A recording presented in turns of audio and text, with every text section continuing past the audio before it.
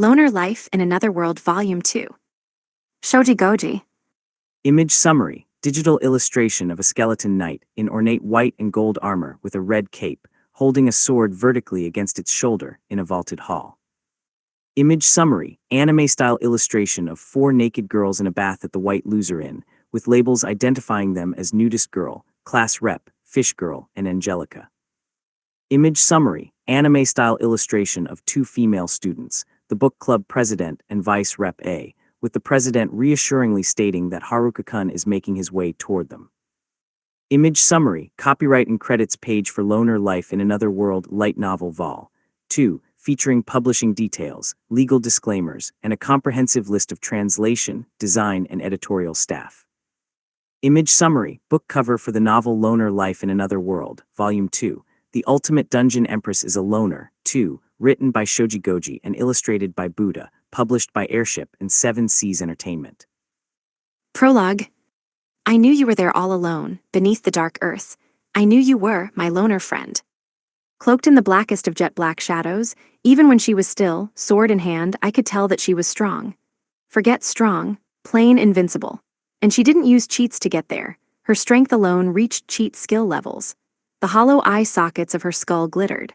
I was locked in endless combat with a dark knight captured some millennia ago, and as we slashed and clashed endlessly, I stared into those empty, flashing eye sockets. Thanks to some malevolent and false information, I ended up on a raging battlefield with a vicious, man-eating god demon. The nerds told me it was a cliff. Our swords danced through the air. Never-ending time crumbled into minuscule pieces and broke apart, leaving only the fathomless depths of eternity to rush past me as time yanked itself together and accelerated. Meanwhile, my mind rose above it all to witness the endless flashes of her writhing sword, moments that seemed as if they were about to end piled infinitely on top of each other, until the moments started to dissolve altogether. Amid that raging tempest of time, our eyes met. I saw everything, the briefest interval of time spark, and every possible way that our swords could collide, and in a fountain of those collisions, we swung our weapons. Thanks to an evil and vicious violation of any possible reasonable building construction code, I had to deal with this insane mess. A freaking pitfall. The fading light drew parallels with my crumbling body. Like a curse, every time her sword cut through the moth-eaten darkness, I caught a glimpse of her dusty, hollow skull.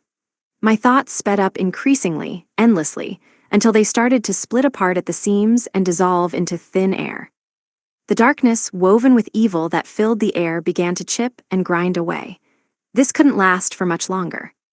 I had done absolutely nothing wrong and found myself the victim of this preposterous absurdity. There was no rational response. That was one of the problems with being in another world. I could only see brief flashes of the skull creature's striking sword. When I finally saw the sword itself, it would be all over. I had to finish it before I saw it and cut it down, but there would be no break, no breather from the endless dance of raging blows. I had to move my body consciously. I was caught in a flurry that rendered strength and skill meaningless. Among the ever-quickening winks of thought, soon, only my soul would be able to up with this infinitely extending, flashing time. This was no fight. I had no chance of winning. In the endless procession of eternity, as our swords crossed like a miracle, my consciousness, now moving at a speed that had no limit, ran up against the shores of the fastest possible intervals of time. Now I understand, I thought. Now I get it. My above-limit luck, which had saved me from the brink of death many times, that good, great, amazing, ridiculous luck had made it this far, and now it began to truly manifest for the first time. I'd taken my good luck for granted until now. There was no way I could fight this monster. The difference in our skill was insurmountable. Did I dare keep fighting, despite how hopelessly slow I was in comparison? But my luck had only unleashed because I kept on trying, swinging my sword. Hidden in the fog, I had an answer all along. Skull Knight had awaited her demise there for thousands of years. She believed that one day it would finally all come to an end. So she kept on waiting, waiting for the person who would kill her and for the darkness, waiting there, waiting alone. An eternity spent at the bottom of a boundlessly deep pit, without a single other soul, a mind-crushing loneliness. Shouldn't she be bored? So I slashed with all my might, shaved away unnecessary motions, scraped off any bodily interference. If I needed to move my body in ways that were physically impossible, I'd force it to move anyway with my skills. Like a machine, I'd kill her with my sheer stubbornness, even if by all accounts I really couldn't. I'm going to get it, I thought. So I will. I'd kill the concept of couldn't itself if I had to. She had been waiting for this moment, right? Alone, deep underground, fighting against her destiny, I'd kill logic even if it couldn't ever be possible. I'd snap the phrase, just give up, in half. That's it, I'll kill it even if I can't, so long as I kill the concept of can't. Then I can kill anything. I was a simple teenage boy at a very fragile stage, after all. I had to kill first with no time to spare, and I'd resolved to kill even if I couldn't. Kill all the can'ts and figure out the rest later. I didn't need to know if what I was doing was correct or incorrect. The answers are usually written on the back, anyways, on like an answer sheet or something. Second-guessing myself was the last thing that I needed right now. Day 25. Morning. Mara Murray set an ingenious trap designed to ensnare innocent high school boys. Amui Guild. You know those fantasy novels, worlds overflowing with heroic adventure, passionate romance? Things weren't like that here. This was a cruel world devoid of hope or dreams. Instead, I lived in a fantasy world overflowing with false accusations and angry lectures. Sure, there was magic and there were monsters, but the biggest menace facing humanity was a lengthy scolding by my classmates. After returning from my cave, weary as can be, the gatekeeper got mad at me, then class rep got mad at me while crying, and then the whole group of girls gave me an all-night fantasy world lecture. I suffered some damage from my fight with whatever his name was in the first place, but now I had to face a fresh storm of scolding every time a few of the girls got back to the inn, resetting the time loop on the lecture. I worried the lecture might be an infinite loop. I'm tired and sleepy, I yelled. And I have no pocket money. Ever tried to do anything in a city without any money? No, then believe me already. Since I didn't have any money, I'd need to earn some more somehow. But when I went to the guild and saw the dull jobs of the bulletin board, I remembered there was no limit to this world's cruelty. I escaped from the White Loser Inn to avoid all the lectures, but even here a shocking state of affairs awaited me. The terrible list of jobs on the bulletin board still hadn't changed. Why haven't the commissions changed yet? I complained. Where's a bulletin board with some hustle? This one hasn't done jack. It's lazier than a neat. Can't you see I'm broke? Empty pockets. How long do I gotta wait for a job that rakes in some cash? Where's my get-rich-quick scheme? All I got was a sharp glare from the receptionist. And just how long do I have to wait before you stop showing your face around here? She replied. The commissions are for registered adventurers. If memory serves, you are not one, so why are you here? And where did you go anyways? Everyone was so worried about you. She must not have hit her glare quota yesterday. Yikes, she looked mad, but considering what happened, she shouldn't have anything to be mad at me about. Unless she's upset that I came back alive, I certainly hoped that wasn't the case. No, it's because I forgot souvenirs. That was the problem. I didn't bring back souvenirs. If I didn't get the people around here to like me more, I'd be in serious danger. These scoldings were way more dangerous than monsters. Are you sure there isn't, like, a bunch of money sitting around somewhere? I asked. Don't you go stealing anyone else's money, even if it's just sitting there, she said sharply. That make you no better than a thief. That has nothing to do with guild business, saying something that is like announcing your criminal intent. A fresh wave of glares washed over me. These were serious ones, way different from tearful glares of class rep. I'd never encountered a danger like this back in the cave. I wanted to sleep, but if I went back to the inn, they'd all yell at me, and if I stayed in town, I had no money to do anything. The nerds were too busy nerding out as usual, so they weren't much help. They didn't bother to check in on me. Couldn't they help me this one time when I need them? And the meatheads were sleeping in. They were pretty stupid. Really stupid, right? After getting their limbs ripped out, being pushed to the brink of death and somehow managing to barely survive, then growing their limbs back and coming back to life thanks to my medicine and leaving the forest in a ragged mess. For some ridiculous reason, they ran all the way back to town. Without sleep or rest, munching HP mushrooms as they went, they ran all the way to town, then collapsed in front of the gate, where the gatekeeper apprehended them. Seriously stupid, how did you even get more suspicious than that? There was no reason to rush, and they probably knew that too. Who runs it all right after essentially coming back from the dead? They'd barely started to recover. Nothing to do, no money to spend, drifting in sorrow, prowling around town. Wait a second, is that a cute maid waving at me? Was she inviting me to come over? Could this be finally my time to experience the moment that all high school boys? I got captured. Before I knew it, I was surrounded by old soldiers. Why couldn't they be maids? What an ingeniously designed trap. Using a cute girl to wave me down, and then, when I follow her, to use a merry high school boy's instincts against him. A fearsome strategy. Wait a second, Marimurray's strategy. Marimurray emerged from behind the soldiers. I figured I'd try to capture you, she said, but why do you make it so easy? I couldn't find you anywhere, and then you go after a maid that easily? What's wrong with you? She was the one who waved at me, I protested. I mean, a beautiful maid waved at me. Anyone would follow her, right? But when my soldiers waved at you, you ran away. Duh, they were old dudes. Anyone would run away. And don't make that face like you don't know who I am, she snapped. My name is Muriel. It's written on the permit I gave you. I'm not Marimurray, I'm Muriel. Are you sure? Even your mom, Miramuri, she called you Marimurray. Tears came to her eyes. Even my mom, I guess I'll just go by Marimurray now, just call me Mary. Why was her steward so mad at me now? Although, if we could swap him out with a maid, nope, I wasn't thinking anything.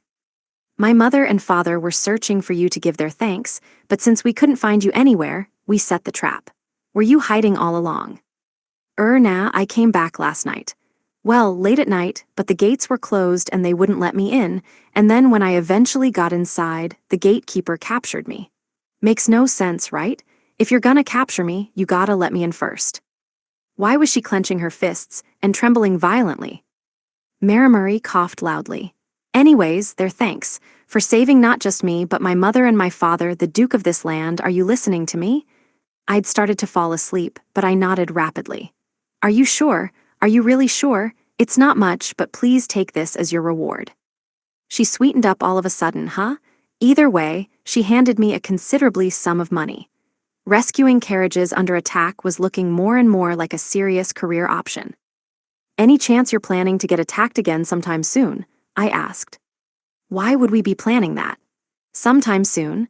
Are you expecting another attack? We've already took the lord behind it into custody, healed everyone up, and increased our guard, so we do not expect any further danger. So much for that career. That enemy was pretty strong, and Marimurray's family were defenseless against their poison blades. I guess there were a lot of mushrooms on the market now, so even if they were attacked, they'd have medicine. No more fast cash for me. With my popularity as low as ever, and funds to match, I had nowhere near enough to buy the pheromone ring that I nearly got my hands on before. But I had some cash now, at least, so I decided to wander around town. I walked down the main road. What should have been the armory had been converted into a specialty goblin club store. I went inside. The shopkeeper was a blacksmith. Was he really okay selling only wooden clubs? Yo, old-timer, I called. The boss goblins dropped a bunch of clubs. The moment I showed him the clubs I had collected in the forest, he flung himself at me from across the store and handed me a massive pouch of Alez. Easy as pie. This is all I can afford, please take it. Why did they drop so many clubs in the first place? It would take too long to tell the story even if I wanted to, plus it was a painful, terrible tale that took place deep in the woods. A tale that would shock anyone. Well, I stabbed them and they dropped dead. And then they dropped their clubs, so I just picked them up, as you do. He raised his eyebrows. How come you're acting like their deaths are an accident? Do you mean you killed them? Well, they shouldn't go swinging clubs at a human who's crashing into things at high speeds. It wasn't my fault. Yeah, their deaths were all accidents. Well, it was more like they fell over, you know. Grumbling endlessly about something or other, the old dude appraised the clubs. For some reason, clubs sold really well with the women in town. That sounded like bad news for the safety of this town to me. The Goblin Kings and Emperors had clubs, too, but I figured I'd instantly bankrupt the store with those, so I didn't bother showing him. Whenever a store went bankrupt in this town, they tended to blame me. What a terrifying tradition. This town was overflowing with false accusations, all against me. After selling the clubs, I went to the general store. The lady working there had unfortunately yet to overcome her mushroom addiction. She had a very serious problem, in fact. How do you cure a regeneration mushroom junkie?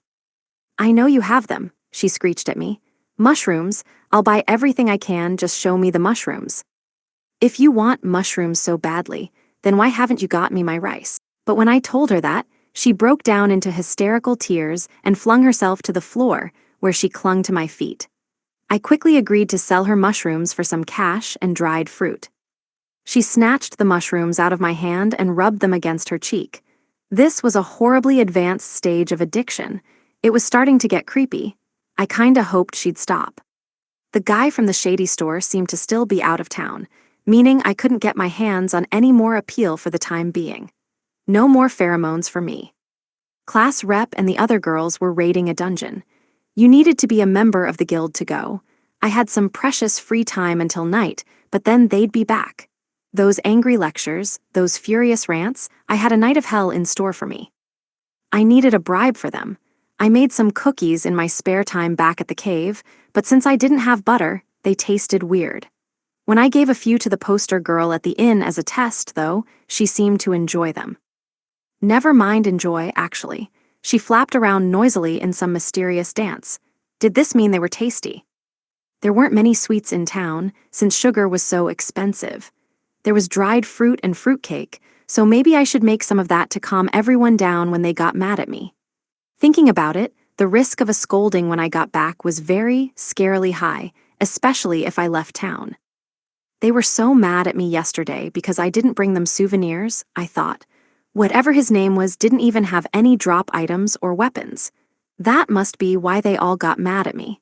They were really upset because whatever his name was didn't bring them any sweets, and I became the victim for his lack of tact. They were raging furious at me yesterday. So weapons or equipment wouldn't do. High school girls preferred sweets, apparently. I was in for a serious round of questioning by the girls and the commander. Time for one more set, I guess. I had to make do with fruitcake, especially because I had no butter. Some sort of sweet bread was what I needed, and fruitcake, well, it had cake in the name. I borrowed the kitchen to make my cake.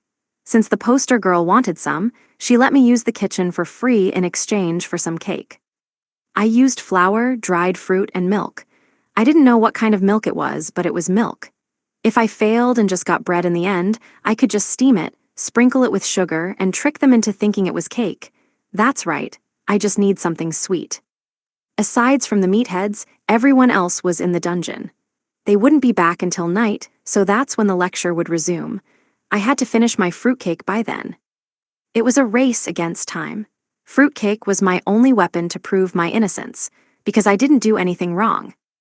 My clothes and equipment were in tip-top shape as always, and I had healed all of my injuries with a mushroom potion. To be honest, though, my body was still in rough shape. What almost did me in was flying back to town. That crash landing really messed me up. I almost died. I launched myself with all my might, only to remember afterward that I had no method of landing. Lost in memories and emotions, I smashed into the ground full speed. My body was a mess and I hadn't slept a wink, but in order to avoid getting yelled at there I was, making fruitcake. Utterly absurd. In the name of shaking off all the false accusations, I needed that flour. I kneaded until it was as frothing as my mental state, kneading and rubbing and seething and grumbling, drifting asleep, speaking of which, those meatheads are still asleep. Frying and steaming, is it finally time for me to fry some nerd heads? Why wouldn't they help me? Didn't they tell me they'd repay me for helping them in town? First I came and they weren't here, and now we're both here and they wouldn't even help me. They didn't even try to read the room. The room filled with the scent of fruitcake. Why am I the only one doing anything? I'm freaking unemployed. Damn titles. It came out of the oven right as the girls came back. We're home. Hey, what's that delicious smell? Girls came pouring into the inn, squealing. Cake. That looks amazing. You're the god of fruitcake. I won.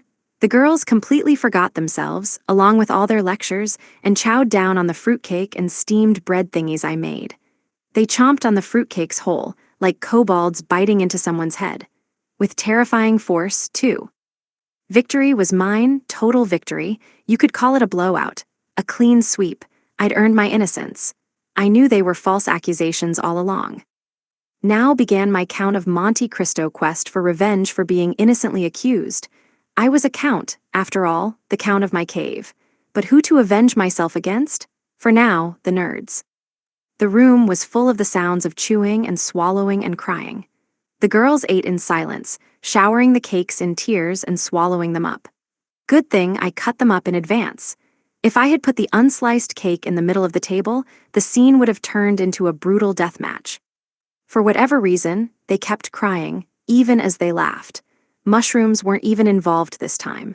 Maybe one of my ingredients had gone funny. I don't think it's safe to be crying and laughing at the same time like this. We plunged straight into dinner after that, with everyone as loud as always. The meatheads came down for dinner at last, turning the conversation into complete chaos. No one knew what anyone else was talking about.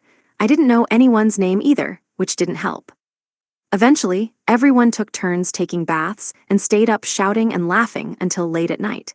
They really knew how to make a riot.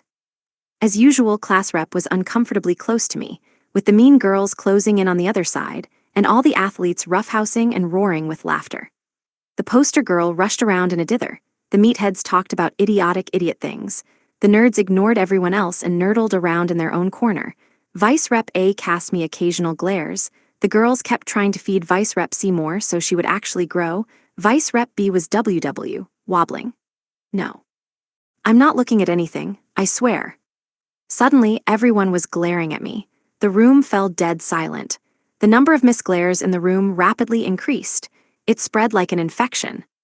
If I had just 12 people glaring at me, then I could have called them the 12 glare apostles. But alas, 20 pairs of glaring eyes were a great deal more. The force of those glares was overwhelming. Even the poster girl had caught the glare bug.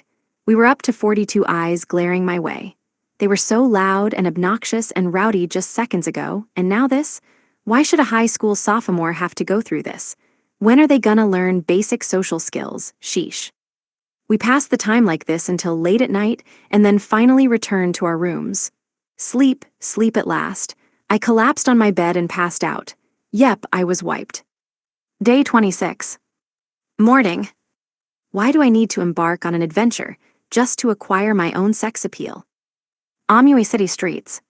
So sleepy, so sluggish, so languid, not nearly enough sleep. I wanted to sleep, but they woke me up. Sue sleepy, I'm a tired teenager. Someone take pity on me, goddammit.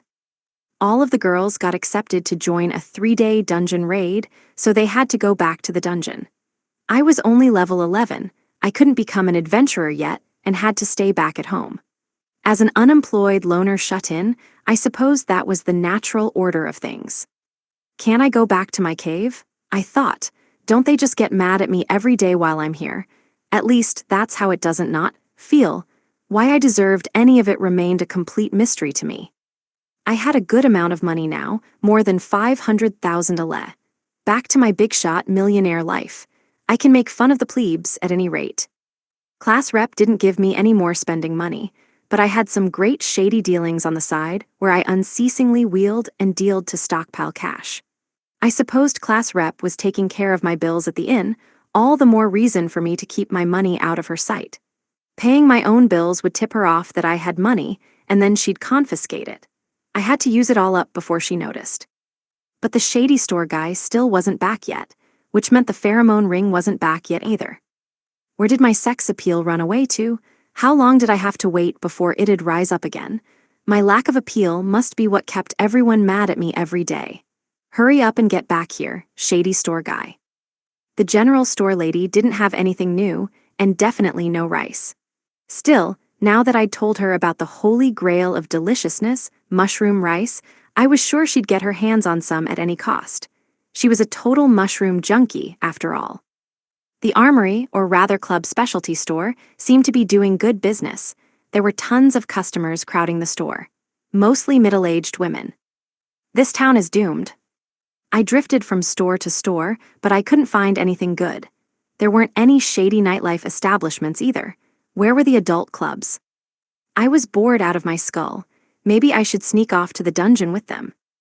Only adventurers were allowed to enter dungeons, but if I was sneaky enough, there wouldn't be any problem. Dungeons sound pretty fun, I thought. The girls said they have great treasure too. I remembered the nerds told me about how, if I entered a dungeon, I'd fall to the lowest level. It was unclear what would happen there, and for that reason I shouldn't go. Why would I have to worry about falling, though? The ceiling would be too low to bother with my flying technique. I wouldn't have far to fall down in there in the first place. However, I figured there would be plenty of goblin goblins and cobbin kobolds around the dungeon. I had some serious, lasting emotional damage from all of the goblin emperors and kobold kings. I didn't want to meet those guys anytime soon. Seriously, just imagining those fierce wild beasts with a taste for human heads threatened to drive me crazy with fear. They'd tried to chomp my own head right off about 100 times. I didn't plan on fighting them again. It was pretty much a miracle that I was still alive after running away, albeit with a buttload of trauma. And that King of the Hill game I played back in the forest. Hated it. That might have been the worst of all. I was the only one who wasn't a king. There was no way I could have won. Only kings won in Games of Thrones, and the goblins hogged all the seats. Totally unfair. All right then. I already got a good glaring from guild receptionist Aka class. Rep, the list of guild commissions hadn't changed at all, as usual. Back in the guild, everyone was still refusing to make eye contact with me. They all turned their heads away when I walked by, in a most mysterious manner. So I decided to leave town. Maybe some carriages were under attack out there, and they would give me some prize money for saving them. Just outside the forest, a gentle breeze was drifting across the flat plain, a tranquil, harmonious scene. No monster worth a single ele popped up, not a single carriage was under attack. There was nothing for me here. My role in the story was over. I didn't need any more equipment either. Naturally, I'd buy up good gear in a second.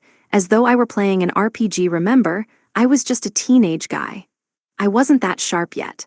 The thing was that I was pretty set on not fighting any more strong monsters, thereby rendering new equipment pointless. It was too peaceful outside, which was probably a good thing. It was a nice day.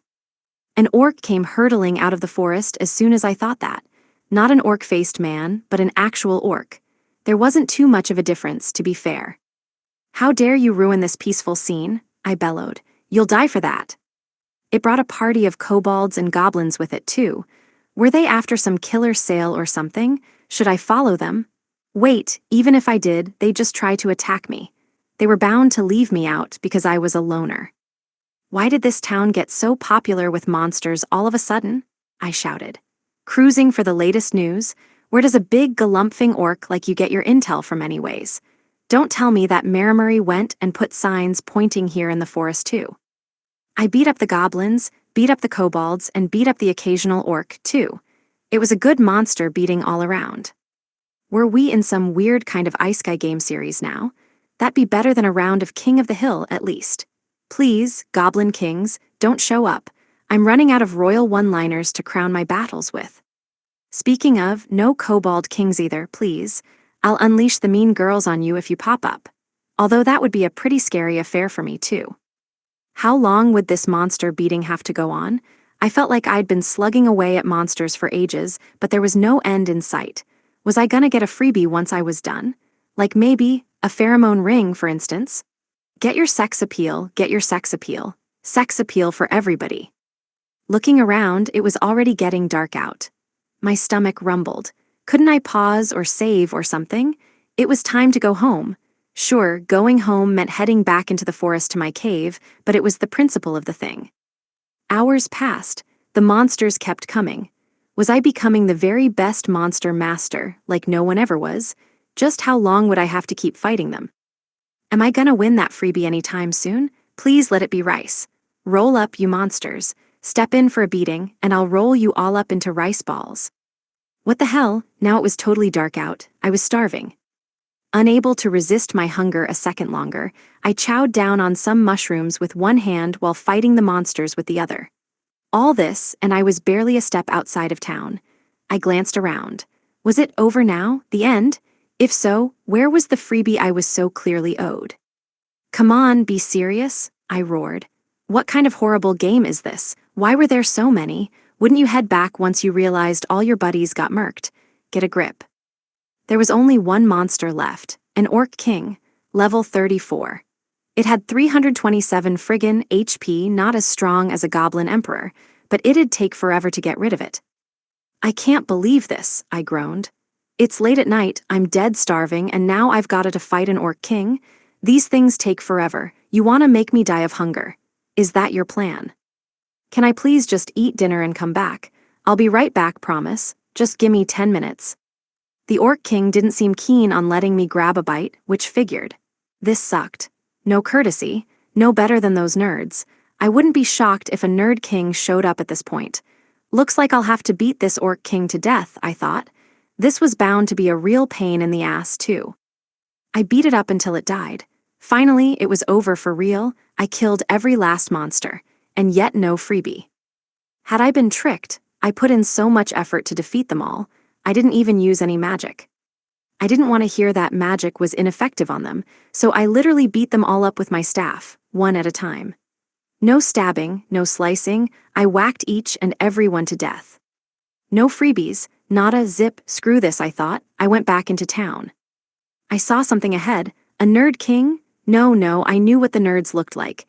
It was an Orc King and an Orc boss. I got their spellstones and clubs, but I had to finish up there. I was exhausted, this was annoying, and my stomach was practically eating itself. No free bonus gifts in sight. Despondent, I went back into town. All that fighting for nothing. If I bothered to get all of the spellstones, it would make me a ton of money, but the guild would never be able to afford them all. Clubs covered the whole field. A club town, that wasn't so bad as a town identity. Especially if it meant a town of dance clubs. The last ingredient on my list was Mr. Sex Appeal. So where are you hiding? Day 25. Midnight. It's kinda a long story. I cooked some fish in soy sauce, and now I'm guilty of all charges. Amui City Gates. When we got out of the dungeon in the evening, the people from the guild told us to hurry back to Amui. They heard from a neighboring town that monsters had destroyed one of the other cities in the area. Then, they stopped receiving communication from that town as well.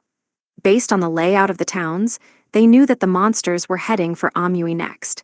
The Adventurers Guild immediately called an emergency summons. We built a fence in front of the city gates, set a watchfire, and equipped ourselves for the coming onslaught. Life had become peaceful here, and it was all thanks to Haruka-kun. He fought alone to bring peace to all of us. I swore to protect Haruka-kun before even realizing it. Kakizaki-kun and his friends, who were sleeping when we got back, agreed to help. Oda-kun and his friends lent them spare equipment, although it was a bit worse for wear. The jocks hadn't fully recovered from their injuries yet, but they suited up in armor all the same. We were warned that the threat could arrive at any time, but it had grown later and later, and we saw no trace of monsters at all. Apparently, the rest of the guild members had been preparing for a fight since late morning. Even the daughter of the Duke came to the fight, standing above the gate with her sword, helmet, and armor to the ready. It was natural for her to come, I supposed. The existence of the city hinged on this fight. This time, though, she had us to help. Or rather, she had Haruka-kun. He risked his life for us, or, well, did he? Haruka-kun wasn't so much risking his life as he'd been throwing it away non-stop since he came here. Sorry for being stupid. Those were his last words to me when he left to fight Tanaka. He wasn't talking about the jocks when he said that. That was his last testament. We all understood that. I didn't know if I should be surprised that he protected us all again, or that we failed to help him again, or even that we ended up just watching him. Again, but at least he came back to us. I could be grateful for that. Haruka-kun himself seemed disappointed, for some reason, but at least he came back. The battle looked so intense that we were right to worry if he could survive it. He must have been prepared to die. We couldn't help him then either, not the slightest bit. He saved us all by himself. That's all he's done so far, saved us, rescued us, protected us. We worked so hard to get stronger, but we still couldn't help him back. We couldn't protect the person we wanted to protect more than anything else. We lost. That was how we all felt. Thank goodness Haruka-kun saved himself in that battle and made it back alive. Next time, we'll protect him. We wanted to use the strength he had given us. Next time, we'll rescue him, since that's what he did for us time and time again. Haruka-kun would continue to keep us safe. Knowing him, I doubted he'd have any problems. What I didn't understand was that, based on his level, he should have been the weakest out of all of us. Despite the totally normal expression he wore when he returned, his clothes were tattered and his body was covered in cuts and wounds. How could he act like things were normal? That guy had cut off most of the jock's limbs. That was the sort of monster Haruka-kun faced. He bore the brunt of all those attacks alone so that we wouldn't have to risk our lives. All for us. This isn't okay by any standards, I thought, but he survived his fight with Tanaka and came back to us nonetheless. While sporting a normal, pleasant expression, he'd said just one thing: I'm back. So tonight, we swore we'd do the right thing, protect him and help him rest up properly. That was the best, and the only thing we could do. The one good thing was that Haruka-kun wasn't an adventurer, so there was no way he'd be called on to fight off the monsters. I was worried that I hadn't seen the jocks yet today, but surely we'd manage to protect Haruka-kun tonight. We hadn't paid him back yet in the slightest, despite everything he'd done for us. I wanted to protect Haruka-kun however possible, even if only while he was healing his injuries. In the end, the stampede of monsters never came. Instead, Haruka-kun appeared. "How come you guys are all sitting around a campfire?" he asked, giving us a reproachful glance. "Why wasn't I invited? Is it 'cause I'm a loner?" Then his jaw dropped. "You guys are having a barbecue without me, and I haven't eaten in ages. That's not fair. Didn't I prove my innocence with all the fruitcake? I wanted barbecue." This is bullying, isn't it? Why me, not the nerds? I caught them for you after all, so you should bully them instead. Why am I the only one left out? I'm so hungry. Apparently, he was starving. Why was he talking about a barbecue? I walked up to him. "Listen, Haruka-kun," I said, "we didn't leave you out, okay? This isn't a campfire. It's dangerous, so let's get inside, okay?" I had no idea why fruitcake would prove that he was innocent of anything, but I was determined to not let Haruka-kun fight any more monsters today. He was acting as if everything was normal, refusing to admit any weakness, but I knew he must have countless injuries beneath his equipment. He wasn't in a state to fight anymore. Even if he used potions to heal his injuries, all the accumulated damage would have left him exhausted. I saw the exhaustion on his face. He looked like he was on the verge of collapse. A nearby town was attacked by an abnormal outbreak of monsters, I explained. Now Amui is at risk. The soldiers and adventurers are preparing to defend the town, and we're going to help. But you need to rest, Haruka-kun. Don't worry about us, okay? Did I talk for too long? In the middle of my speech, he started cooking up some fish and liberally sprinkling them with some soy sauce. A crowd instantly formed around him. Everyone eyed the fish longingly. Haruka-kun gobbled up the fish in delight. The scent of roasting soy sauce floated in the air. Everyone began to drool. Right as one of the adventurers called out to Haruka-kun, he placed his hand on the ground, and a large stone sprouted out of the earth. He shaped it into a table, cleaned it with water, and lined up some fish. He's cooking. A long line formed of students who handed a lei to Haruka-kun in return for the fried fish. Did he just make a food stall? He was charging a pretty penny, too. But why hadn't the horde of monsters attacked yet? Everyone was chowing down on fish rather than staying alert. Was this a campfire barbecue all along?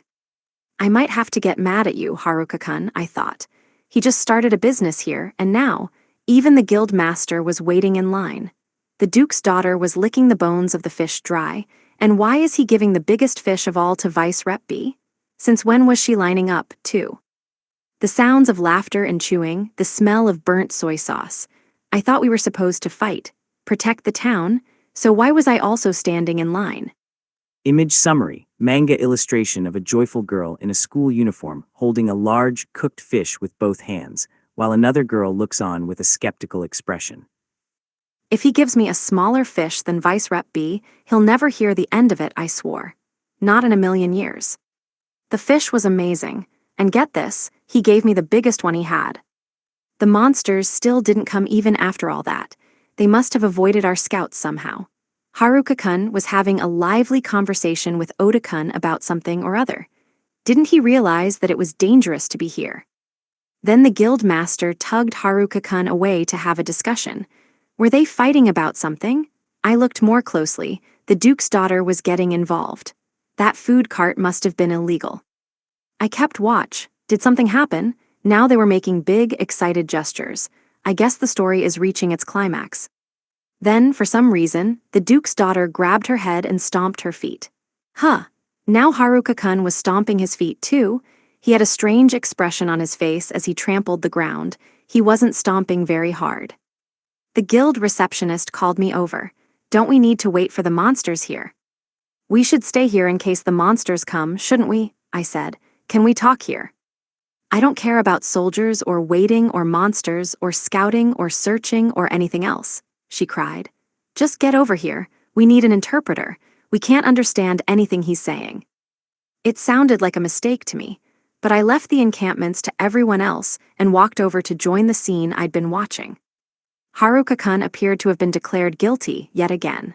He was still in the midst of his testimony, but it was written on everyone else's faces that he guilty beyond a doubt. No one told me anything, he huffed. I didn't know there was going to be a monster attack. They showed up, so I beat them up, you know? I've been at it all damn day. They just wouldn't stop, see? They kept coming until night. It was either a surprise attack or some great bargain sale I had yet to hear about. This town, whatever it's called, it's popular for those or something, huh? Not that anyone gave me a heads up about it. Who are you calling an orc? Oh, yeah, there were orcs or orc-face things. You know, a lot of the old dudes around here look like them. Does it matter if anyone told you about it? At least tell us if a massive group of monsters shows up, I thought, quickly growing upset. Anyway, people aren't orcs. Don't lump them together. I mean, I guess they were orcs. I'm trying to explain. I beat them up. They showed up, right? That's right, they kept showing up. They were after the freebie, whatever it was, yeah, a monster beating. I had to put them in their place. So I kept beating them up, but I never got my freebie. I'm the victim here. I got nothing at all, even though I cleared the goal, huh? Clear? Well, I cleared the Orc King. Right, yes, no? Then they played me for a sucker. I'm telling you, they just kept coming. I put in so much work. All that on top of starving half to death. Huh. No, what I'm saying is that I beat them up, that's all. What'd I do wrong? Wouldn't you beat up a monster if it just showed up in your face? That's right, I'm the good guy here. You'd beat them up. Everyone here would, right? No one understood a word he was saying, me included.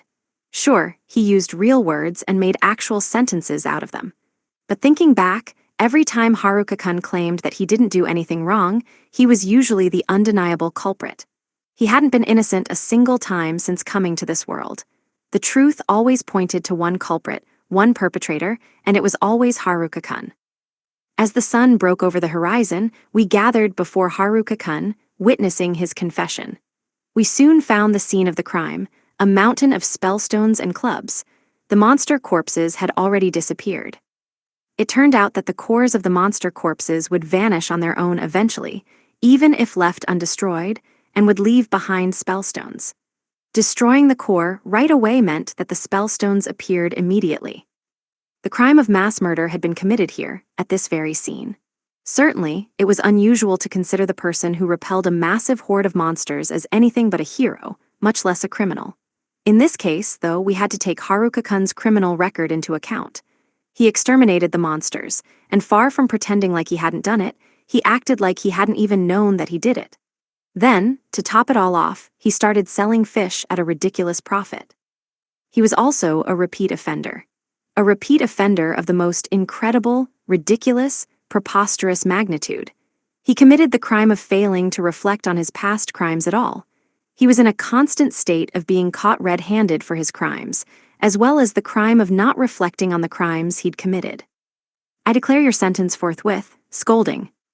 Day 27. Noon. They were popping up like whack-a-moles, so why not whack 'em? Amui Guild. I pulled an all-nighter last night. That sure was rough. They dragged me back to the guild even though I was exhausted. I got an unfair sentence, even though I didn't do anything wrong. I got a fresh scolding when I got back to the inn, too. I guess I shouldn't be surprised by now.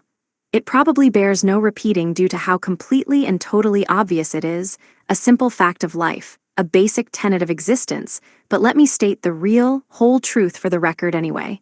I absolutely and utterly did nothing wrong. Not the slightest thing. So why were they always mad at me? I accepted my punishment, but it didn't change the fact that I'd been falsely accused. I gave them what should have been an alibi, that I was busy beating up monsters at the time, and they still got mad at me. I tried to explain. No one told me there was a monster outbreak. No one told me there was a mass invasion. Not even the goblins, so how was I supposed to know? The kobolds didn't tell me. They don't just casually say, "Yeah, we're kinda in the middle of a major rampage right now," do they? That should have been more than enough to prove my innocence, and yet they got mad at me.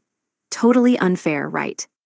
At the guild, the punishment for my false accusation was wreaked anew. How could I go inform anyone about the monsters? I complained. I was in the middle of beating them up. I couldn't get up and leave. I was really busy, super busy, with those streams of consecutive beatings. I swear, I was beating them like a darn maniac. They responded to that with outrage. What a deplorable state. Shouldn't the law remain unswayed by emotion, determined only by reason and logic? If feelings got in the way of the law, then it wouldn't be law at all. They should listen to my statement, instead, my actual factual, well-reasoned statement that proved my innocence. Do you tell a bunch of villagers under attack by monsters to hurry up and tell someone about it? That's plain cruel.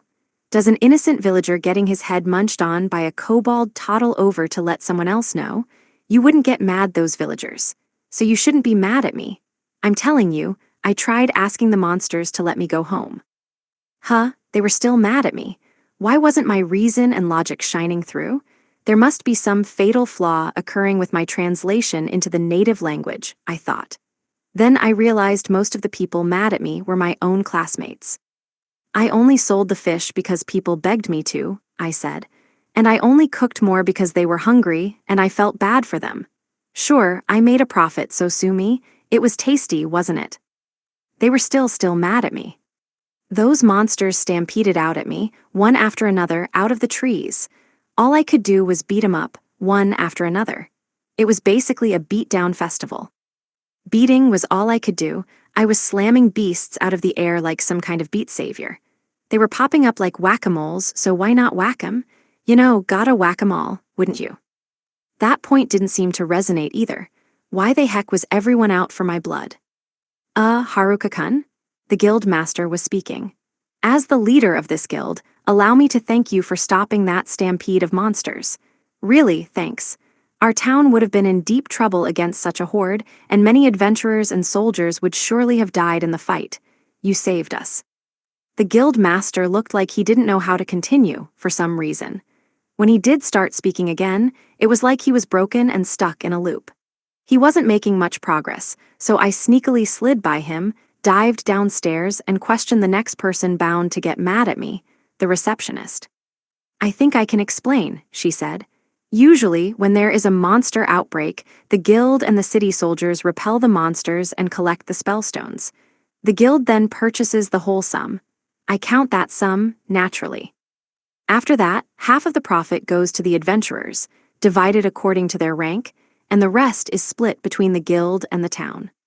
The town uses the funds to repair city walls and whatnot, and the guild splits up their portion between the injured and dead, and covers the cost of any necessary counterattacks. So the receptionists here did have jobs other than what was posted on the bulletin board. I guess it was different because they were receptionists. All that seems pretty normal, I thought. What's the problem? So why'd the old guild dude go all whack and keep repeating himself a million times? About that, all of those rules of the guild don't apply to non-members. This time, the guild prepared to defend the city and repel the monsters, and the adventurers waited all day to fight them, too, but no monsters showed up. They were destroyed in a brutal mass murder, and none of them made it to the town. Yeah, because I was the monster beat-in master, but still no reward? Seriously, none whatsoever. I'd been screwed out of what I was owed. I was the victim here. I was the reason the adventurers didn't get to fight, and the real problem was that they waited around all day but didn't get any earnings at the end of it. I didn't blame them for feeling sore about that, since they ponied up 500 ale each to get some of that fish. Then the city walls didn't suffer a single scratch.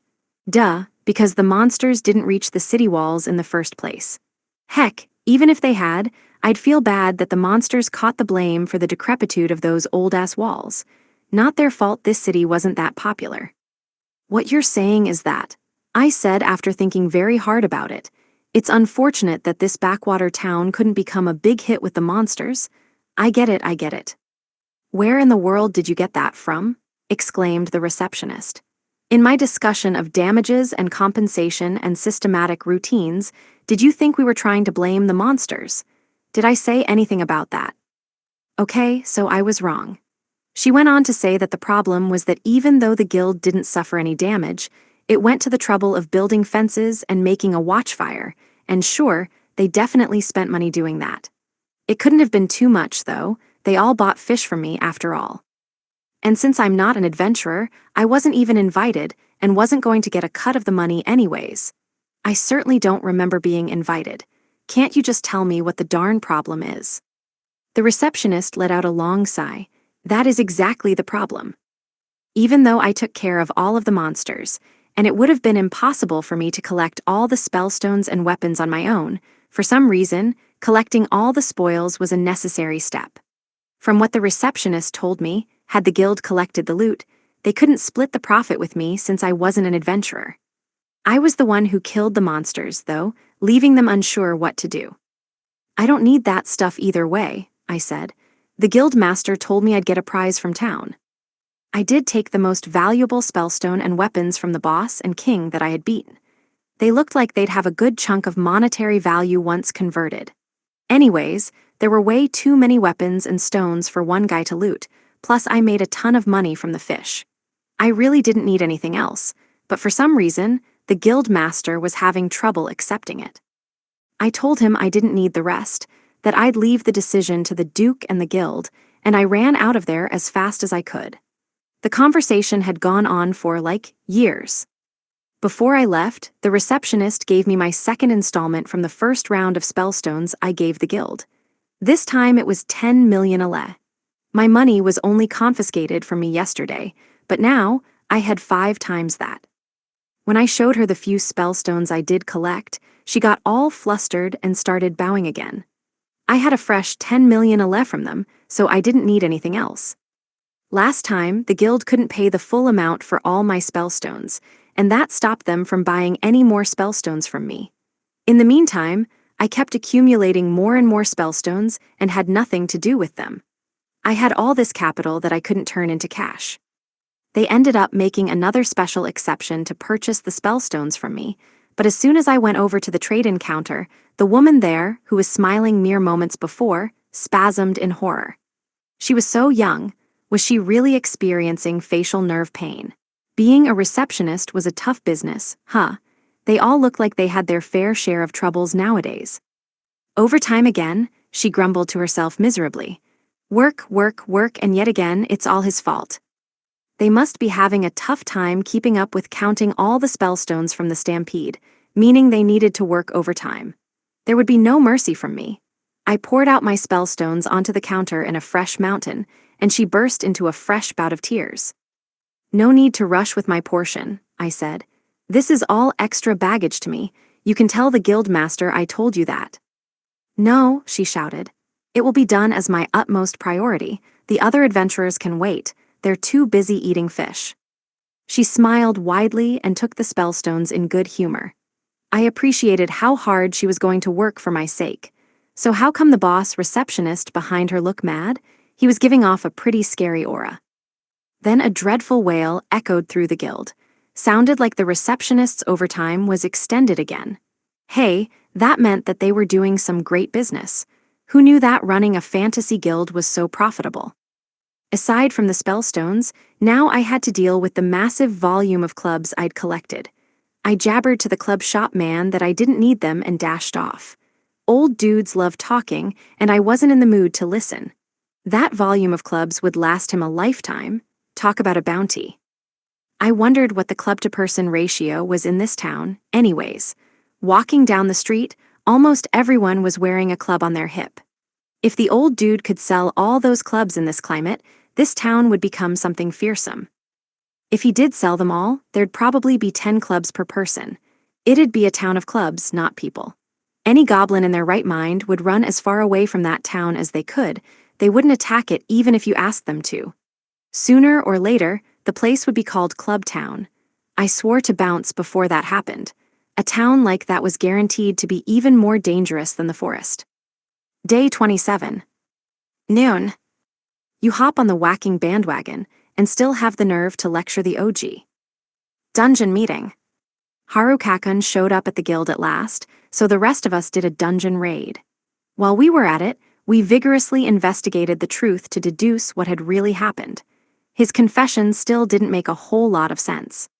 Seriously, doesn't he have the skill corporate proactiveness?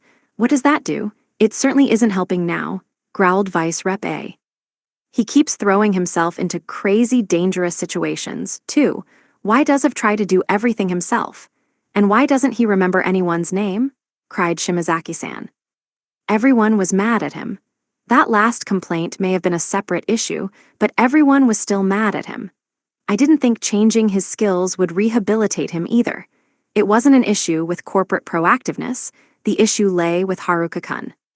I was sure that he got lost in the dungeon somewhere, but instead, he went straight for the stampede. He's crazy. A few days ago, I saw an orc at the forest exit. Well, a pile of dead orcs, said the book club president. So I set up an event flag to tag the location and keep an eye on things. Now it's obvious that it's a complete massacre there. It's better than him going to the dungeon, even so. He'd definitely, 100% fall right to the bottom. So what if he did?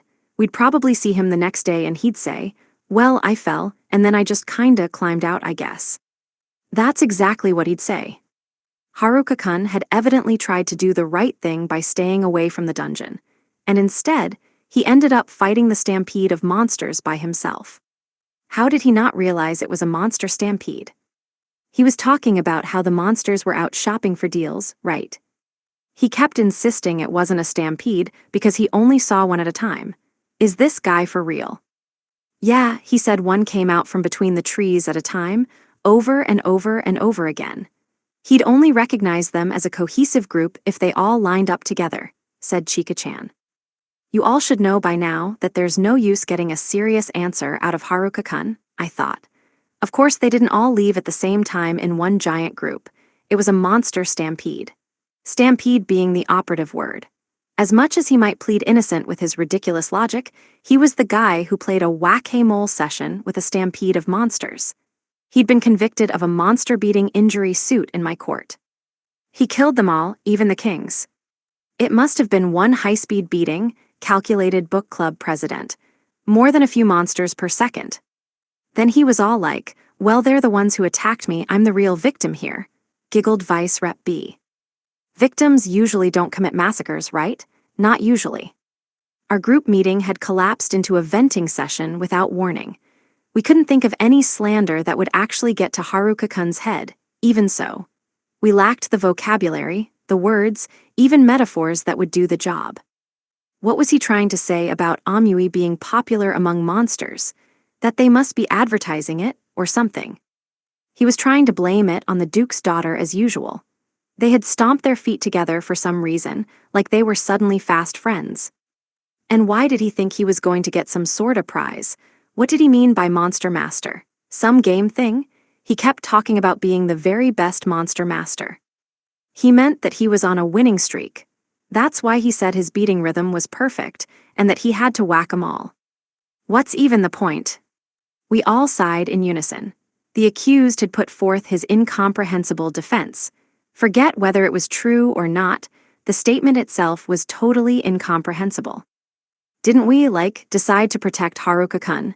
Asked Vice Rep B, what does he even need protecting from? There was a murmur of agreement. She wasn't wrong. The monsters were the ones that needed protection from him. The real victims here were the poor monsters. This ghastly massacre was reason for us to start monster protection drills. If there's something that he needs protection from, we're totally screwed, said Vice Rep A, and everyone nodded. Did he break through that nasty level wall? He made such quick work of King Monsters. He says he's just like a commoner in this world, but the Monster Kings would get massacred every time they tried to pass through a town, if that's what commoners are like, right?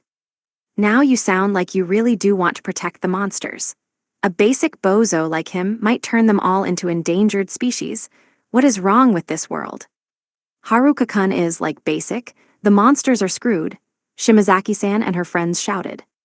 A world with infinitely strong commoners didn't need heroes. The monsters were the real ones at risk in a world like that.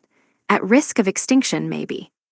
Did you notice how most of the villagers have started to carry clubs around? Whispered Vice Rep C. Maybe they're going to form a mob. Could Haruka-kun be their master? Don't be fooled. Haruka-kun is the only person who's insanely strong like that. They're just normal people. This town had certainly gotten safer. All of the villagers had weapons to fight if necessary.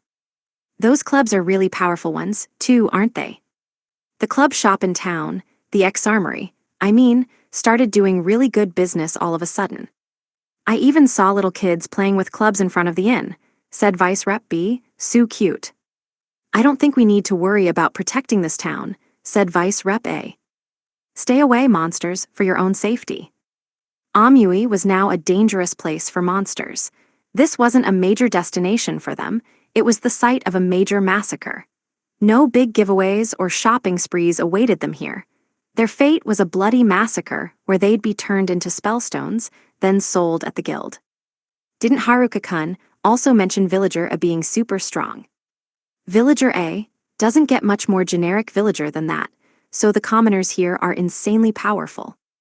We landed not in a world of swords and magic, but in a land of clubs and carnage. God could have summoned a bunch of cavemen here to beat up the goblins with clubs instead of us.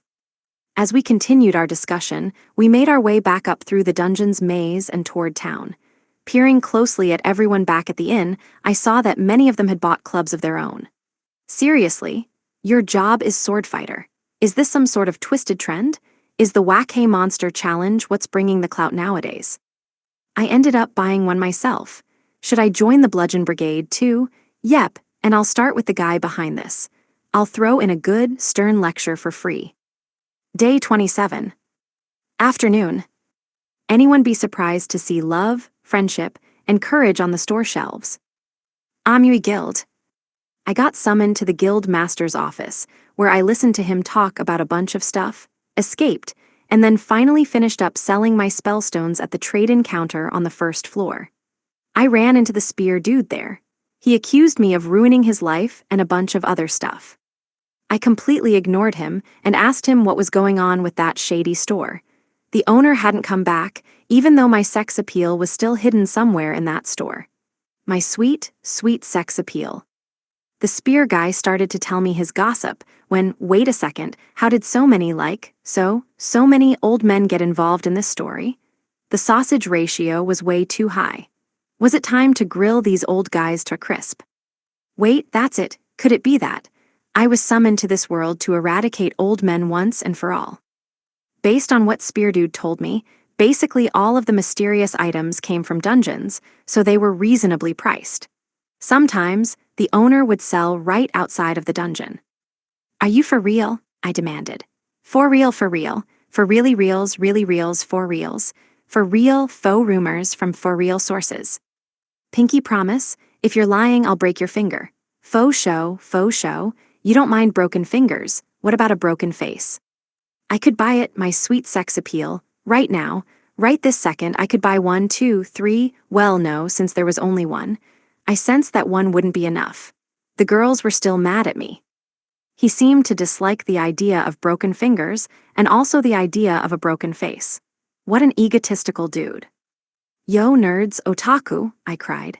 OTAQ, OTA, tell me everything you know about the dungeon, tell me fast, tell me now, top speed, spit it out.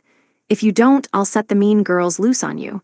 They'll take big bites right out of your heads and you know it. Spit it out, fast. Geez, those were some slow nerds. They kept dweebing about at such a languid pace, couldn't they speed it up? The pheromone ring was calling out my name from the dungeon even as we spoke. They looked offended. I thought I was Nerd A, one demanded. If you're flipping to otaku, well, OTA isn't much of an abbreviation. You're missing the second A. Besides, I should be OTA. We already made up with Shimazaki-san and her friends, by the way. They were grateful, they gave us heartfelt thank yous. Don't set them loose on us. Forget all that, I snapped. Just gimme the info, the goods, tell me already or I'll set the meatheads loose on you too. All 5 of them, are you guys idiots? Spill. What's your problem? Another one said. We're saying that we made up with them, so you can't use them as a threat against us. Same thing goes with Kakizaki-kun and his friends. They apologized properly and everything. Now you're just insulting us. Don't tell me you forgot all of our names again. I had demanded answers from OTA-A, snatched info from OTA-B, and forced an explanation out of OTA-C meanwhile. OTA-D looked perfectly happy. So I'm Nerd B. Nerd B looked disappointed. I'm pretty sure I was a before. What you call me, OTC? Nerd C asked. What am I, ETC's companion, and are we nerds or otaku? You can't keep switching between terms like that. Image summary, manga illustration of a nervous, glasses-wearing young man in a school uniform, recoiling in fear from a large, looming dark silhouette. Then they turned on Nerd D. Don't just stand there with a stupid grin on your face. Stand up for us. Couldn't they be a little more understanding of my situation? My sex appeal was at stake here. My sweet damsel, Little Miss Sex Appeal, all alone in the deep, dark, lonely maze of the dungeon, waiting for me. Nerds could never be friends with someone like ETC, I shouted. Etcetera's social standing is way too high. You own ETC an apology. ETC always comes in handy, unlike OTC. What is OTC, anyways? Over the counter. What were they blathering about, anyway? I had shopping to do. I got the nerds to make me a shopping list so I could take it to the lady at the general store and she could help me find everything. If I didn't hurry, my sex appeal I couldn't bear to think about it. My beautiful sex appeal. Then the soldiers got mad at me. Why? They tried to tell me that I couldn't fly through town. Write it down on a sign then, goddammit. How was I supposed to know? There was no signage. How would anyone know not to fly? Blame the government's lack of responsibility, not mine. I was in a huge hurry, after all. I arrived at the general store at last. I was primed and pumped to get my shopping done at max speed. Hey, lady, give me everything on this list, and fast. I had to be well prepared. The dungeon was reportedly more of a labyrinth, so it'd be easy to get lost. If it was an ordinary cave, that would be even more dangerous. I might make renovations and end up living there. Everything on here? She read the list and glanced up at me. You've written down love and courage and friendship. We don't sell that here. On my way back to the dungeon, I'm going to walk all over those nerds, I thought furiously. Trample them, mash them, cook them in a stew. I'd skip the maze altogether if I could buy love for a retail price. For real, where do they sell it? That's what I really want to know. You also have rope with an infinite length because you'll definitely fall off the cliff. We have rope, but it's the finite kind. How come you're planning to fall off a cliff anyway? I had no interest in falling off a cliff, but maybe on my return trip, I'd kick those nerds off one straight into the depths of hell. Talk about a half-assed solution. And friends, she continued, you can't buy those anywhere and definitely not here. Now they've done it, I thought. They were starting a fight with a loner, and they'd get what they deserved. I was ready to resort to flame whorl. That's right, hair whorl. So what if they went bald for all eternity? We don't have common sense either, she said. Wait, let me check. Nope, of course we don't. What kind of list did they make me? Just a bunch of insults. Why would common sense be of any use in a dungeon? Those nerds were the ones lacking in common sense. I swear, the complete disrespect. I can get some of the small stuff on here, but we're fresh out of a scolding, preferably from class rep. I would have to force those guys to sit down and explain to me what, or rather who the hell exactly they think I am. I needed a numbered list of things to ask them to explain their own stupid list. Why would I go to the dungeon to get scolded? Who wanted that in a dungeon? Is a lecture waiting for me there on the bottom floor? No thanks, not for me, gotta pass on this one. What in the world would make me want to willingly cross a dungeon for a lecture when I had 20 people's worth of those back at the inn? I didn't need a scolding.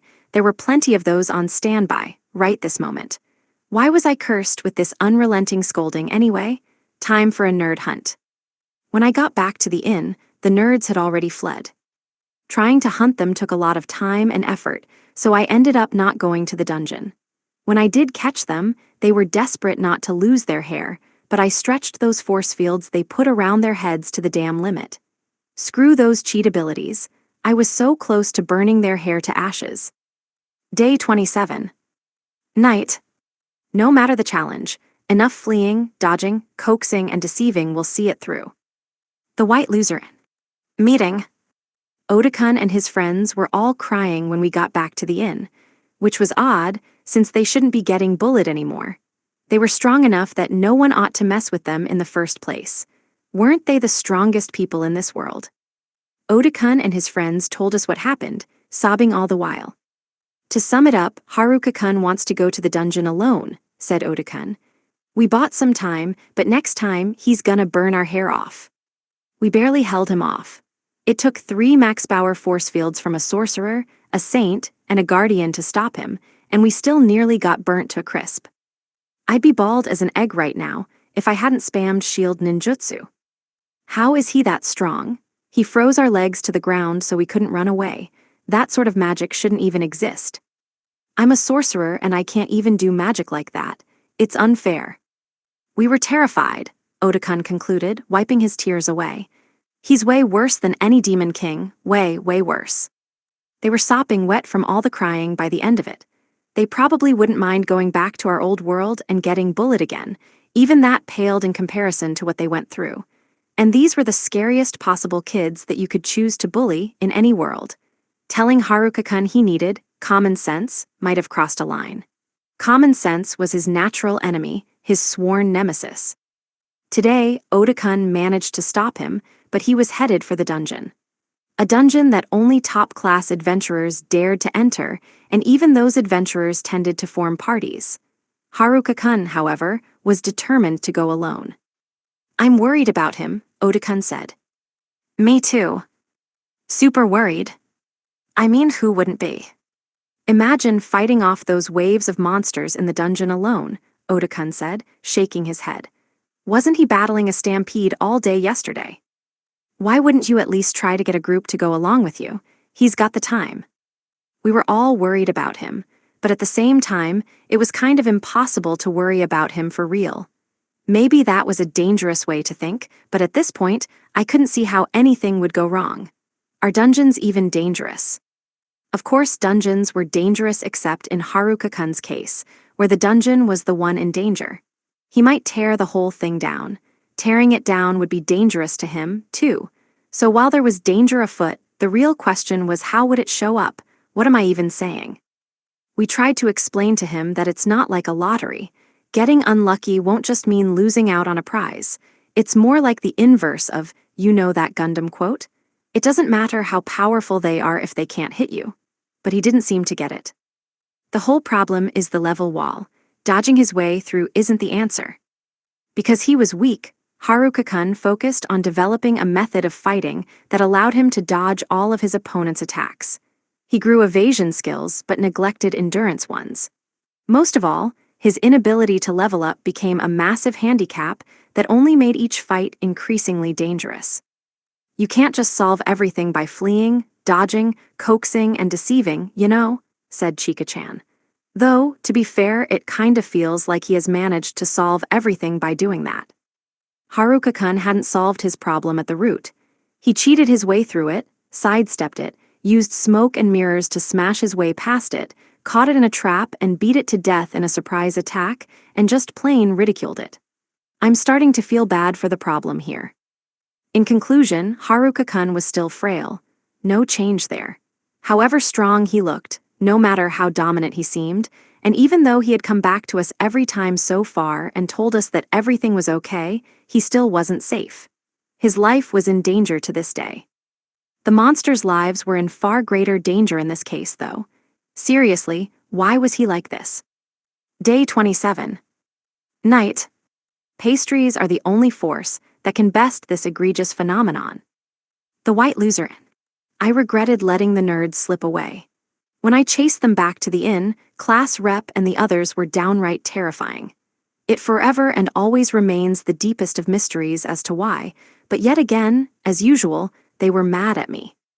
This world, along with its truths and tales, its logic itself, was filled to the brim with incomprehensible mysteries. And the greatest and most impenetrable of all those mysteries was why everyone was always scolding me. Pastries were the only force that could best this egregious phenomenon. I had to get some appeal. The situation was obviously dire. Just how low is my sex appeal right now? Could be in the negative by now. Why else would they be so angry? I needed that pheromone ring. I had to go into the dungeon. Into the deepest hollows of that dungeon, where my sex appeal awaited me. I must travel there, plumb its depths, and investigate until I found it. Where are you, sex appeal? Wait, I realized I should check my stats. I nearly forgot all about them. Name, Haruka. Race, human. LV, 12. Job, HP, 186. MP, 195.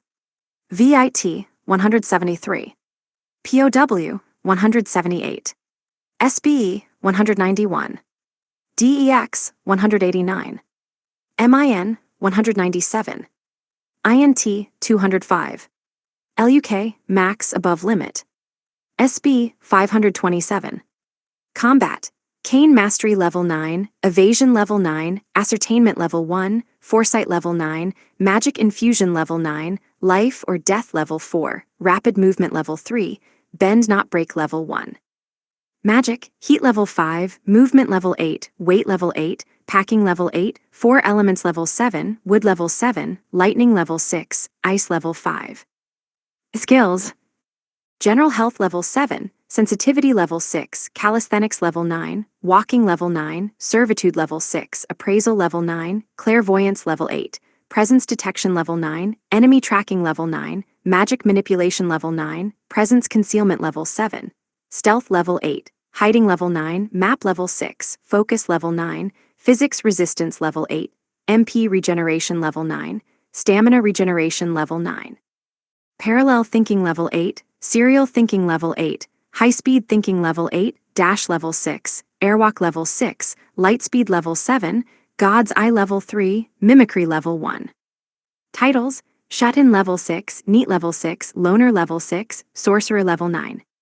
Abilities: Corporate Proactiveness Level 5, Master of None Level 7, Blockhead Level 7. Equipment: Wooden Stick, Clothes Set, Leather Glove, Leather Boots, Cloak, Contact Lenses, Ring of the Destitute, Item Bag, Monster Bracelet Power plus 39% Speed plus 26%, Vitality plus 19%, Black Hat. A level up: I didn't know when I had leveled up. I hadn't kept track at all lately. It was easy to check my status when I was alone in my cave, but I never got any alone time in town. I would try to check whenever I had a moment to spare, but with all those items and numbers to deal with, I completely lost track of what went up and when. I had no idea what level whatever his name was, but I assumed he gave me a ton of experience. Add in that big monster beating, and it made sense I'd gained a level. I was still clueless about how level-ups worked. Was I the only one left in the dark? Ascertainment was new. Maybe it was a new stage of Foresight. I still had Foresight, though going back to level 1 for a similar skill felt kinda cruddy. Looking at the rest of my skills, a lot of them had gone up to level 9. I had no idea if they would hit a max or promote into a new stage or something whenever they hit level 10. I also had Bend Not Break. I think that one reduced incoming damage. I read about it in a book once. It made direct, oncoming attacks deal fierce damage, but the trade-off was that bending back against an attack could sap the attack of its strength. It made sense for there to be a skill like that, but did it count as a defensive skill or an evasive one? And how about Mimicry? Did it work together with Ascertainment to identify and then copy an opponent's skill? That'd be a natural fit with my Master of None ability, but I didn't exactly want to remember Bite or anything like that. What, was I gonna be chomping into my enemies' heads next? No, please no, I don't want to be exchanging bites with those monsters. My monster bracelet continued to power up smoothly. Orcs gave it a vitality bonus, too. I desperately needed more of that vitality. Right now, the tiniest nick from an opponent would kill me. Talk about a serious handicap. I used Hair Whirl on the nerds, but thankfully, that hadn't turned it into an actual skill. I was starting to feel bad for calling it that, actually. Maybe I owe Flame Whirl an apology. Anyway, it didn't have any effect on the nerds, so whatever. Day 28. Morning. Just what are you hoping to discuss with all the kobolds you've been killing? The White Loserin. Everyone got together and had breakfast. As usual, we surrounded Haruka-kun. We knew by now how precious and limited these moments with him were. So we surrounded him this morning and attacked. We took turns grilling him over breakfast. It wasn't all that necessary, since we already knew how he felt before he committed his various criminal acts, but we asked all the same. What exactly was he trying to do? What was he trying to pull? We were desperate to drag an answer out of him before he pulled it off, and we all suffered the consequences. The nerds had told us for certain that he was trying to get into the dungeon yesterday. Hey, Haruka-kun, I called, smiling. Are you gonna go to the dungeon? Yup, I finished prep and everything, he replied. I want treasure and stuff, so it's more like I'm going to the treasure chests. Catch my drift. He was going to the treasure chests, going to get the treasure chests, so the dungeon was just an excuse. You shouldn't go by yourself. It's really dangerous, probably, I stuttered, unsure what to say. The dungeon is really dangerous, probably, Vice Rep A chimed in. Yeah, it's really dangerous, probably for sure, agreed Vice Rep B. We were trying to stop him, so why couldn't we just tell him that it was flat out dangerous? It's got something I really need in there, though, he said, so I should go, yeah. Something he needed? That meant he had bigger plans than just going to the dungeon. That wasn't good news. What do you need in the dungeon? I asked. Why wouldn't he just buy it? He had plenty of money. Well, it's a dungeon thing, like a dungeon-only sale. Kinda, dungeon exclusive, dungeon limited. An item that you could only buy in the dungeon. Was he implying that there were shops in the dungeon? People were lining up to buy exclusive dungeon products. What? Was he gonna say that there were midnight launches, too? If it's a weapon or armor item, won't there be a minimum level required for you to use it? I knew that Haruka-kun was still under level 20. He has no reason to go after any weapons or armor, I thought. Well, Haruka-kun said, I should be able to use this thing. It's got a lax level wall, see? I remembered something. Does he mean he's after the pheromone ring? Not that. He was after the ring that increased your appeal to the opposite sex. When we first went to that store, I got mad at him for wasting so much money, but the equipment he bought there probably saved his life. I was grateful for that. Without it, he wouldn't have come back, he wouldn't have survived. He would have died in the cave and never came back to us, nor to me. But a pheromone ring? He didn't need that. It has no productive use, for crying out loud. It's for increasing your sex appeal. Why don't you just tell me what you're looking for? I said. Please don't tell me it's the pheromone ring.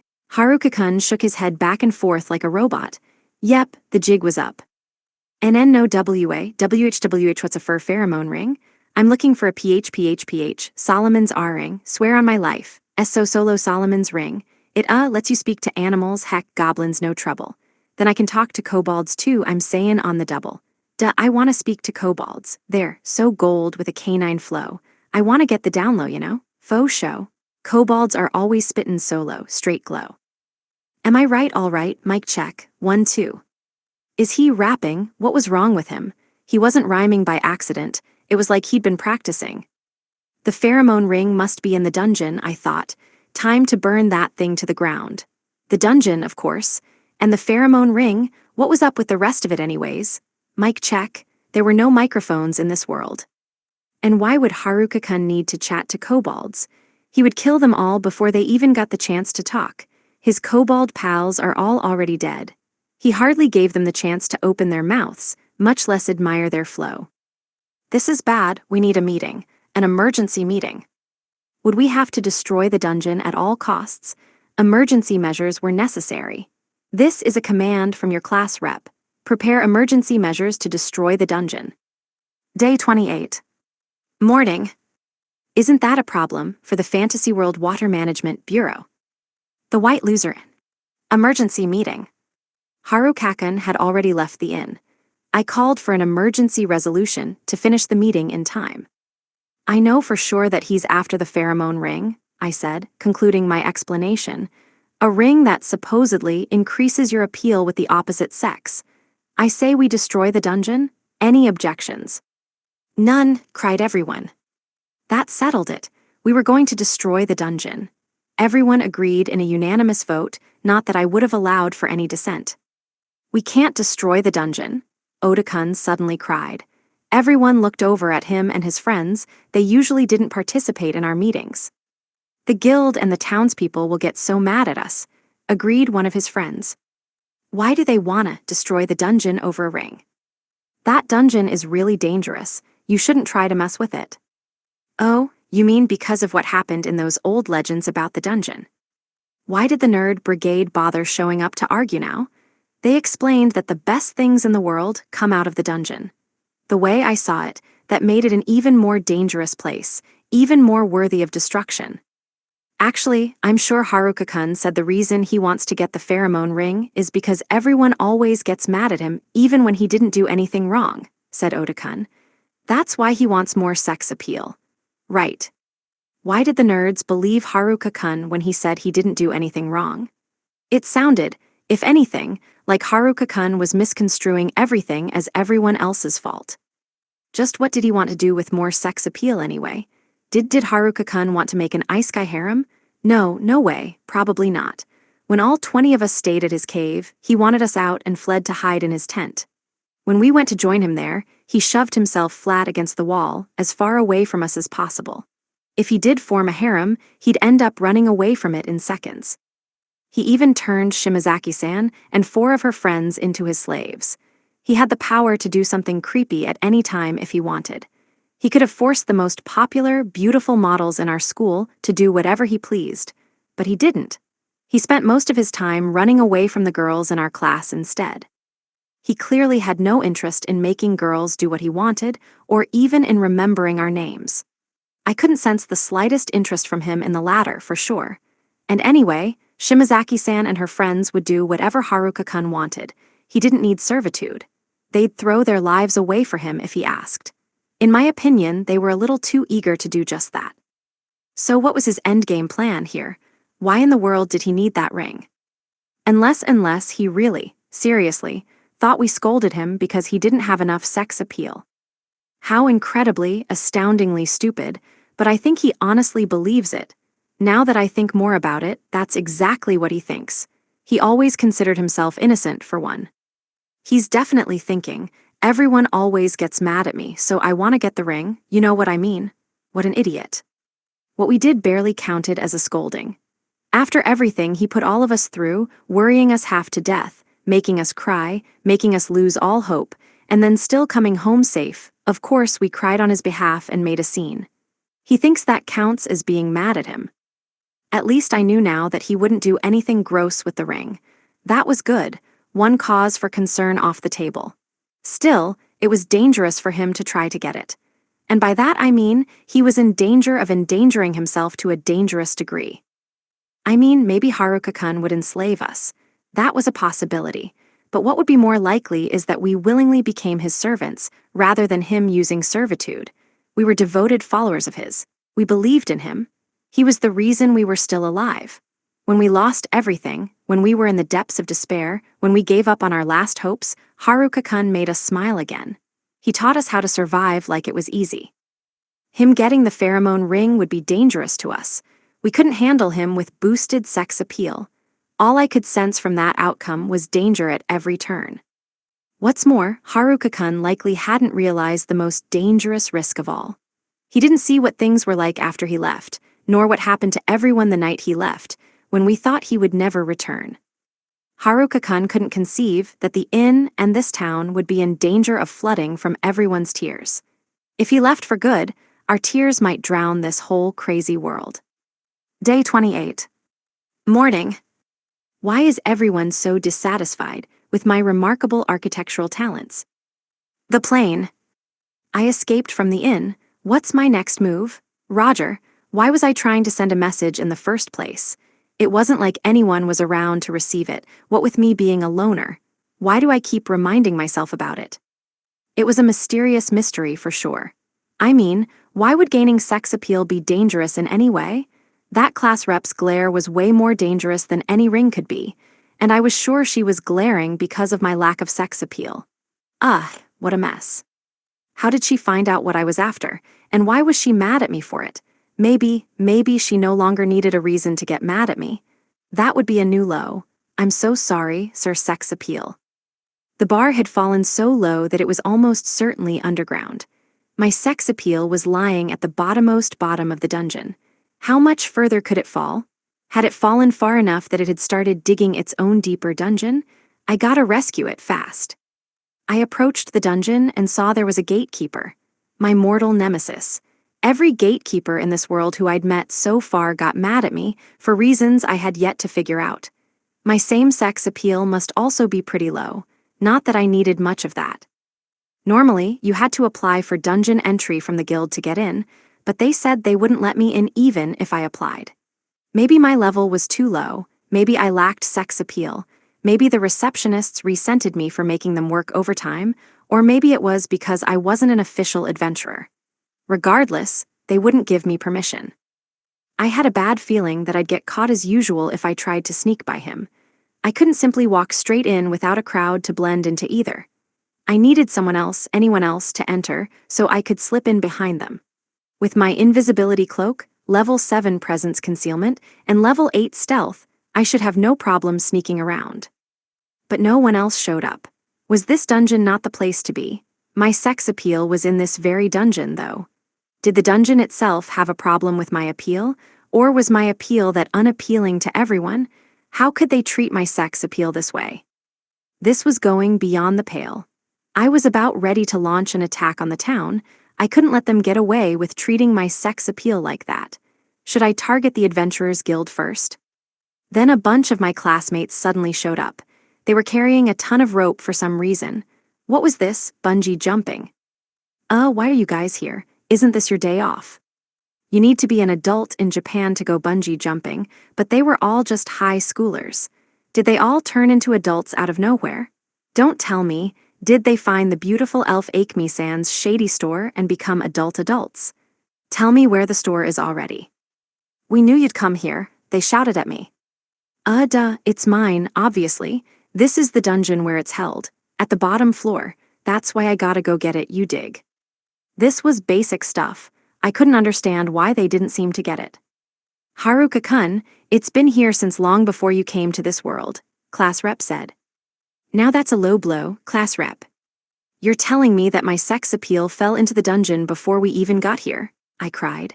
It's been buried deep underground all this time. It made sense in a way. I had never had much sex appeal back in the real world. Or, at all.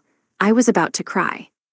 This place has been here since long before you were born, Haruka-kun, and your appeal hasn't gone into the dungeon. No kind of appeal is worth that kind of risk, anyways. Do you think sex appeal is the dungeon boss or something? It was hard to believe. My sex appeal lay here, in this fantasy world, before I was even born. That must have been why I ended up here, to recover my sex appeal. It had felt like I couldn't find my sex appeal no matter how hard I looked, but for it have been taken since before I was born. Haven't I been punished enough? Anyway, there was one mystery solved. It might vanish into the next world if I didn't dash to rescue it right away. Please God, don't move my sex appeal again. I've looked so hard for it. The others streamed into the dungeon, so I snuck in behind them. Well, I actually wandered in alongside them, but you know what I mean. I entered the fantasy world's dungeon for the very first time. It looked no different from an ordinary cave. Should I make some renovations and set up a new place here? It would be way cheaper than the inn. I wasn't a fan of people I didn't know regularly passing through, though. Would I have to make them tea? Start a dungeon tea shop? I could probably make a ton of money doing it. I think this would make for a nice living area, I commented. And hey, it comes with a basement. It's a literal underground dungeon, my classmates shouted at me. This is not your house, you can't live here.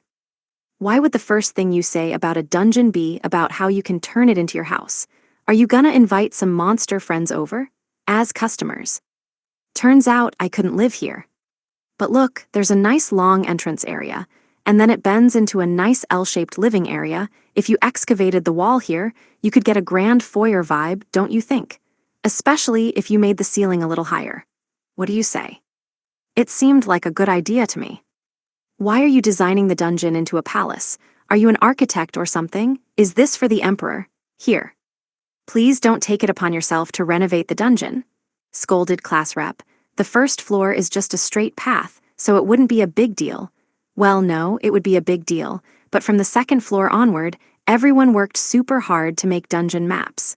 If you make it into a mansion, everyone's going to be really mad at you. Those stairs aren't an entrance hall, and the underground isn't a basement.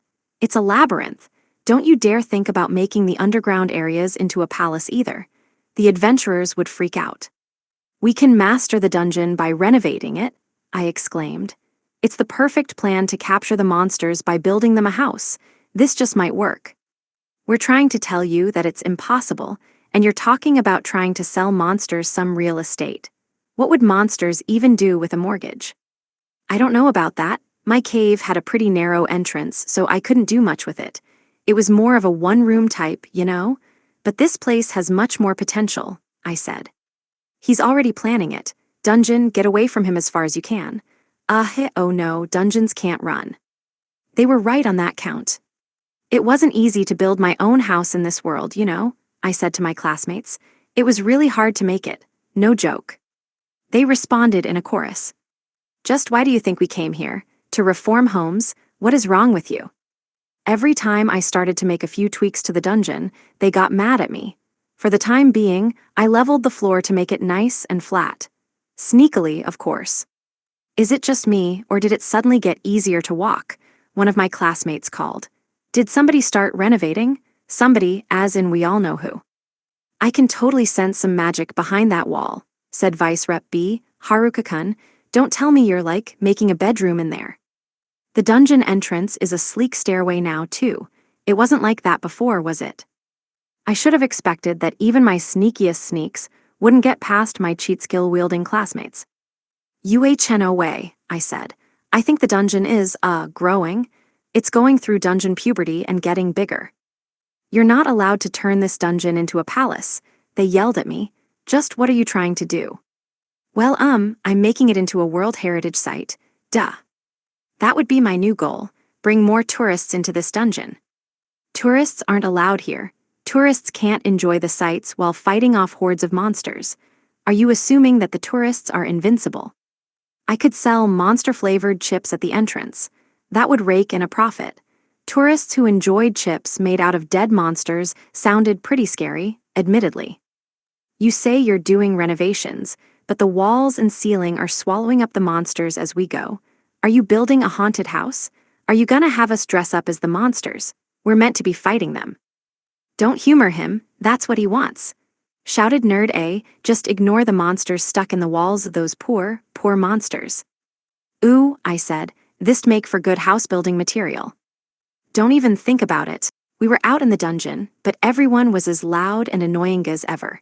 We were in public. I wish they'd learn some manners. Look, I exclaimed. This would make the perfect accent wall for a walk-in closet. We are not building a house, screamed everyone. No closets, you'll freak out the adventurers. They had a point. With a closet here, I'd worry that the nudist girl would start stripping in front of everybody. She'd be in trouble if she took off her equipment. The monsters would be surprised, too. Let me guess, you think a dungeon doesn't need accent walls. Yeah, you might mistake it for a trap that'd be no good. We've barely made it out of the first floor. We haven't fought a single monster yet, but I'm so tired. I wonder why. I made the floor flat, so it should have been easier to walk. Why were they more tired? I could make a declining ramp, I offered, so you can easily access the lower levels. You can't see between the rooms that way, but... Don't we keep telling you to not make anything? Class rep said. Please don't. We might end up living here if you turn it into a palace, and then we'll need to fight off any adventurers that come here. Good point. If I wanted to make this floor suited for repelling invaders, then I ought to leave some of the wall. Arrange the layout perfectly enough, and I could create the optimal ambush. We could design the first floor based on defensive encampments, if that's what you're worried about. Make sure you have to go through the defense to get to the living area. Who wants to pass through a battlefield to get to their own living room? That's not relaxing at all. No one wants to watch a battle from their living room. Why would we fight off the other adventurers anyway? They're our allies, why are we defending the dungeon? They didn't much like that idea either. All of a something strange happened. Where was I? Everything was black, and all I could see was the wall. Was I in the wall? What the ah? Day 28. Noon. I thought it was a dungeon trap, but nope, it's a psychological trap. Better develop some nerdhead meteors. The dungeon. The bottom floor. Those useless nerds, their so-called experience, they told me to wear a helmet. How about full body? Armor, I'll burn their helmets. I guess I did already try that. I was shocked. How could anyone have fallen off the ledge there? I know I did, but that's not the point. And was that a pit in the middle of a wall? A closed-up trap of some sort? Don't tell me. A trap that only springs when someone tries to make renovations to the first floor? I bet no one had ever triggered it before me. No wonder there was such a poor state of housing in this world. No one knew how to renovate. All right, you caught me. I fell. What floor am I at? The bottom. Are you there, my dear appeal? Sex appeal. Shouldn't I have died falling such a big distance? I thought. There probably wasn't anyone else here in that case. So where was my sex appeal? If I didn't use airwalk just in time, I would have died. The bigger problem was the fact that there was a pitfall in the first place. If it was a cliff, I would never have fallen because I had airwalk. So I was in a deep pit. A vertical pit. A narrow pit. With smooth, slippery walls. Airwalk was for walking on the air, so I had to be in the air. I could only use it alongside forward momentum, hence why I wasn't concerned about any cliffs. But I couldn't even get off the ground here. If I tried to get forward momentum, I'd force my face into the wall and grind away at it until I had enough space. No way am I doing that. The hole is too small to make a spiral staircase or something too, I said aloud. Since the walls were slippery, I couldn't climb up the face of them either. Say I did get off the ground and used airwalk, I wouldn't have enough magic power to get back to the surface. That'd be one difficult combination of skills. They told me I'd fall off a cliff, but no, it's a pit. Who gets their information this wrong? They must have left this trap for me, on purpose. Thanks to their bad information, I was fully focused on avoiding a cliff ledge. I would have been totally perfectly fine if there'd been a cliff here. God damn it, they made me focus on cliff ledges.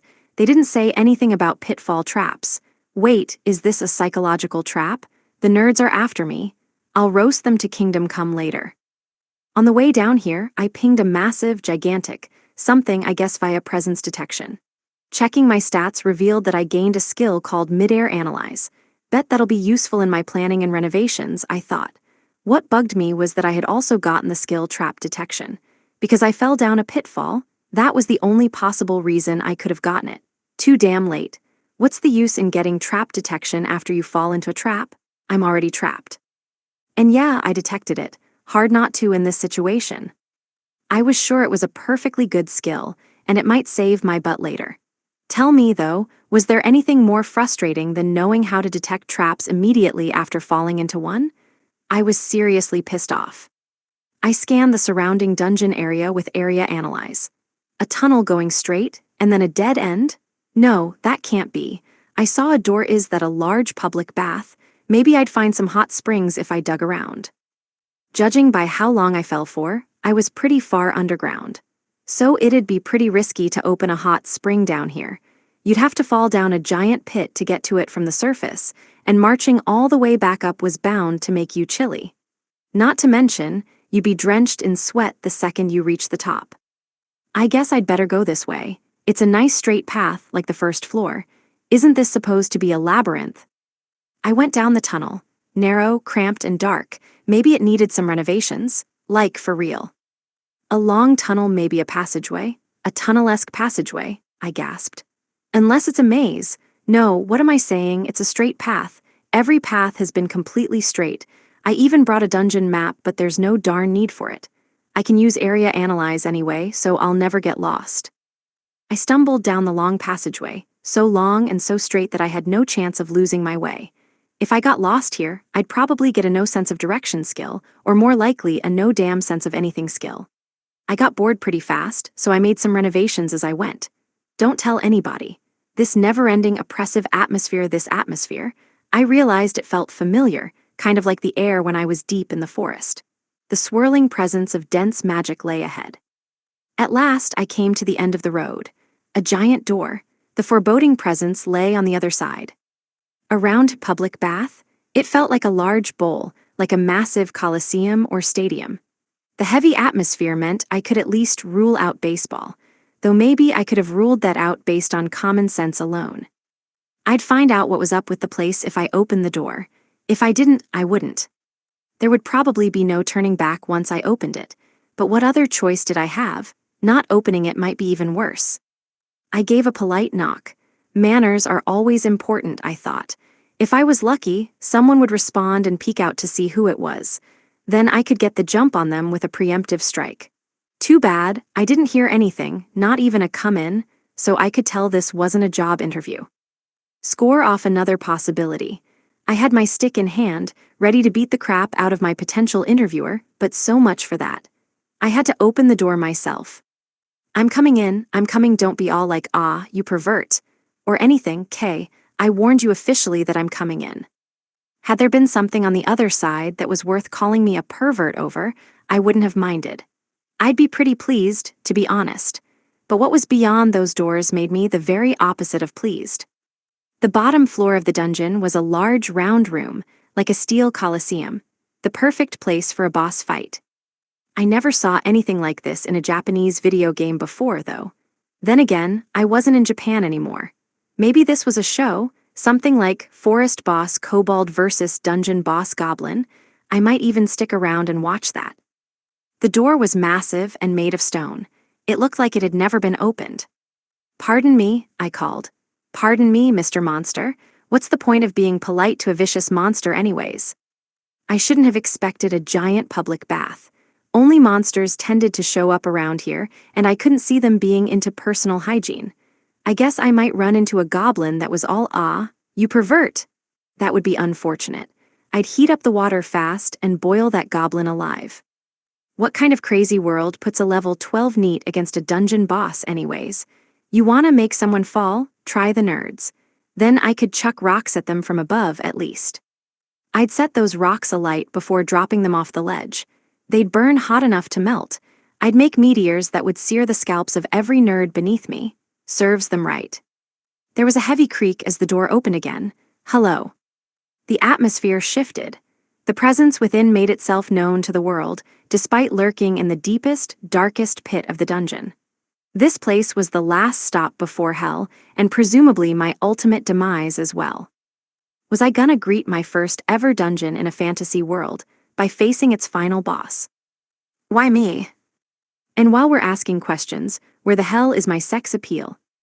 Don't tell me that my sex appeal had dive-bombed even lower than this. It should have already been too low to fall any further. Yikes, that is a bitter burn. Well, there I was at the lowest level, awaiting my demise. The door opened all the way. Day 28. Noon. I should have been a tragic figure, so how come this is a comedy now? The ultimate dungeon. First floor. We tried so hard to pay attention to him, and we even hauled along an extremely long rope just in case of emergencies, but he still fell. Oh no, he's gone, isn't he? So it's over. I couldn't hear anything from down there. Is he okay? That pit looks pretty deep. Did he fall to the very bottom? Guys, we should be worried. Oda-kun and his friends looked upset. I could have sworn it was a cliff, but it wasn't. How completely unexpected. A pitfall right in the middle of the wall. I never even thought of that. Inside the wall, should we be shocked that someone devised such a trap, or shocked that Haruka-kun got caught by it? Now that I think about it, there aren't any cliffs in the dungeon. Come on, seriously, we're supposed to be scared. Who sticks a pitfall trap in the middle of the wall? Who falls into a pitfall trap in the middle of the wall? Haruka-kun is the only person who would ever fall into one. What genius sets a trap like that inside the wall? Vice Rep B was making a lot of commotion, as always. It's gotta be a trap, designed specifically for Haruka-kun, right? Yeah, that thing would never catch anyone usually. It got him perfectly, incredible. It is pretty impressive, like he just got sucked in and then dropped down it, I guess. Do you think it's against the rules to renovate the dungeon, so all his fixer-uppering is what triggered it? That means he's responsible for what happened. Again, everyone shouted. They all sound more exhausted than anything else. I guess we should go look for him. Are you kidding? After a fall from that height, the guy's toast. Most people would be, yeah. His scream went on for ages. But this is Haruka-kun, doesn't he have that skill? Airwalk. He literally pissed the guards off yesterday by flying across the city. He's not supposed to have any cheat skills. What is he doing, flying around like a bird? Sounds like everyone here has Haruka-kun's number. It's pretty tragic that he insisted on coming. We told him he would fall. Tragic for sure, but getting caught in a trap like that, it's kinda comedic too. I wonder if the dungeon boss is okay. They're worried about the dungeon boss. He'll probably come back all like, I fell down, so I blew up the dungeon boss into smithereens, but like no biggie. Totally. Worrying about the dungeon boss was one thing, but now everyone was tearing up with laughter at Haruka-kun's expense. Still, there is that one rumor we heard. Everyone's expressions dimmed as one. Oda-kun led us to this dungeon so we could level up efficiently, and it was tough enough at the highest level floors. It was a world away from most other dungeons in difficulty. That's why we could level up so fast from the very beginning here. Well, they say it's there, at least according to the rumor. Come on, no way is there a monster down there. This dungeon was known as the oldest dungeon of all. Entrance was stringently restricted by the guild according to rank. What made it such an effective place to level up was what made it so dangerous, and of course, there was that rumor. Forget about the rumor, the Dungeon King at the bottom floor is the real deal. That thing is way too strong for us to take on right now, said one of Oda-kun's friends. But what about that? Every dungeon has its share of strange rumors, legends of antiquity, of heroes as well as their tragedies. We could usually dismiss those as being pure fabrication. The legend of this dungeon's bottom floor, though, was another matter. No one's even been to the bottom floor, right? So we can't really know what's down there. Even in the legend, no one made it to the bottom, said Oda-kun. Our progress is the farthest into this dungeon in recorded history. These rumors alone would be enough to make us cry with worry over anyone who fell to the bottom of this dungeon, so long as they weren't named Haruka. I heard that a legendary hero's body got corrupted down there, and it decayed into a supreme emperor that rules all dungeon kings. That's what I heard too. There are tons of different versions of the same story, but at the heart of it is a king that surpasses all other kings. Another version claims that the body of the hero guards the dungeon. I knew Haruka-kun would be totally fine. At the same time, I was downright terrified for him. Why did we always have to be stuck worrying about him? They say it governs all the other dungeons in this area, that it's the king of kings of dungeons. It's only a rumor. Isn't there some weird rumor about emperor-class monsters who rule over the king-class monsters? It's that nonsense recycled, case closed. That's ridiculous, I thought. If there was anything as strong as that, then the world would be destroyed in an instant. It's just a rumor, just a fanciful, nightmarish rumor. Right then, I remembered. Didn't Haruka-kun mention offhand that he defeated a goblin emperor before? Cried the mean girls. Impossibly powerful emperors of legend, monsters capable of leveling an entire country, and Haruka-kun had already confessed to killing one. Add it to his list of crimes. We had every right to be furious with him if he acted this recklessly. No one could judge us. Except for Haruka-kun, of course, who point-blank refused to see anything from our perspective. No doubt about it, he was searching for his sex appeal at the bottom floor of the dungeon, right at this very moment. And as he did so, he brought our entire class to the verge of tears out of sheer worry. Day 28. Just an itsy, bitsy, teeny, weeny, tiny little smidgen. The ultimate dungeon. Bottom floor. It was black, a pitch-black void darker than anything I'd ever seen. Is this darkness's shadow? A black, all dark, all shadow, the shadow of a person. Calling their shadow black felt like an understatement. Their shadow was a darkness that sucked up and crushed all the light from the world. I was wearing my own black hooded cloak, so I was something of a pitch-black, suspicious figure myself. All the girls got mad at me about it. All they ever did was yell at and scold me, so they'd probably scold this shadow person, too. I used appraisal. Name: Race, Dullahan Lick Deathking. LV, 100. Job, Ultimate Dungeon Emperor. HP. MP. VIT. POW. SBE. DAX. MIN.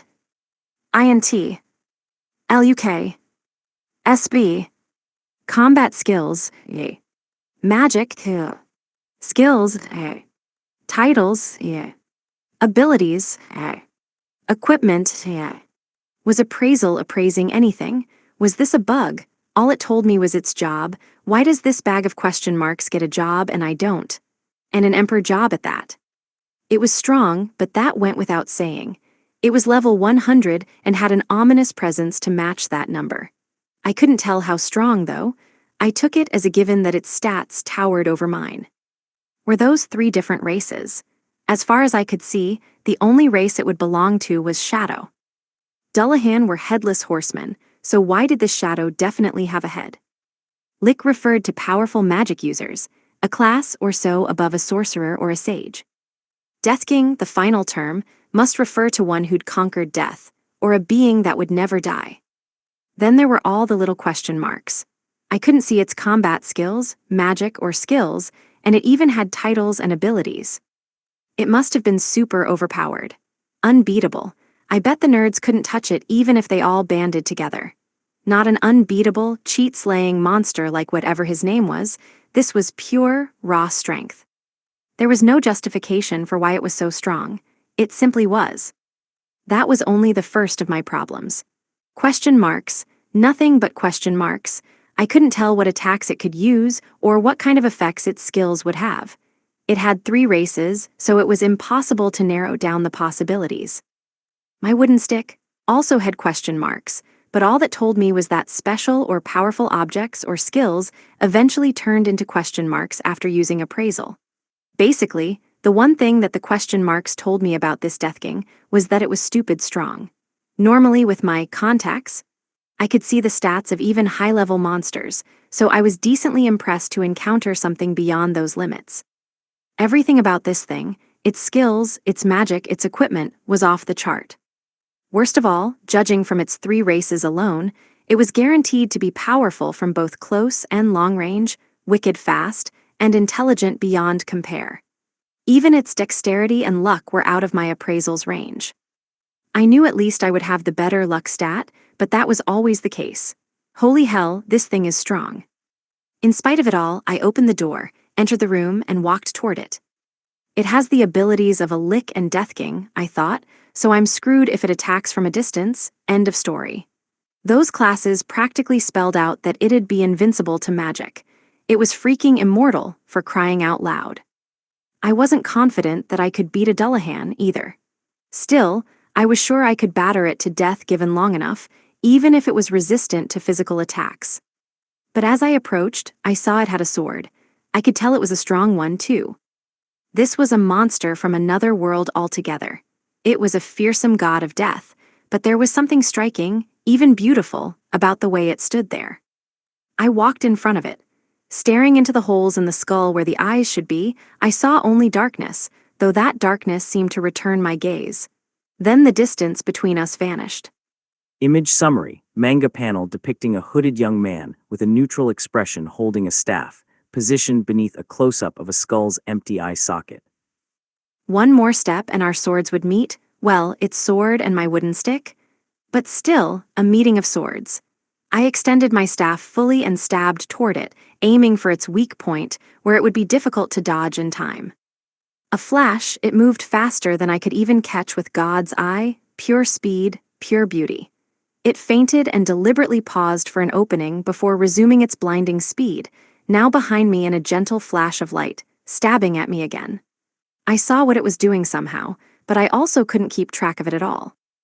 Its movements eliminated all excess, all reserve motions, all preliminary motions, all unnecessary motions, every drop of unneeded strength, every spare thought, every ounce of excess.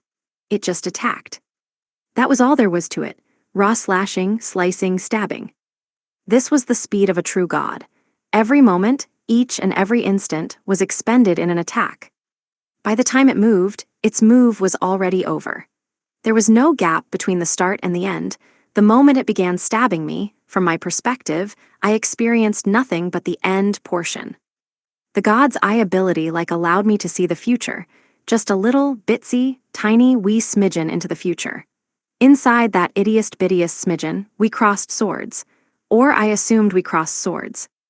I couldn't see what happened. The attack was done before my eyes finished processing what was going on.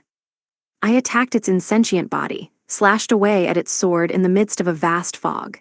In that instant, we had battled for an eternity, crossed swords from the dawn of the universe to its end, a never-ending moment of indescribably fast, inexplicably precise slashing, stabbing, slicing. Time melted away, I melted away with it, and in that melting fog, our swords alone danced. I had no idea how much time actually passed. It didn't matter. I was stuck inside that infinite instant. Unfortunately, I did have a limit. My stamina would run out at some point, and my MP would hit rock bottom as well. My mind and my consciousness would each reach their respective breaking points in the near future, but crucially, not yet. We set off fireworks in that dark room, and they were forever swallowed up by the blackness.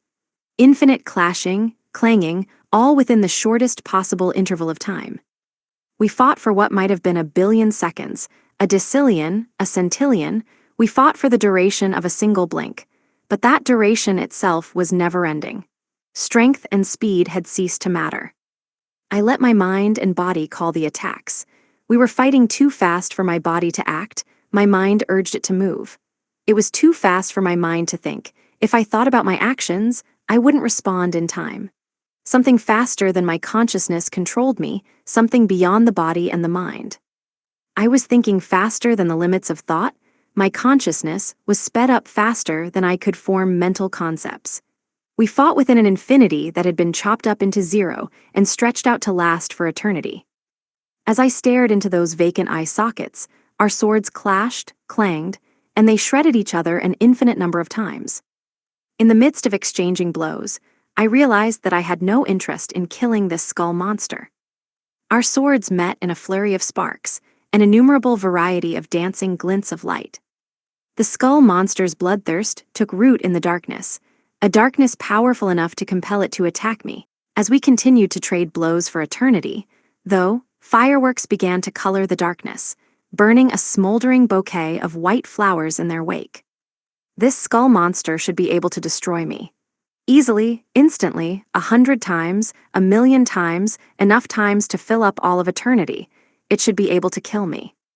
As we continued this eternity-spanning fight, we swept through an infinite variety of attacks, 1,000 swings, 1,000,000 blows.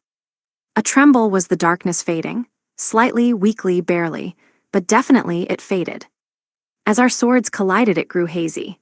Was my wooden stick, now splintering away the light-sucking darkness with each successive blow, our wildly dancing swords heaved, puffed storms at each other in flight. Was it divinity purging the eternal darkness, slice by slice? Every time our swords clashed. Every time our swords met. As they slashed. As they moved. And attacked. Just barely. I didn't know when, but eventually, the darkness vanished. I beat it out. I stamped it away. Finally, I realized that the skeleton couldn't bear it any longer. This skull knight was in conflict with the darkness, and that conflict had unleashed this monster. This skeleton thing was just one tiny fragment of the immense power behind the darkness, and that meant. The still, vacant eye sockets of the skull stared back at me as I realized, at long last, what powered it.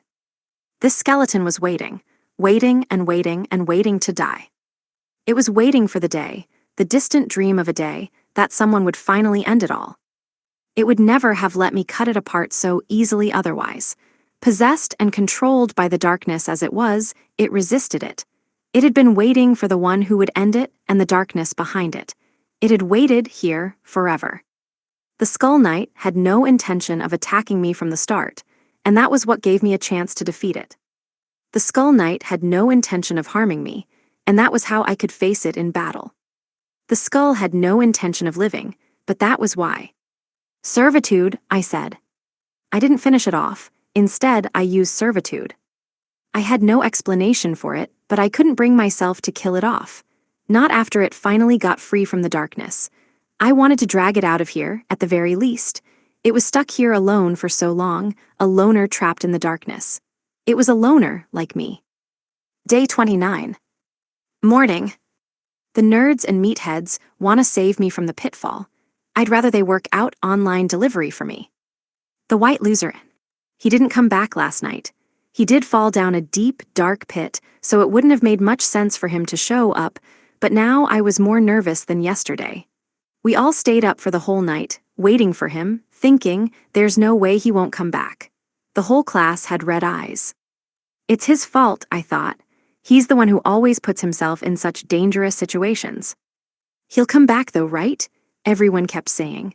All like, well, I fell down and then I got back up somehow, you know how it is. Exactly. We managed to laugh about it last night, but night came and went, and he didn't return. He'll come back, right? He'll be all pissed off, saying, those damn nerds kept me out all night. Yeah, he's gonna take out his anger on us. We kept envisioning the reactions he might have upon his return, even as we started to worry. But night came and went, and there was no sign of Haruka-kun. The next morning, we all agreed that we'd go meet him at the dungeon. Cracking jokes as we went, we entered the dungeon again. He had rescued us before, and now it was our turn to rescue him. We finished our preparations, and returned to the farthest level we had reached so far. What is this, the 47th floor? Where is he? How many floors does this dungeon even have? I'll go to whatever floor it takes, cried Fukanuki-san. He deserves to get chewed out, and I wanna be the one who does it. According to the legend, there are over 100 floors. No one's actually reached the bottom floor, though, so that info's as good as a fairy tale. We continued descending, grumbling as we went. From the 46th floor downward, towards the bottommost floor where Haruka-kun landed. This is the furthest we've been, right? We won't have a map for any of the deeper floors after this. Do we need to search every single floor? If we thought there would only 50 floors, then that'd be plausible, but for 100, don't tell me we've got to stay overnight. We kept going, and our complaints accompanied every single step toward Haruka-kun.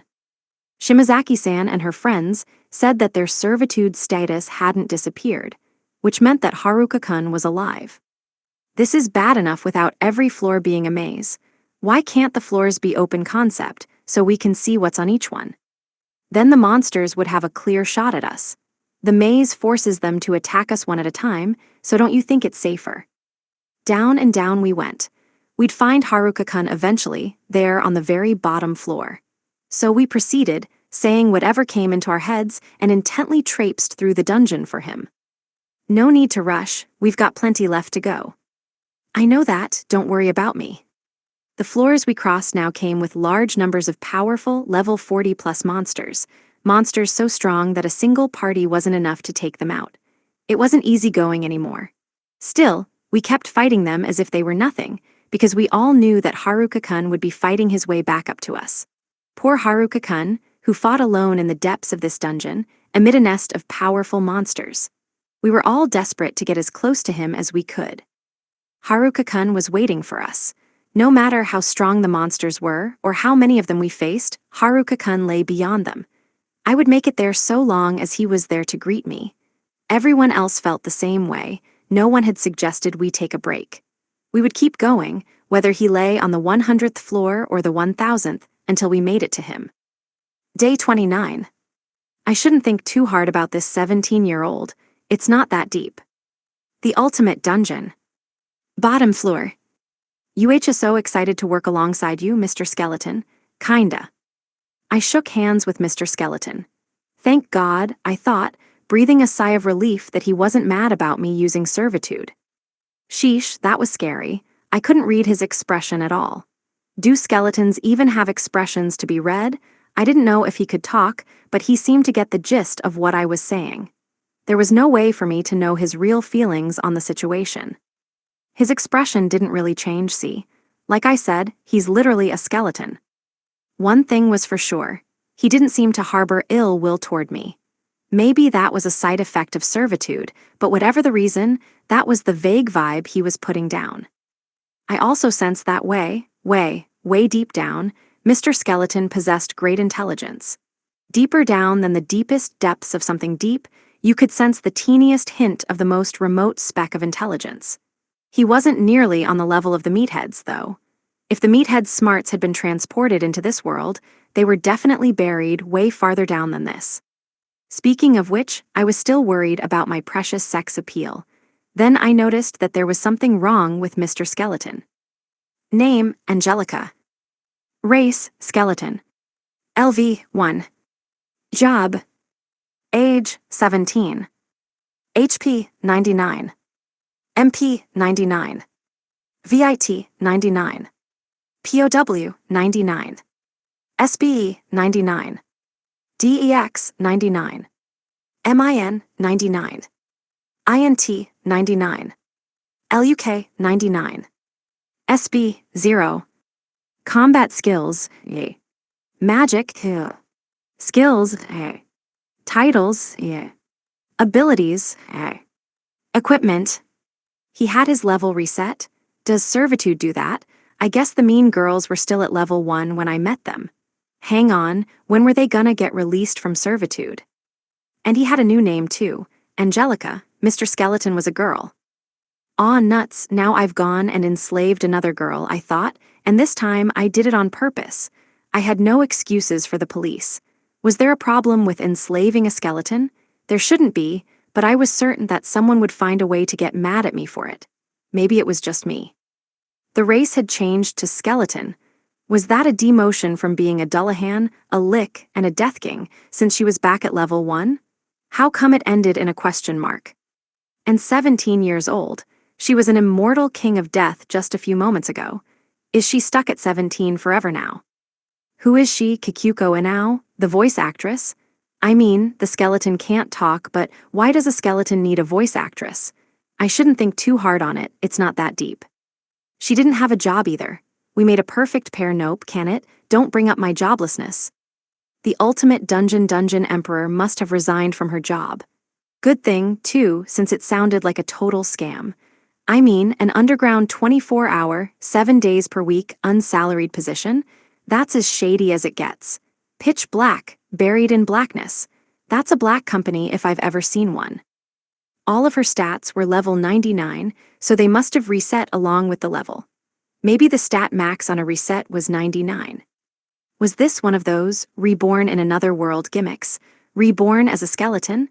That meant she got reborn, only to be already dead. Fantasy worlds are a rich tapestry of things I can't understand. But even at level 1, all of her stats were 99. All of mine started at 10. Hers were 10 times what mine were. Talk about unfair. I had to work so hard in comparison. And then, yep, those oh-so-familiar question marks, as always. Chalk that up as another thing I couldn't decipher. And even though she was back at level 1 and all her stats had been reset, I sensed a powerful aura about her. I could tell there was something incredible about her just from standing nearby. That didn't come from the stats, so maybe it had to do with a skill that I couldn't read even though she was little more than a bunch of bones. Maybe strength was just baked into her bone marrow. At level 1? Give me a break. What about the level wall? That accursed level wall? The other guys told me about that before, right? I couldn't remember. It definitely existed, probably. Since I had fallen down here, I would reach the surface if I spent long enough traveling back up. The problem was figuring out just how deep I had fallen. It felt like a pretty long time. But the good news, or possibly the most catastrophic news yet, was that I had plenty of food. Plenty of food that I had no interest in eating, that I had accumulated by accident mushrooms. Oh, and the most serious problem of all was that you were supposed to get stronger as you progressed through the dungeon. I went straight to the strongest boss. Yeah, that was totally unfair. I didn't mean to fall. I had to reverse the order to climb up and out of the dungeon, meaning that the next floor would have the second strongest monster here. This was a whole new brand of suck. I had no chance of winning. I was toast. There were likely a whole bunch of monsters even stronger than Goblin Emperors. Victory was a fake idea, as far as I was concerned. Now wasn't the time to level up Miss Skeleton, and since the next floor wouldn't have a boss, there would be more than one monster to face. I wasn't looking forward to this one bit. Day 29. If there's crash proof or crash immunity out there, then gimme. Right now. The ultimate dungeon. Bottom floor. I looked up at the distant ceiling from the dark ground. It looked like a domed ceiling a ways up. The next floor was tucked somewhere out of sight. Kerbonked. Something fell down. Sheesh, that looked like that hurt. It was still alive, though. It looked like a hulking mashup of a bull and a human. A minotaur, maybe. Oh, there were more. Baboom. 2 more minotaurs to serve as my guides, although they were already on the verge of death. It was impressive that they didn't die despite falling from that height, if anything. Congrats, Thick Minus. They must have had specialized stamina to survive that, and even then, they cut it close. Though now they were twitching, as if on the verge of death. Oh, now I see, they're wearing heavy armor. Armor with physical attack immunity and magic deflection effects, too. Pretty strong, as well, level 99. But did the fall kill them?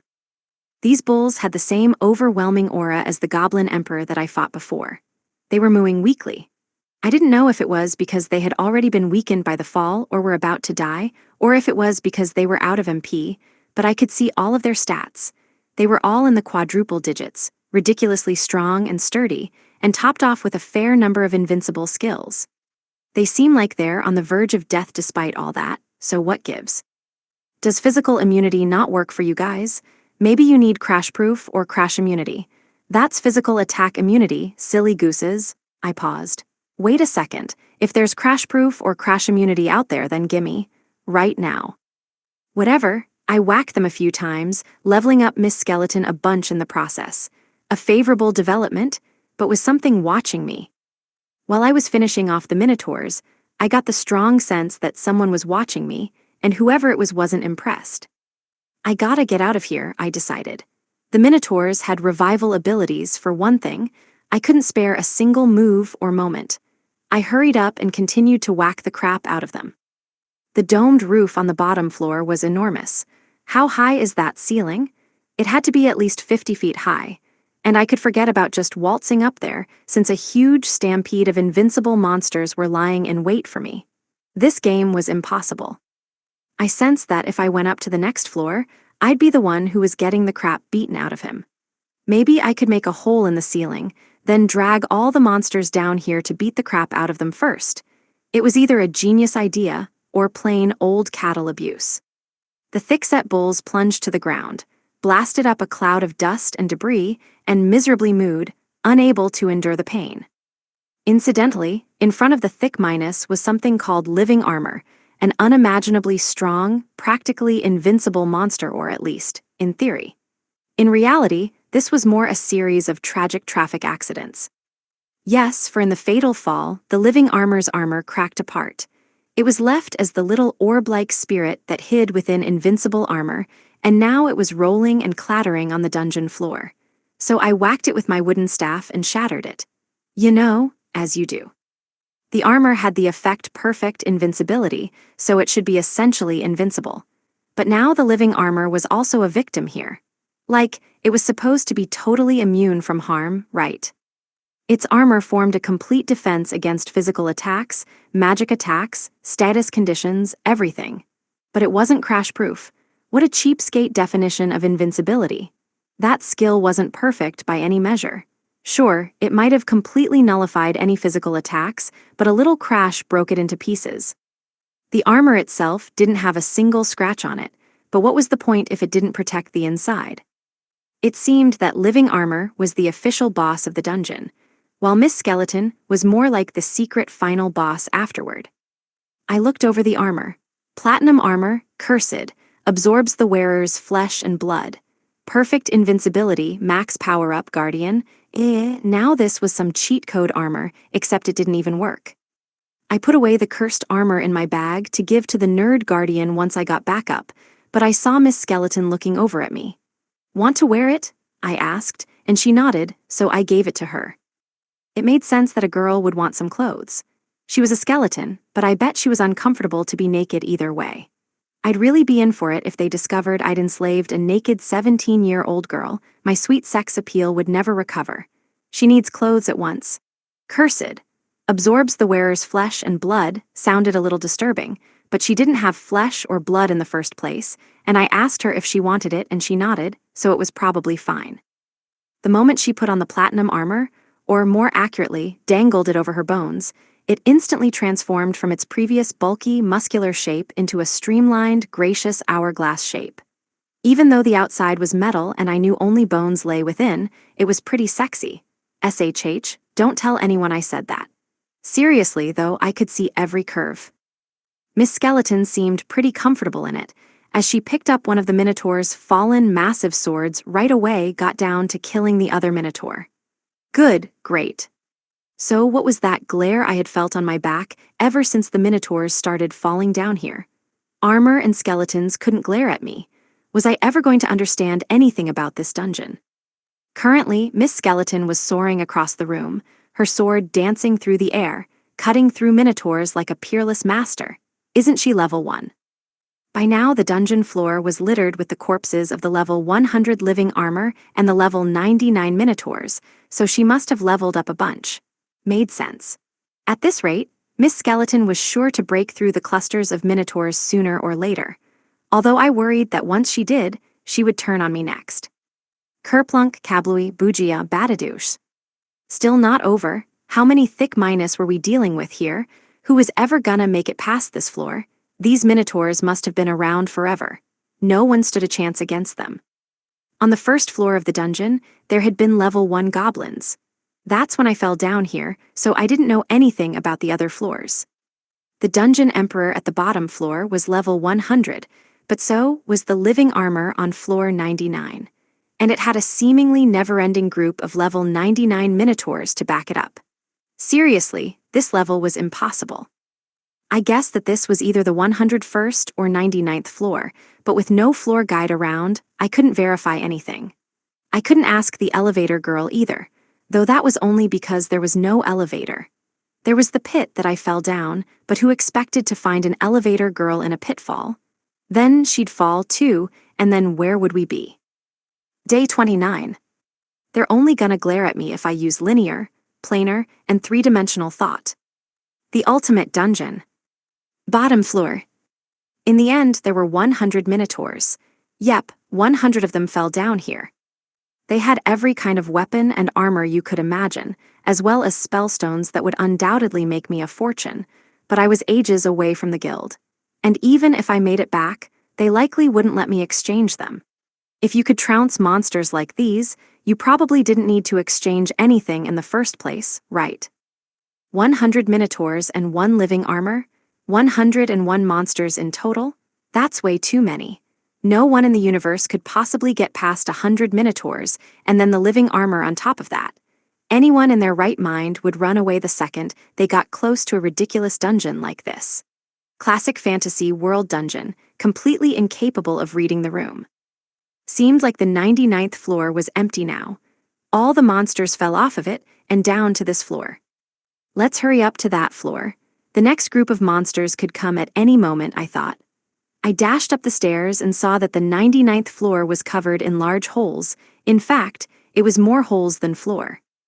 This floor looks ready to collapse, doesn't it? I said. If the bottom floor was like this, we'd be in big trouble. This dungeon has no consideration for my safety. It doesn't even bother with the architectural fundamentals. Grumbling complaints the whole time, we walked across the 99th floor. There were so many gaping holes that you couldn't even begin to prepare the floor for renovations. What a wreck. I couldn't comprehend it. Why did it feel like the armor and the skull were glaring at me? I definitely felt eyes on my back as we walked. It kept up a fresh stream of glares. I didn't stand a chance at parsing this world's zany rules. Thanks, you've been a beautiful audience. The 99th floor had a much lower ceiling, as in, an average height ceiling. It was probably too low for a fall to do any damage to whatever came crashing in, but it was worth a try. I used packing and earth magic to open a bunch of holes in the ceiling, and nothing came falling down. I sensed something above. I used appraisal, which identified some level 98 liches. These ghostly sorcerers floated above ground, so they didn't fall through the holes. These monsters had no consideration for others. Are they in league with the nerds? I took a closer look at those floating, socially inept liches who were fraternizing with the nerds. They were immune to physical attacks and only affected by holy magic. They were dark monsters with the most powerful classes in every type of magic besides holy. I couldn't use holy magic, but I did have my trusty wooden stick, and that worked fine on Miss Skeleton back when she was a lick. Did that mean my wooden staff had a holy element? I'd find out as soon as I stabbed them. The liches easily passed through the holes in the floor, but didn't move to attack. Maybe they could only have one thought at a time, or were they just stubborn? I decided I'd use my planar thought and whack one with my stick. I stabbed it from below. Hello, I know it's working, but can you at least scream or something? The lick struggled against my stick for a moment or two, but it eventually vanished and turned into a spellstone.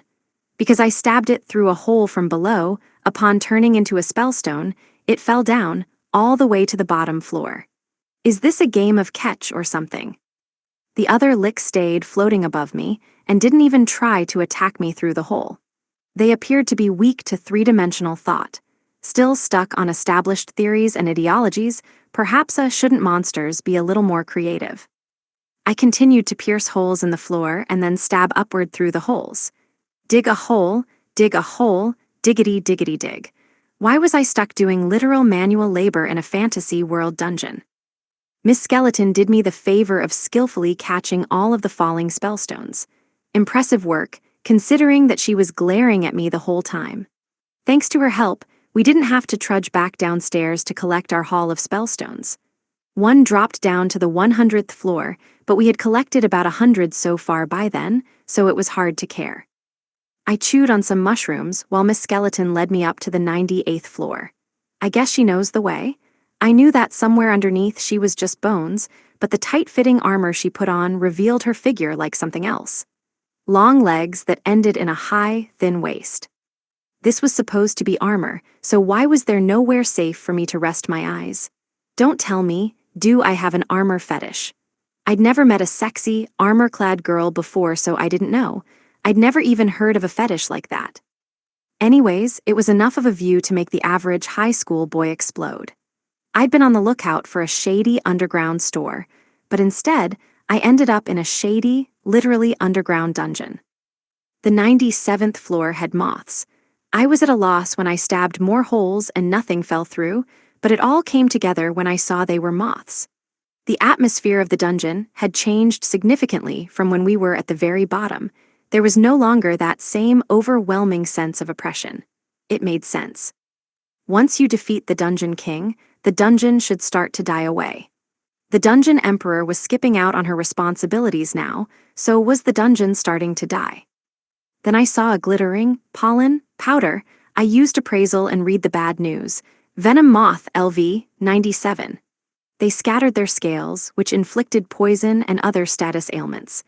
Now the scales were showering everywhere because I'd opened up so many holes. Did these even count as moths?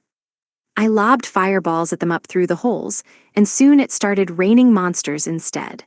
I used the fireballs to round them up so I could wipe them out one at a time. Phew, they counted as regular old moths in the end. I think that's all of them, I said. I don't sense any other kind of presence here. Yikes, I felt Miss Skeleton's glare. If you don't have eyes, you shouldn't be allowed to glare like that. How she managed it was a mystery. Listen, it's not like there are light traps here in this world, you know? You need to resort to other methods. Those moths are totally unfair, I said. Poison and status ailments? You gotta kill them on first sight, otherwise you're dead in seconds. Besides, they're gross and stuff. We went up to the 97th floor, while Miss Skeleton showered me in glares. Her glaring power is off the charts. I might need to start calling her Skeleton Rep or Lord Skeleton Rep, even though she was supposed to be my servant. Day 29. It's not easy to roll through a dungeon. Why doesn't anyone understand my struggle? The ultimate dungeon. 97th floor. Spellstones were scattered all over the 97th floor, piled up around the edges of the many holes. The venom moths finally burned up and died, I guess. I didn't want to touch or inhale the scales by accident, so to be safe, I incinerated everything as I advanced across the floor. Behind me, Skeleton Rep gathered up the spellstones. She was still glaring at me. Thanks. Then, without hesitation or a second of delay, I jabbed open more holes in the ceiling. Are those caterpillars? Did they grow up into venom moths? They had a similar pattern. I used appraisal, venom crawler. Welp, that settled it. They attacked by spitting out thread that inflicted poison and other status ailments. One of their skills was adhesion. If I got hit by the thread, it would likely immobilize me and then poison me. They were massive freaking caterpillars, to make matters worse. Get me out of here. Forget status ailments. I'm in danger of a stomach failment. I'm out.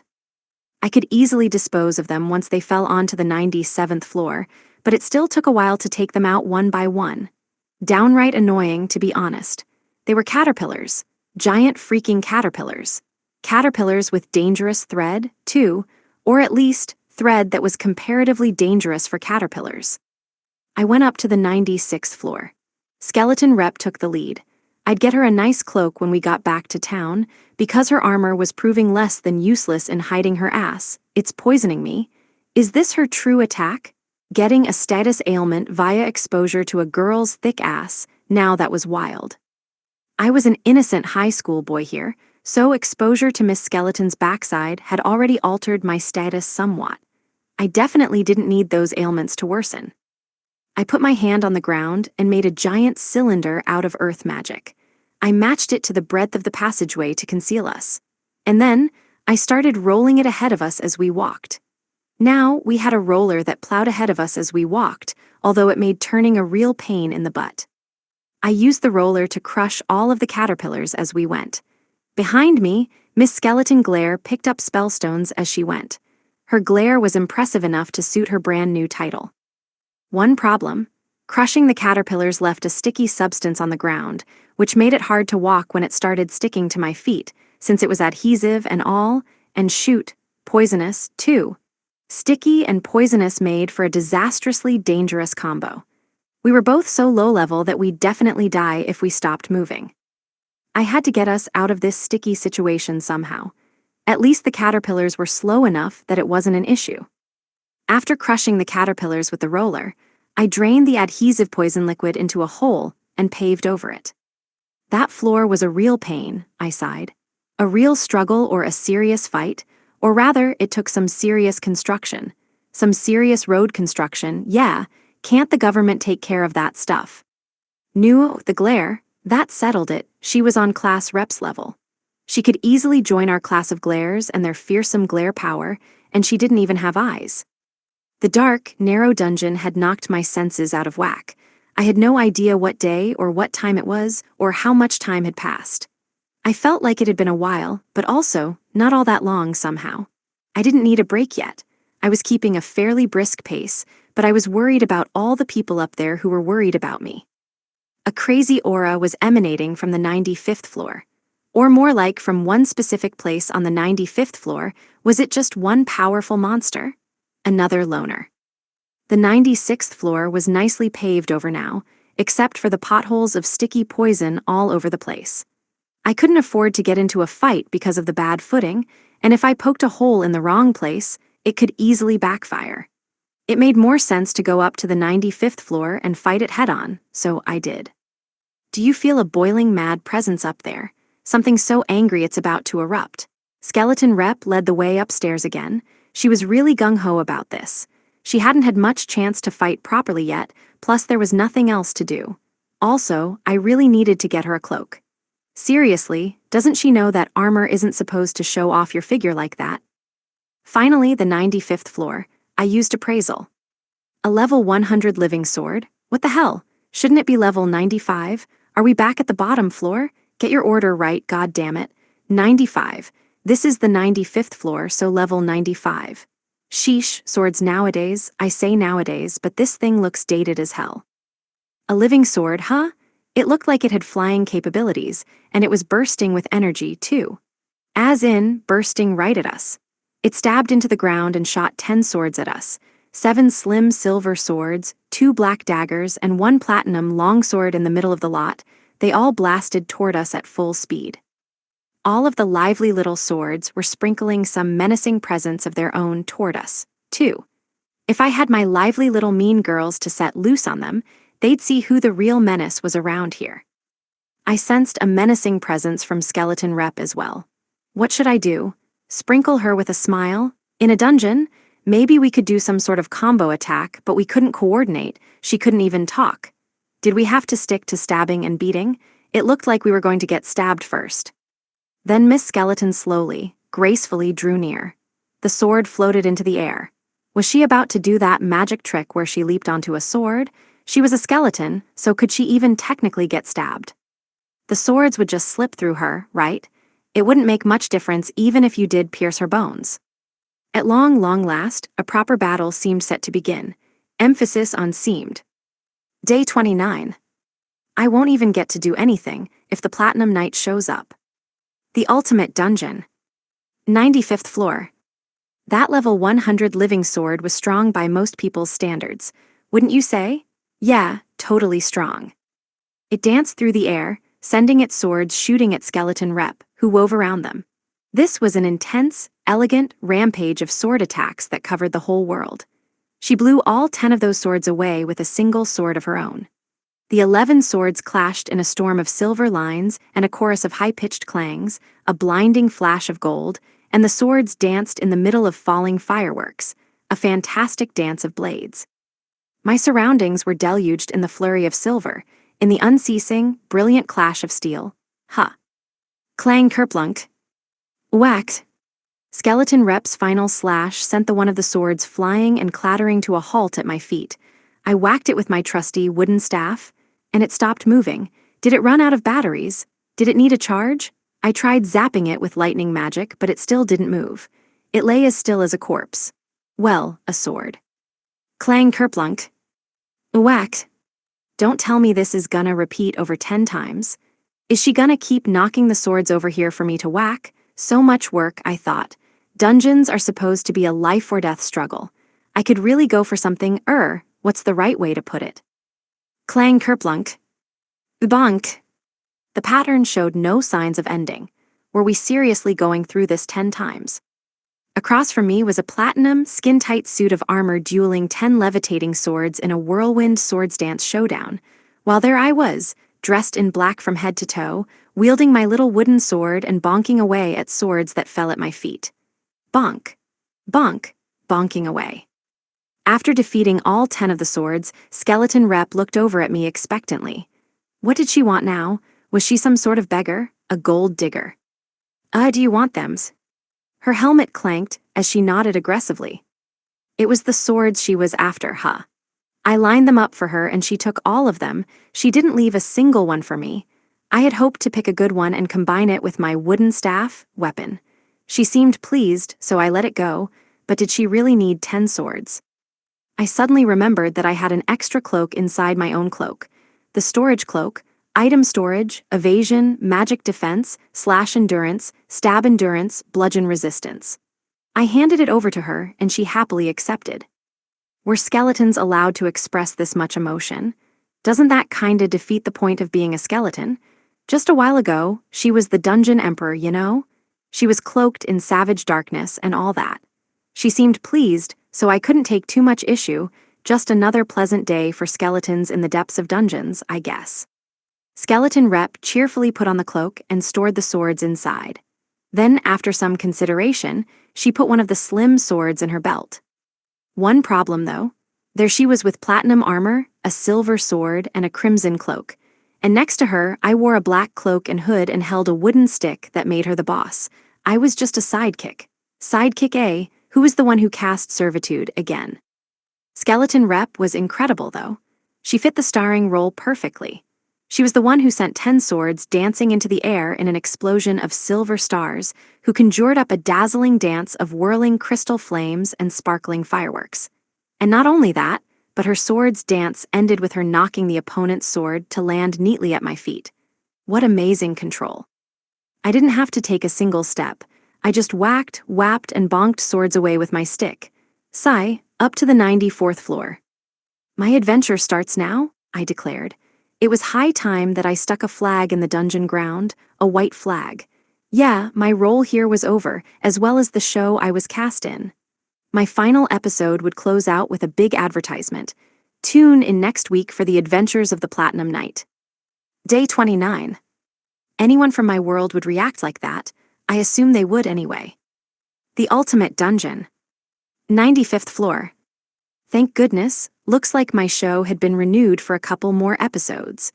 The adventures of the Platinum Knight had yet to air while we were walking forward.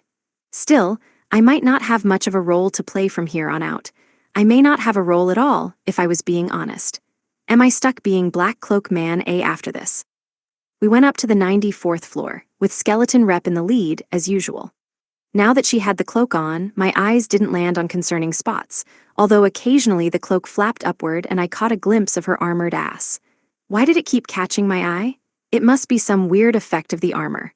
Armor fetish or something? That sounds like a new light novel genre, I thought. Please don't let that become a thing. This armor was way sexier than any armor should be. Armor didn't need to be so elastic and fit her form so tightly. She was all bones underneath. Why did she have so much flesh after she put the armor on? What use was there for elasticized armor in the first place? There was even less point when worn by a fleshless skeleton. Yet another mystery of this fantasy world. Let's start a little campfire, I thought, and add a ton of wood and a bunch of paralysis mushrooms. The fire started to smoke profusely. Then, with some wind magic, I blew the smoke up into the 94th floor.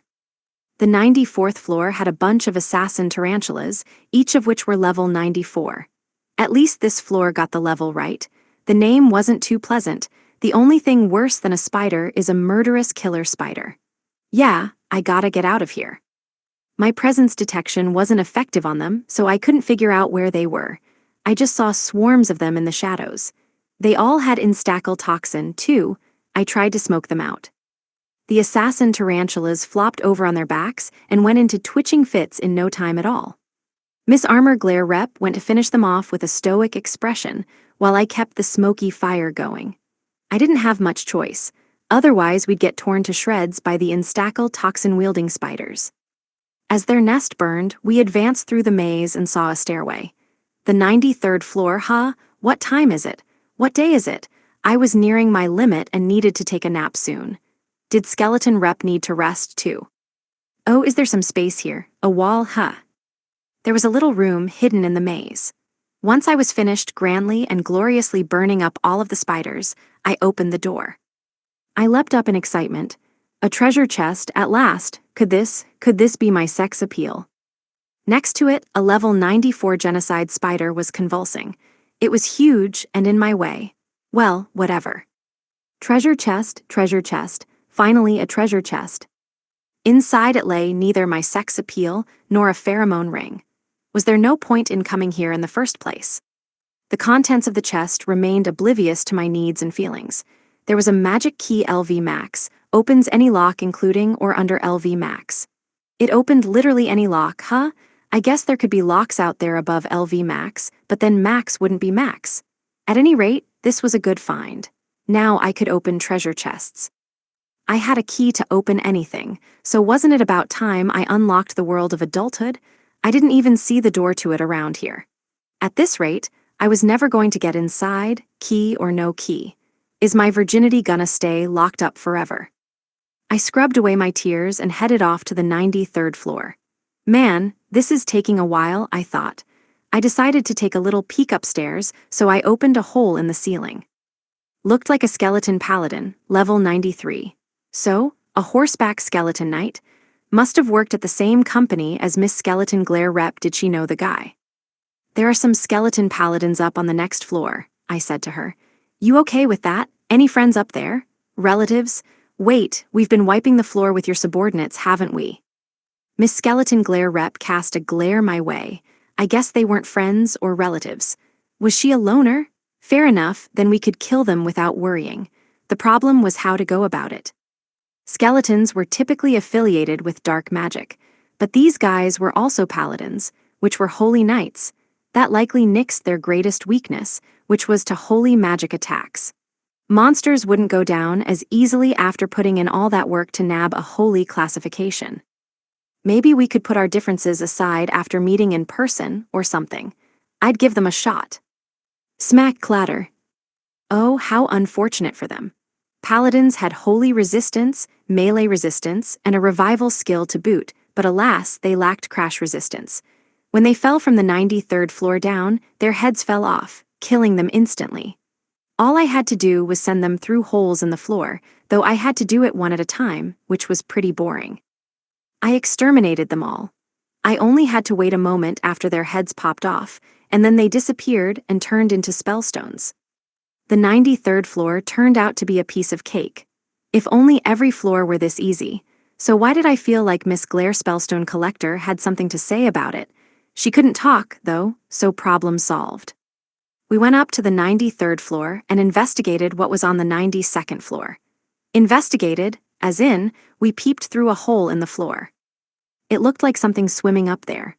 Sky Shark LV 92, sharks that swam through the sky, literal as ever I see. I opened up more holes in the ceiling and stabbed them from below. I was wielding a wooden staff, not a harpoon, but it extended automatically to stave right through the sharks from below. They were mobile enough to dodge my attacks, so it took a long time. I charged my staff with lightning magic and continued to joust at them with all my might. Tough luck. The sharks had no hope of making it out. Normally, a bunch of flying sharks would cause anyone to freak out. They'd give Jaws a run for its money. I stabbed at them, set loose lightning magic, turned my spear into a harpoon, or other times a rifle to shoot them down, zapped them with lightning, peppered them with bullets, mowed them down, the whole shebang. These sharks were products of a truly terrifying world. Though, people back in the real world would run away screaming from a regular shark. Probably. I'd never seen it happen in person. Did we get 'em? No response. Did we win? Still no response. All right, we got 'em all. Time to go upstairs. Miss Glare Armor Rep appeared to be sighing heavily. Wasn't she a skeleton? She shouldn't have lungs, right? She shouldn't be able to breathe, much less sigh. This was one kooky skeleton woman. It didn't bother me. At least the creature that dwelled at the deepest pit of the dungeon was a little bit human. I imagined that it was rare to find a skeleton with this much vim, all the same. Day 29. They can just scold the old dude into fixing them if there are any religious quibbles. The ultimate dungeon. 92nd floor. Up on the 92nd floor, we collected the spellstones from the sharks and took a little break. I asked if Miss Glare Armor Rep needed a rest, but she seemed to be okay. She had barely broken out from her previous dark company, but she was still hustling. Was this some relic from her bitter days as dungeon CEO? I munched on some roasted mushrooms, then lay down for a moment. We were only on the 92nd floor. We had a long way to go. If there's going to be a pitfall that brought me down here, the least the dungeon could do was give me a peakfall to shoot me back up. I tried to picture it, but couldn't conceive of what a peakfall would look like. Still, there were elevators or lifts or gondolas or literally anything. Names aside, they were all virtually the same thing. I poked a hole in the ceiling as I lay on my back. I hate to state the obvious here, but as you would expect, this was yet another unfamiliar ceiling. Essential information. This was a dungeon, so I was cursed to face unfamiliar ceilings until I escaped. I glanced through the hole. On the 91st floor, there appeared to be magic-resistant animated beings. Anti-magic golem, LV, 91. They seemed resistant against physical damage as well, but it was worth a shot. I sent one of them plummeting down through the floor. Kablinks babbing dating, kerbonk. The magic-proof, robust golem barely took any damage from falling one story. I gave it a little push, so it fell down another story, and then another, all the way to the bottom floor. Yup, that worked. I peeked over and saw that it had broken into little pieces, all thanks to that super tall final story. What worried me at this point was that all the floors up to the 91st were so riddled with holes that the whole dungeon might cave in on itself. I had to traverse the maze to reach the next floor above, for one thing, and the real risk of the dungeon collapsing was another. But at least it seemed fine for now. I tapped the ceiling with my stick to lure the golems toward the sound, and promptly sent them falling through a hole. They responded to the sound better than I thought. Since I couldn't see where they were, I expected bringing them closer to be tough, but it was actually easy peasy. Unfortunately, I had a more serious issue at hand. In this world, even someone without eyes could glare a hole in my head. I couldn't let my guard down for a second.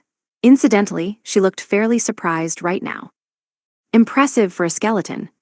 For about 30 minutes, Miss Glare Armor Rep opened up some more holes for me while I took a rest. I took a nap to the lullaby of multiple golems plunging into the depths of the dungeon and shattering upon its hard bottom. I yawned and stretched.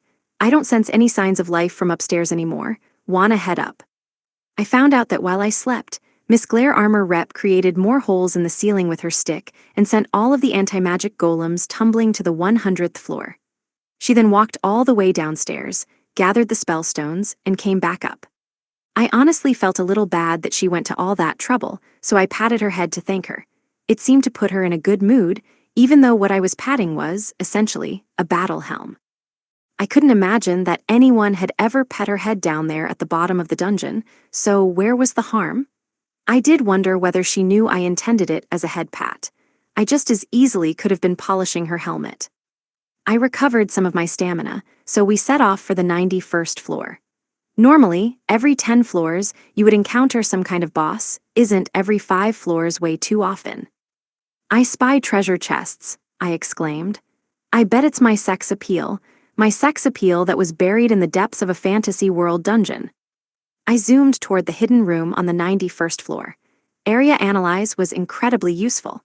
Next to the treasure chest, I saw a giant boulder. What was a boulder doing there? I opened a hole in the ground and sent it rolling downstairs. Seriously, a giant boulder for no reason? That surprised me more than the golems. If that wasn't a trap but an intentional part of the dungeon's architecture, I'd be in for a serious lecture from the dungeon's interior designer. If you wanted to plant a boulder in the middle of the room, why not go for a full landscape garden? Oh, well. I dumped the boulder out of the room, so that was that. I opened the treasure chest. It's a ring, I gasped. But not the pheromone ring, not exactly. I used appraisal. Eternal Fortune Ring, brings happiness, repels misfortune. LUK bonus, large. Ooh, now that was right up my alley. If misfortune resulted in scoldings, this was a seriously good omen. And if happiness resulted in shady stores, I was in double luck. Even though I already had luck above the limit, I fell into a pitfall, so maybe this ring would help me avoid similar occurrences. But I wasn't the person who really needed this ring. I already had unlimited luck. Considering all that luck, I'm pretty unlucky, I thought. There was someone else around who could really use a ring like this. Do you want it? I'll give it to you, if you want. Miss Glare Armor Rep shook her head no. She was being polite, but I knew she needed this lucky ring more out of the two of us. She'd been caught up inside the evil darkness, held all alone in the depths of the dungeon for who knows how long, and hadn't lost her humanity in spite of it. She suffered through all that for a small eternity, though she is supposedly 17. That's freaky, so I won't press her about it. When we shoved the ring on her finger, it snapped to fit it. She was only bones, but it seemed to sit on her finger okay. Hopefully, it wouldn't fall. Looking up to the 90th floor, it was clear there was only one monster residing there. A boss every 5 floors then, a lone floor king, wait alone. A loner, another companion, geez, I warned you. Quit bringing up my loner status, goddammit. It was a ghost, a demon, a spirit, a boulder. Should I make this one fall too? Element Wraith LV 100. Another level 100. Are all the boss floor king loners level 100? And before you ask, no, they're not my friends. I used servitude on Miss Skeleton, but I still had my loner title. Did monsters not count? Was it referring to how I could never make human friends? Shut up, shut up. I'm not in the mood to deal with that. If that logic held, then this world didn't recognize the mean girls as humans. I guess you weren't supposed to use it on your friends like that, but still, it seemed kinda cruel. The element wraith was like a bright shadow, a blurry apparition. Wraiths were technically ghosts, weren't they? I thought they counted as ghosts anyway. This thing was kinda transparent, so it had to be a kind of spirit, right? To explain my confusion here, The monster names were English words, and I don't speak a lick of English, just Japanese. All this English that you're reading from me is translated. Deconstructing what each beast was based on its English name alone was no easy feat. Element, element, right? That could refer to the four elements, I guess, like fire and air. Or maybe it was more like the periodic table of elements and referred to chemical and atomic composition. Heck, I'd heard of Eucharistic elements somewhere, so was this a theological matter? Element comes from a Latin word that means principle or rudiment, but that didn't help me. The nuance could go in any direction. What a useless name and description. If I assumed the simplest explanation, it probably referred to a ghost with a four elements typing, but that didn't help much either. I didn't spot any loaves of bread or goblets of wine. That ruled out it being a Eucharist wraith. What a relief. How would I even handle it if the events of the Last Supper started unfolding in front of me? The wraith started shooting attacks of fire and ice and wind magic at me. That was some solid confirmation that its name referred to the four elements, right there. Yes, element was literally written in the name, but come on. That was so vague, totally vague and obscure. It totally obscured me at any rate. Now what? Do I exorcise it? I tried to remember the Japanese spell for exorcising ghosts. Rinbyoto Shakejin Ritsuzezen, I cried. Nothing happened. Did I get it wrong? Well, I figured it wouldn't work. I may as well try again though. I was pretty proud of myself for remembering. Maybe the issue was the Rinbyoto and the Shakejin part of the spell. In Japanese, that first word meant getting sick, which sounded not ideal, and I definitely wasn't a Shakejin, an average office worker, since I was unemployed. Maybe you had to be a Shakejin to pull off the spell. How did I become a NEET in the first place? I was a regular high school student. Forget that. How did I become a loner when I was surrounded by other kids at school? Actually, the Ritsuzezen part of the incantation meant I was standing in front a pile of cash. Where was it? The same words can have different meanings. In Japanese, did the spell fail? Because I mixed up the meanings. Yikes, that was close. The wraith charged at me, swooping through the air, without any warning. This element wraith wasn't interested in letting me figure out my role in this world. When it swooped in, I leaped out of the way and doused it in a pile of salt. Like a ton of salt. Did it die? Miss Glare Armor Rep stood before the mountain of salt with her sword drawn, though she chose to stab me with a vicious glare instead. It was a ghost. Don't you get rid of ghosts with salt, to purify them and stuff? Such scowl, very glare. I guess salt for ghosts is more of a Shinto thing. People from a Western-style fantasy world wouldn't get it. They also gave out the salt at Buddhist temples, though, so I guess some people in my world might get confused as well. In Buddhism, you exorcise ghosts with fire, but the element wraith had four-element magic resistance, which ruined that idea. In Christianity, salt and holy water works for ghosts, but again, there was the whole four elements thing, so. Salt seemed like the best option out of all of them. People must be Buddhist here, judging by Miss Skeleton's reaction. I'd bet good money that I couldn't purify it with fire, Miss Skeleton, I thought. It's got that pesky elemental resistance after all. Day 29. I get the sense that somewhere, someone is hurting my feelings. Who would do such a thing? The ultimate dungeon. 50th floor. On the 50th floor, we encountered a level 50 Cyclops, a single, giant monster. It was a terrifying beast, mightier than we could ever imagine. Our 29-person defensive positioning was broken again and again.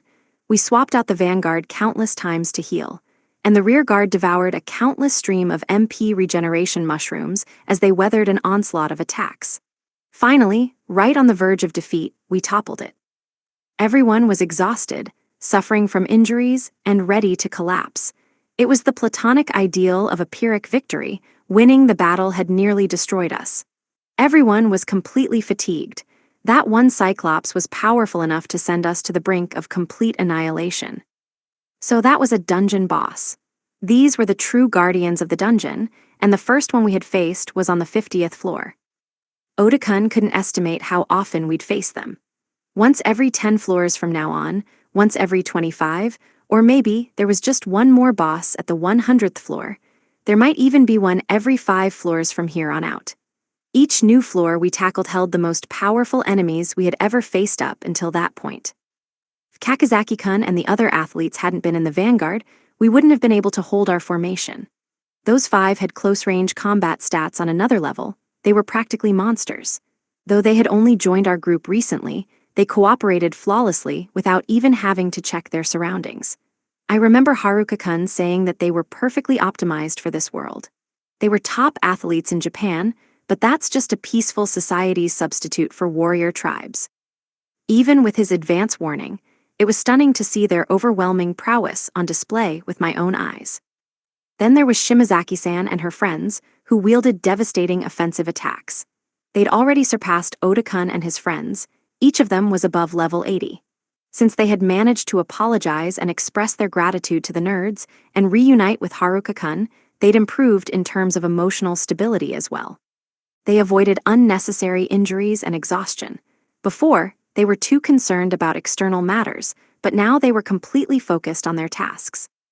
They used their magic to attack aggressively, defend precisely, and overall maintained an ideal balance in the battle. And their levels were going up even now. I assumed it was due to continuing to receive experience from Haruka-kun. From that, I could tell that Haruka-kun was fighting monsters way stronger than the ones we were engaging. As usual.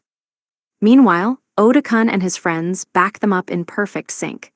They used high-level skills and maintained a precise evaluation of the battle circumstances. It really did take a fantasy world to get them to take something seriously. The original group of 20 girls had increased by 9, but our power had gone up exponentially. We had a much stronger front and mid-guard, with more destructive and defensive power alike. Now, large groups formed from the rest of the class could strike in guerrilla raids, attacking suddenly and withdrawing, taking charge to change the flow of a battle. If we could gather our whole class together, I knew we'd be even stronger, but we were down 13 students. Still, we had never been this strong before. None of this brought me any closer to understanding Haruka-kun's strength. How was he even real? He was only level 12. His abilities prevented him from leveling up. He got the sorcerer title at some point, but remained technically unemployed. He had the skills of an assassin or a spy, but used melee weapons, so his battle strategy was to attack from close range and then dodge. He learned how to use 8 types of magic, but his main combat skill was Cane Mastery, and he learned how to walk through the sky, too. He seemed really pleased about that last one. But why? And where was he headed? He seemed weak when you glanced at his stats, but when you watched him fight, you could never imagine winning against him. He defeated a level 50 Goblin Emperor by himself. All 29 of us barely managed to take one out at level 50, as a group. It was the strongest species of goblin by far, one that had attained incredible levels of power after a ton of ranking up. He beat that alone. He probably had faced a level 100 monster down on the bottom floor of the dungeon, and if you ask me, he had survived it. Maybe there was nothing to worry about, but maybe there was. There was no way a normal guy would be okay right now, having faced a level 100 monster. If things were normal, he would be stuck in a completely hopeless situation after falling into that pit and everything. Then again, the guy who did fall into that pit was the furthest thing from normal there was. He lacked all the strengths and weaknesses of a normal person. But I can't help it, I'm so worried about him. I'm sure he'll be fine, I said out loud. Just like before, he didn't even set out to die on purpose like last time, this one was just an accident. Ugh, that damn Haruka-kun. Why is he always doing this junk without telling us? Well, it'd be even worse if he did, and we gave him permission anyways. I bet he would convince us to let him somehow. He just fell down, I thought, that's all. There was the whole pheromone ring issue, but I could confiscate that from him once he found it. No one, not even Haruka-kun, would put his life on the line for a pheromone ring. Even when he was with us, he would make some stupid blunder, we'd all lecture him about it, and then he'd just move on without understanding. If I took my eye off him for a second, it was anyone's guess what he'd do next. And it had to be a guess, because he was thoroughly impossible to predict. There's no way we can leave him to do whatever he pleases. We took a break once total exhaustion overwhelmed us. Oda-kun and his friends had regeneration abilities, so they went out on reconnaissance. They reported back that the dungeon was dying. Yeah, you read that right, dying. The monsters on the floors above us weren't respawning. Apparently, the monsters would stop regenerating after the main boss was defeated. This meant we didn't need to worry about getting back. We could go as far as we need to in order to find Haruka-kun without further worry. Everyone else looks like pretty tired, so I'll go look for him, said Vice Rep B. No, you need to wait for the others to form a party, I said. Yo, there are 5 of us here, we'll just look around and see what's ahead, shouted Kakizaki-kun. You guys are completely out of MP, I said. You need to rest. 3 of us have MP left. You need to form a party, I repeated. That means 5, not 3. Everyone was anxious to forge ahead, to try to find Haruka-kun, but we had to get stronger to have any chance of catching up with him. Even then, we would never be on his level. We might have been impatient, yes, we were certainly all out of patience for Haruka-kun. Our main goal was to help him, for sure, but I suspect we mostly wanted to yell at him, too. The guy would trample and destroy everything in his path in the most absurd way possible. Yet even on the verge of death, he could accomplish the impossible. We were desperate to get back to Haruka-kun. Day 30. Building a public bath on the 100th floor means risking your life just to get there, only to be freezing by the time you get back upstairs. The ultimate dungeon. 90th floor. We picked up the spellstones and a fancy element necklace that the Wraith left behind. Element necklace, magic bonus large, magic defense up large, MP absorption up large. The necklaces were speckled all over with the salt I had tossed at the Wraiths, but that might just give them an extra dash of magical protection. It seemed like the necklaces might help with magic infusion, so I really wanted them. Unfortunately, they were flashier than a disco full of superheroes. They'd be weird on a teenage boy, sure, but they'd look just as weird on anyone who wasn't a celebrity. Women might wear gorgeous necklaces like that to a fancy party, I guess. These necklaces were crammed with a variety of dangling gemstones, with one large stone as a statement piece in the middle, a diamond. Yeah, wow, they too flashy for me. I'd never even been invited to a party before. I'd have to use these as an offering to a god or something. I tried giving them to Miss Armor Rep. She continued to glare at me. She declined at first, but after I insisted, she happily took a necklace and put it on. Looking happy was no mean feat for her, given that she only had sockets for eyes, but she pulled it off. That was good enough for me.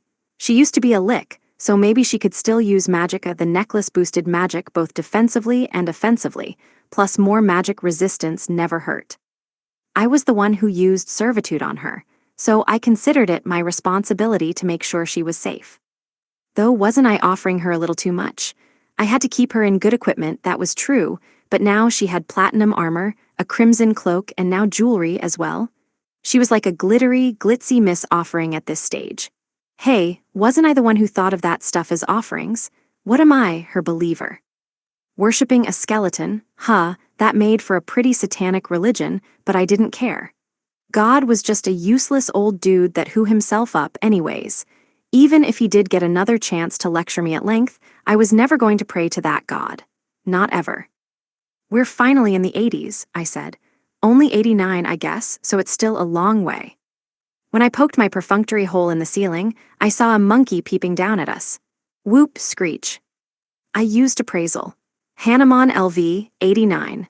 That's the monkey god. I think it's from India. I couldn't remember. Somewhere in Asia. Shouldn't it be wearing a more Eastern get-up? I expected these guys to pack some speed, being monkeys and all. At last, we'd encountered enemies that wouldn't die when they fell through the hole in the ground. As level 89 monkey gods, they were sure to have some smarts as well. Plus, there was a big group of them. A mass battle. This is shaping up to be an impossible matchup, I thought, before tossing up some paralysis mushrooms. The monkeys shrieked loudly and scrambled for the mushrooms, devoured them, and one by one froze up and toppled over. I guess they're just monkeys after all. I would have had no chance actually fighting them, I sighed. Does this really count as a dungeon battle, though? Feels more like pest control. Grumbling to myself, still feeling the keen glare of Miss Armor Rep on the back of my head, I rushed upstairs to stab the Hanuman monsters. Their stats informed me that they were incredibly fast, sly, and crafty, too. Whatever. Their fault for getting into a fight over the mushrooms. I'd barely been able to follow their movement with my eyes. From appraisal, I saw they had Herculean strength, swift body, pack tactics, and magic reflection. Fighting them would have been near impossible. But when you looked at it objectively, I'd fed them poison, then paralyzed them, and then stabbed them to death while they were frozen. Wasn't I becoming the bad guy here? If my appeal dropped any further, I'd be in real trouble. I pulled myself together and headed for the 88th floor. Level 88 monsters. It sounded like an appropriate number for a bunch of fighter jet monsters or something. That sounds horrible. Speed of sound travel is banned here, I thought, and used appraisal. Fire Unicorn, LV, 88. Horses? What relation did horses have with the 88th floor? Horses might prove a real pain to fight if they had bad tempers. Then they all just kind of fell from their high horses through the hole in the ground. They should have been Pegasi instead, I said, sighing. A unicorn is just the maidenly version of a horse, and everyone and their mother knows that a horse's weak point is its legs. If you cut its legs, it's out, as in, like dead. It's practically begging to get killed as monsters go. Whatever, I got 'em all the same. They were all clustered together, too, as if asking me not to send them falling, but that practically begged me to do it, like out of reverse psychology. So of course I went through with it. Why wasn't Miss Glare Armor, Rep, more moved by the situation? Her expression had been left on the glare setting for ages. At least she helped me to finish off the unicorns. A treasure chest? I exclaimed after using Area Analyze. And a bunch of them, too. I guess no one has ever made it here before. They've never been touched, I bet. I opened the first one. This isn't my sex appeal. It was some sort of leather glove. Was I stylish enough to wear this? I had better be. Miss Glare Armor Rep didn't seem interested. It says Spearshield Gauntlets. Left nullifies physical and magic attacks. Right nullifies physical and magic defense. There's some metal attached, so I guess they're gauntlets, even though they're almost entirely leather. So the right one was the spear, and the left was the shield, or so it seemed. I was ambidextrous, so it was a moot point, but poor lefties. Being left-handed would render the whole item worthless. I stored them inside my leather gloves. Metal accents appeared on the fingertips. They looked a little more gauntletesque now, yeah. My whole outfit, which gave off extreme Villager A vibes from the outset, barely changed at all. It didn't matter how many cool items I compounded them with. I guess my leather gloves changed a bit, it's subtle, you know, but ever since I slotted my speed bonus boots, my boots got tighter. I guess if you slot tons of interesting items into them, they might eventually become stylish. Great, from now on, I just need to avoid any weird old lady items. Unless giving my left hand nullifies physical magic meant that would really suck. Did it get rid of all magic? If it disillusioned all the illusions on my hand, I would feel pretty disillusioned about it.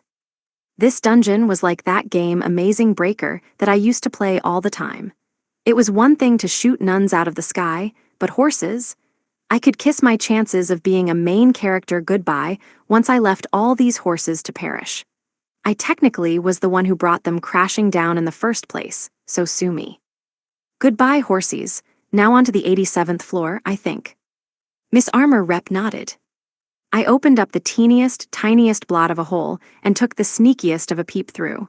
Alas, no feminine, sexy monsters. Did those exist in this world? I was starting to doubt it. This is no fun, I thought. I took all those pains to sneak a peep from a low angle, and what did I get for my trouble? Horses. All I spied was, well, the heavy dangling as they walked around. Only the most messed up people would go around trying to see that on purpose. The next floor wasn't any fun either. Lightning Bee, LV, 87. Could you knock off the buzzing? How's a guy supposed to sleep with that racket? They were way louder than regular bees. It was like loudness itself, turned up to the max volume on venue speakers. I started to smoke them out. Every once in a while, a bee burst through the smoke with amazing force, so I whacked and crushed each one with my stick as they emerged. How fast are these bees? This was gonna give me hives. It was like trying to hit professional fastballs at a batting cage. So explain to me, how come Glare Armor Girl, who didn't have any eyes, cleanly sliced each bee apart, no issue? By contrast, I swung my stick around wildly like a complete idiot. Sensing out their presence made it a bit easier, but come on, give a guy a break. We crushed bees for a while, but more than half of them were left. Was anyone tracking our kill count? At least 400, possibly 500, or even more. And we still had half left to kill. We'd need to work overtime just to gather up all the spellstones here. This is a labor code violation. This dungeon had no respect for workers' rights. I may be a NEET, but how much backbreaking labor would it take for me to get home? I'll be a billionaire once we exchange all of these. This'll cause a sudden price drop for sure. Maybe then I can finally stay at home and do my NEET title proud. Or I could just build a house here, I guess.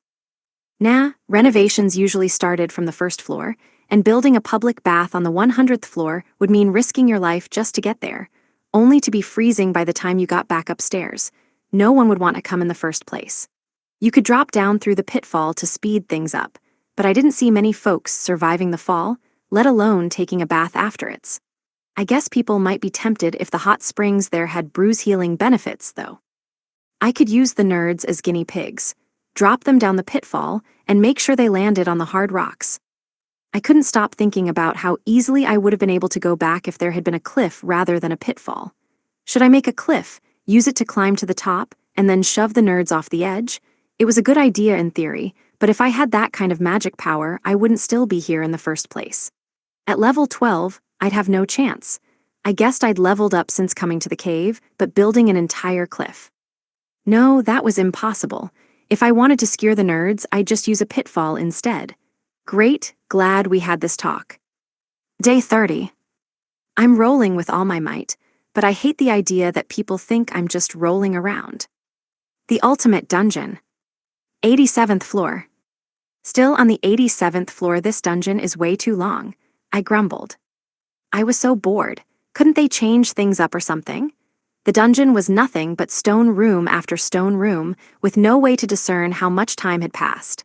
Was this an adventure in a fantasy world's dungeon, or a routine pest extermination? Boring. Never getting a proper fight with any of the monsters may have contributed to my boredom, but it's not like I had any chance of beating them in a normal fight. The weakest ones so far, the bees, were still super fast and stung hard. We were done crushing the vast majority of the bees. I didn't need all of the spellstones they left behind, but it'd be a waste to not at least pick them up. My item bag was crammed to the brim with spellstones, although, despite fighting this many monsters, the volume of spellstones couldn't compare to the number of mushrooms. More importantly, did I have a poverty stat or something as a hidden attribute? Miss Armor Glare was rushing to pick up spellstones with all her might, but I didn't feel the slightest urge to copy her. Why bother getting rich off spellstones in a place without bookstores? One thing was certain, though, I definitely didn't need to worry about money anymore. The risk of getting my money confiscated into savings by class rep had gone up substantially, however. Here I was, tottering on the cusp of death, but it was nice not to feel stressed about my retirement savings. I noticed another hidden room on the current floor. Wow, it's huge. Is that a giant treasure chest? And it's making a buzzing sound. It was going all buzz buzz, buzz buzz, so of course I had to go check it out. Holy shit, it was a massive queen bee. Like a real queen bee. Why didn't it come out before? Apparently, the smoke didn't work on it at all. It must be too big to feel the effect. Yeah, even thinking back to the regular bees, some zipped out right away and others perished.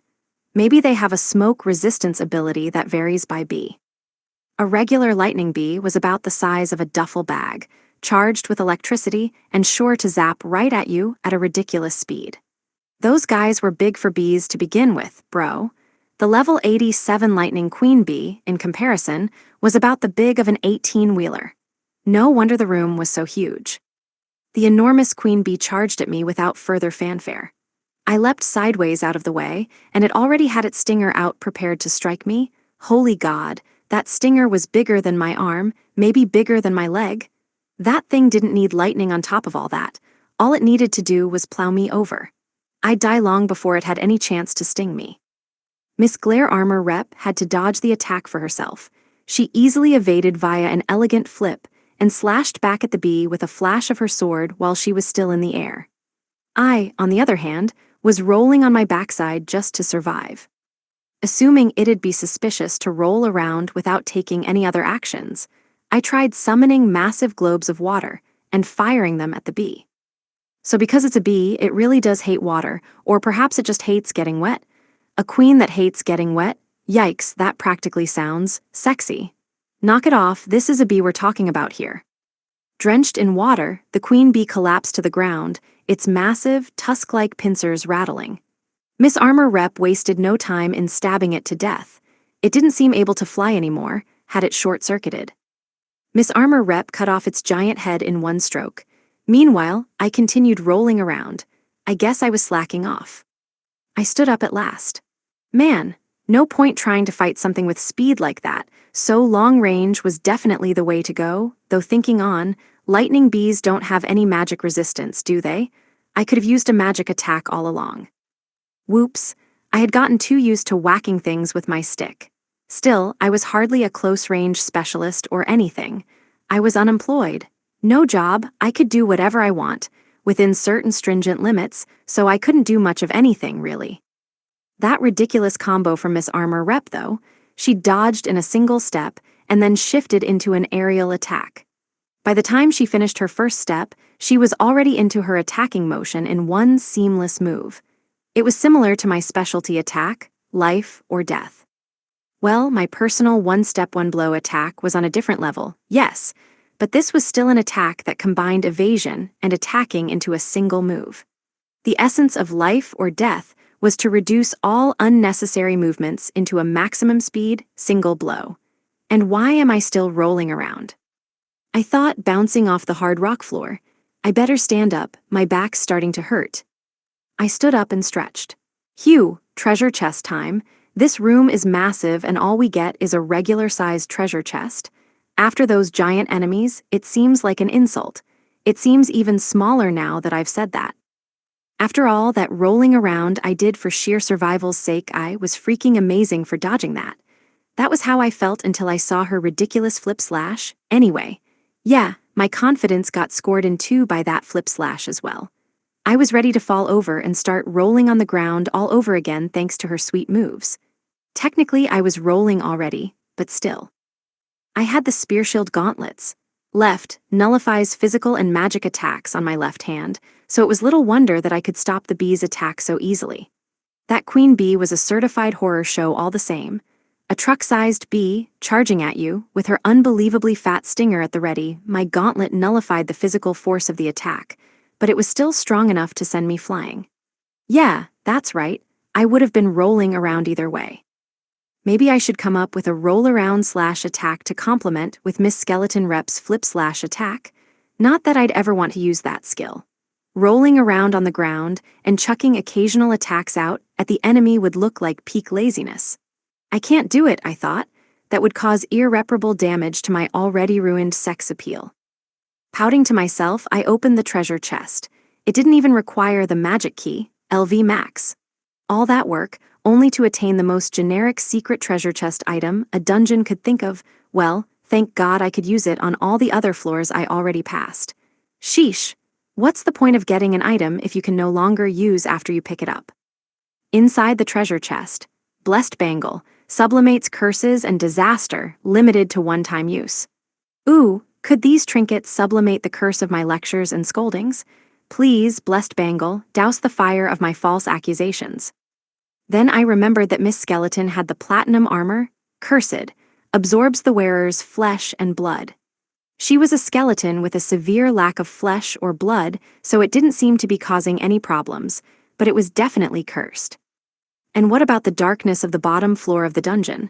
That heavy, deep, pitch-black darkness. Envy, despair, misery, suffering. Well, hopefully not all of those things, but she may still be cursed by the darkness lurking down there. The darkness had evaporated after she left, and now she was a lively skeleton. That was enough of a happy ending, right? Enjoying yourself as a jolly little bag of bones.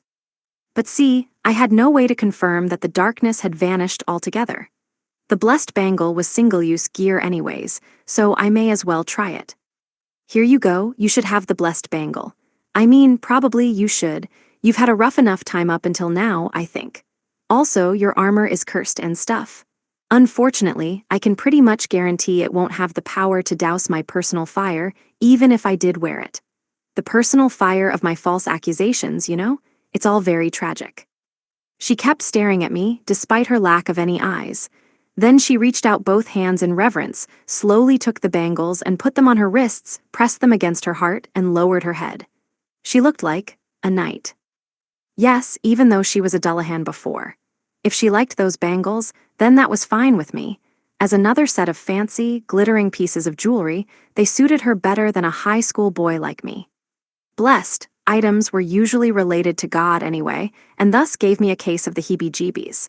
That old dude would never do anything decent for me, and especially not if it involved titles.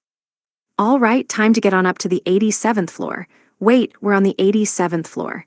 The 86th floor, then? Yeah, that's next. We've only gone up 14 floors? Seriously, FML. I was ready to give up and go home. Too bad going home involved getting through this maze. Normally, you could use a gate in dungeons like this that let you travel between floors you already visited, but I had no idea how to use something like that. This was my first dungeon, after all. Speaking of the dungeon, it was definitely in its death throes. You could tell from the atmosphere. I didn't expect it'd spawn any more monsters, but that left a lot of monsters to get rid of, nonetheless. We had so much dungeon left, and I was bored stiff. Serious dungeon raiders had to be committed and unflagging, trekking from floor to floor to floor to floor. Why did people like that decide to become adventurers? Fantasy world folks, man, truly inexplicable. I pulled myself together and took a peep up to the next floor, an angle that would serve as the perfect lure for a high school boy. I saw black stripes on a yellow furry coat. Is that you, Hobbs? No, it looked like Hobbs, but it was an actual tiger. I used appraisal. Mirage Tiger LV 86. Ah, so this tiger was a magic trick. That's what a mirage is, right? I had to take it down while getting bewitched. Was that the gimmick? A level 86 tiger, and there seemed to be about 30 of them in total. Oh yeah, and they were huge. Tigers were supposed to be the strongest of all mammals, and I was supposed to fight tigers that had magic at their disposal. Why couldn't they be ordinary kitty cats? Please, I could use a pet. There was no point in fighting them, so instead, I made a bunch of large boxes with my earth magic on the 86th floor. Then I took a rest. Time to eat. Fish would do nicely for me. I chowed down on fried fish and scouted the 86th floor. There were all the kitty cats. Good thing I made sure the boxes were smaller than the tigers' bodies. Just like cats, they hopped right into them. I knew they were fierce kitty cats at heart. I closed up the boxes, trapping each of the tigers inside. Time to go upstairs. Day 30. I don't know what the hell that is, but I don't want anything to do with extendable ears. The ultimate dungeon. 87th floor. I better hurry before they break out of the boxes, I thought, rushing upstairs. I specifically made the boxes dense and sturdy, but the Mirage Tigers had a power stat of over 800 and Herculean strength, too. It'd be all over for me if they staged a prison break, especially since they had 800 plus speed. I had no chance of escaping from tigers. I rushed for the stairway, and a glance behind me revealed that Miss Armor Glare was stabbing the tigers through the boxes. Don't let them out, I prayed. Don't you dare. Since I couldn't see inside the cages, it was a good thing I didn't have to see the gore with my own eyes. The kitty cats were snugly packed in those boxes. At least their wails weren't cute in any way. It was more like a gureo or giararuwa, which didn't bother me. I decided to start stabbing them too. They weren't kitty cats after all. They aren't cute. Only one broke out of its cell and chased us around the floor. It was scary enough to get chased around by a tiger, but this one could conjure up mirages too. Miss Glare Armor Rep killed it with her patented, magnificent flourish while I rolled around trying to escape. I was trying my best. I swear, they were dodges of the most peerless variety. See, I fell over and kept on rolling. Then I had to break apart the boxes to get the spellstones.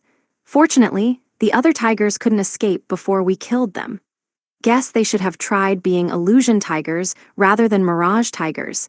Maybe then they'd manage a breakout. Next up was the 85th floor, so a boss would probably show up.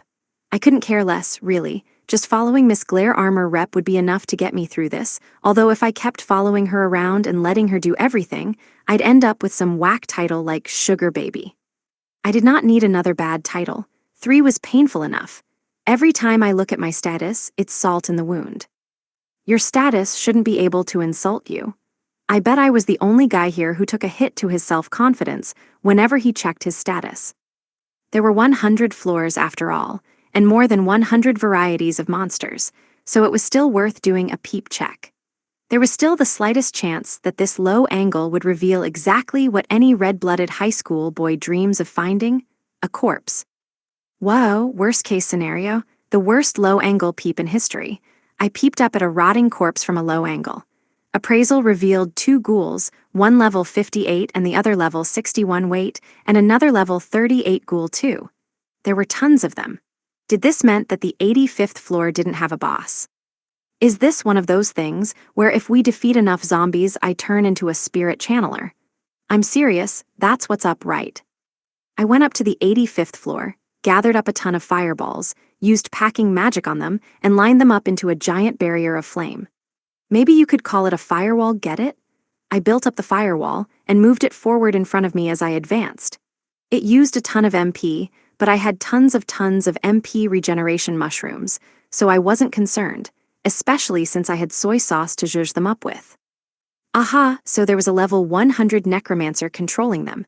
Did I get him? I burned up all the zombies but couldn't tell which figure was the necromancer. I had a giant wall of flames in front of me the whole time, so it was tough to see anyway.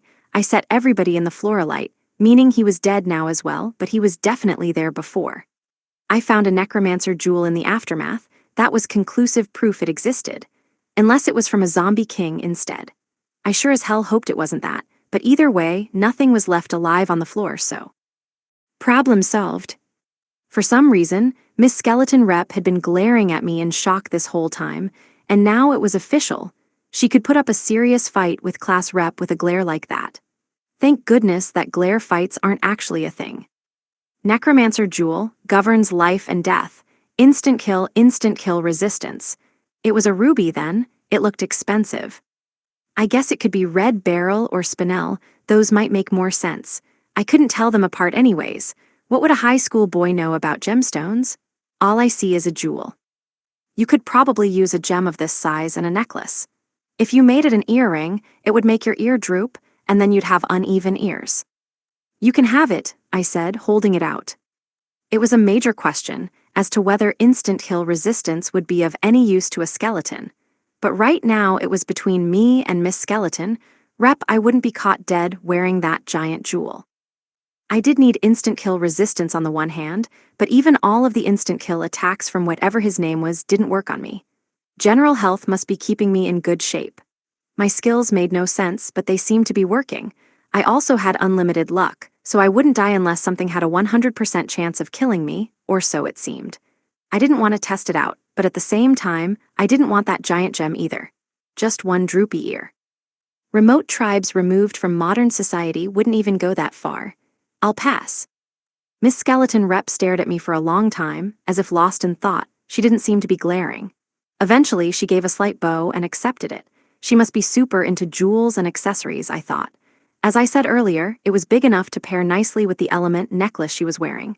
She seems pleased with it. Miss Skeleton was mad strong, but she seemed to have a few gold digger tendencies to go with it. At this rate, she'd strip me of everything I had, and I'd be the skeleton. Oh well, so long as she was happy. She spent so long suffering in the eternal darkness after all. She deserved a treat. Okay, now we descend to the 84th floor, was it?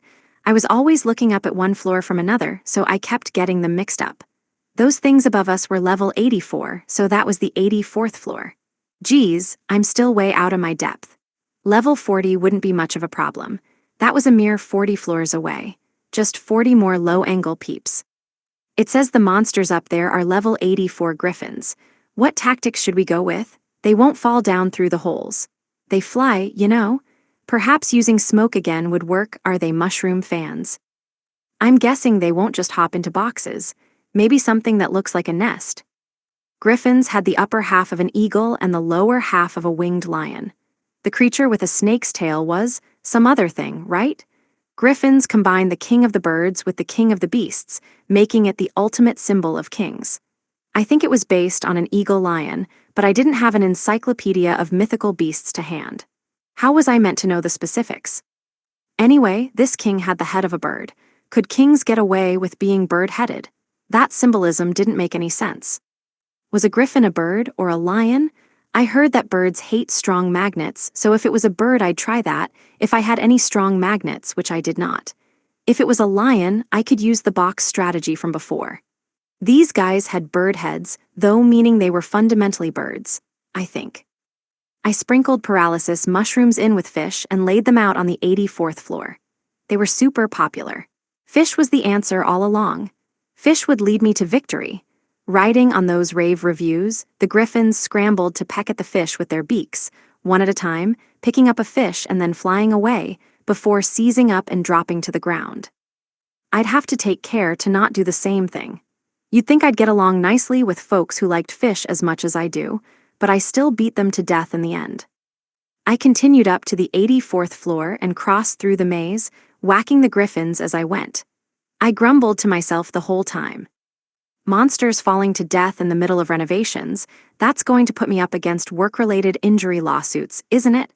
Though they weren't my employees and I'm a NEET, so I should be fine. Still, if this isn't a work-related injury, what is? Miss Glare Armor Rep watched me with an unusual expression. The Dungeon Emperor might get mad at me if she found out that something bad happened to her employees, so I vowed to keep it a secret. After all the great renovations I made, why was there a hole in the wall? Was I supposed to know that construction was prohibited here? Sheesh, the least they could have done was put up a sign. The one most responsible here was a little too scary for me to approach, so I'd hold my tongue for now, but still, I wasn't happy. Day 31. They're dogs, just hurl garlic and cayenne pepper at 'em. That's what I wanted to say, but I knew I'd be stuck apologizing for days on end afterward. The ultimate dungeon. 54th floor. They were too strong. Werewolf LV, 54. Men transformed into wolves were cool in movies, but having to fight them was a bit much. Couldn't this dungeon give us a break? Stay with your parties, don't let them separate you, I cried. They were nothing more than bipedal hairy wolves, with faces like kobolds in variant colors. They were powerful, though, and fast. Worst of all, they were overwhelmingly strong. We're trying, but they've got us surrounded. We can back you up. No, you can't leave your position. We can't slow them down, we need to get them in position first. These beasts had animal agility and instincts, and the pack was about 60 strong. This was hardly a case of us coordinating to hunt down wolves. This was them one-sidedly exhibiting their strength against us. It was terrifying. This situation was exactly why we needed to adopt Haruka-kun's style of fighting, but that came with blood-curdling risks of its own. With the werewolves' swift counterattacks and seamless coordination, it was impossible for us to keep up. When we did manage to recklessly drive them into a corner, they would dodge every attack we had with their peerless speed, leaving us unable to finish them off. Girls, don't try to lure them in. If you make a single mistake, they'll get you from behind, hollered Oda-kun. We know that, cried Shimazaki-san. You guys need to stay back too, you're exposing yourselves. The hunters had complete control of the game, striking first, second, and third. We had no gap to close in on them, we couldn't create even the tiniest opening. Trying to rush them lured us into war of attrition, and when we tried to wait them out, they would pull a blitzkrieg. It was a battle of nerves, more than anything, and the wolves were toying with ours, disrupting our coordination so we were unable to fight back. We desperately preserved our cramped battle formation while hanging on by a thread. The werewolves were too strong for any of us to break off for a one-on-one round against them. None of our magic is working on them, not even mental manipulation. Our magic bounced hopelessly off of the wolves, as they sent our wide-range blasts of light bounding back with a bristle. They interrupted our defenses with their speed, dodged all of our attacks, and drove us to the brink with brute force, and we were growing more tired the whole time. We couldn't hold out for much longer. U formation, we'll draw them in, so stay in formation. Both flanks, prepare yourselves. We formed a semicircle and drew the werewolves into our ranks, but the werewolves realized what we were doing and refused to come all the way to the center. They would occasionally send in a single werewolf as a decoy for a chance to attack either our left or right flank. We were on the left side, and Kakazaki-kun and his friends were on the right.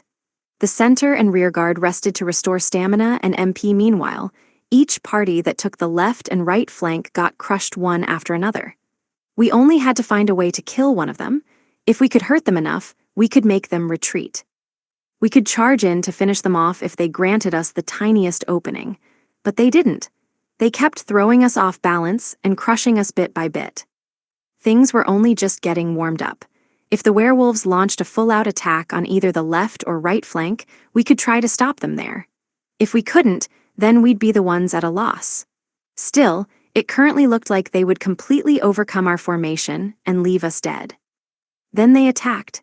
7 to the right, 8 to the left. The rest ran around to distract us. It was a diversion to lure us out of our formation. Challenge. Crush their legs. One more on the right. One werewolf strayed too far into the center, so we encircled it, grazed down its health with focused attacks, trapped the 2 additional werewolves that ran in to help, and then struck, and struck again. The volleyball team launched their combo attack. They launched a long spear to keep the werewolves at bay, then would leap forward and bash them with a shield, before leaping in from behind to strike with the spear again. Then they finished up with a final blow to the head with the shield. The spear was the setup. The shield was the real weapon. We continued to beckon the werewolves into the impenetrable fortress of volleyball strikes from above. We're doing fine in the middle. Left and right, stay careful and leave the rest to us. Another werewolf tried to break into the center ranks. This was our chance. Left and right, we're after it. But don't break formation too much, we just need enough to lure it in. Vice Rep C leapt nimbly at the werewolves, where she slashed at them to draw them back into our circle. She backed up to bring them into the range of Vice Rep A's attack, flipped back alongside Vice Rep A, and they started shaving away the werewolves' health with a counterattack. They had broken the werewolves' coordination. Another group of werewolves rushed in to help in a panic, but Vice Rep B and I attacked them, trailing, splitting them up, and then cornering them. Then we broke through the group of werewolves that had been broken apart by Vice Rep C and A's combo attack, isolating the wolves and allowing us to take them down. Turns out their back is their weak point, I noted, but since they're so fast, you really need to corner them to take them out. Even though we couldn't perfectly coordinate as a group, if each party used their own combat skills to strategize, our victory was sealed. 3 werewolves in the middle, 4 over here, 4 with Kakazaki-kun's group, and 3 with the rearguard. We brought them all down. Oda-kun's group stopped the second wave of werewolves in their tracks and scattered them. We brought down 2 more. The sports girls' offensive capabilities were starting to shine. Once we trapped the werewolves, they could eliminate them. The werewolves tried to beat a hasty retreat, but we advanced, able to reinforce our semicircle formation now that we had fewer werewolves to deal with. Plus, we had healers on our side. We were better equipped for a drawn-out fight. Prepare your weapons, I told the rearguard. Don't let them get away. On it. The rearguard readied their magic. Now the werewolves had no choice but to retreat or die, and they chose to retreat.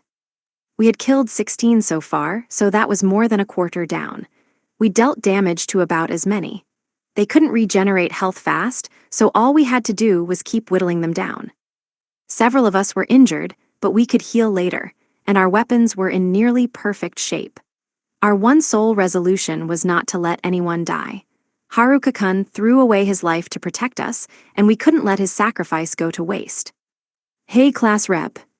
It was Oda-kun's group. They had returned from securing a safe retreat and finishing off respawned monsters. They reported that, as we suspected, the monsters weren't respawning. The dungeon was dying.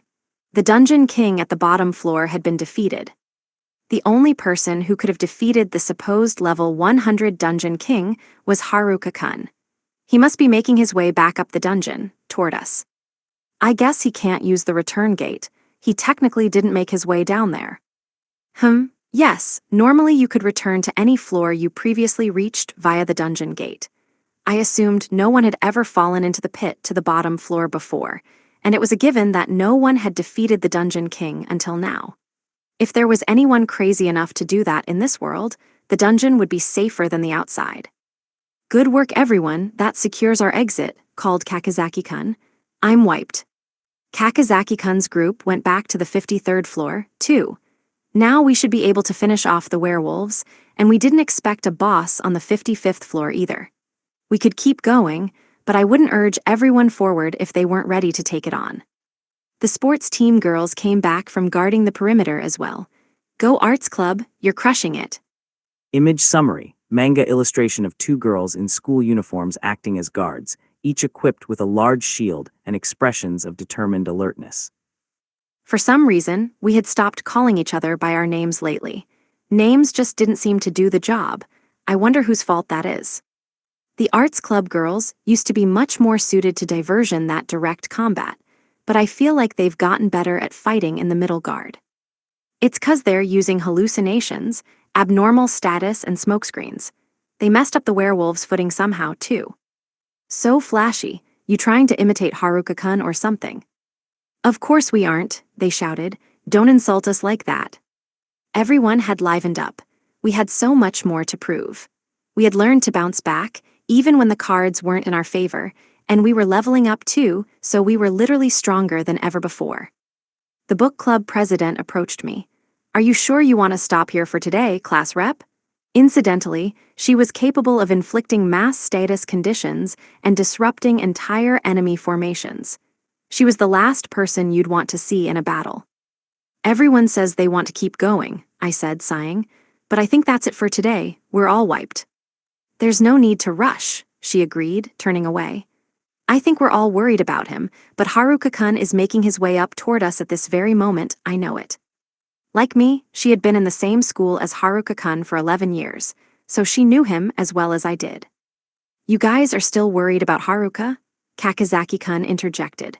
Bruh, you do realize his strength has squat to do with his level and skills and junk. I ain't worried one bit about him. Kakizaki-kun's gang had only met Haruka-kun in high school, and they agreed with us as well. I never put my finger on why, but they seemed to treat Haruka-kun differently to how they treated everyone else. He's not your average guy. If you think too deeply about why he is the way he is, it makes less and less sense, concurred Oda-kun's group as one.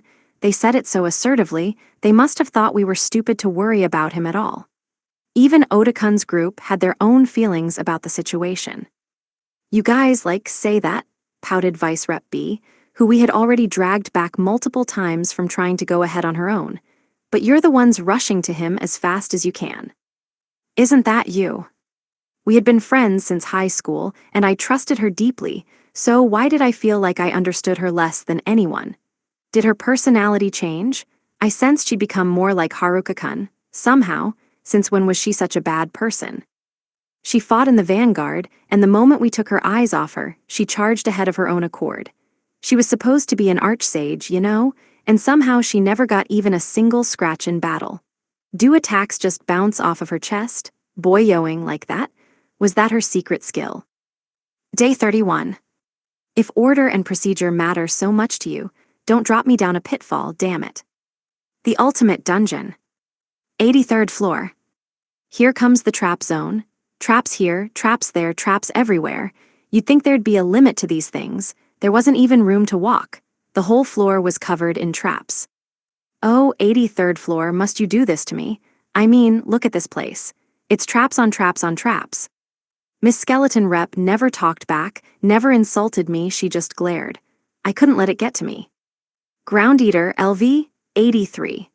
These monsters chewed giant holes in the floor and piled up in the middle of the passageway. My trap detection was going totally haywire with all these traps to detect. If we dodged our way through the traps, we'd get gobbled up by the Ground Eaters. Why didn't they ever close their mouths? Was it okay to hold them open that long? Really? Apparently, it was fine. I threw them some poison mushrooms. Really, really poisonous mushrooms. That should work, they don't have poison resistance or anything. Now the ground was writhing in pain. Apparently, it worked. Here, take another one. The ground started shaking, an earthquake. Huh, they were dying now? A giant cavity opened up in the ground and a gigantic spellstone tumbled to the bottom. There are still 14 Ground Eaters left, I said. Is it really gonna be this easy? Are you sure? You double, triple, quadruple sure? Surely sure that you're sure, seashells on the seashore. Okay, just checking. Apparently, it is that easy X14. Yep, we killed them all. Ground eaters couldn't close their mouths for whatever reason, and nor could they move, so they ate anything and everything that came their way. They had massive vitality and HP stats, perfect physical resistance and perfect magic resistance skills, but no poison resistance whatsoever. They were just begging to be poisoned, right? And yet they just sat there with their giant mouths hanging open. Of course, I'd throw poison mushrooms in there. They were like big, gaping signs, "Insert poison mushroom here." That was why I asked ahead of time to make sure it was okay. I reached the final ground eater. It was trembling for some reason, but I already had its approval to poison it. No sweat. There was a hidden room on this floor as well, but it had a trap lying in wait. I was suspicious of the entire floor, but then, hoo boy. There was this one patch of floor that was blatantly a different color. It may as well have been screaming at the top of its lungs, "Here I am, here's where the trap is." This was clearly a disguised pitfall, right? Would there be another trap waiting if I skipped right over it? Maybe there was both a pitfall and a bonus trap. But then again, I could just use airwalk to go over it. No problem, right? I wouldn't even have to step on it. It was super easy to avoid, but I felt bad about it. Someone went to all the effort of setting up the trap, so I almost touched it out of sympathy, but I had to avoid all traps, so, oh no. In my attempt to avoid the pitfall on the floor, I bumped my head on the ceiling. Was that the true trap? Oh, it's a treasure chest. I've pretty much given up on my sex appeal at this point, but here's the treasure chest, right on time. I've got a huge potential fortune weighing down my pockets, but sure, have a treasure chest. Man, I'm so sick of this freakin' dungeon. Rubbing my head angrily, I pulled open the chest. Maybe the chest would feel bad for me and give me what I wanted, as, you know, chests were in the habit of doing. Trap ring automatically deactivates traps. What a crock of bullshit. The order was completely cracked. Hey, you stupid dungeon, you're supposed to give me the ring before the traps, although, to be fair, I am going through the dungeon in reverse. I knew one thing for sure. My trap detection skill had been rendered utterly obsolete. It was the one skill I gained from falling down the pit, and now it was about as useful to me as a chocolate frying pan. If I'd had this back then, I would never have fallen down here in the first place. That's just cruel, dungeon. Assuming I came from upstairs in the correct order, I could have gone to this room first, gotten the trap ring, and used that to avoid the ground eaters. Made sense. Good job on planning out the dungeon. I got how it worked, but really now. Couldn't the dungeon consider the people coming from downstairs, too? Just a little? I felt completely ignored. Was I the bad guy here? I destroyed every last ground eater, but you didn't even need to kill them to advance normally. I was a murderer now, and for what? Fantasy worlds apparently mandated a complete lack of consideration for other people's feelings. Oy vey, to say the least. On to, what was it, the 82nd floor? I might clear a floor every 5 minutes or so if I picked up the pace. Falling down took an instant, and now, after all this toil and trouble, I was only 20% of my way back up. This wasn't a complete waste of time, though, since I got to meet a fancy new wielder of the glare. Yup, she was glaring at me even now. No sign of stopping. I poked a hole in the ceiling and looked up to find level 82 mirror bores. Was that referring to a physical mirror or more of a reflection? And did the boar part mean a wild boar or some sort of pet boar? They charged. If they were physically made of mirrors, they'd likely have magic reflection, and if they were reflections themselves, then they should reflect me the hell out of here. Would it be too much to expect them to reflect themselves away from me? According to appraisal, they did have magic reflection. Made of mirrors, then. The bigger problem was that they had crash resistance, too. It was the most obvious skill for the monsters in this dungeon to possess, since they kept crashing down from above, but that was also how I defeated most of them. My usual strategy was off the table. They also had an ability called Pig Eater. I bet if I gave them poison mushrooms, they'd happily gobble them up in no time. Maybe I could use that to poison them, but that ability seemed like it would make them poison-proof. Yeah, probably. My god, these things are ugly. So an all-out fight, huh? Versus level 82 monsters. That means instant death for me, and there are 100 of them. Wait, they're charging into each other, impaling each other. Those boars were terrifying. Way to prove that the most necessary skill for any monster in this dungeon was either crash tolerance or fall tolerance. I went up to the 82nd floor. The ground rumbled as they charged me, a surging wave of hulking boars. I barely had time to think before they would pulverize me, and the magic I cast did nothing. Time to get my impaling game on. I had a ton of spears that the minotaurs from the 99th floor dropped. I opened a hole in the ground and crammed it full of spears sticking out of the rocks, as the boars were getting all hyped up to bum rush me. Once I caught their attention, I lined up the spears in a tight formation without a single gap. Now to wait. Being able to whip items out of my item bag within a certain range sure was handy. Caught up in their frenzied charge, by the time the boars in the front realized what was going on, they couldn't stop in time. One boar after another charged head-on into the minotaur spears. No more charging for them. Now they were just a bunch of giant stationary monsters. I used airwalk to walk over the array of impaled boars and landed on the other side. My handy wooden staff was in my hand, as per usual. It was the first time in a while that I'd used my Shinto Muso cane style. There I go, keeping up the charade that it's a real style of martial arts. It was all good until the Fantasy World Shinto Muso head office started receiving complaints about it, in my opinion. In Japan, they have a saying about how boars can't move backward, but that was all wrong. They could stop on a dime. The boars behind them, though, wouldn't realize what was happening until it was too late. They ended up butting each other further into the line of spears, so the ones that did manage to stop got densely pressed in. Now that they were packed together, they were too slow, too stupid to get away. I could cleanly slice through several at a time with Shinto Muso. To further confuse them and make it harder to move, I used earth magic to carve big holes in the ground. Once they were trapped in the holes, extermination time. If I found myself in a risky situation, I could dip back behind my wall of spears or use airwalk to float over their heads, where I was out of their reach, and launch a bunch of one-sided strikes from above. Next, I jumped into the field of impaled boars, swinging my staff around with all my might while moving quickly to avoid getting squashed. If I stopped moving, I'd lose momentum, get stuck among the boars, and get killed by them. I had seen the way to fight before. I learned it by watching Miss Glare Armor Rep's flowing dance of blades. I connected every movement. I accelerated, shifted forward and back, dashed in a dance, exploded into pure speed, and danced with my blade. I slid into gaps between the boards and slashed, sliced, slaughtered. Pure flow, moving before thinking was nothing out of the ordinary for me anyways. I would stop altogether if I took a second to think. Preemptively thinking, moving, acting. It was the ultimate one-sided preemptive strike. My sword flashed in all directions. I remembered the endless exchange of blows with the Dungeon Emperor. I had no choice but to remember it. In that fight, I connected sword attacks at unbelievable speeds, constructed endless fluid combinations, flung my staff eternally at blinding speeds. Halt the enemy with a dance, then overwhelm them with the flurry of a dancing sword.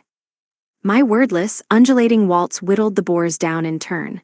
Simple, powerful, a close-range sword's dance, so I flitted among the rabble, rotating and slicing them apart as I advanced, never stopping, never hesitating, constantly flowing. I didn't expect it to look beautiful or anything. It was hardly even dancing when you came down to it. But no matter how shapeless or ugly my dance was, it did its job, and it was nowhere near finished. In the midst of the spears, the one and only Miss Glare Armor Rep had struck up a sword's dance of her own, providing a pincer attack to mine. The moment that platinum armor leapt into a dance, her whole surroundings transformed into blank space. Instantaneous, without hesitation. Her sword quietly at the ready, ready to transform the world around her.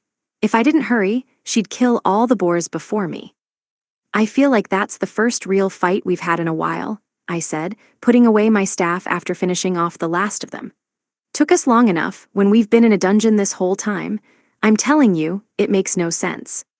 Miss Glare Armor Rep drenched me in a storm of glares as she silently collected the spellstones. What was she mad about? I would have died if I fought on the ground like a regular guy. The 81st floor was next. We were advancing slowly, but surely, and still had a long way to go like always. And as always, a glare was trained on me. Was this girl really a skeleton? Day 31.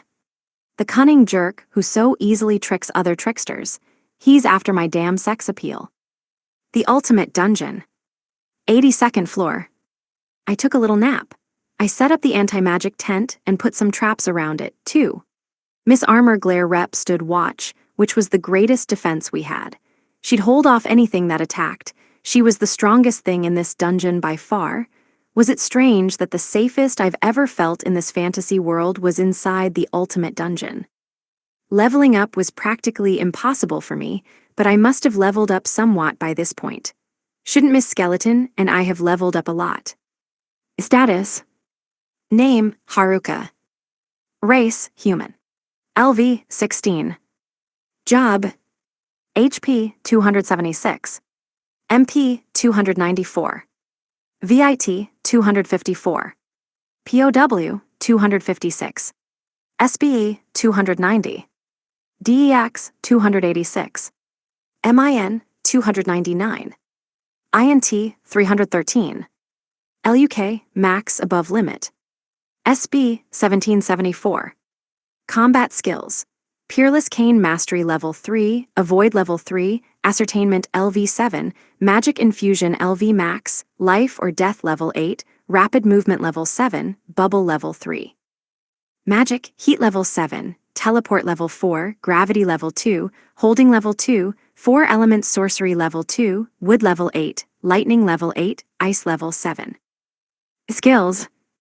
General Health Level 9, Sensitivity Level 8, Body Manipulation Level 4, Walking Mastery Level 3, Servitude Level 9, Uncover Level 2, Clairvoyance LV Max, Presence Sensing Level 2, Enemy Reveal Level 1, Magic Control Level 2, Presence Concealment Level 8, Stealth Level 9, Hiding LV Max, Map Level 8, Insentience Level 4, Physical Proof Level 2, MP Absorption Level 2, Revival Level 1, Supreme Thinking Level 1. Dash Level 8, Airwalk Level 7, Overclock Level 9, God's Eye Level 8, Mimicry Level 5, Area Analyze Level 3, Trap Detection Level 3. Titles: Shut-In Level 8, Neat Level 8, Loner Level 8, Bane Sorcerer Level 2. Abilities: Corporate Proactiveness Level 6, Master of None Level 9, Blockhead Level 9. Equipment: Wooden Stick, Clothes Set, Leather Glove, Leather Boots, Cloak, Contact Lenses, Ring of the Destitute, Item Bag, Monster Bracelet Power plus 39% Speed plus 26%, Vitality plus 19%, Black Hat. I supposed my stats were encouraging me to be a high-speed magic user, but I couldn't see it happening. Was I supposed to charge in at opponents and then use magic on them? Hey though, 4 level-ups. This place was crazy. 4 level-ups, in just a few days I guess I did trounce a ton of level 99s left and right. I wasn't really fighting, but I finished them all off, and must have gotten a ton of experience because of it.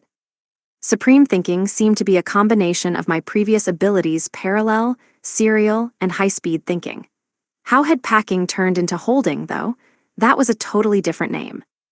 Movement changed into Teleport, but did that mean I could still use movement magic like before? I should practice to find out. It would be seriously bad for me if I couldn't. Teleport sounded awesome, but also dangerous. Why couldn't movement just level up normally? Teleport sounded like it was going to send me inside more walls that were actually pitfalls. Even though I had just gotten Area Analyze and Trap Detection, they were already level 3.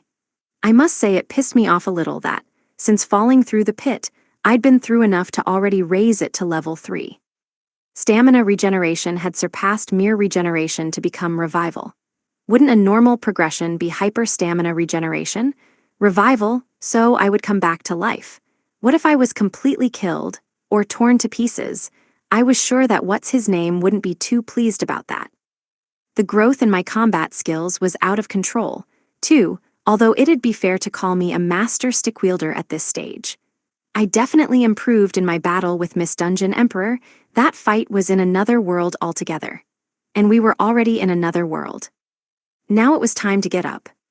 "Good morning," I called out to her. "Did anything happen? Are you sleepy? Do you need a nap?" She shook her head.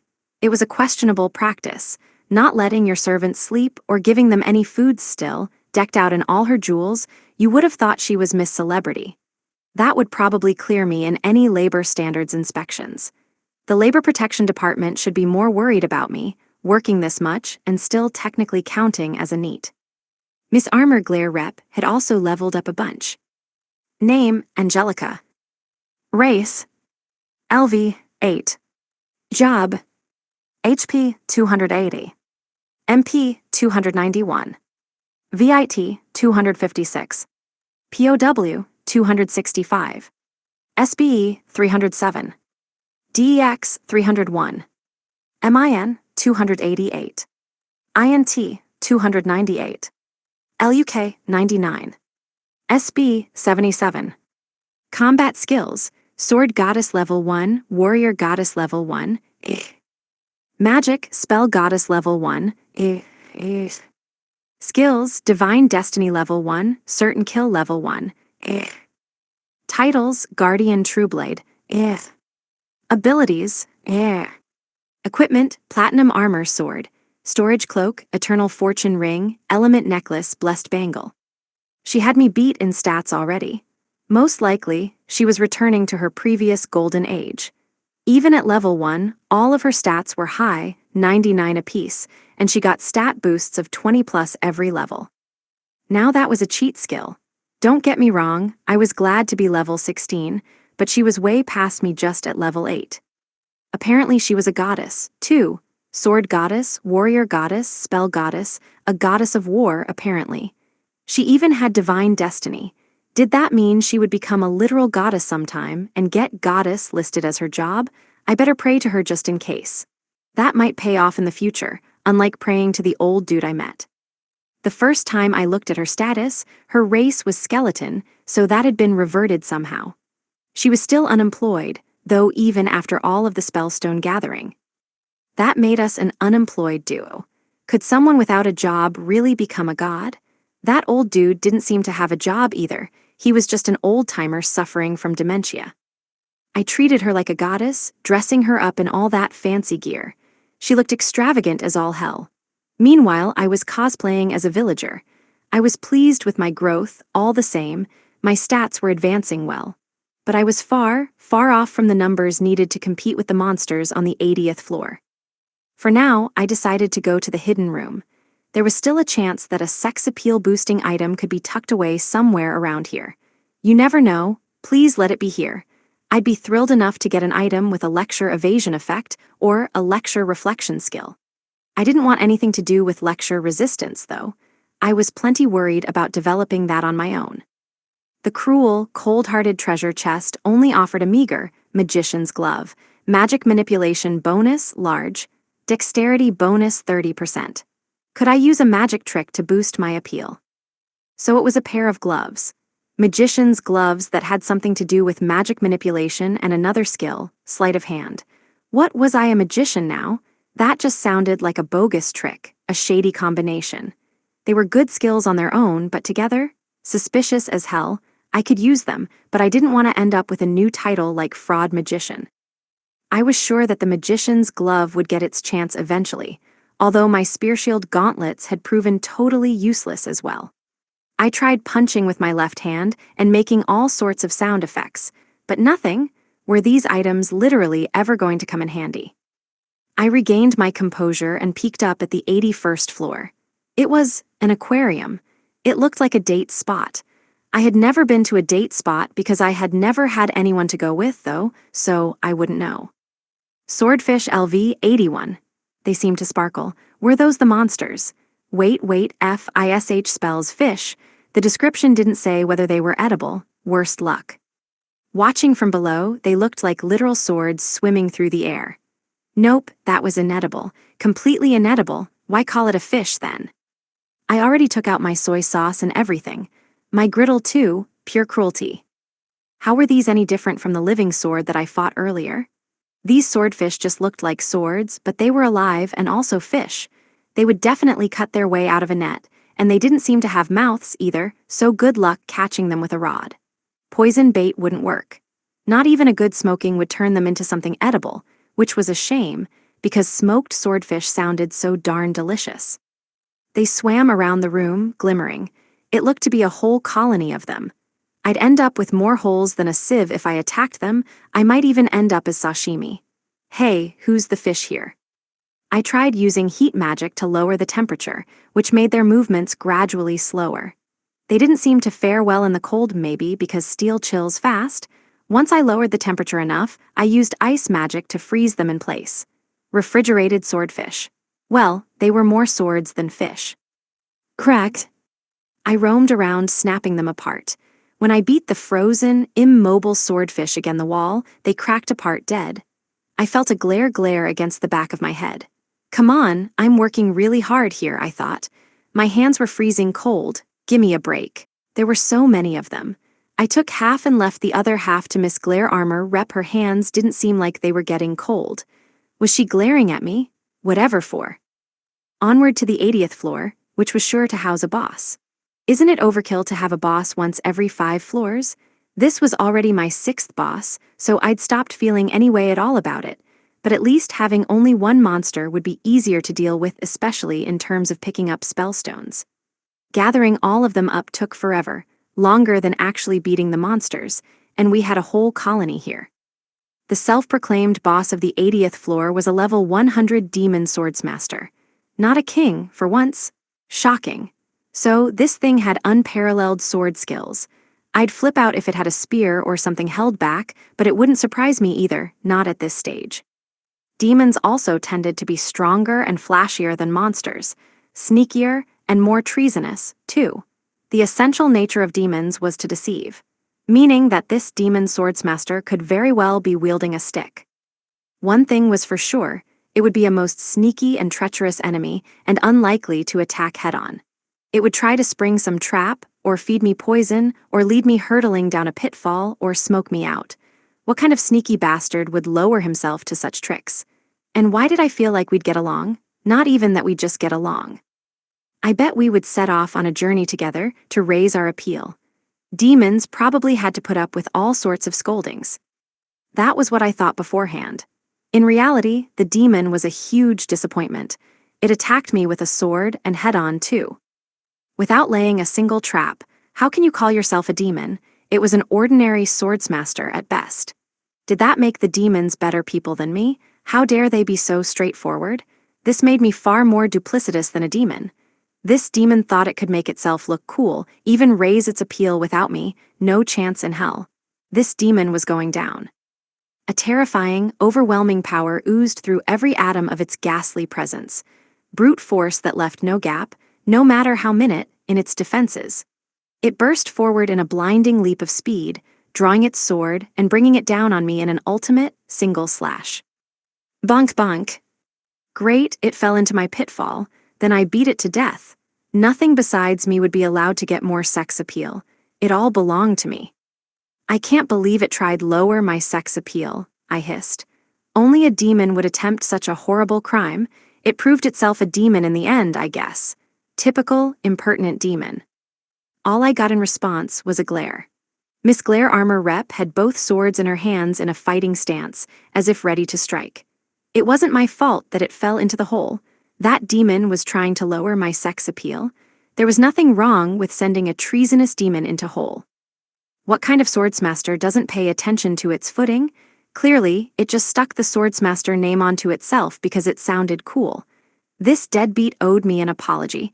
I didn't care if it was a level 100, a demon, a swordsmaster, whatever. No one was allowed to lower my sex appeal. No one. I was just protecting my sex appeal, that was all. It was an act of self-defense. I didn't do anything wrong. Instead of a spellstone, there was a sword. The heavenly sword of gathering clouds, the grass-cutting sword, a sword of gods, tears apart and destroys evil spirits. POW, SBE, DEX, LUK 30% bonus. A sword of gods, used to destroy evil spirits. What the hell?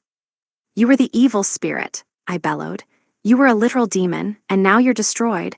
What is a demon doing, wielding a god sword? Of course you were destroyed. That's practically suicidal. There, proof that none of this was my fault. None of it fit together. What had that demon been trying to do? Its intentions were a complete mystery to MESO. Maybe it would get along with the meatheads. Yeah, go hang out together with your fellow idiots. Wouldn't a demon wielding a god sword just weaken it? Choose your weapon a little more carefully, stupid demon. It's impressive you were even alive by the time I got here.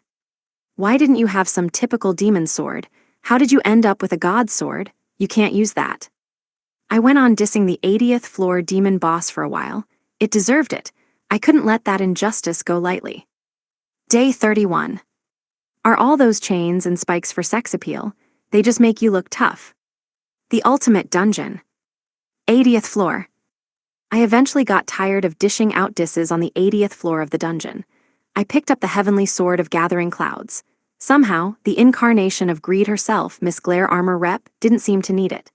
Could she not use a god sword because she used to be a skeleton? She had plenty of blessed items, though, and she seemed fine with those. Maybe she was just picky. Her silvery white armor and crimson cloak made for a striking combination. Was that it? Did she only care about appearances? You got the god's sword if you did the dungeon properly. That sword then allowed you to purify the darkness on the lower floors. That made so much sense. Why did it have to make me fall past it all? I could have just done it in order. I wanted all the 30% bonuses, so I added it to my wooden staff. Now that I had 3 weapons in total inside it, I could add 4 more. It didn't feel any heavier for some reason.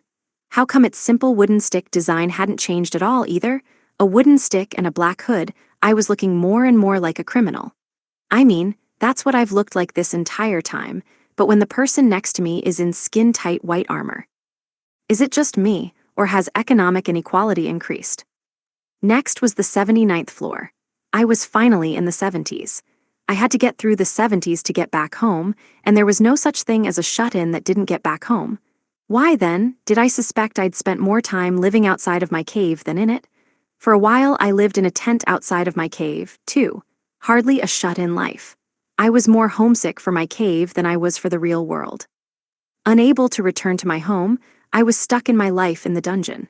At least thanks to Area Analyze, I never got lost. Not even once. I longed for something a bit more like your typical light novel adventure. You know, should I go right or left? Curse this dungeon. You needed scenes like that, or you couldn't really call it an adventure. I was practically walking in a straight line, using Area Analyze and Map to get around. That didn't meet the requirements for an exploration. I wasn't exactly complaining since they were so useful, but you know what I'm getting at, don't you? Grumbling to myself as I easily found my way, I peeped up at the 79th floor. Spike Viper, LV, 79. There were snakes up there and poisonous ones at that. Each snake was about 40 feet long. Let's see, the venomous pit viper from the Amazon was the most famous one, but there was the Japanese viper too, and the poisonous Okinawan viper. Were they all friends? They had to be, right? They were definitely poisonous, so why did they need spikes? Were they to prevent them from slipping? The snake's spikes kept them attached to the ground. They either didn't move or couldn't. Maybe they were hibernating. Whatever the reason, I easily sliced off all their heads. I took a look at their status. Gobble, entwine, and constrict. How are those combat skills? Well, it definitely would have hurt if they entwined their spikes around me. I'd turn into a sieve for sure, all over again. Why are these vipers so spiky? Their pattern looks like chains, so how does that tie into spikes? Not a fan of the chains? Oh, I get it. Trying to stand out from the serpentine crowd, are we? You can't get me, I'm not like other guys. Though you aren't really guys, you know, you're snakes. In the end, I cut off all the immobile vipers' heads and collected the spellstones. They had the skill, heat sensing, but it didn't help them notice me lower the temperature before they were frozen in place. Ice magic was a no-go here, since there were too many of the snakes to attack at once. But temperature-altering magic, or maybe you could call it anti-reptile magic, had a wide range. I could sell the snake skins for a huge profit had I collected them, but the monsters all disappeared shortly after dying. A huge bummer. Imagine if it were crocodile skin. The grass-cutting sword had gained the effects of my old magic sword as well, so it sliced cleanly through each of the snakes without an ounce of effort. Magic infusion and packing magic were powerful enough to cut the snakes too, but it felt nowhere near as good to use those. Just what was my trusty, wooden staff trying to become? It was born a wooden stick and remained exactly that in terms of appearance. Despite how magnificently it sliced apart armored monsters, it looked like nothing more than a regular old beating stick. Swinging it around still looked completely unrefined. So we've got the 78th floor next, I said. I think if we were in the 40s, no, the 30s, I could fight the monsters head on. Nah, there'd be too many, so the 20s. Great, only 50 floors left before I can properly fight anything. Some dungeon crawlers we are. The next floor had level 78 vanishing wolves. They looked like wolves. Was it just me, or did this fantasy world have a terrible ratio of monster girls? If some showed up, yikes, I'd be totally unable to kill them. What's worse, I'd probably end up using servitude. I did have Miss Skeleton rep here, though she seemed kinda mad at me for some reason. Time to make these vanishing wolves vanish for good. They wouldn't fool me. I knew no monster would ever get rid of themselves. Moments after they disappeared, they would reappear and strike. If they didn't reappear, that meant they'd been exterminated. That's what happened when you were banished, after all. Or wait, it was vanished, right.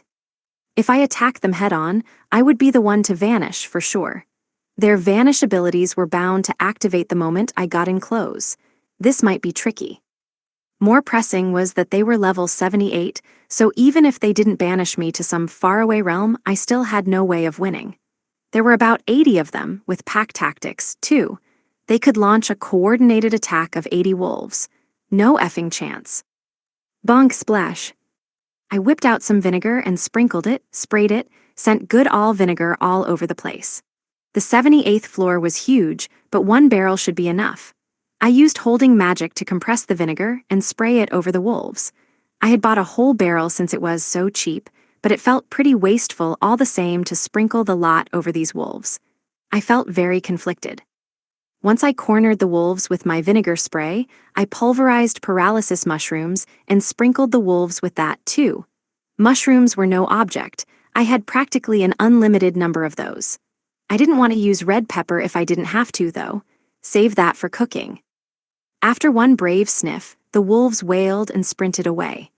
I herded them into a dead end, where Miss Glare Armor Rep finished them off. Just like with the kitty cats, I didn't feel great about killing so many puppers. These puppers would bite my head off if they could, okay? I had no choice. Apparently their vanish ability only made them disappear for 2 or 3 seconds, and then they just appeared in the same place again, where they would be slaughtered ruthlessly. I kept on sprinkling vinegar. I imagined no one had ever sprinkled this much vinegar in this dungeon before. Now the dungeon reeked of vinegar.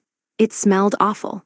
Far from my nose getting paralyzed, tears stung my eyes instead. Why did my nose hurt so much?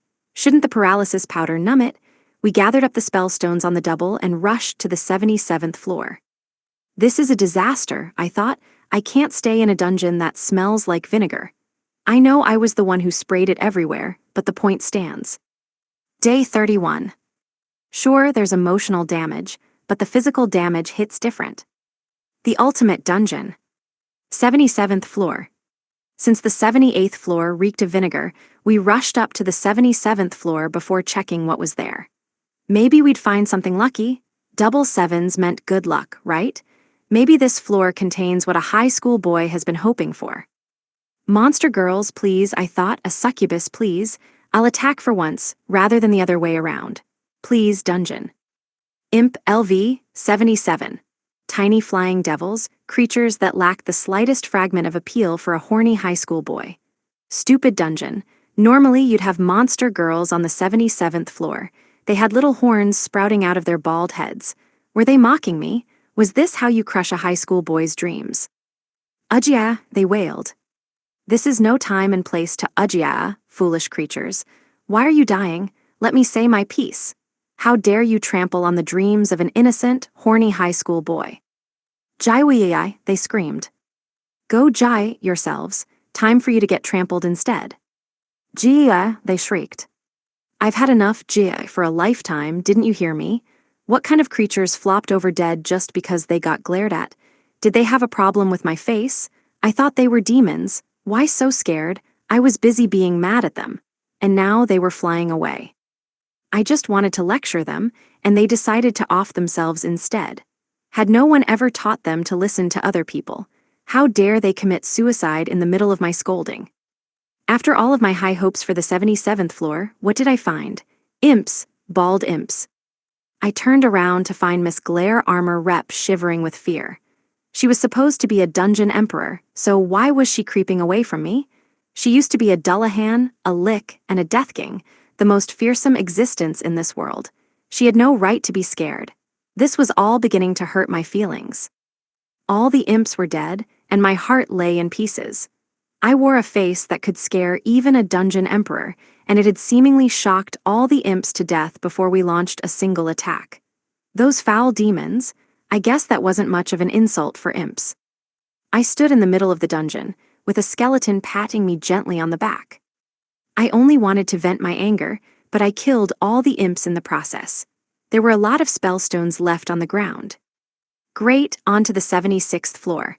Let's move on to the real adventure, or the real venting session. Did the dungeon heed my cries? The 76th floor promised level 76 lizard people. There may well be monster girls here, albeit ones unlikely to please any sane high school boy. There were both males and females, and they had lizard bodies and lizard heads. How could you call these lizard people? They had no human qualities. You could tell the males apart from the females, but it hardly made a difference. Their bodies were covered in scales.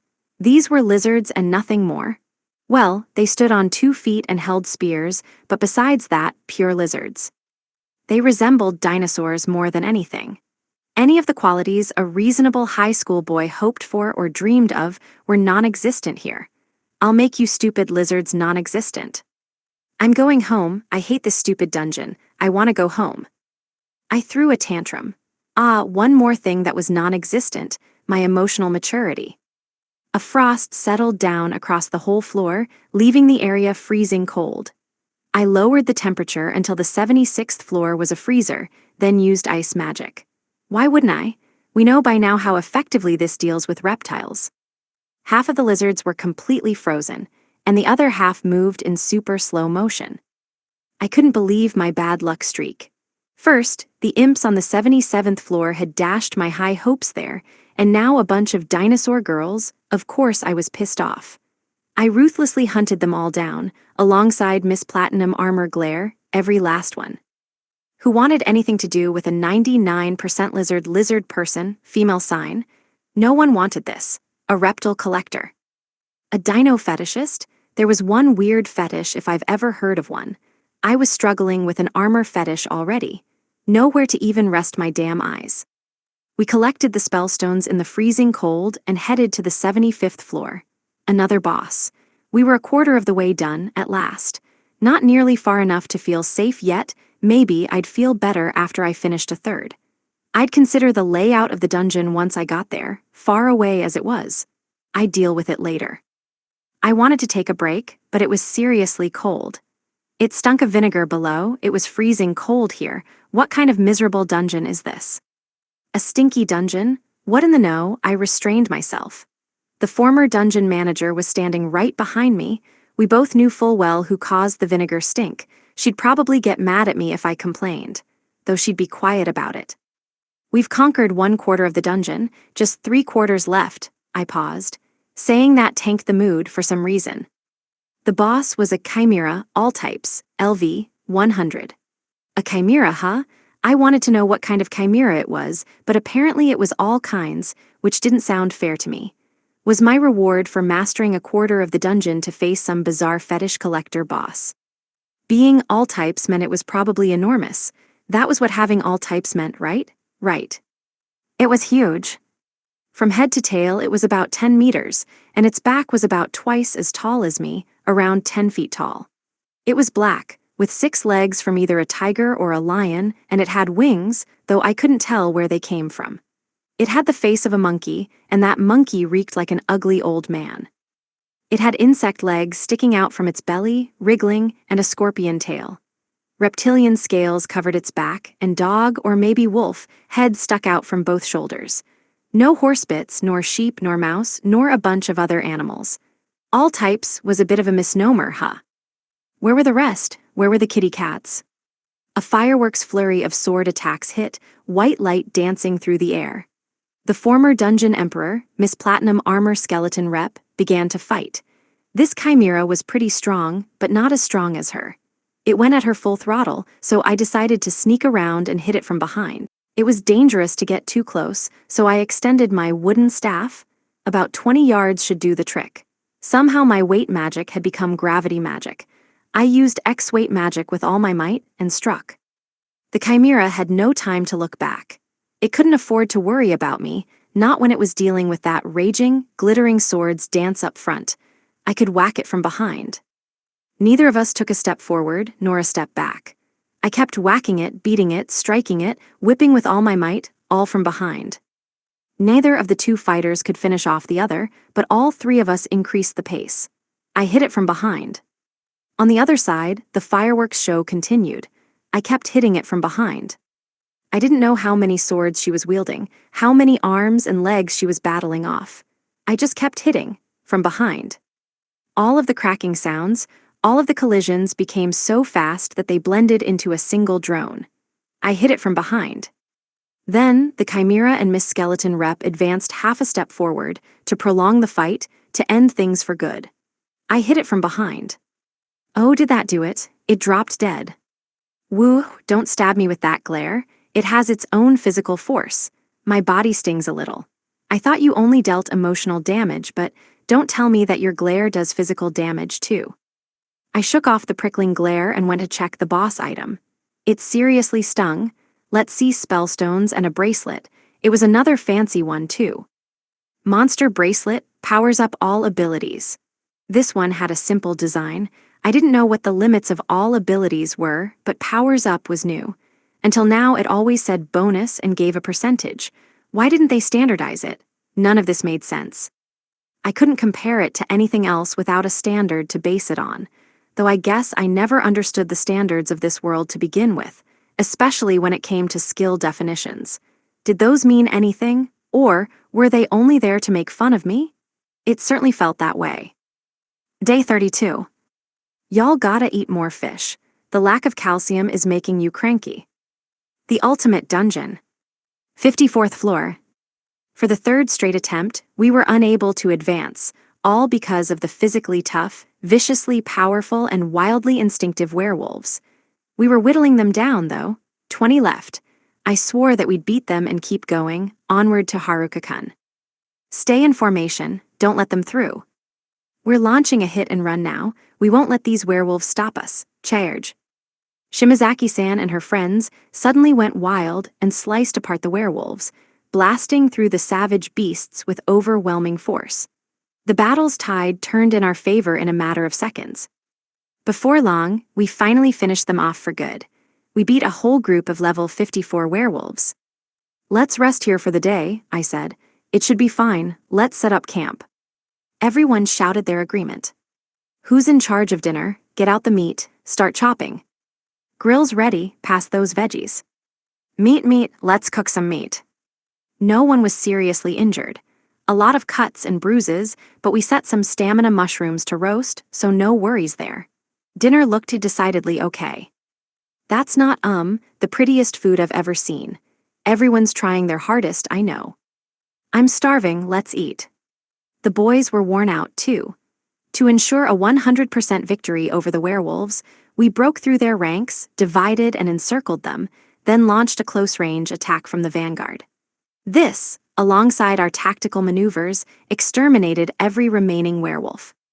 Everyone was exhausted from running around so much, but we beat them. We finally beat them. Now we could go deeper. The boys finished setting up the tents. I knew how tired they were, so it was time to let them eat and rest. First, dinner. That took forever, exclaimed the nerds. Those were some tough werewolves. The 54th floor alone took us 2 days to get through, and the enemies would only get stronger from here. But we had to keep going. No matter how long it took, no matter how strong the enemies were, because Haruka-kun was fighting all by himself at this very moment, struggling to get up. The least we could do was to go and meet him. Shimazaki-san and her friends were already over level 90. They kept leveling up way faster than the rest of us. It was a sign they were still getting experience from Haruka-kun. He was still fighting as well alone. Against fierce enemies, alone, heading higher and higher, alone.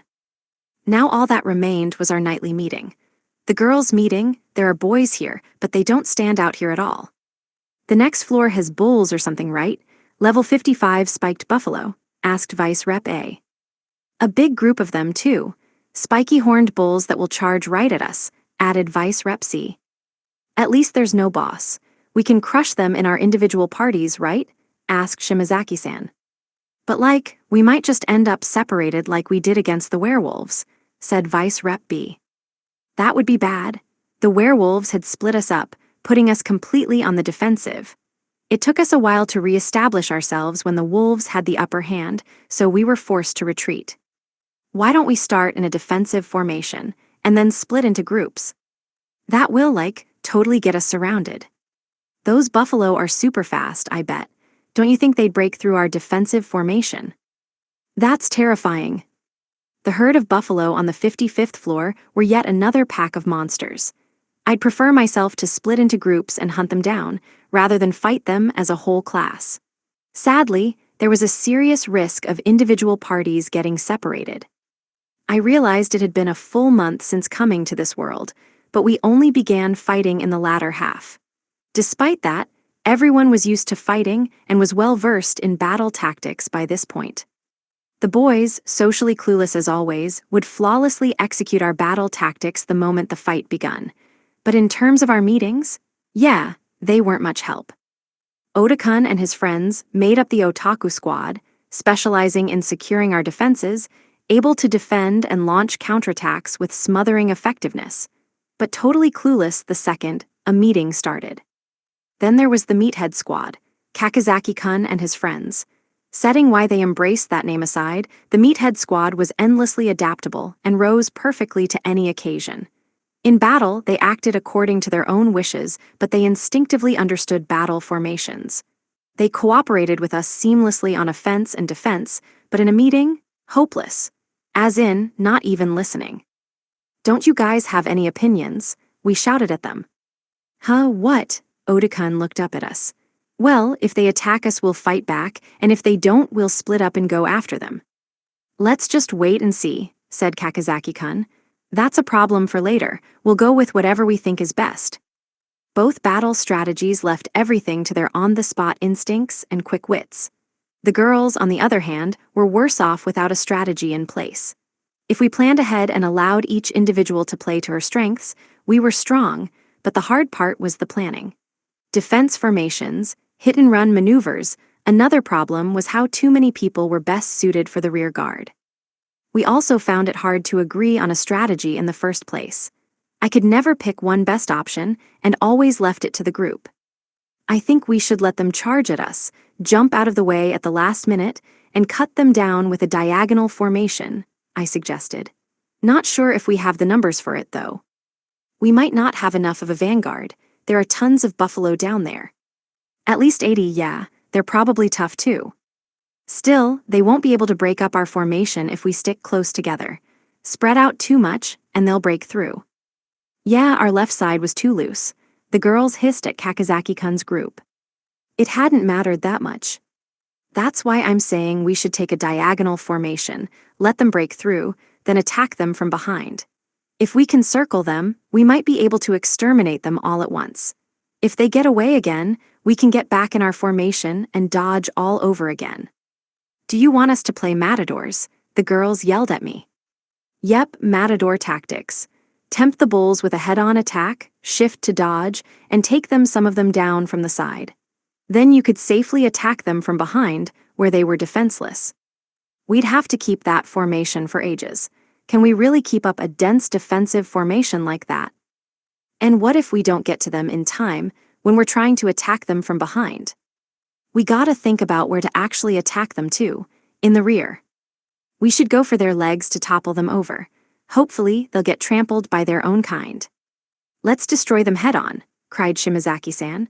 Right now he's fighting, all alone, we'll be fine, just let us go. That escalated fast. Still, now that we were all discussing it, the plan was taking shape. The girls all needed that. The boys stared up at the ceiling, silently yelling, still not done? But we were all here for the same reason. Haruka-kun sacrificed himself to save us all. We had to return the favor. There was no point in any of this if all of us weren't there to greet him. If I hadn't held people back, Everyone would have raced downstairs to find Haruka-kun long ago. We were still on the 54th floor. Haruka-kun was far below, in far worse circumstances, facing far more vicious, powerful enemies alone, struggling up to meet us. If we encountered a herd of level 80 or 90 monsters, we would all be killed instantly. I wanted to rush right to him too, but we were still weak. We had to move carefully. All we could do was go one floor deeper, in hopes of welcoming him back. Day 32. They're pals, so I'd feel bad for splitting them up. The ultimate dungeon. 74th floor. I took the monster bracelet. Miss Glare had the platinum armor, so she hardly needed to worry about any physical attacks, save perhaps a spank from behind. That view was more likely to knock me out than for her to suffer any damage, though. The bracelet supposedly powered up all abilities, but I didn't know how far that extended. Did it power up Neat and Shut In and even Loner, too?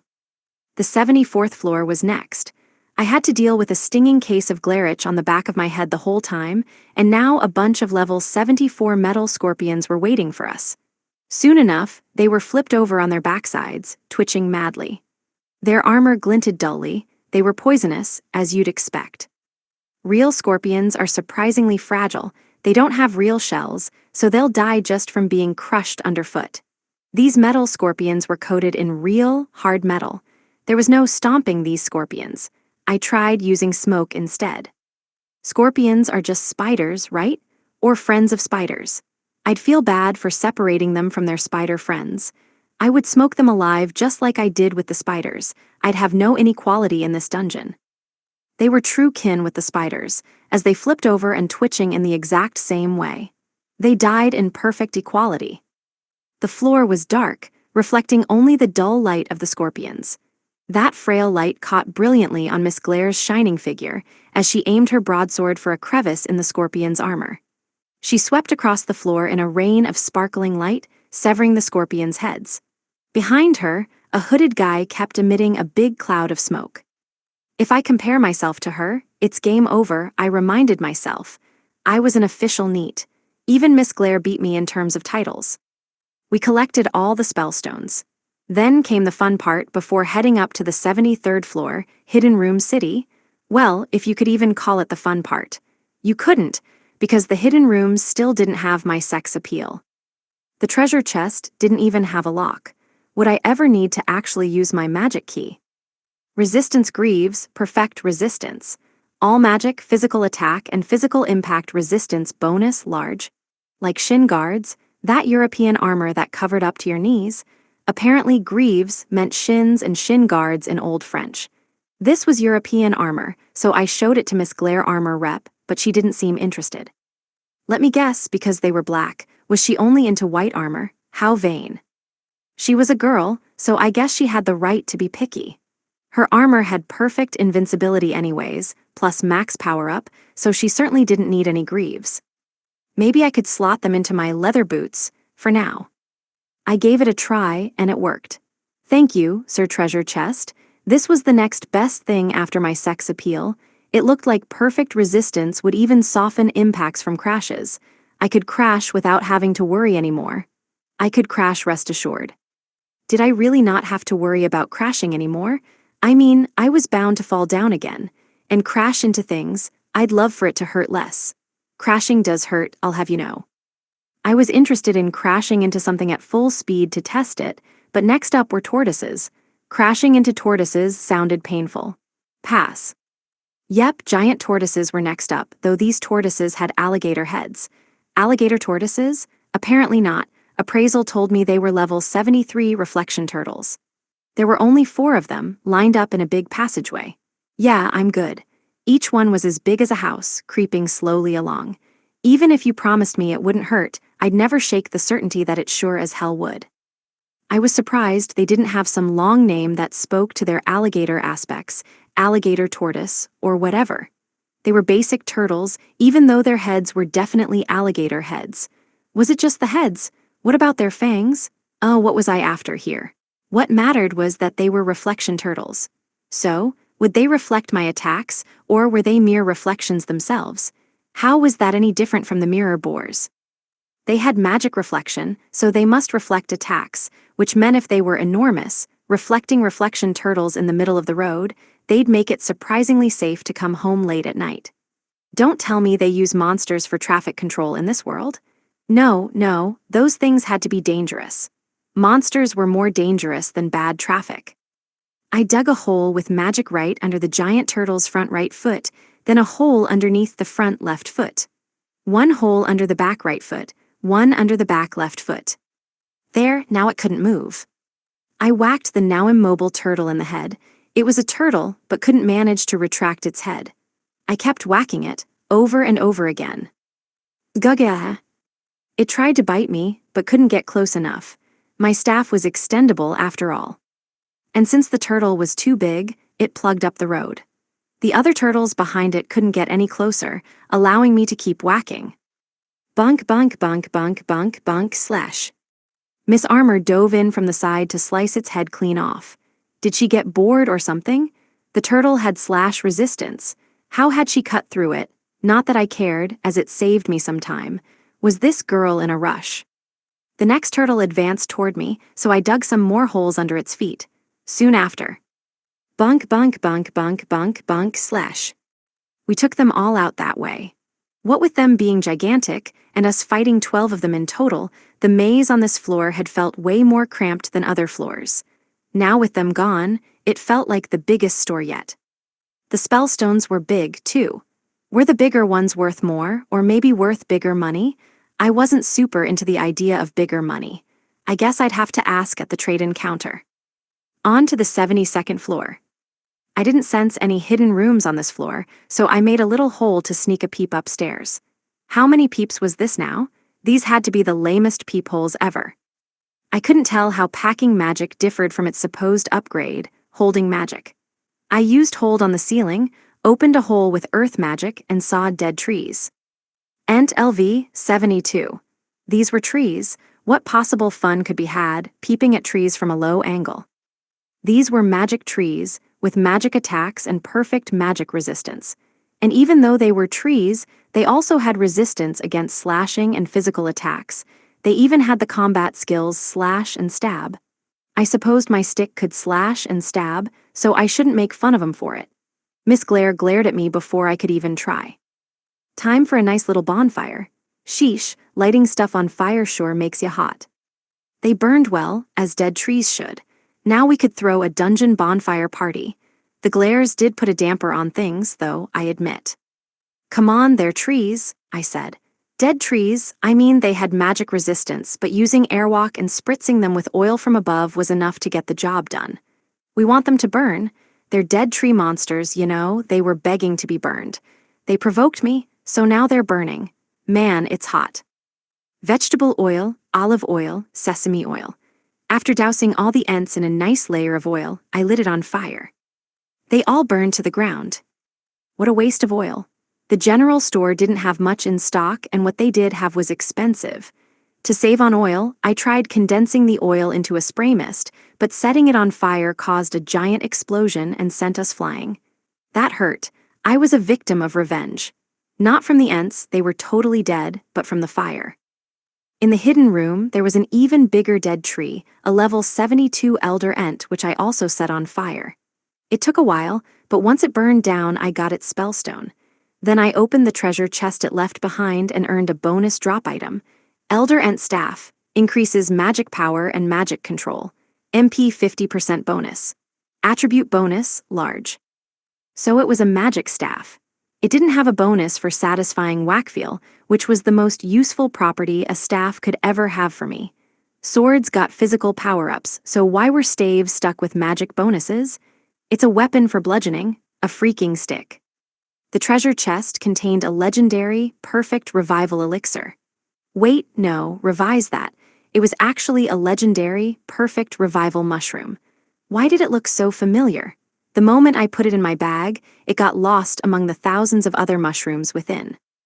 Day 32. Could a guardian spirit affect someone's sex appeal? The ultimate dungeon. 72nd floor. Miss Glare Armor Rep didn't seem to want the staff. She already had spell goddess, for one, and she preferred using a sword anyways. Was she turning into a meathead herself? One of those meatheads, what a tragedy that would be. The Elder Ent staff had great effects, so I combined it into my wooden staff. Increases magic power and magic control. MP 50% bonus. Attribute bonus, large. That was a serious cheat item for a mage. I could now dig pitfalls with ease, smoke out insects, even freeze reptiles. That doesn't sound all that powerful, now that I say it aloud. A whackfill power-up would serve me way better. This dungeon was full of monsters with magic resistance or magic invincibility. A significant number were invincible to physical attacks as well. This dungeon should be impossible, right? The 71st floor had level 71 war puppets, soldier puppets designed for combat, armed with a round shield and a long spear and dressed in armor. They stood as a large group in a phalanx. The phalanx is a dense formation of heavy infantry, mainly spearmen with large shields. Phalanx tactics, where the formation attacks as a whole, are supposed to be incredibly effective in warfare. It confronts an oncoming enemy with overwhelming offense and defense, but didn't they realize it was super dated too? They used it in, like, ancient Greece and Macedonia. The puppets had crash resistance, so I couldn't bring them hurtling down here. I had to go up to the 71st floor. There was no point in smoking or freezing them. They even had fire magic resistance. And since they were puppets, paralysis or poison were out.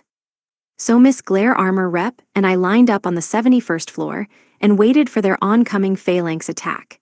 They charged at us, raising a cloud of dust. There wasn't a single gap or crevice for us to break through in the frontal wall of spears headed straight towards us. And then they fell. They fell over, pushed into each other, piled up over one another, and eventually crushed each other. Phalanx formations can only be used in wide, open spaces after all. I dug a hole with my magic, and since the dungeon passageways were narrow, they couldn't go around it. All they could do was fall and get trampled. There was only one way for their massive, densely packed army to go. Since I knew where they were going to run, it was easy to dig directly in front of them.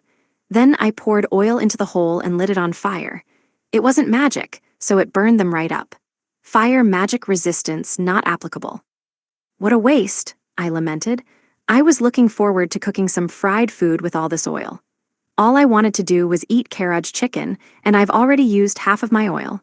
See, this is why I don't like these fire strategies. Grumbling miserably to myself, I picked up spellstones. Surprisingly, Miss Glare Armor Rep, who looked sympathetic, was surveying the battlefield. She wasn't glaring. I felt a hint of loneliness in her gaze. Next up, the 70th floor. Another boss. Orthrus LV 70. Only level 70. Up until now, the boss every 5 floors had been level 100. Was that just a pattern for the last 25 floors? I hadn't traveled down this dungeon in the regular order, so I had no idea how it worked. Anyways, I faced Orthrus. It was a massive dog, like Cerberus but minus one head. Swoosh slash.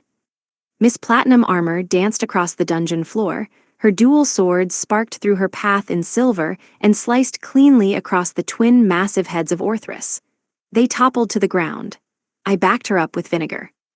We were facing a dog, same thing as wolves, so vinegar would do the trick.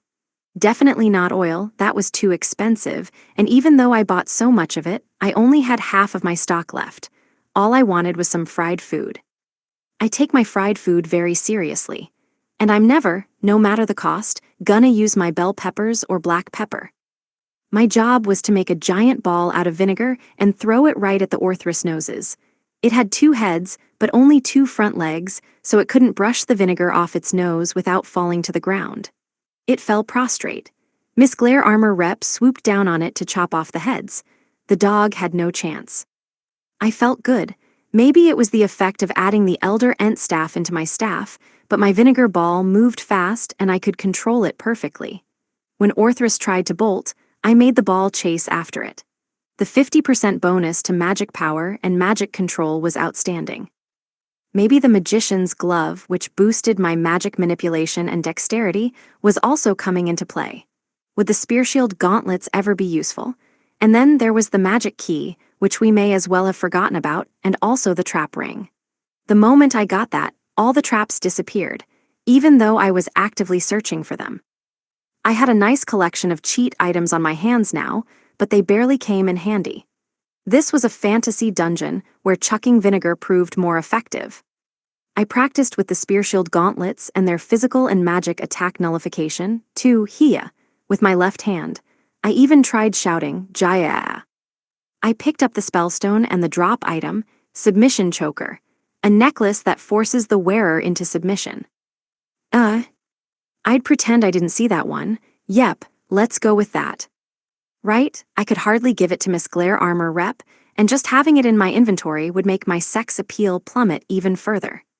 My sex appeal, which had already fallen way underground due to my use of servitude, was ready to plunge into a legitimate nosedive. My appeal was probably way below the 100th floor now, maybe even deep enough to dig up a new hot spring. In better news, I made it into the 60s, the 69th floor. The enemies were down to level 69 as well, as if I stood a chance against enemies like that. Shouldn't the strongest dungeon enemies max out at around level 20 or something? I was trying to bask in how I finally got above level 15. I wanted to lodge some complaints with this dungeon for its complete disregard for my feelings, but I was scared of the former dungeon manager right behind me. I kept my grumbling to myself. The next floor had owls. Slumber Owl LV 69. Owls were now a popular therapy animal. Could I go have a nice sleep with some fluffy, feathery owls? They were like adorable moving quilts, right? Unfortunately, I could see them pecking me to death once I went to sleep. I mean, I hadn't encountered a single monster in this world that would soothe my heart, or a single monster girl. At this point, if a group of sexy monster girls appeared, squealed, and surrounded me, their smiles alone would definitely kill me. I'd be screwed. The slumber owls had the skills motion sensing and magic evasion, so I couldn't attack them from long range. They had the combat skill feather cutter, so I expected they'd surround me aerially and then simultaneously cut me down. I'm starting to think that these aren't therapy owls. Strange, because a skill like Floofy Owl Naptime would have been super effective in guaranteeing my death. They also had the hypnotism, but I doubted that'd do much against Miss Glare Armor Rep's perfect resistance. Even I had perfect resistance now. Hopefully, I'd get some scolding resistance soon. That skill is gonna get a ton of practice once I get out of this dungeon, I thought. Now I felt like staying down here in the dungeon all of a sudden maybe I could earn the skill kneeling resistance, too. The slumber owls swooped down and surrounded us, enormous and not cute at all. That settles it. They're enemies. Overhead, the owls stopped in place, then simultaneously blasted their feathers at us. Aha, feather cutter, it's exactly what it sounds like. They were floating in place, so I used airwalk to float above them, took some rocks out of my item bag, and chucked them at the owls. Sheesh. I was saving those meteors for my decisive battle with the nerds. Well, I hadn't set them on fire yet, so these were the not-hot version of meteors. Every time I dug a hole, I saved back the rocks for the purpose of chucking them at the nerds. I did need practice, though, so I chucked the rocks at the owls. When the slumber owls launched their feather cutter attack, they lined up over us in a circle and fired down to the ground, rendering them unable to attack upwards. I chucked more rocks at them. When I hit one, it fell over, and once it fell over, Miss Glare Armor Rep cut it to bits. Her sword also slashed through the feathers, raining down on her as effectively as an umbrella on a rainy day. No need to buy an umbrella with her around. Unfortunately, once you defeat monsters, their weapons disappear. No futon made out of owl feathers for me. More importantly, why was I considering a life as a shut-in here in a dungeon full of monsters?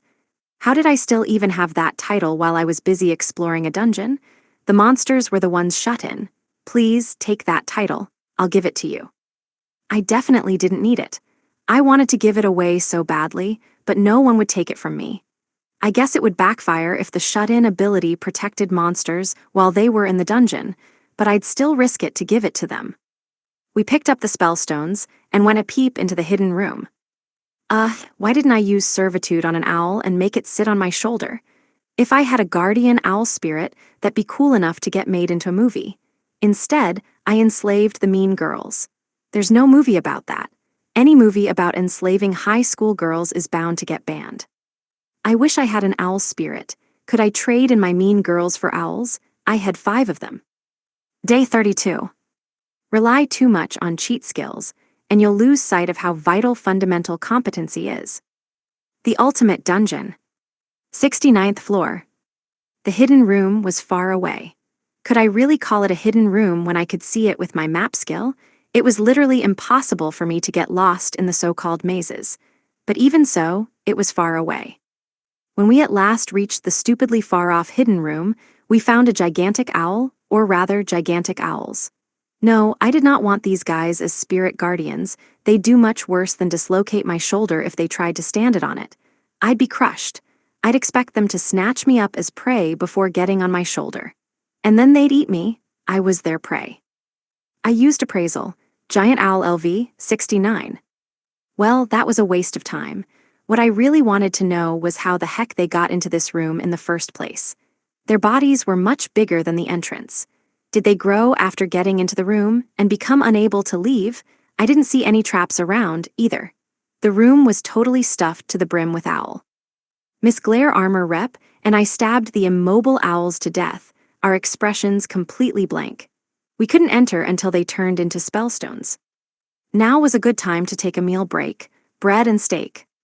That makes it sound fancier than it is, I thought. Our meal was crackers and dried meat, warmed up over a fire. Villager A's mystery bag was well suited to preserved food, but I had no idea how much I'd stocked. All I had were various preserved foods I bought from the general store. I was sick of them. I was desperate for a proper meal at a restaurant. Finally, the giant owl corpses vanished and turned into enormous spellstones, plus the hidden room's treasure chest. Which, of course, didn't need a key. Why did those owls take so long to turn into spellstones anyways? The treasure chest had boots. Adhesive boots, allows the user to stand on walls and ceilings. Nice, combined with airwalk that would be really useful, although whenever I found a seemingly useful item I never got a chance to use it. Seriously. This treasure chest wasn't locked either, so what the hell was I supposed to do with my magic key? I hadn't encountered a single trap since getting the trap ring, either. The adhesive boots would have no use from here on out, mark my words. They'd get a cameo at best, just like the junk I practiced till I bled last volume. Miss Glare Armor Rep indicated that she didn't need them, so I added the boots into my leather boots and tested them out.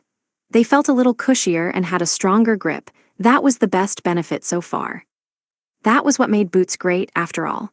The real benefit of adhesive boots unveiled. I tried running around in them. They weren't as good as expensive running shoes, but definitely more comfortable than regular sneakers. The cushioning was solid, and the grip outstanding. It's so easy to get around.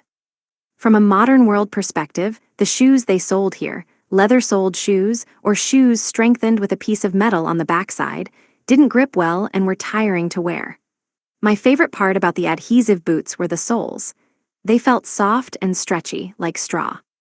The adhesive boot selling points are the cushiony insoles and the grip, I thought. I'd buy these in a flash.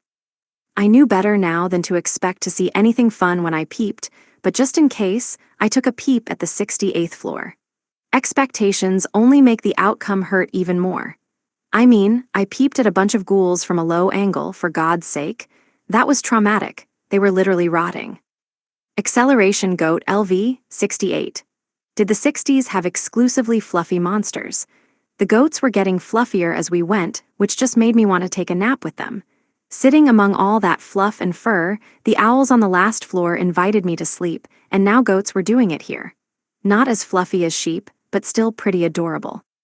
Close enough that counting them makes you fall asleep. How many of them were there? Close to 70. My eyes started to close, maybe more. Youch, I jolted up after a sharp nudge from Miss Glare Armor Rep that was close. They didn't even have a skill for it and nearly put me to sleep. Dungeons really were dangerous. I took a closer look. I assumed they accelerated into charge attacks since they had a resistance to crashing, and dropping them through a hole wouldn't hurt them. We could try to take them out one by one, but that'd take ages. Besides, going one-on-one against a level 68 monster still felt too dangerous to handle. I tried tossing them some paralyzing and poison mushrooms, but they ignored them completely. They appeared to only eat grass. They were also resistant to magic. Their fluffiness must be their shield. I really didn't want to get into a melee with a bunch of level 68 monsters. I could try to launch a surprise charge attack, but they had crash resistance, so it might not even break their defenses. Chucking rocks wouldn't work either, nor would poison. I didn't even have enough oil left for a fire attack. What a waste. I wanted to make fried food with that. They would probably just charge at me head-on, so I could use airwalk to get above them, float across the floor, and skip to the next floor entirely, but I couldn't force Miss Glare Armor Rep to fight them all by herself either. She'd probably beat them, to be fair, but I'd be neglecting my duties as her master. My appeal is in bad enough shape as it is. Oh no, their horns were drills. I didn't want them to attack me like that. Wait a second, I knew a girl who had goats like this. In that old anime, Heidi, Girl of the Alps, since when was she packing a herd of murderous acceleration goats? Heidi was way more terrifying than she looked. Taking into consideration the fact that they had crash resistance but not slash resistance, it seemed like a good play to use airwalk to get overhead and then stab them with swords and spears. But couldn't they still get me with their freaking drill horns? So I opened holes in the ceiling and started stabbing the bleeding goats from below. I seriously overthought things. The biggest problem was that if I didn't get them in one stab, they would accelerate to run off. But that goat Whale the Agonized, killing monsters was causing me serious psychological damage. Was this another dungeon trap? A psychological trap? I had tears in my eyes. Miss Glare Armor Rep patted me on the back. I was ready to switch places and be her servant instead. We collected a ton of spellstones in the end. Next up, 67th floor at last, 1/3 done. Maybe they'd be playing 1/3 Pure Heart Emotion, you know, the Rurouni no Kenshin song. My current Pure Heart Emotion was devastating trauma after hearing the agonized death cries of those adorable goats. My appeal had drilled 3 feet deeper underground, approaching the magma in the Earth's mantle. Was my only hope of finding my sex appeal now for it to spout out in a geyser? When I opened a hole and peeped through, I saw an evil eye LV 67. That sounded like a deficit of pure heart emotion to me. It was literally evil down to its name. I assumed it meant the evil eye, a giant eyeball monster that can curse a person with a glance. Those were pretty popular back in my second year of junior high. The evil eye had everything from enemy tracking and sensing to presence detection, from sight sensing to danger detection, not to mention evil eye, spell eye, abnormal status, instant kill, and perfect magic resistance. What the hell, this thing is ridiculous. There was only one of them, but still, wasn't that unfair? Gaggle aggle. It looked at me. No, it realized I was peeping and stared down at me, so our eyes met. Its presence vanished? Hey, where'd you go, Mr. Evil Eye? I scampered away, ran as fast as I can, hit max speed, and kicked up air as I sped towards the 67th floor. I was seething with rage. I'm gonna teach that eye a lesson. I'd show it. It deserved a beating. I blasted up the stairs and into the room. The evil eye had already turned into a spellstone. Are you freaking kidding me? I roared. It had instant kill. It had evil eye and spell eye, and it looked at me. Why was the evil eye the one that died? How is my face more evil than a literal evil eye? I don't even have the skill instant kill, but it died the moment it saw my face.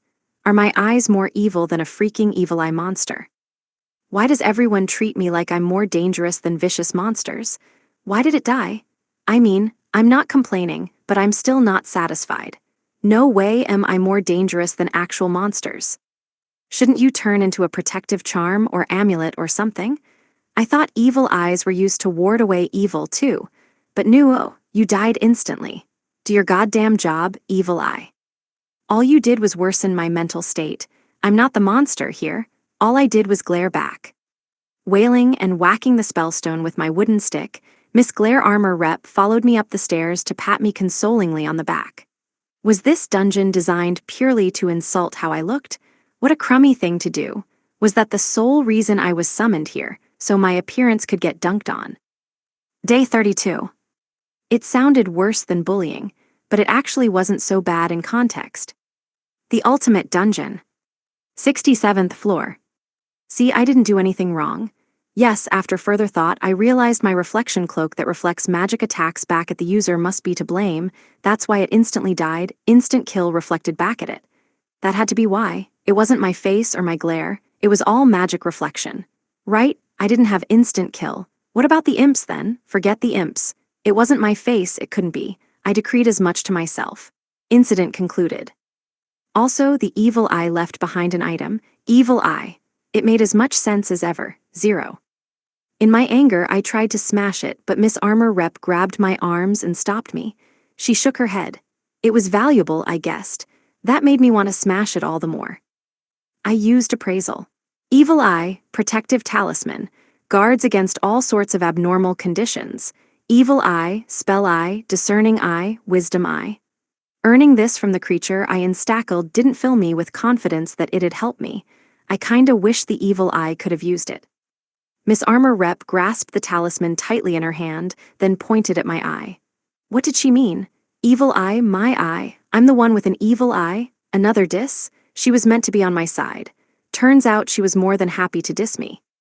No, she shook her head. She meant something different, was something wrong. She pointed at the evil eye while staring straight at me. Evil eye. She nodded and then pointed at my eye. My eye. She nodded again and then pointed the evil eye at my eye. Evil eye is my eye? You're saying my face can kill with a glance. See, you were insulting me. I'm getting bullied by my own slave. Miss Armor Rep stomped her feet. Stomping sure was popular in this world. When I started doing it along with her, she put her head in her hands, apparently in anguish. She must have been at difficult age. She was eternally 17, after all, so she was stuck in that tricky adolescent period. Being 17 still wasn't easy for her, even living in a fantasy world. She kept on repeating her gestures, that same insult about the evil eye being my eye. Are you bullying me? Did you go delinquent? You trying to be a rebellious teenager? Or are you gonna steal a knife like in those delinquent youth manga? Or a horse? Don't tell me you're a horse thief. Then we both started stomping our feet again.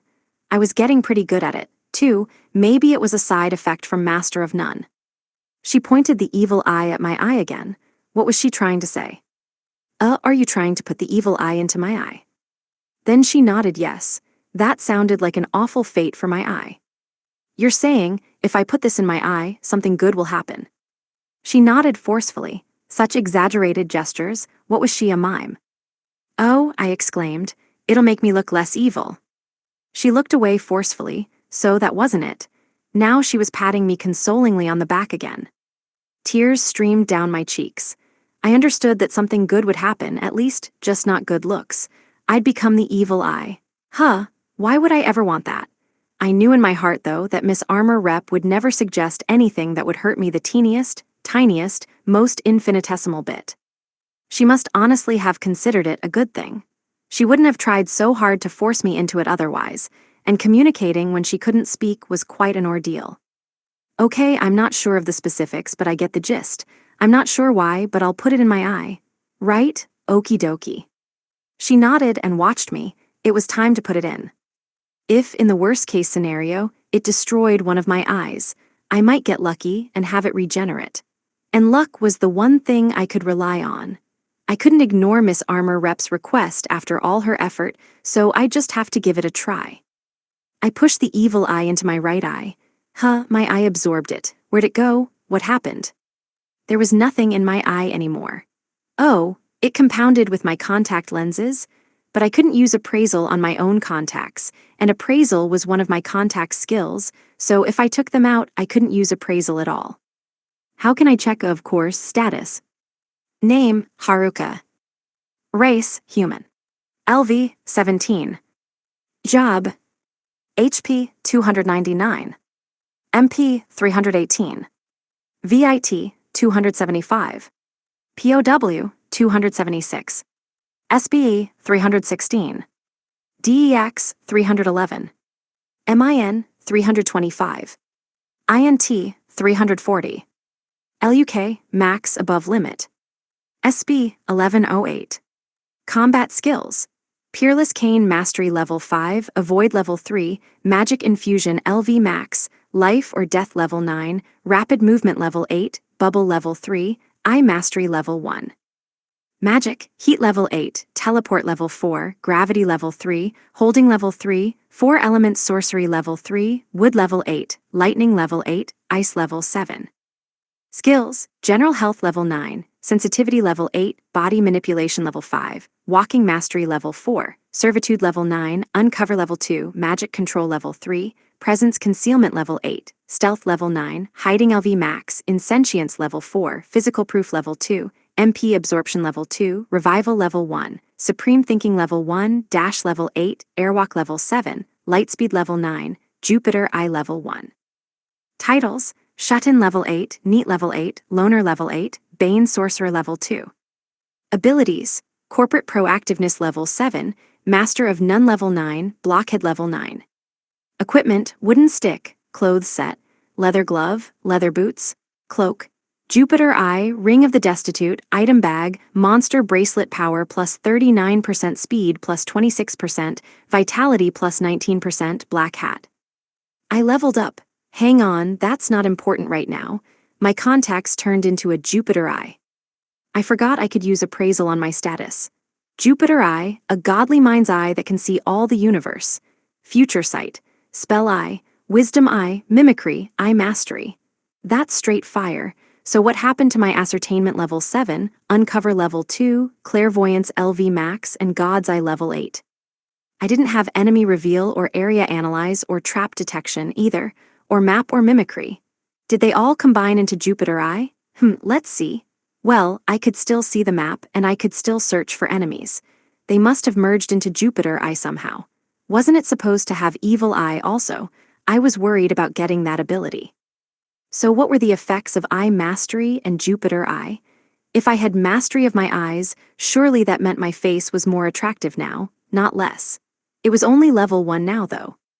As looked over my status, Miss Armor Rep walked over with 2 wooden sticks in hand and held one out for me. You want me to take this wood, the stick? She nodded, so I took it from her. Then she took the other wooden stick and held it like a sword. As always, she had a tranquil, beautiful, peerless form with the blade, an otherworldly glory even stronger than when she had been controlled by the darkness of the bottom floor. You want to fight, a practice fight, mock fight, whack fight? You're saying you want to smack off a so-called duel that's actually a beating contest. That's bullying, you're bullying me again? No. As she responded to everything with a series of positive and negative shakes of the head, it became clear she wanted to do some sort of training. But given the difference in our skill, any so-called training from her would be closer to bullying. That I fought her and survived on the bottom floor was a miracle. Now that she was out of the darkness, I couldn't even match up with her. What exactly was she hoping to achieve? She started whacking me. I couldn't see our wooden sticks meet, nor her whacks as I dodged them. I saw her phantasmagoric whacks and whaps vanish from my peripheral vision, and then I met her blade. It was a whacking too fast to see, a myriad of whacks that targeted blind spots and mind spots, a super-speed whacking, invisible to human eye, a barrage of whacking impossible to dodge, whacking, also known as bullying. I finally understood what she wanted to tell me. This was the power of Jupiter Eye. This was the splendid power of Eye Mastery and its future sight, Spell Eye, Wisdom Eye, and Mimicry. I could see things that even gods couldn't. I had no blind spots. Nothing could hide from me. With future sight, I saw her next motions finish before she even began them. Spell Eye allowed me to see the flow of magic, as well as the path of anything embedded with magic. Wisdom Eye was pure intel. It granted me a complete understanding of anything I laid my eyes on. Then Mimicry allowed me to replicate anything I saw, and I could see everything. What an OP ability. Well, I was getting beat up right now. Still counts. Wait, these cheats were beyond OP, weren't they? So how was I still getting bullied? And since when did bullying exclusively mean a beating? What sucked was that the ability was nearly impossible to master. It'd take forever just to get used to it. Still, once I could see something, I knew I'd be able to handle it within reason. Jupiter Eye would come in handy for sure. That's why Miss Armor Rep forced me to try it out. My chances of dying had gone down drastically. Miss Armor Rep must have realized that I was slow to level up too and worried about me. That was sweet of her. I patted her head to express my thanks, and she seemed to enjoy it. When you think about it, though, she had just beaten the crap out of me with a stick. So why was I patting the head of such a villain? Day 32. Some substances aren't supposed to be combined. The ultimate dungeon. 67th floor. Our next destination was the 66th floor. I guess there'll be no pure heart emotion for me. Pure heart monsters didn't exist in the first place. Anyway, you usually started at the top. The 1/3 mark would have been the 34th floor, and I doubted we'd see 2/3 pure heart emotion. I was getting tired. I didn't know how many days had passed, or when it was morning or night. All I knew was that time passed. When would it make sense to take a break? More so than fighting all the monsters, having to fend off Miss Armor Rep's bullying had suddenly drained me. But monsters in the 60s were still strong, and if I rested here, all of those worrywarts would probably come down after me. They had the idiots in that group, so they would probably be fine, but then again, they were idiots, so probably not fine at all. They also had the nerds, but the nerds only ever nerded out even when they were around. The more I think about it, the less fine this seems. The 66th floor had demons, because of the 66 maybe? There were no monster girls on the 77th floor, even though it was double sevens. If there had been monster girls, I might have stayed right there on the 77th floor and considered putting down roots too. I'd be making construction renovations to settle down in by now. Talk about an impure heart emotion. Whatever. It was all moot. There hadn't been any monster girls in the first place. Demon Blade LV 66. The only demons I encountered so far were the demon swords on the 80th floor. There was a single demon swordsmaster, but that alone was pretty terrifying. Talk about a demonic demon. Yes, that demon had ruthlessly attacked my most vulnerable point, my fragile sex appeal, demonic behavior to a T. I expected these new monsters to go after the same thing, my sex appeal. Right, demon blades sounded sick as hell after all. They looked like small humans but had feathers and could fly, so they were immune to holes. There were about 70 of them, no, 66. Their devilry compelled them to that number, I supposed. I counted again. Yep, there were 66. They had magic resistance and magic absorption skills, so magic attacks wouldn't work, and they were probably resistant to heat and cold, you know, being demons and all. I finished my preparations and went up to the 66th floor. Guyua. Wailing demonically, the 66 demons charged at me with their swords and spears raised. Some even had shields and halberds. Wielding this wild array of weapons, they rushed towards me all at once and got caught in my net. Any demon blade that escaped from the net was swiftly cut down by a glaring Miss Armor Rep, and what a satanic glare she had. Look at the monsters you're fighting, not me. My packing magic had classed up into holding magic that allowed me not only to wrap up things with magic, but to keep them in place as well. I threw a net at the demon blades with holding magic and brought them to the ground, then stabbed them with the minotaur swords and spears that I arranged on the ceiling in advance with more holding magic. With a bit more practice, it could become a sword rain attack. I still can't stab things straight on, I grumbled. Gotta practice more, it's hard to control so many things at once. I had only just gotten holding magic after all, so I had a long ways to go in terms of controlling the power. This time, I needed to carefully arrange everything in advance. But since I could now move large numbers of weapons in advance, I didn't need to worry about having a deficit of workers, which meant I could reduce Miss Armor Rep's workload, too. I decided to focus on practicing holding magic. I was excited now. I could use a Baitan trap strategy. I mean, the old dude had gone to all this trouble to summon me to a fantasy world, so I may as well try out trapping things with sword rain. All I'd demonstrated until now was beat with stick. Strategy was one thing, but what I really needed was a better way to make a net.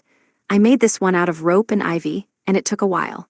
The rope was thick and hard, and the ivy had thorns that occasionally stabbed me and hurt my hands. Brutal. Miss Armor Rep was much better at net making than me somehow. Master of None was apparently useless when it came to net making. I vowed to buy some nets when I got back to town. The demon blades left behind spellstones and weapons. What kind and considerate demon blades they were, after all. Hey, is their sex appeal higher than mine? Adding those to the weapons I took from the minotaurs and the war puppets, I now had a massive mountain. I was grateful. Now I could do sword rain, which would totally look sick if I pulled it off. Thanks, demon blades. I had another issue to deal with now, the group of presences I senses. I previously had presence detection, which classed up into presence sensing. When I focused in a direction now, I could figure out what was there. It was the 65th floor, so it should have been a boss. Why was it a whole group? I peeped upstairs to see a group of level 65 murder tarantulas. A bunch of plain old spiders. Was that it? Wasn't there a boss every 5 floors? That's how it had been since floor 70. The nerds had told me what was on everything from the 1st to 46th floors. In that report, I forced them to write. In their report, there were no bosses, so the first one was probably on the 50th floor. Then there was one every 10 floors until the 75th floor, and then there was one every 5 floors. Starting at the 75th floor, all of the bosses had been level 100, too, so I was pretty certain that there wasn't another boss on the 55th floor, but this was all conjecture. Did that report turn out to be totally useless? It was hard enough to get from the 1st floor to the 46th. If I was going to fall, why not include that in the report? All I saw was the first half of the 1st floor. I'll barrage them with a stick rain attack. While planning my revenge on the nerds, I started to smoke out the 65th floor. This was practically a staple move of mine, but I was starting to worry about my tinder supply. How come I still had an endless supply of poison mushrooms? Next up is floor 64. I feel like we've gone up pretty far, kind of far. A smidge. Grumbling to myself, I stabbed the spiders and collected the spellstones. I noticed we'd had a drought of glares recently. Do your job, Miss Glare Armor Rep. Don't give up on me. She was stabbing the spiders and collecting their spellstones for me, but she skipped the most important part. The glare. The 64th floor had level 64 blade armadillos. Armadillos are famous for their armored backsides, but these ones had blades sticking out of their backs, so when they rolled at you, they would tear you apart. They had long, sharp claws on their front legs, probably originally for digging holes, but no way did I want to get scratched by those. Regular armadillos could repel pistol bullets, and these were monstrous upgrades of those animals. Physical attacks had no chance of working. Most concerningly, I'd never heard anything about an armadillo's weak point. As far as I remembered, they were kinda like anteaters. I'd never heard of an anteater's weak point, either. I didn't have many chances to run into anteaters in the real world, you know. What? Why did they also have magic reflection and physical reflection? Spin, attack, and charge, too? I couldn't fight these things. I might be able to find and attack a crevice in an armadillo's armor if it was alone, but there were about 50 to 60 of them rolling around up there. I'd have no chance in a face-to-face battle. Why was every floor literally impossible? I knew that they ate insects and worms, but I may as well try giving them the paralysis and poison mushrooms. Okay, I guess they're eating them. Apparently, they were omnivores. I thought armadillos in the real world were herbivores, but as long as they ate the mushrooms, I wouldn't complain. It seemed like it'd take a while for the mushrooms to take effect, so I'd take a rest before going to get the spellstones. I set up my tent and asked Miss Armor Rep to take watch while I took a nap. I still heard them rolling around upstairs, but I couldn't afford to pay it any notice. Just like I couldn't afford to pay any more notice to my sex appeal, though that matter was doomed way before I paid it any attention at all. Ugh, how long did I sleep for? 3 hours? My head felt clear, a little sluggish, but nothing to complain about, especially as Miss Armor Rep kept watch without any sleep or rest the entire time. I guess skeletons don't sleep, so it's no problem for her. The monsters really had stopped regenerating for good. I didn't sense any below. They must have stopped regenerating after Miss Armor Rep quit her job as Dungeon Emperor, and apparently she had no successors. She was a one-woman emperor. Did the dungeons here have a severe talent shortage? The monsters did kill any person who went that far down. We picked up the spellstones on the 64th floor. The hidden room was devoid of traps in typical fashion, and the treasure chest had no lock. A giant armadillo stood inside, so I mashed the poison mushrooms into pulp, daubed my wooden staff in the mixture, then stabbed it repeatedly. This one was bigger than the entrance as well. How did it get in here in the first place? The treasure chest was covered in poison mushrooms when I was done. There's no chance in hell a chest like that has my sex appeal. I opened it up. Prometheus chains, binding, perfect skill invincibility.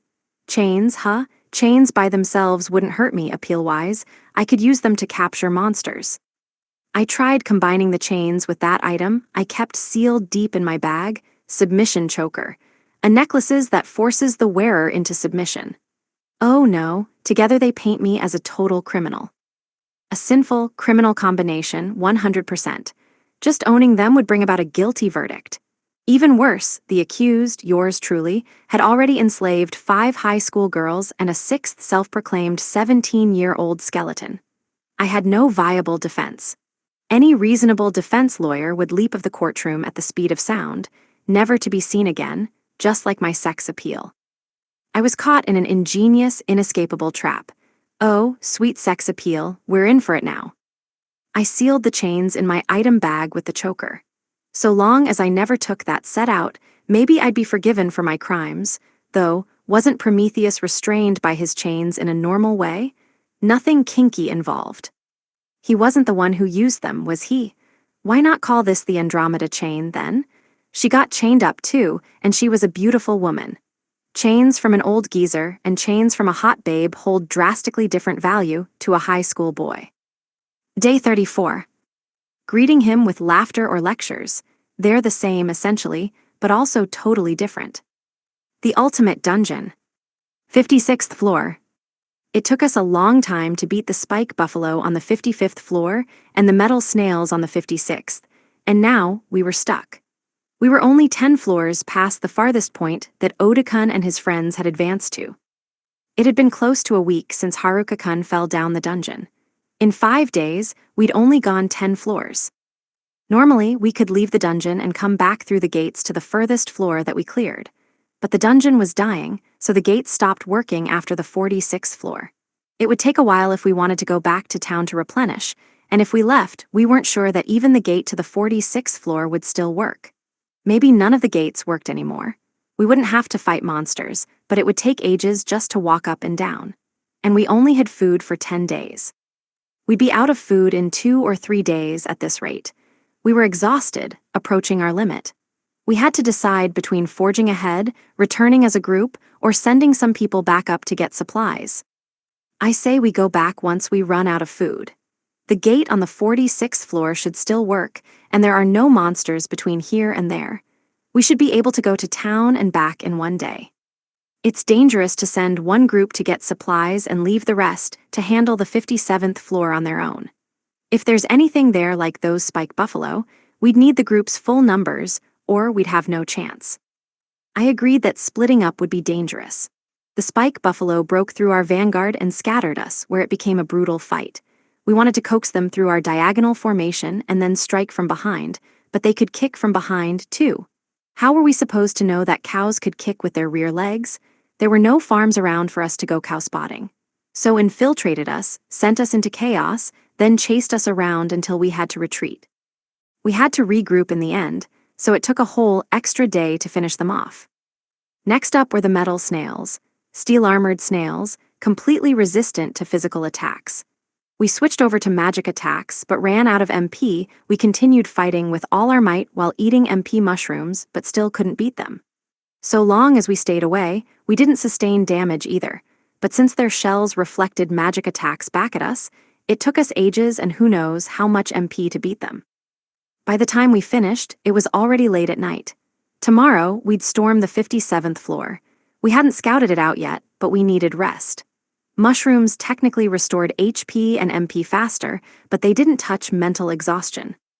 The Cyclops, the werewolves, and then the spike buffalo, each battle was getting more dangerous for the vanguard. They needed to rest. We would scout things out tomorrow, and depending on the next enemy, we might go back town once. After all our hard work, despite everyone pushing themselves to the limit, we had only gone 10 floors down, to the 56th floor. Haruka-kun was probably at least 40 floors deeper. Assuming the rumors were true and that there were 100 floors, we had a great distance yet to go.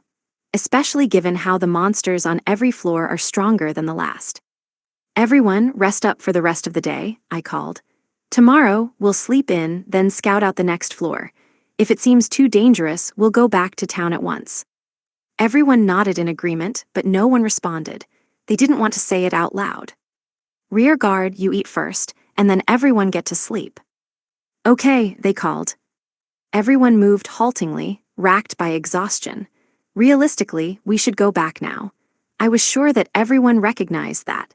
We would likely reach our limit tomorrow, and anything beyond that was unfeasible.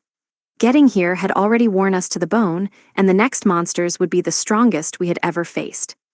100 floors. He had survived the 100th floor for a week, by himself. He must be even more exhausted than all of us, more ragged, more injured. At his absolute limit. Forget his limit, it was a miracle that he was still alive, and he had gone far beyond that. But if we started to think along those lines, we wouldn't be able to turn back anymore. Haruka-kun faced dangers beyond our comprehension. Shimazaki-san and her friends leveled up more today. How much experience was he gaining? Every time they leveled up, they looked ready to burst into tears. If they were gaining that much experience, imagine what kind of insane monsters Haruka-kun was facing, and in what kind of massive numbers, all alone, at his low level, with his fragile body. He had to be stretched beyond any reasonable limit. The word dangerous was an understatement to express the hell he was going through.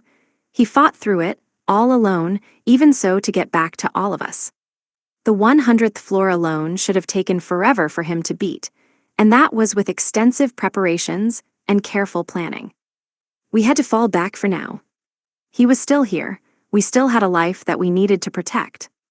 Haruka-kun had sacrificed his life to protect us, and that was precisely why we couldn't afford to lose a single person, not even on our way to protect him in return. If things got out of hand, we would retreat. In our current state of exhaustion, anything was possible. Even if it made us take longer to go down the dungeon, we wouldn't lose a single person. Otherwise, Haruka-kun will definitely get mad, and I'll no longer be able to look him in the eye. We needed to meet him with laughter and smiles, every last one of us. Day 34. Members of a tribe are defenseless alone. The ultimate dungeon. 64th floor. We picked up the spellstones from the armadillos and proceeded smoothly to the 63rd floor. The next floor had level 63 reflect snails. Snails? Giant slugs? We no longer needed any strategy here. Incidentally, I suffered some serious mental trauma from excitedly peeping through the hole in the ceiling, only to see massive slugs. I'm sick of this dungeon. The snails had perfect defenses: magic reflection, physical reflection, weapon shatter, dissolve, bite, which meant it was salt sprinkling time. As if I was going to fight those sorts of insane monsters head-on. It was a given that I'd use salt. Magic reflection, physical reflection, and weapon shatter resided in their shells, so I hurled rocks at the shells to draw out the heads. The head, however, was where their bite abilities were, since when can snails bite anyways? Do they even have teeth? If I poked my finger in to check, it might get dissolved, so I wasn't about to find out. After I drew them out with some rock chucking, I sprinkled the salt. How many tons of salt does Villager A have? Truly, this was a mystery wrapped in an enigma. The item bag was one thing, but I mostly meant Villager A himself. Finished, an easy victory. When I attacked their heads, they hid inside of their shells, so I stuffed the openings with salt. After they dried out, all that was left was to roast them. Not very smart, those snails.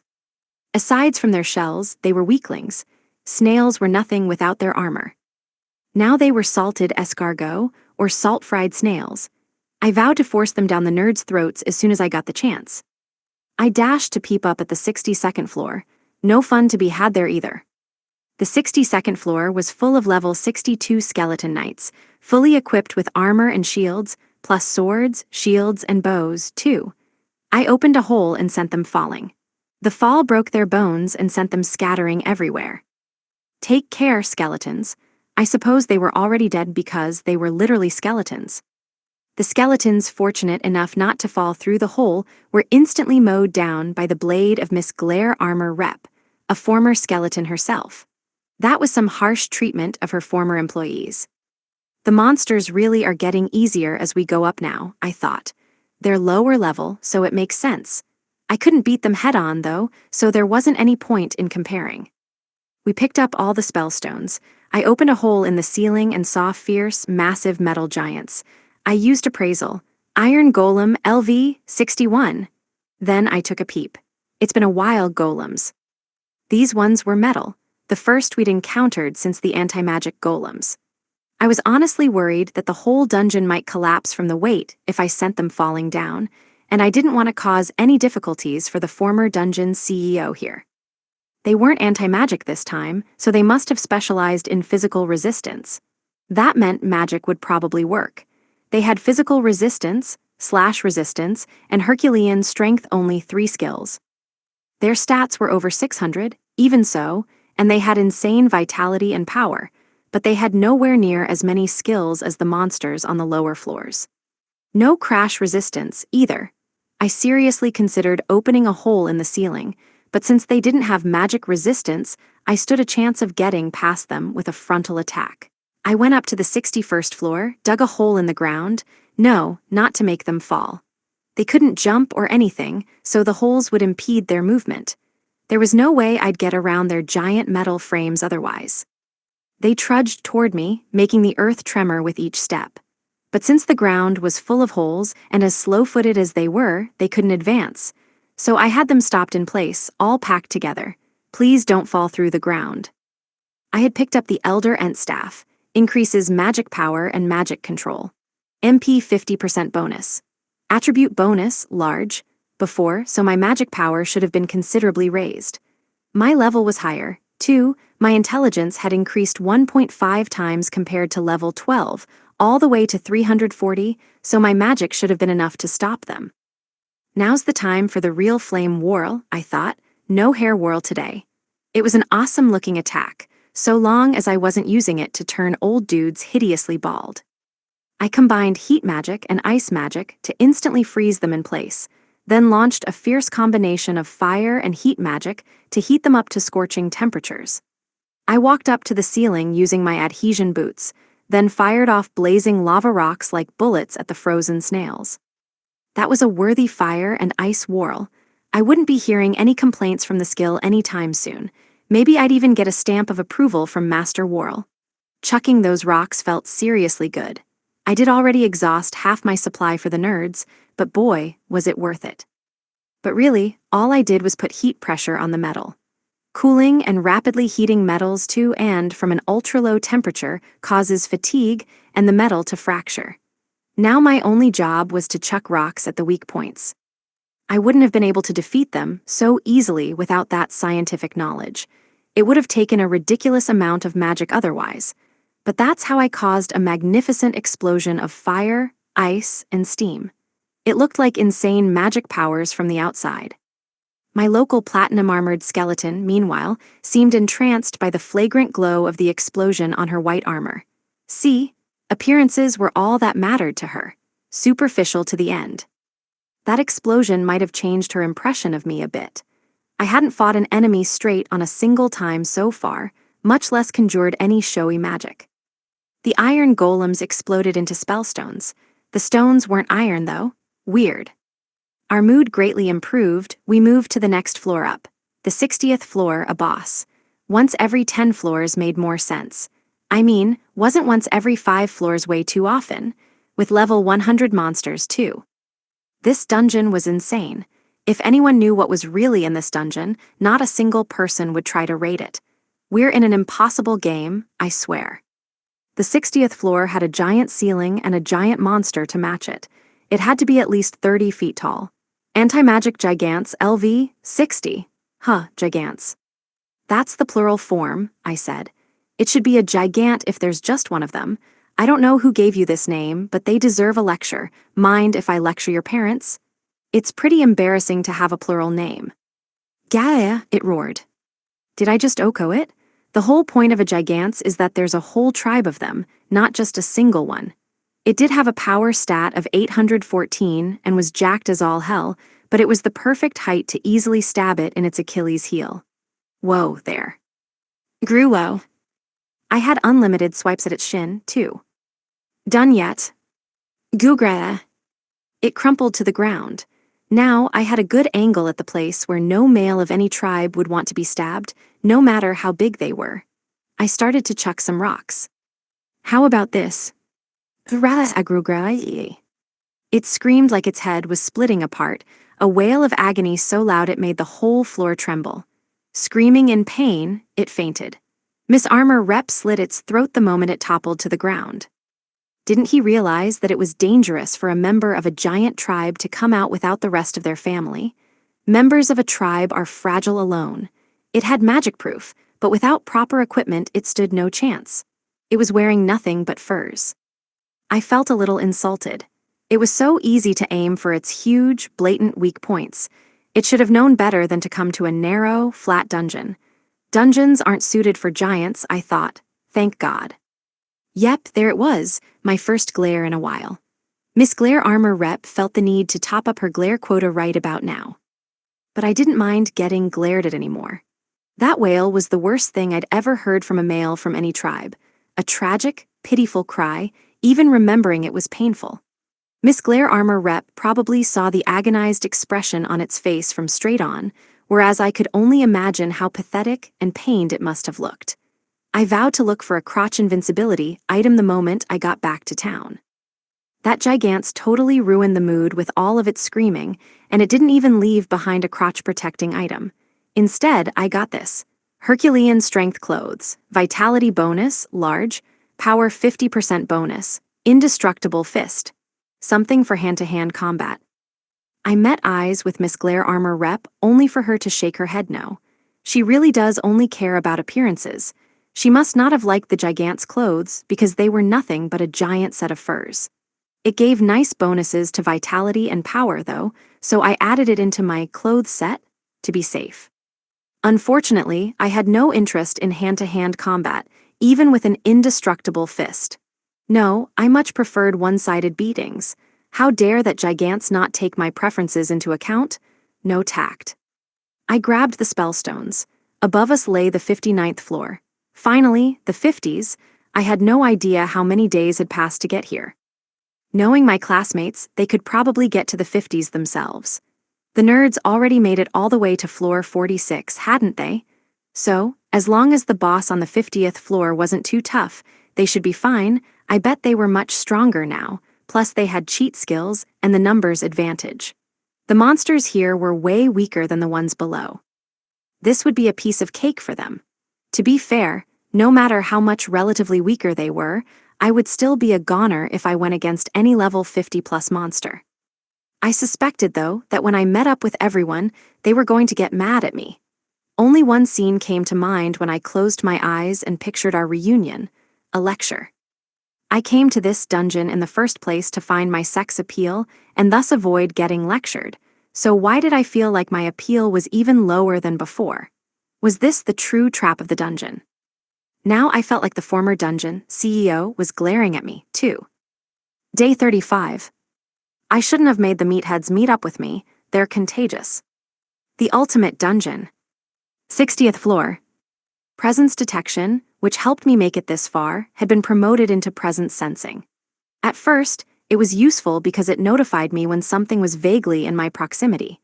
When it leveled up, its range extended first, then I could seek out presences in certain directions, and eventually I could figure out what specifically lay in the direction I was searching. It saved me countless times, enough that I wanted to throw it a promotion party. I could narrow its field to look even further away and more precisely wherever I wanted. It was an endlessly useful skill. I could use it to become a master fisherman if I wanted to. Right now, I sensed something above. Something bad, horrifyingly, shockingly bad, so stunningly bad that I almost laughed. It was like thunder on a clear day. But for now, on the 59th floor, I had to deal with some doggos. Hellhound LV, 59. Sniff vinegar and perish. I fired a series of vinegar balls at their noses, accelerated, then flew through the gaps between the titanic dogs. Behind me, the writhing dogs' heads flew off in a twinkling flash of platinum armor. We hurried straight ahead to the 58th floor. We slashed through the group of level 58 frogmen without a care. All that croaking was totally obnoxious. We didn't have time for that. As expected of frog people, they wielded tridents. They surrounded us before leaping in to stab us all at once, but too bad, they were way out of their league. I would have died for sure if they came at us with those tridents in a single, vicious blow, but their attack didn't have enough oomph to it.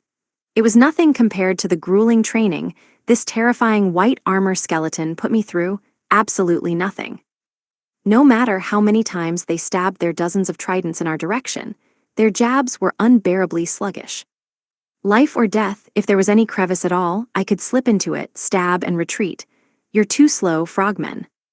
The platinum armor lady took the stage after that, so they were screwed, every last one of them.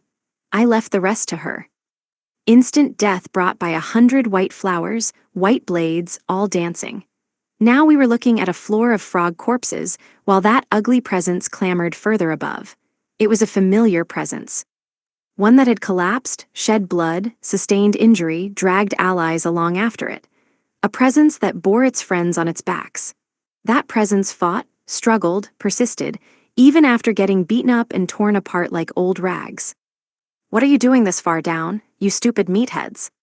It wasn't just the meatheads. The rest of them were there, too. They were way in over their heads. This was the 57th freaking floor. Had they all gone as brainless as the meatheads? I was amazed they were still alive. Upstairs on the 57th floor, wounded from head to foot, bloodied from front to back, and in danger of losing their minds, everyone was waiting for me. I didn't mean to make them wait so long. There wasn't a moment to lose. I sprang up the stairs and checked things out with Jupiter eye. A deformed, bizarre being lay ahead, Sphinx LV-100. It had magic proof, physical proof, and even immortality. Oh, they are boned. There were also 4 hidden rooms on the floor. Oh, that made sense. The floor was probably a puzzle where you gathered all 4 items to defeat the Sphinx. You could never win against this enemy in a straight-up fight. There was no time to go to the hidden rooms. One of my classmates could die at any moment. They were barely hanging on. I can't believe they came to the 57th floor, I thought. I could have guessed the 50th, which was why I hurried, but they had been even more reckless than I expected. Just get to it. For now, I had to get rid of this annoying-ass riddle monster. If you want an answer to your damn riddle, go ask someone else. The monster itself was a riddle. Magic proof, physical proof, and immortality skills to top it off. The solution was simple. I'd just make myself physical proof, and then use certain kill to overcome immortality. I do feel bad that you never had chance to shine until now, you useless item. I had used the left gauntlet all along, but the right one. I'd been waiting to do some Hia with my right gauntlet. It seemed like the item was destined to be useless until now, but at long last, my right Spearshield gauntlet would stand in the spotlight. Get to work, Sir Spearshield gauntlets get to work, Sir Nullifies physical and magic defense. I need you at last. I used airwalk to dash into the air, launched myself at the Sphinx at full speed, and stabbed it with all my might. Using the right Spearshield gauntlet, of course. Physical proof, Not today, Sphinx. I was physical proof. Now I would use certain kill to rid it of its immortal status. Angelica-san, your turn now. A godly glitter of white danced down from the sky in a sustained flash. I gripped my staff tight with my right hand and stabbed it down into the Sphinx. As Miss Platinum Armor landed her blow, I used the gauntlet to nullify its defense. Although it was level 100, it was still a mid-tier manager of the 57th floor. If the dungeon's CEO decided to cut it loose, so be it. Certain death. She chopped the immortal Sphinx's head clean off, dismissing the Sphinx from its duty. It was a demise that only a true goddess of death could administer. The Sphinx, worshipped by many as a god itself, was an ordinary monster, with no special significance to a glittering, platinum-armored sword goddess. Now to clean up the rest of the floor. Can you kill some of those mummy dudes? Don't worry, I'll incinerate the rest of them. Angelica nodded, standing before where my classmates, each on the verge of death, held the front line, stunning them with her reverent, terrifying platinum-armored beauty. Time itself froze with fear, as everyone stopped to breathlessly admire this font of true immortality. The blood-stained battlefield was engulfed in a brutal silence.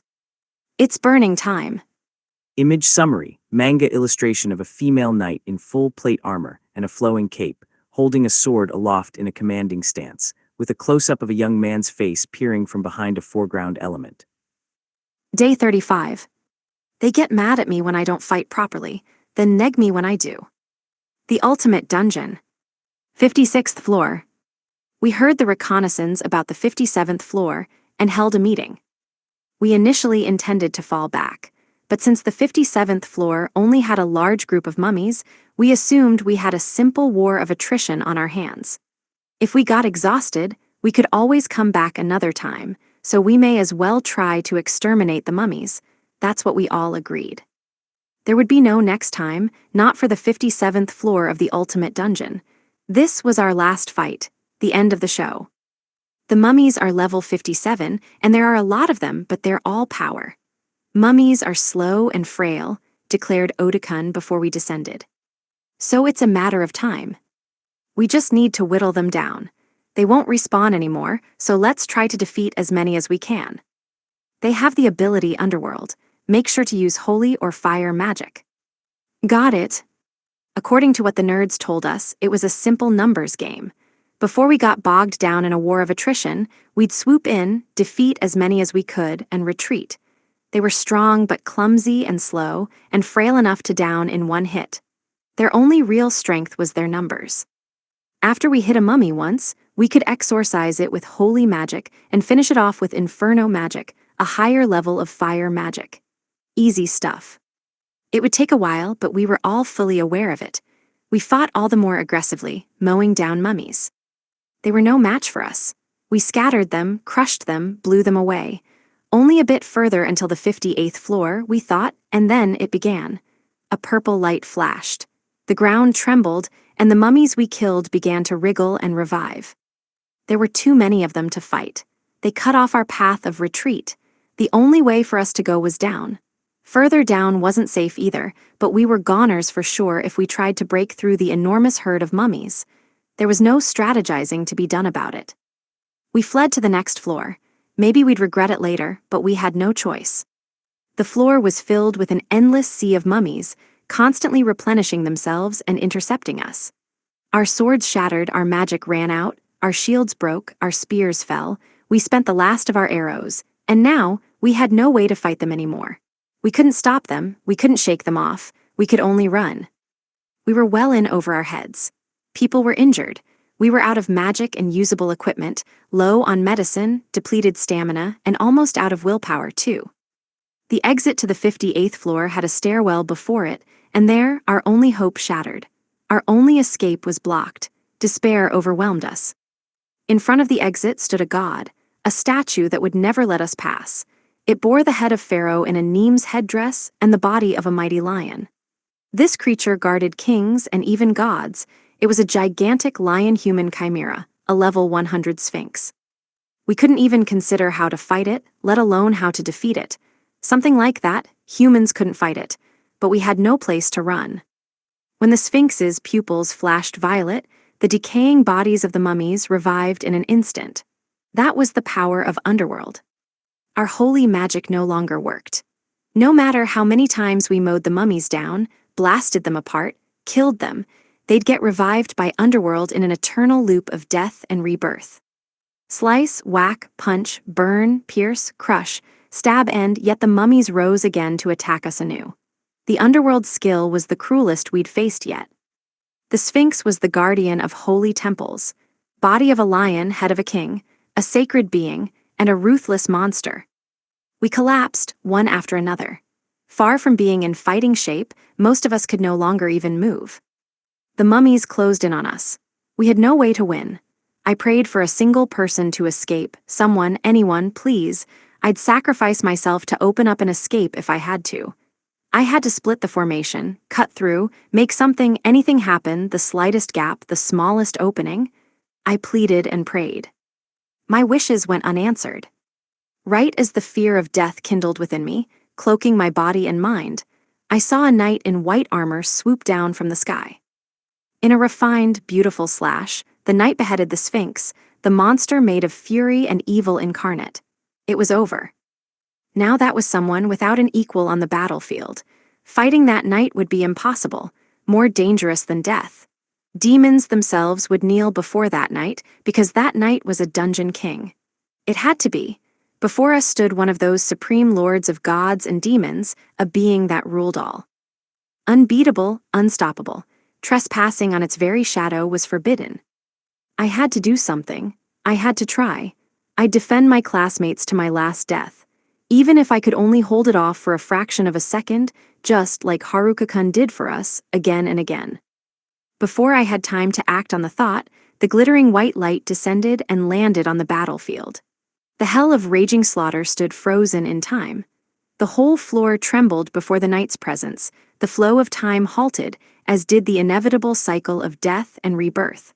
All that remained was the stillness of death. Then over the Sphinx's corpse, countless brilliant lights enfolded the heavens. In a blink they burst outward, a fury of storming flames that obliterated all of the life around us. In that merciless instant, the sky burned savagely, beautifully, unlike anything I had ever seen. Behind it, a black form, the incarnation of death itself, paused, and in its conceit, its face broke into a smile. So I smiled and grumbled. "Welcome back, you took your sweet time, didn't you? We all got tired of waiting, you know." Time moved again. Like a brutal storm, the downpouring of bright light surrounded everyone in piercing arrows of pure radiance that scorched the monsters to dust. The light blasted them apart, burned them, and then shattered them. An overwhelming massacre, the epitome of violence, a savage slaughter. On the verge of death, it was a starry sky of light that I glimpsed out of the corner of my eyes, a meteoric shower of flames that slaughtered our despair.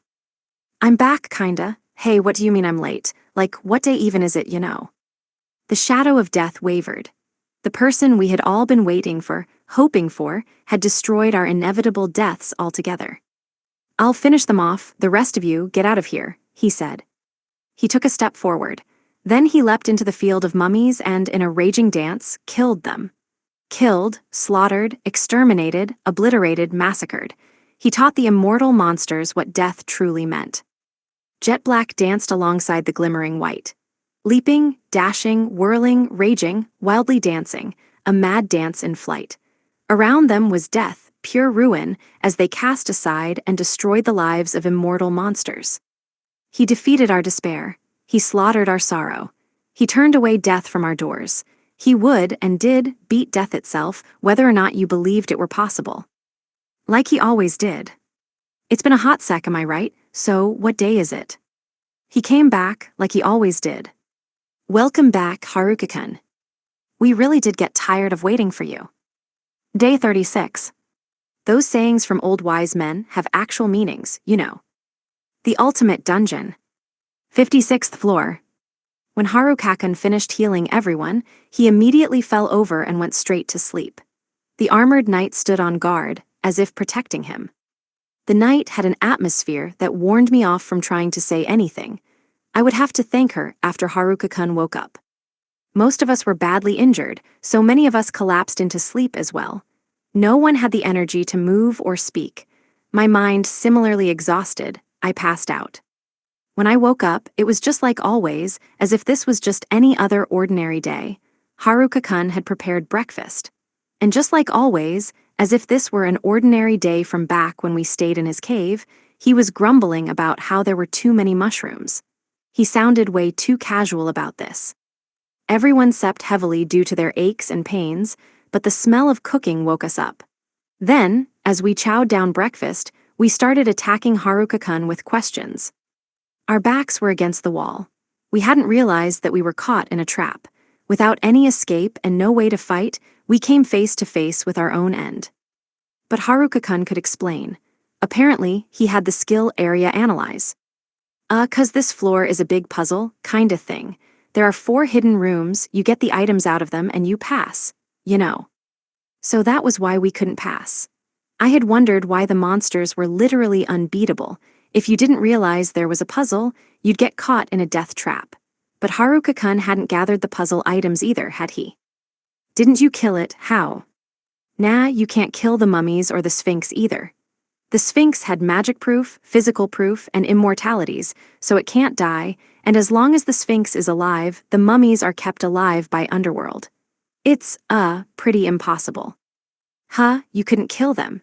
He literally killed a demonic monster that was not only immune to physical and magical attacks, but also immortal. "So how did you kill it?" everyone shouted.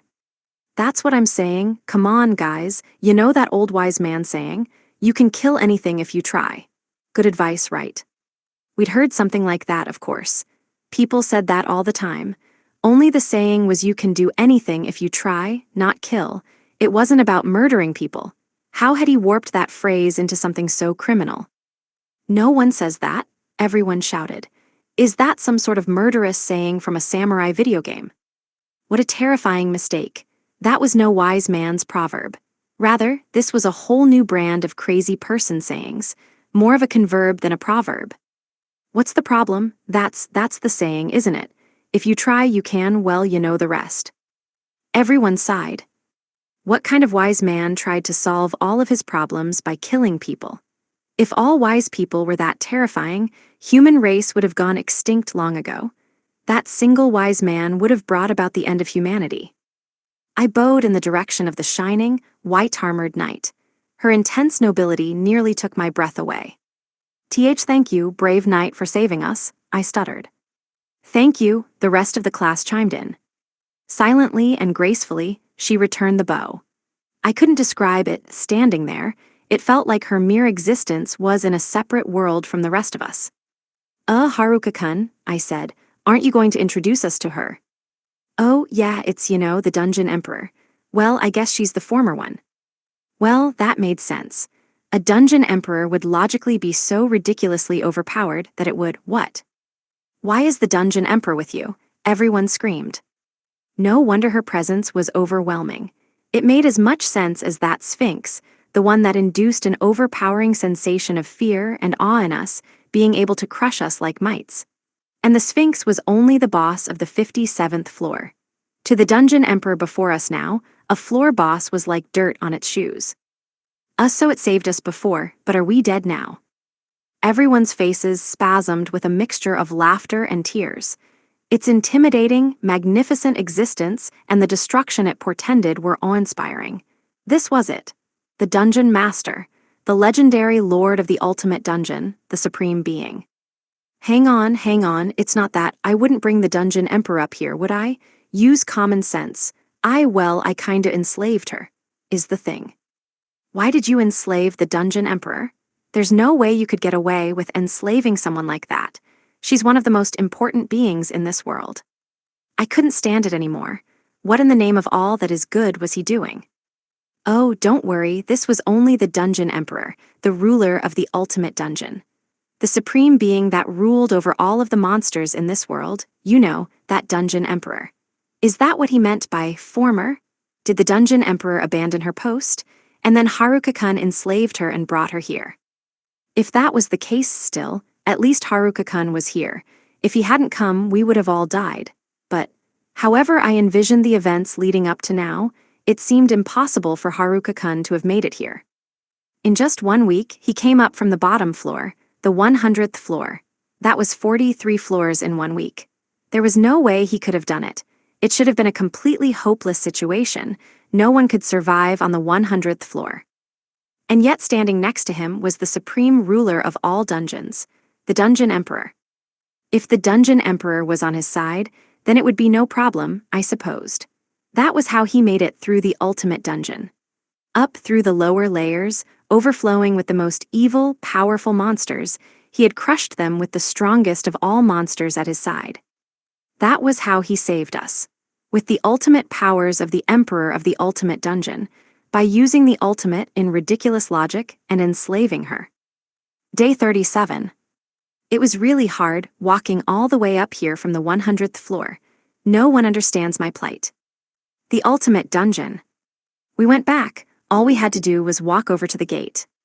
No one understood how any of it was possible. Everyone was shocked that he had survived. Everyone was grateful for that same fact. We all expressed our gratitude and appreciation to Haruka-kun. Haruka-kun shocked us and scared us, so we lectured him. What he had gone through was beyond the limits of our imagination. It wasn't just irrational, it was rooms, galaxies, universes away from that concept. And of course, in the aftermath, he acted as only Haruka-kun could. He gave us a story that no one else could ever think up. I mean, you're not tired at all, you barely fought in the first place. We shouted at him. Haruka-kun, who we had assumed was desperately fighting for his life in a maze of merciless dungeon floors, was in fact acting as thoughtlessly, selfishly, and foolishly as ever. The person we assumed to be suffering, mortally wounded on the dungeon's bottom floor, falling apart from endless battles, struggling to go upstairs by himself, fighting for his survival at every stage. Hadn't suffered a single wound, refused to fight battles altogether, and in fact took pains to avoid said battles, one-sidedly slaughtered endless monsters, and came back to us like he always did. His biggest takeaway was, there was a lot of stairs, that was hard. Oh, poor little Haruka-kun, you climbed 43 flights of stairs, you must have been so tired. We didn't need to worry about him. Like every other day, all he needed to do was set some traps, engage in some deception, spread confusion, and then slaughter the monsters and climb up all the stairs. The sole complaint he had from his journey to the 100th floor of the ultimate dungeon was climbing up the damn stairs. I couldn't win if I actually fought them, Haruka-kun protested. No way, it was a group of level 99 Minotaurs and a level 100 living armor, for God's sake. No way, I can't beat that, I'd die. So since he couldn't beat them, he killed them. Death by falling, apparently. The culprit was a hardened criminal who refused to even reflect on his crimes. In order to beat the Cyclops, we had to tactically go after all the weak points. The Achilles heel, the shin, the crotch, and you killed them in one swoop, shouted Oda-kun. We thought the werewolves were the strongest monsters imaginable, and you used vinegar. And they covered their noses and started whimpering, screamed Shimazaki-san. Gross, I totally hate salt-fried snail, and those snails were like not meant for cooking, cried Vice Rep B. After how terrifying those bulls were, after how hard we fought death by falling, it wasn't a damn accident, wailed Fukanuki-san.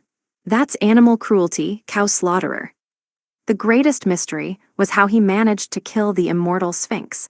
It literally shouldn't be able to die. You were physical proof, then you could kill it with certain kill? That doesn't make any sense. The pandemonium only grew more cacophonous as we heard more explanations. We fell deeper into confusion, bafflement, bewilderment. Meanwhile, the Dungeon Emperor did nothing but interject with little nods of agreement. Overwhelmed by surprise, shock, confusion, and frustration, we eventually gave up. Even the Dungeon Emperor seemed stunned at how, apparently, he truly was the epitome of ridiculousness. She must be a good person. He was to blame here. Your actions stunned a Dungeon Emperor, Haruka-kun. That makes you the inhuman one. He didn't give the bosses any chance to show their strength. The fearsome monsters ended up being the ones exterminated in the blink of an eye. Their toughness, their bulk, their strength, all rendered useless as he ruthlessly hunted and killed. He slaughtered them all in cold blood. It hardly counted as fighting by any definition. Those monsters were marked for dead before they even began the fight. Their deaths were set in stone before they even encountered Haruka-kun. They were too strong for him to fight, so he killed them instead. He had no intentions of fighting, so there was no way for him to lose. He was invincible, unstoppable, brutal. Meanwhile, the Dungeon Emperor was untouchable in another sense of the word. Unstoppable in a different way, physically invincible. No wonder he couldn't lose. He never even tried to fight. He just killed everything in his way. The slaughterer simply slaughtered his way back to us. He was unbeatable in the ugliest possible meaning of the word, because there was no fight to beat him in. Almost all of the monsters died without knowing who the enemy was, or even that there was one in the first place. The battles never even begun from their perspective. This wasn't worth an empty search for his so-called sex appeal. Not at all. From our perspective, people whose lives he had saved, Haruka-kun was far worse than the dungeon monsters. A devilish demon who committed more cruel and evil and brutal deeds than any beast, who exhausted all the possibilities for doing evil in the entire universe. I was amazed that the Dungeon Emperor could tolerate him. But then again, that was how he survived. That was how he came back to us, so that made it all fine, I guess.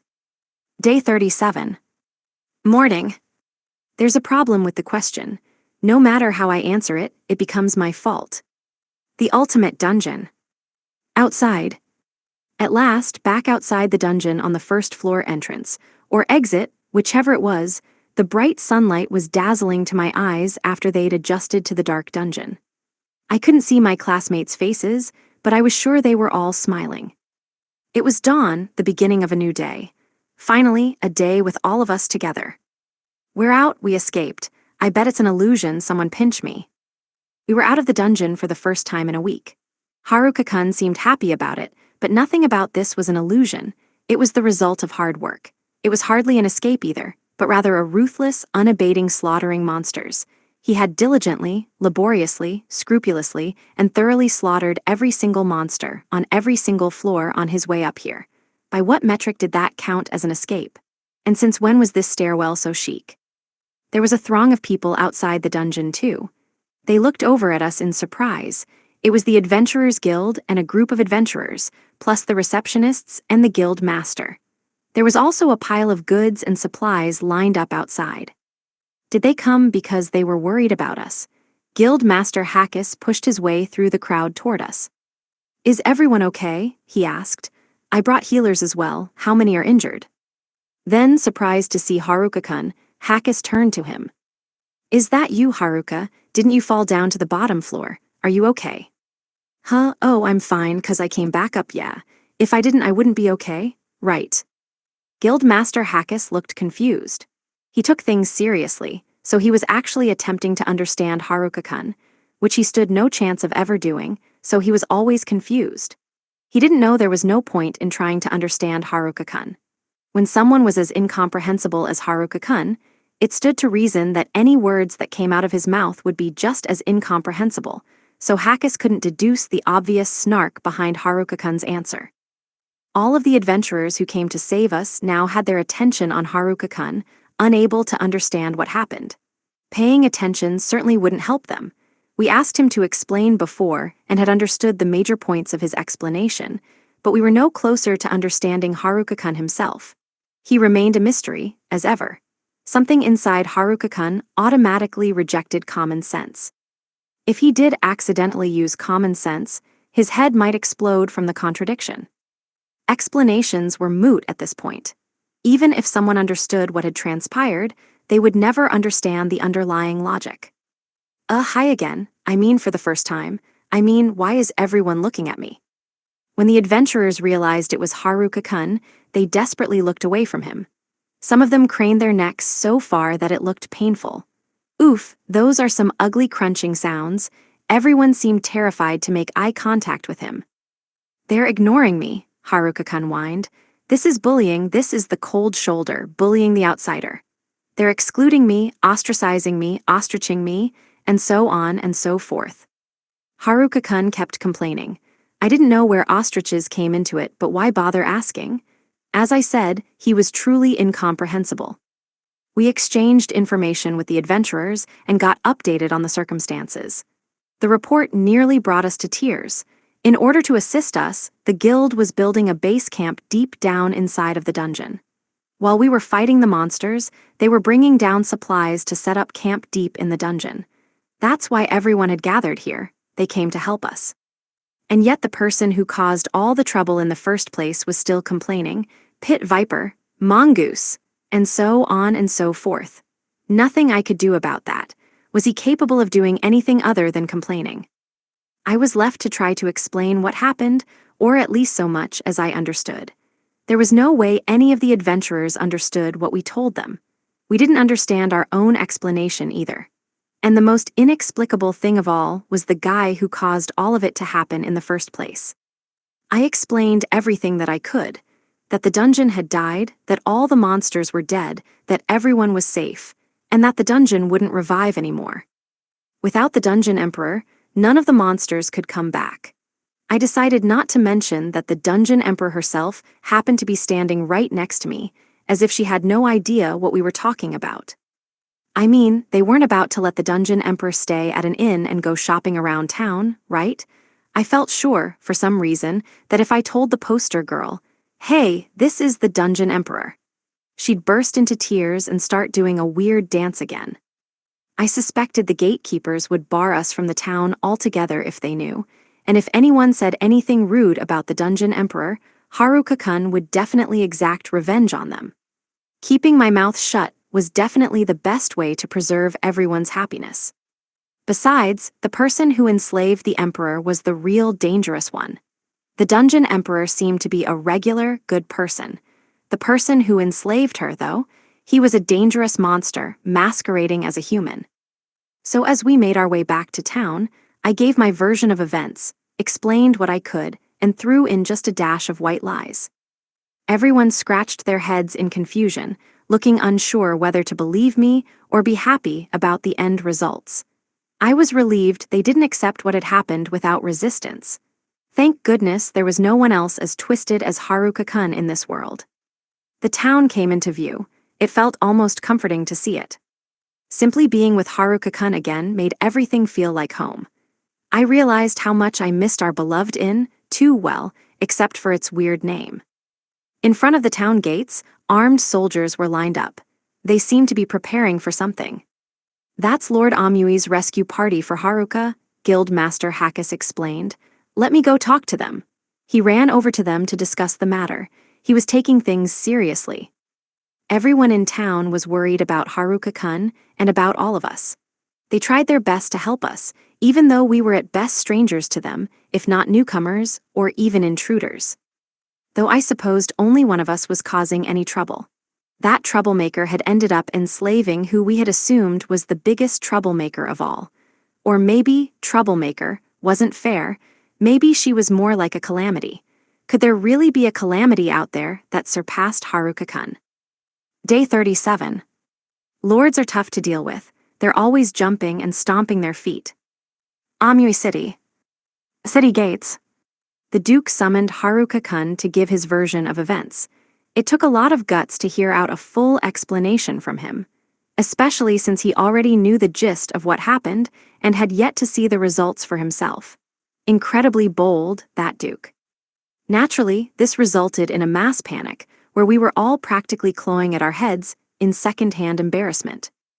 They chose the wrong person. They had no chance at figuring out what was going on by asking him. He was who caused all this confusion in the first place. I watched from afar.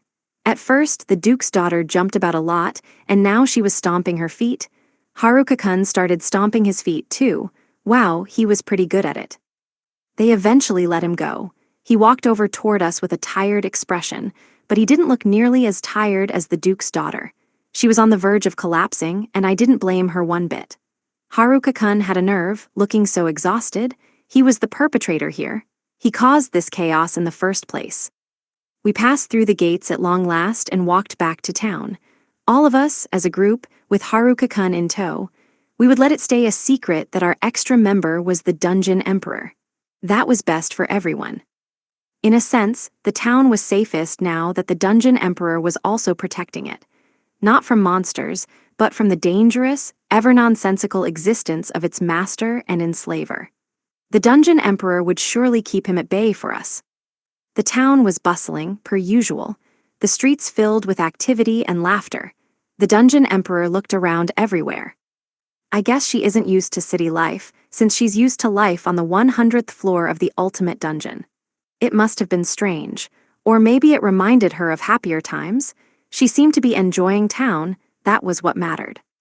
That must be why Haruka-kun brought her here from the 100th floor.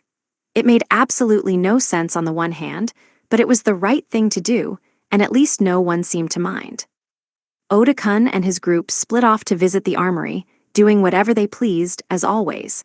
Apparently, they were concerned about their safety, as they were seeking fireproof and inferno-proof helmets. I didn't think a helmet would be much of a match for Haruka-kun's physical proof, but decided to stay quiet. It was like any other day, or like every average day.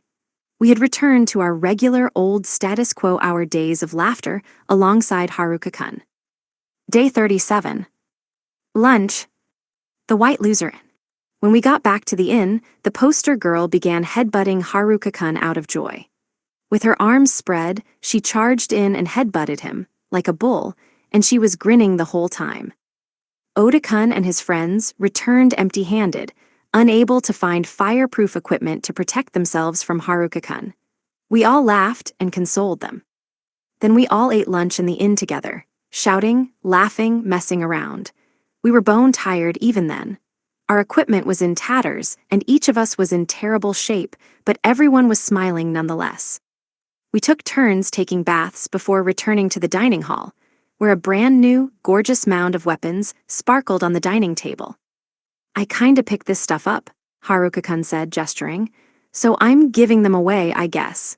Each person can take 2 weapons and 2 pieces of armor, and then 2 of whatever else you want, so 6 things total. First come, first serve. Go ahead, take 'em already, if you want." The dining hall instantly turned into a vicious battlefield, one boiling with desire, greed, and craving. It was like watching a bunch of grandmothers at a discount market. The boys were swiftly ejected from the fray, and the maidens ruled supreme. These were one-of-a-kind goods, bargains of a lifetime, limited-time offers like none other. This was an insane, violent consignment clearance sale. The dining hall had become a battlefield cursed by a war god. This was a place where value-crazed war goddesses alone would gather, a utopia overflowing with legendary bargains.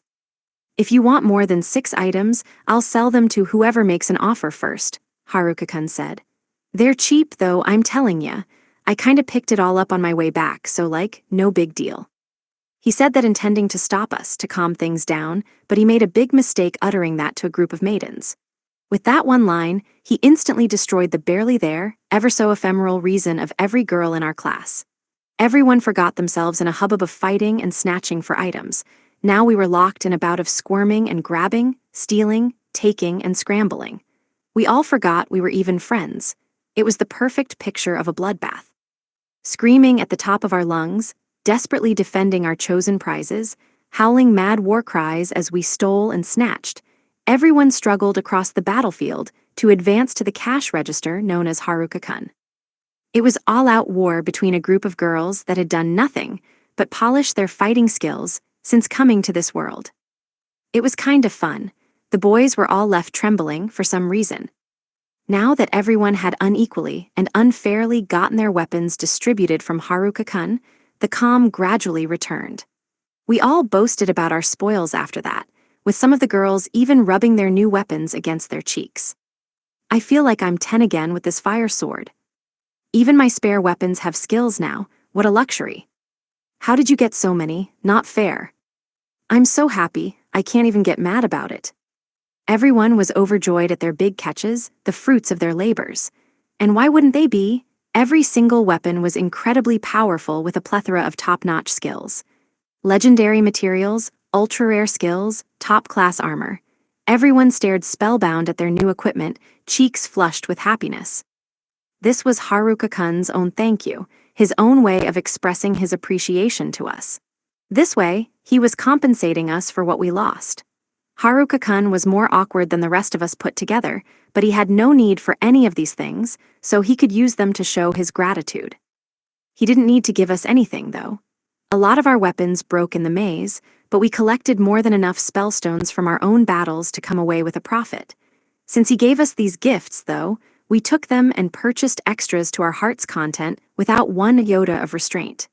Everyone got at least 10 items, and a lot of girls ended up with over 20.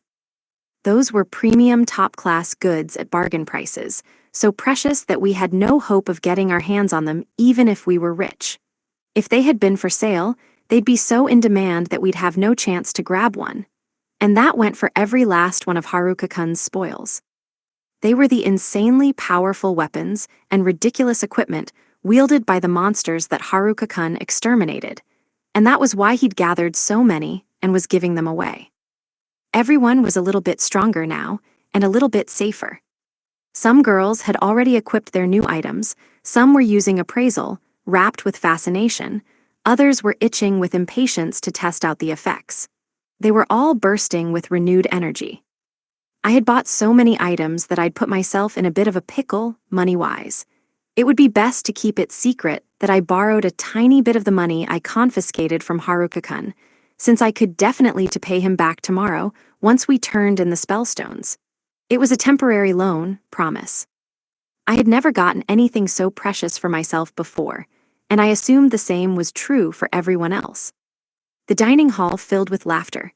Smiling faces were all around me. Day 37. All I did was exchange my money in town and take what they owed me, but now I'm being slandered. Amui City. The Duke's Palace. It took a whole week to prepare, But unfortunately, it was too little too late. It took a long time to summon and organize the soldiers. Everyone was nervous about potentially weakening the city's defenses.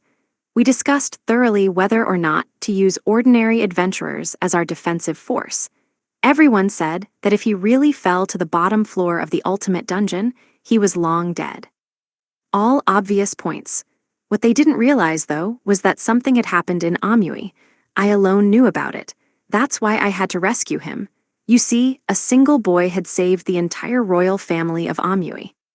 He was willing to sacrifice himself to save me, so I had to do the same to return the favor. I owed him that much. This boy was our benefactor, and thus the benefactor of the generational rulers of this land. Just as we gathered our army and supplies and prepared to go out to save him, however, the Adventurers Guild, who had gone ahead of us to try to help, returned. I trembled then, as the worst-case scenario crossed my mind, that he had died before I could pay him back for how he saved us, before I could do anything. But he returned, and what a return it was. He was victorious, having killed the Dungeon Emperor. He granted yet another of our dearest wishes. An unfamiliar boy in an unfamiliar place had single-handedly brought about a miracle. Our subsequent meetings were repetitive, meaningless. Why still bother holding meetings at all? We knew what happened, and now our duty was to accept it. Meetings were thoroughly unnecessary. Surely it is a good thing that the Dungeon Emperor has been killed. With that conclusion, our meeting finally ended. Every one of my subordinates was confused, but they recognized it as a good thing that future potential disasters had been eliminated. It was the only conclusion we could reach. This was an unprecedented blessing for our city. The merchants bought a monumental load of spellstones from the Adventurers Guild. Our ordinary little general store and armory sold goods that could typically only be purchased from major dealers. Our poor, trifling domain known for naught but mushrooms was now full of powerful weapons. Our city was the target of a monster stampede but hadn't suffered a single casualty. Far from it. Instead, we received a windfall of spellstones and equipment. Our city became rich. Every day, traders from all over the kingdom gathered and sent money raining down on us. Business was booming and still growing. Our most dangerous frontier had, in the course of a few days, transformed into an incredible and profitable resource. We could never have dreamed that our domain would go through such a rapid spurt of economic development. Everyone was thrilled. So was I, of course, but I knew what was really happening. The forest was known as a wicked place, a tangle of death that regularly spawned groups of monsters. It launched stampedes that destroyed entire cities. The number of monsters was falling. Rumor had it that the monster kings were dying out, leading to fewer monsters in general. Regardless, we no longer had to worry about stampedes for the time being. Then there was the legendary dungeon near our city, known by many names including the Ultimate Dungeon. Should a stampede emerge from within its depths, it wouldn't just destroy our city and dukedom, but the entire kingdom. Its monsters were that powerful. Many within were said to have grown to the maximum level 100. Up until now, the best we could hope for was to reduce their numbers even by a little. Now, that dungeon was dead. Our city became wealthy that same day, and before we knew it, peace reigned. As leaders, we did nothing, but our town became a wonderful place even so. It was no wonder that, lacking any hint as to what caused all of this, all of my advisors were confused. I was confused too, but I knew one thing for sure. I knew what caused this unprecedented prosperity. I knew why our forests were safe now. I knew why we survived the stampede. And I knew who killed the Ultimate Dungeon, too. I knew the sole cause. It was that dark-haired, dark-eyed foreign boy who saved my life and the lives of my family, as well as his companions. A group of 30 visitors came to our town, and they had brought all of this about. We, the rulers of this city, did nothing.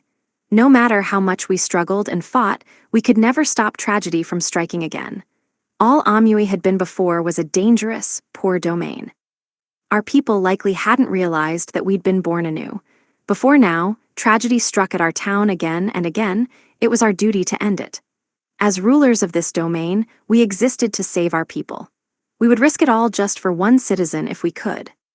We were a seawall for the kingdom. which was little more than an abandoned town. That gave us all the more reason to bring even a scrap of fleeting happiness to our people. We wanted to curb the expansion of the forest in what little way we could, in hopes of delaying the forecasted flood from the dungeon for a moment. But even if we could stave off the inevitable, our town was doomed. I ached to protect my people all the same. Then all of a sudden, all of our problems were solved. Our town and domain became peaceful and wealthy. Life had been so brutal until this point that we'd grown used to living in a land deprived of hope. Now the spellstones and weapons sold in our town were valuable enough to attract merchants from all over the world. How did we attain such items, and so many of them? The answer was simple: he killed that many monsters. The monster stampede was halted before it reached our town, and now the forest lay tranquil. The dungeon was destroyed. Our city prospered in its wake. The reason for that was simple, too. All threats to our domain had turned into sources of revenue. Deadly monsters transformed into high-grade goods. Our town was now both peaceful and wealthy all at once. The peace and security of our people had been something we couldn't even wish for in our wildest dreams, but our city was full of smiling faces and endless laughter. Everyone was happy, and that happiness continued every day. The happiness that was once so inconceivable for our people flowed through our town like a river. Our ancestors who died in the forest had waited and prayed for this day for years upon years. And yet, no one really got it. Life was good. The shops were full of customers, the shops full of goods. Life was easier. Things were only bound to get better from here. I knew everyone felt that way. But people couldn't appreciate that we were truly born again, that we were saved just yet. It would take time. Our city had basically become the center of the kingdom's wealth. Huge investments began to circulate and enrich the entire domain. Nothing threatened to steal away our happiness. Our poor, struggle-torn town had turned into a rich, peaceful one before anyone had time to realize. The residents who were beset by tragedy now had cause to rejoice. The person behind it all didn't dress up his deeds, and he wouldn't tell if you didn't ask. That was why nobody knew the true story of how our tragic town became a city of smiles. Our ancestors gave up their lives to protect our city from countless calamities. They protected us, dreaming of a better future that never came. And those sacrifices did nothing to stem the calamities befalling our town. It marched onwards towards tragedy, uncaring of the lives of its citizens falling by the wayside. All it could expect was further misery, and then one day, seemingly out of nowhere, it became happy. That's why everyone is confused, dumbfounded. We only ever knew sadness. This was the first miracle we've ever seen. I was glad, that's all I could feel. It was the same for all of us. Day 37. Evening. I don't think you can use recovery mushrooms on patients recovering from mushroom addiction. Amui City. Cash acquired. Yes, cash stolen from the girls. I took their every last penny. They were probably destitute now. They were thrilled that I was selling items too valuable to show up on the market, and for so cheap. But to my eyes, I was clearing out excess inventory. I could try to sell them, but they were too valuable for anyone to buy at market rate. And say someone did buy them, the level requirement was way too high for anyone to equip. I kept the best items for myself and turned the remainder into a bargain sale. They were still profitable for me even at such a deep discount. I was rich as rich could be. I drained them all. I drained them all once more. Bow before me, peasants. What a perfect method I'd use to loosen their purse strings, make them compete against each other, and destroy all economic reason in the process. It worked to perfection, and now all of their cash belonged to me. If the guild wouldn't cough up good money for my weapons or spellstones, I'd extort them from my classmates. They were the wealthiest people in this domain, and it sure was easy to figure out exactly how much they had. I was surprised class rep had so much money. She must be pretty thrifty to save up so much. Not that it mattered, it all went into my pockets in the end. What was she planning to do with all of those weapons and all that gear? I'd escaped any lectures with a weapons armor and gear bargain sale. I slipped through an opening, the tightest gap in the universe. It was probably thanks to life or death that I got off lecture free. But I wasn't in the clear yet. Oh, no way. They weren't likely to forget those false accusations they'd made. meaning there was no guarantee they wouldn't get mad at me for no reason again. I hadn't disproved any of their charges. It was my duty to clear my own name. I would bring about it myself, justice, truth, and the liberation of the wrongfully accused. "Dried fruits, please," I called, "and a lot of them. I'll buy everything you have." There were more food stands and merchants in town nowadays. I'd buy up all the dried fruit this city had. Miss Armour Rep accompanied me on the trip. She was a girl, so I guess she liked shopping. She refrained from my bargain sale, though I wasn't sure why. The vicious bargain sale bloodbath waged by those demonic battle maidens must have been terrifying enough to send even a dungeon master running away in tears. She was native to this world, so it was probably her first experience with a bargain sale, too. Even the nerds, who loved weapon and equipment more than anything, couldn't break through the wall of girls. They could only look on at the goods, unable to touch anything as they were kicked, trampled, and disposed of like tattered rags to rot on the floor. That sphinx would have been a piece of cake if they could get through that frothing wall of maidens. The general store had expanded, too, both in terms of physical size and products available. Maybe there'd be some good stuff now. Dried fruits were my first priority. "Hi there, it's been a while," said the general store lady. "I heard you got lost in the maze. I was worried about you." "Well, I wasn't that worried. I knew you'd be okay, so everything's fine." She was unusually normal. I guess she had managed to break free from her mushroom addiction. She was actually doing her job.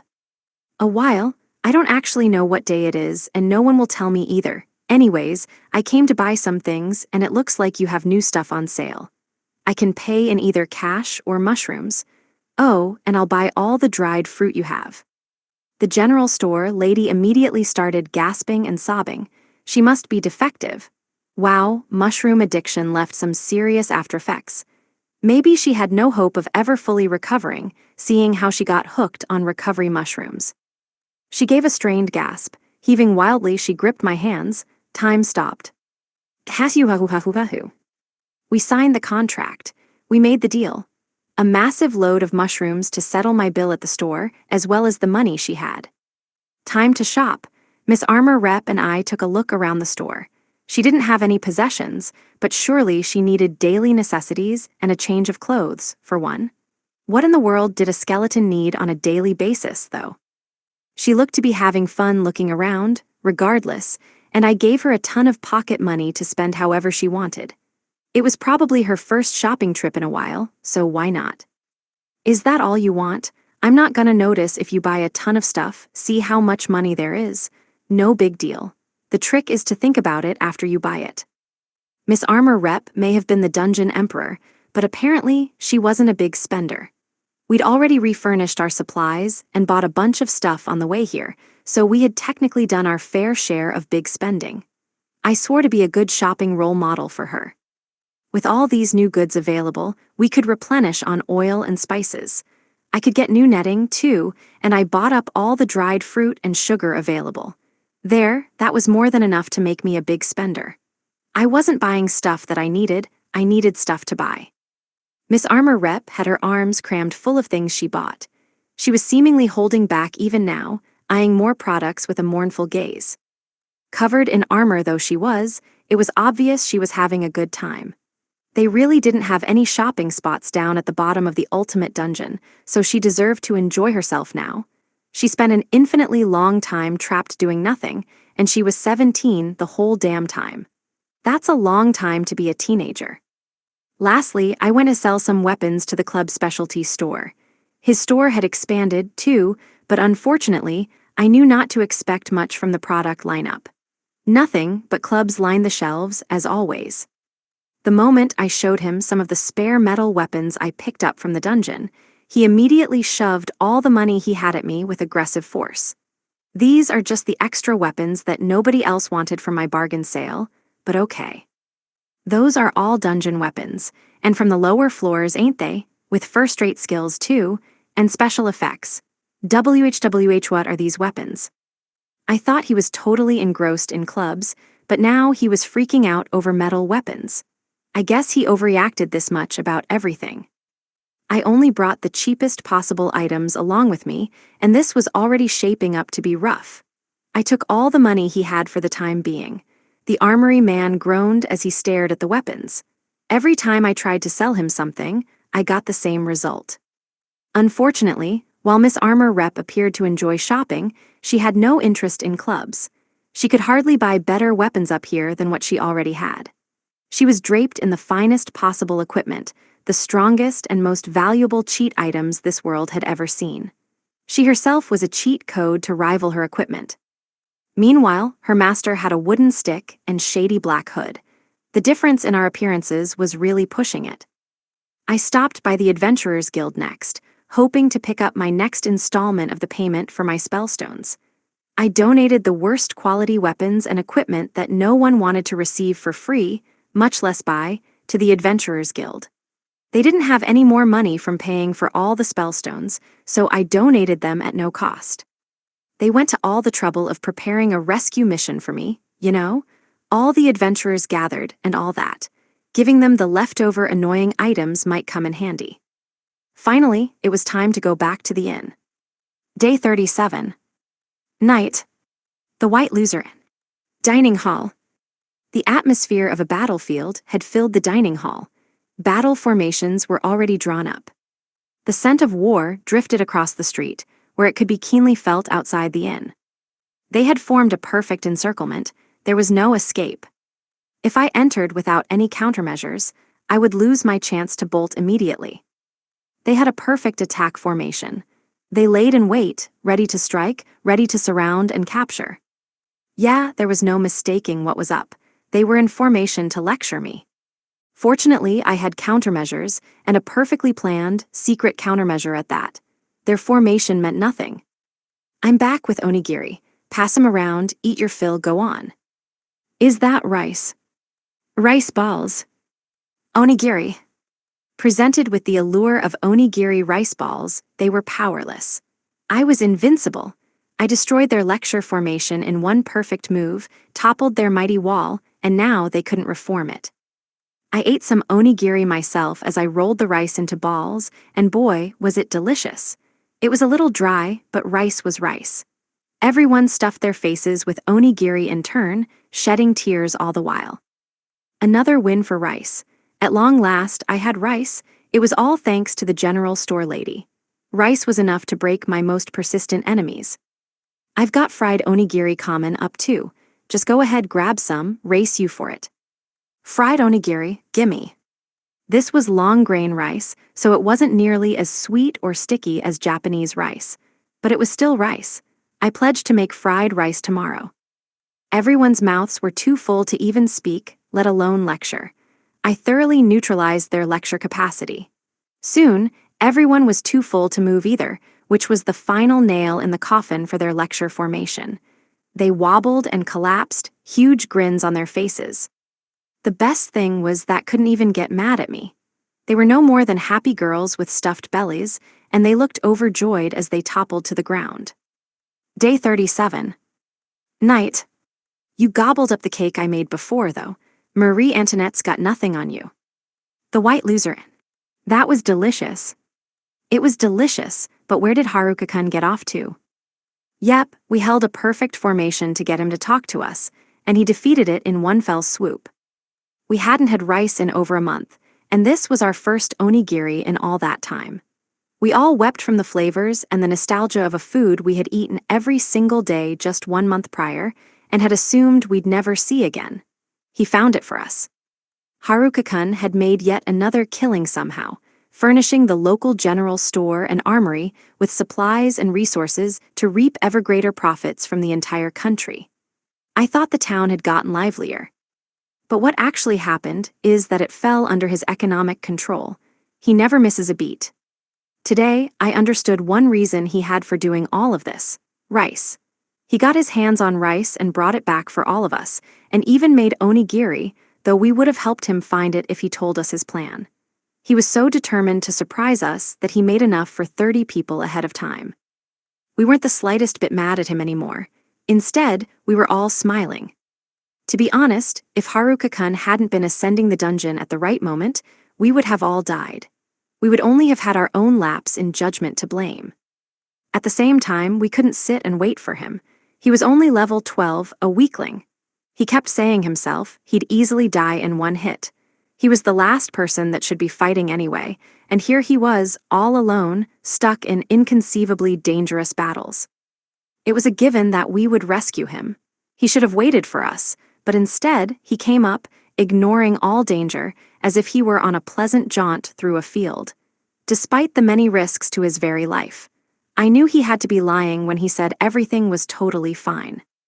I knew he took risks and nearly lost his life dozens, hundreds, thousands, tens of thousands of times. He wouldn't have leveled up otherwise. Growing 5 levels all the way up to level 17, that was a significant leap. He didn't level up after exterminating the entire stampede of monsters in the forest, but jumped up 5 levels there, that guaranteed that he put himself in danger. He refused to stay still and to wait for us to rescue him, and chose instead to stroll up through the dungeon. Most of us were on the verge of death when he appeared on the 56th floor. We all must have seen his fearless dive into the sea of mummies. We saw him act as a wall between them and us, chopping them up, tearing them apart, and refusing to let them reach us. His actions there had nothing to do with skills or leveling up. That strength was acquired from putting his own life on the line, time after countless time. He could never have defeated those mummies if he hadn't been through so many cycles of life-threatening situations. I knew then that he'd been through hell. We lined up to try to talk to him about those tribulations. Instead, we got onigiri. The rice balls were delicious. We were delighted to have them, and they made us smile. We were so happy that we couldn't hold back our tears, but we needed to tell Haruka-kun not to risk his life like that. He protected us, yet again, and brought us happiness beyond words. Yet again, we failed to thank him for it. I was ready to lecture him, even with my mouth full of onigiri, said Shimazaki-san. But I didn't expect that, if they don't have onigiri, let them eat fried onigiri, Marie maneuver, not in my wildest dreams. We might have managed to resist the onigiri somehow, but fried onigiri put him way over the top. And with soy sauce, everyone shouted, totally unfair. We all lost our urge to lecture him, broken by the sight of him handing out onigiri. It didn't change reality, though. He was strong enough to ignore it, but stats and levels were the most important factors in this world. Haruka-kun put himself in such dangerous situations despite his stats hovering around a mere 300. His HP barely hit that 300 mark, his vitality was even less than that. He made his way through the dungeon, even so, he shouldn't have been able to survive. He had always been so weak that he'd die instantly if he exchanged proper blows with any of the monsters. That's why he became so quick and reliant on specialized magic. He had no choice but to dodge. If he got hit, he'd die. That's why he fought the way he did, and why he ended up even more frail and vulnerable to direct hits than if he fought normally. His low HP and vitality stemmed from that, and that was why we couldn't let him fight. I'd had enough of putting him in danger. He had a warped strength. That's what Oda-kun and his friends called him. He was strong, but in a brash, blunt way. He tried to help us, but was the weakest of us all in truth. He didn't get by on stats or skills, but with his own kind of strength, a mix of speed and skill derived from his weakness and evolved with practice. He remained as weak as he'd always been in reality. Let's compare this situation to a race. In a race, Haruka-kun would be fast, said Oda-kun with a deep frown, and gaining speed even now. But as this world evolves, there'll be motorcycles, cars, even airplanes, all the while Haruka-kun continues to rely on his own 2 legs. For now, though, he can outrun any danger. For now. Warped strength indeed. He couldn't continue like this forever. It would become impossible eventually, and then he would die. We couldn't let him keep running, not in a world this dangerous. His fighting had to stop. He does have the Dungeon Emperor, commented Oda-kun. So maybe he's fine now. That thing looked invincible. Legit insane. How the hell was it only level 8? Haruka-kun's flustered explanation that he enslaved the Dungeon Emperor left me speechless, but Oda-kun was right. He should be safe now. There was a top-class guard if there ever was one. I mean, she was the Dungeon Emperor. But would one person be enough to protect him? He couldn't last long in a battle of physical attacks, so a guardian wouldn't be much help in that regard. She couldn't withstand attacks for the 2 of them. they'd have to overcome enemies with devastating offensives, which put him in a more vulnerable position since he was more likely to attack now. Some guardian she turned out to be. You can't tell with his villager a get-up, but he does have weapons from the bottom dungeon floors now, and they've got all sorts of crazy effects. He should have way more attack power than before, so he's incredibly dangerous now. The magic he was using was way out of our league. It shouldn't be possible. His MP is only 200. He's a crazy glass cannon. He was stronger than before and more destructive. Why didn't anyone understand that that was why I was worried? His stats couldn't keep up with his strength. At his stats and level, his body couldn't handle that sort of power.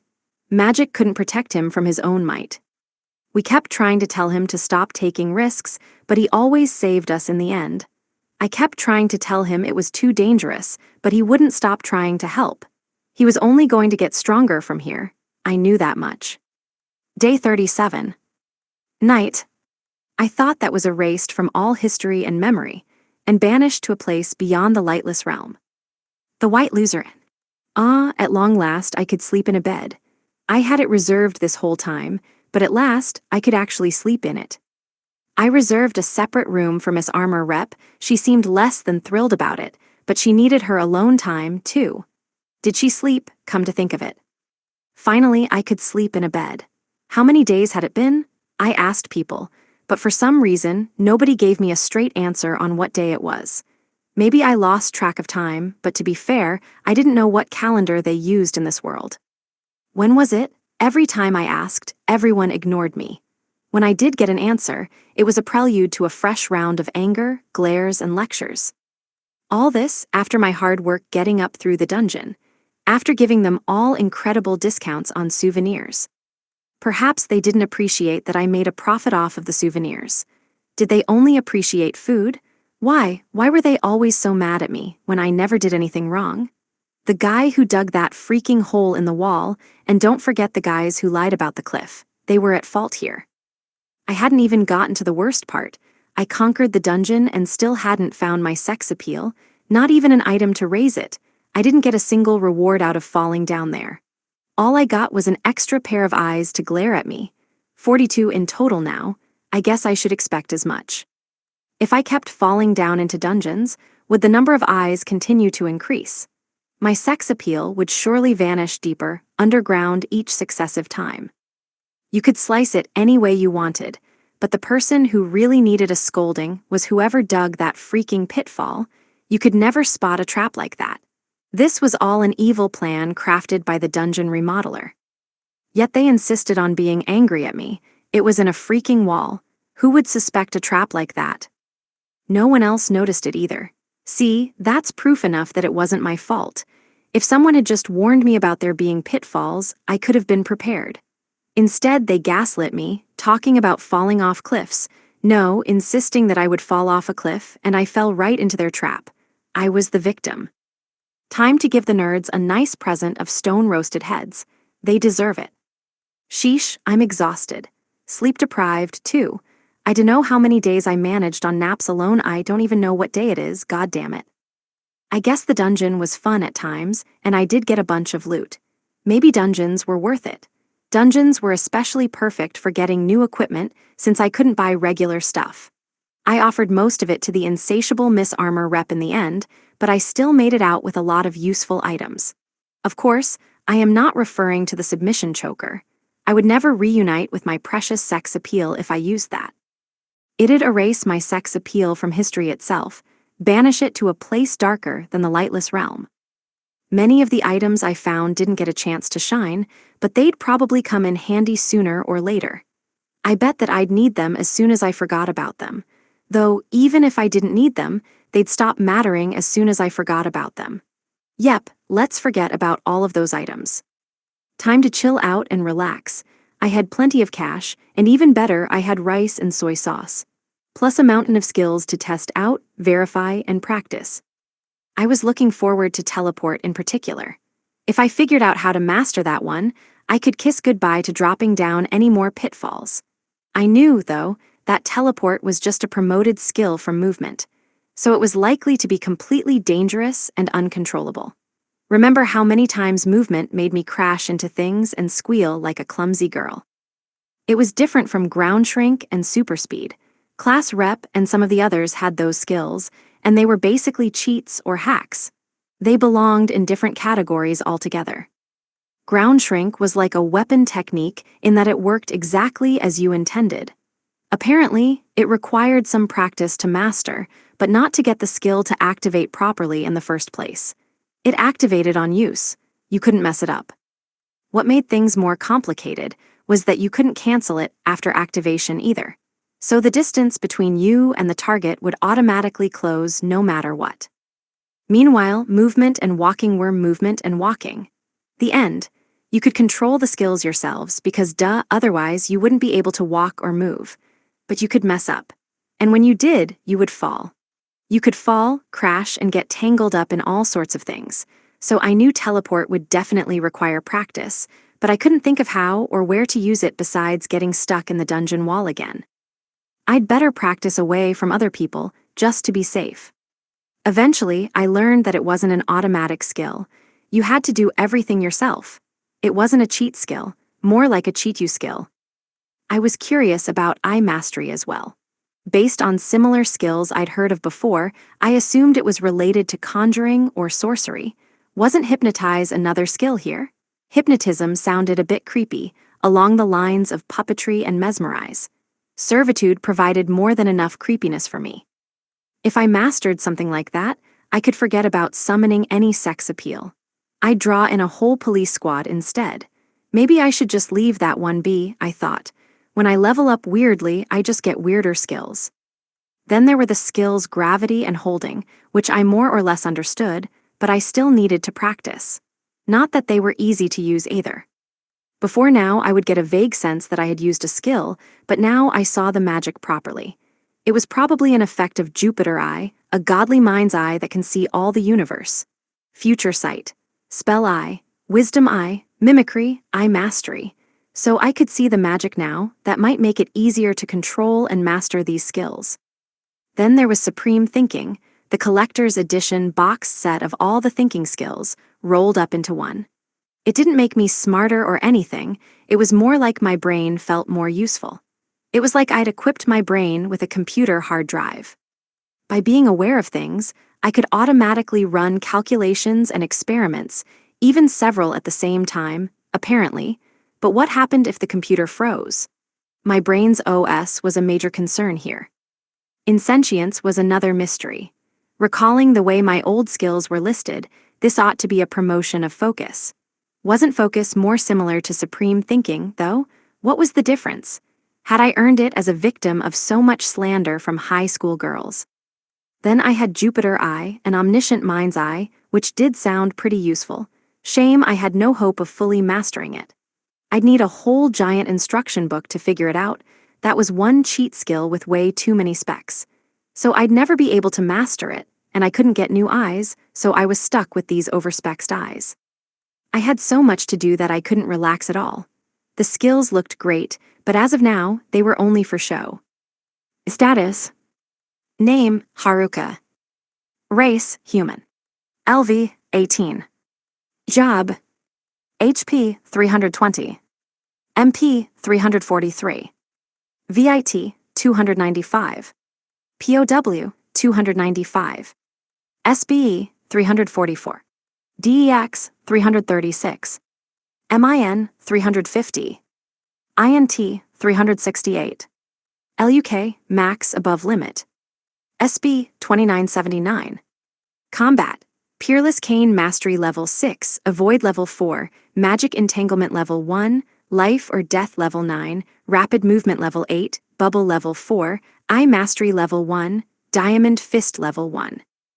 Magic, Heat Level 9, Teleport Level 5, Gravity Level 4, Holding Level 4, 4 Element Sorcery Level 4 Wood Level 8, Lightning Level 8, Ice Level 9.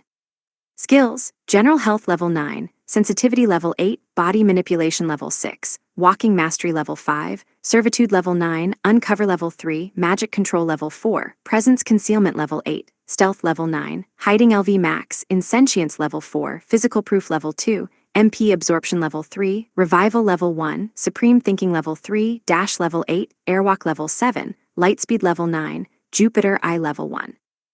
Titles: Shut-in Level 8, Neat Level 8, Loner Level 8, Bane Sorcerer Level 2. Abilities: Corporate Proactiveness Level 7, Master of None Level 9, Blockhead Level 9. Equipment: Wooden Stick, Clothes Set, Leather Glove, Leather Boots, Cloak. Jupiter Eye, Ring of the Destitute, Item Bag, Monster Bracelet Power plus 39% Speed plus 26%, Vitality plus 19%, Black Hat. Woo-Oh, a level up. Level 18 now. That meant I leveled up 6 times within the dungeon in total. I swept an entire freaking dungeon and earned a meager 6 level ups. I'd have to exterminate every single monster in the universe to get to level 99. Still, level 12 to level 18 wasn't bad. I got great boosts to my speed and intelligence, about 1.5 times what they used to be. I had about the same stats that my cheat classmates did in the level 30 to 35 range. Admittedly, some of them were over level 80 at present, but still. I noticed Jupiter Eye was already leveling up. I guessed simply using my eyes gave it experience, leading it to level up easily. Or maybe that was the residual fear talking, after all the practice whatever his name was put me through. Neither God's Eye nor Jupiter Eye could see his crazy moves. My magic infusion, LV Max, had promoted to Magic Entanglement Level 1. LV Max must refer to level 10, and from there, you could promote into upgraded skills. That meant my skills would change all over again. My to-do list grew yet longer. I could tell you from experience that when my skills got stronger, they also got harder to control. Why couldn't I have just a few automatic skills? Diamond Fist Reed, Adamantine Covering, Vitality Bonus, Large, Power 50% bonus, Diamond Fist. So it raised my stats. I wasn't fighting monsters head-on or anything, though. I'd never done that in my entire life. Still, my vitality stat had been pretty poor, so I appreciated the bonus. I couldn't afford to get hit by any attacks, even so. Withstanding one attack meant nothing if it stopped me moving. Then, I'd be dead meat. Some of my other skills had leveled up too, but unfortunately I couldn't fully control any of them. All I could do was get used to my skills as they were for the time being. I couldn't help thinking that if I had fully mastered Uncover, I wouldn't be in such a dangerous situation in the first place. Having all these cool-sounding skills that I couldn't even use was pretty ridiculous. It was as if I cobbled together a bunch of handcrafted skills. If I couldn't figure them out and fully control them, they'd never be as efficient as automatic cheat skills. Practice, huh? Oh, that reminded me that tomorrow was the Miss Armor Rep Abuse Festival. As in, she'd be dishing out beatings to all of her challengers. Hey, that is not a day of rest. No rest to be had at all. In fact, her challengers were in for a non-stop whacking. Yep, that much was clear. Day 37. Night. They say, the wisdom of the Buddha be upon thee if gather 3. So if 3 Buddhas gather, does that grant even better wisdom? The White Loser. Girls' meeting. The bath. The Dungeon Emperor was referred to by Haruka-kun as Miss Armor Rep, but it turned out she wasn't a member of the school council or anything. Her real name was Angelica. Her enslaver obviously forgot her name, so we did her a favor and called her by it instead.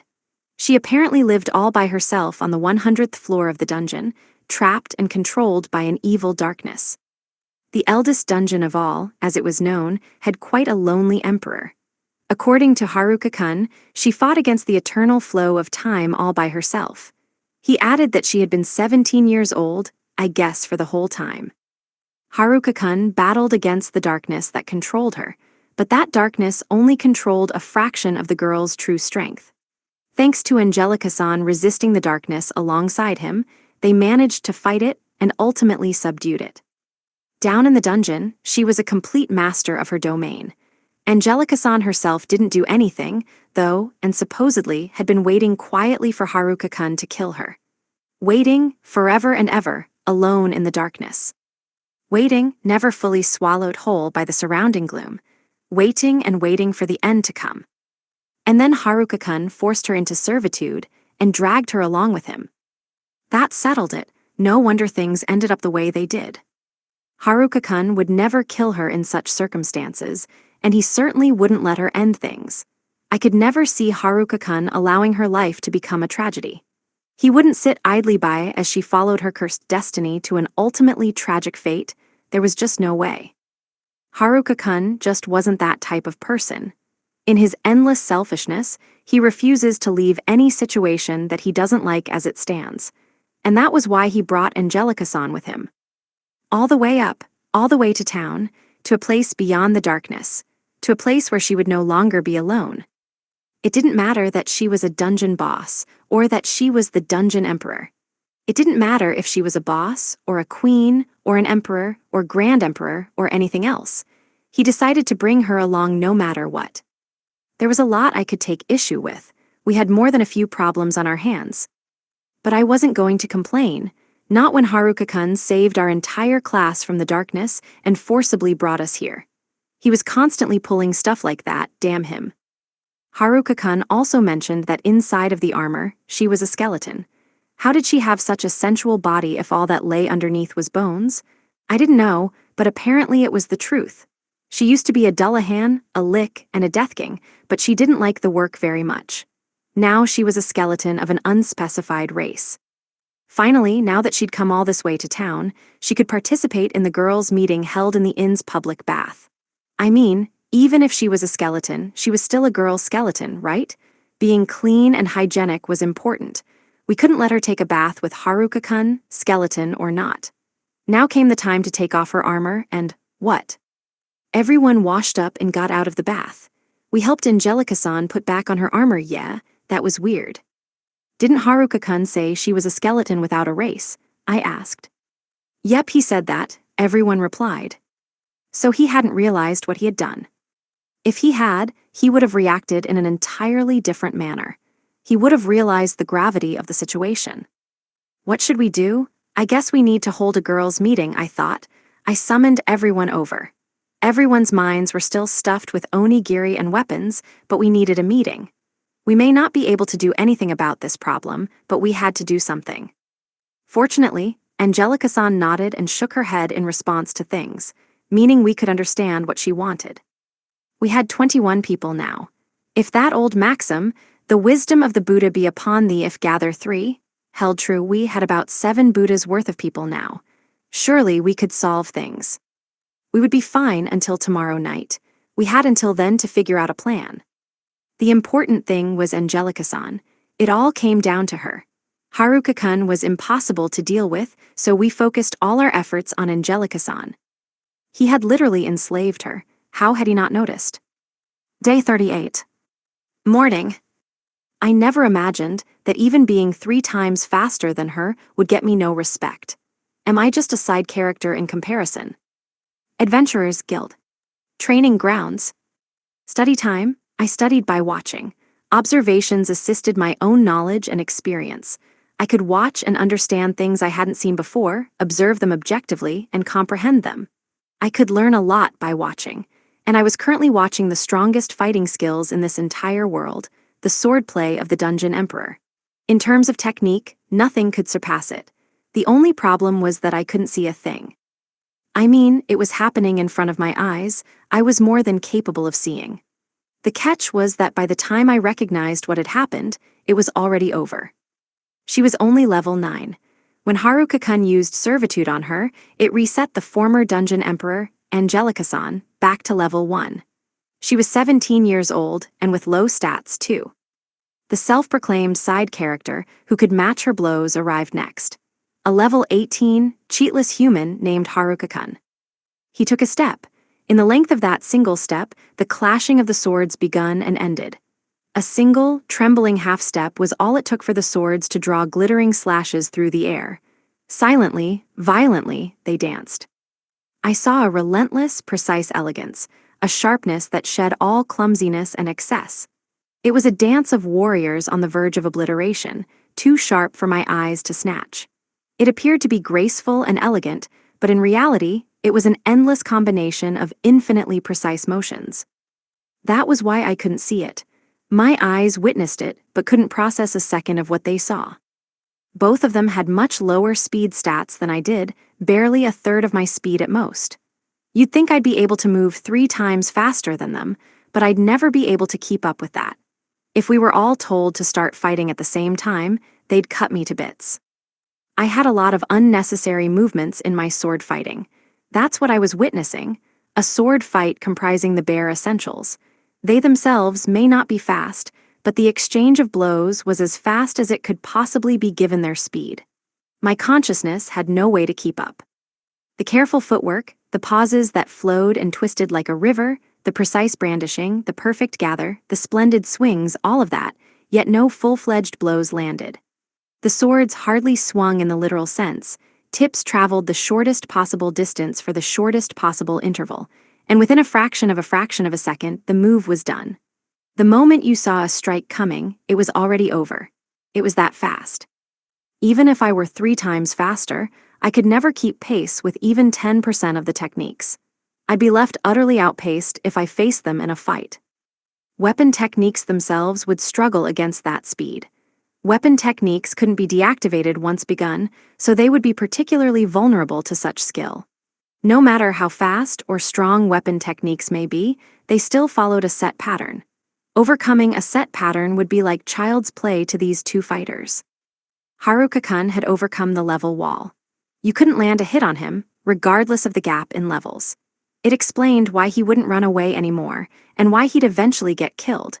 What use did these two have for the ugly, labored charade of inefficient moves known as weapon techniques? Levels and skills, I realized, have nothing to do with true swordsmanship. I was slow to take a step, slow to swing my arm, extend my elbow, flick my wrist, tighten my shoulders, maintain my center of gravity. This made my sword slow to begin its trajectory, slower to finish it. These two had shaved down and trimmed the useless excess at every stage in the process.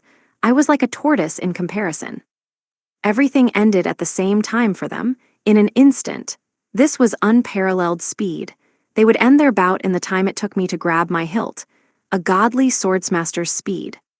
Still, the never-ending exchange of perfectly precise slashes were clearly performed before me, their intended audience. I could only see the flashing of silver, could barely comprehend the movements, but I burned the image into my mind nevertheless. Eventually, they finished. Haruka-kun had sustained a brutal beating, but he came over with a smile on his face. "Class rep, why don't you train too? You'll get beat up. I mean, it'll be great 'cause, it's kinda like bullying. What I mean to say is that it's abuse, no doubt about that, but it's good practice too. What do you say?" Haruka-kun, badly bruised, was about to take a break, and he was happily recommending that I get beaten up too. To be fair, it would surely be a valuable experience.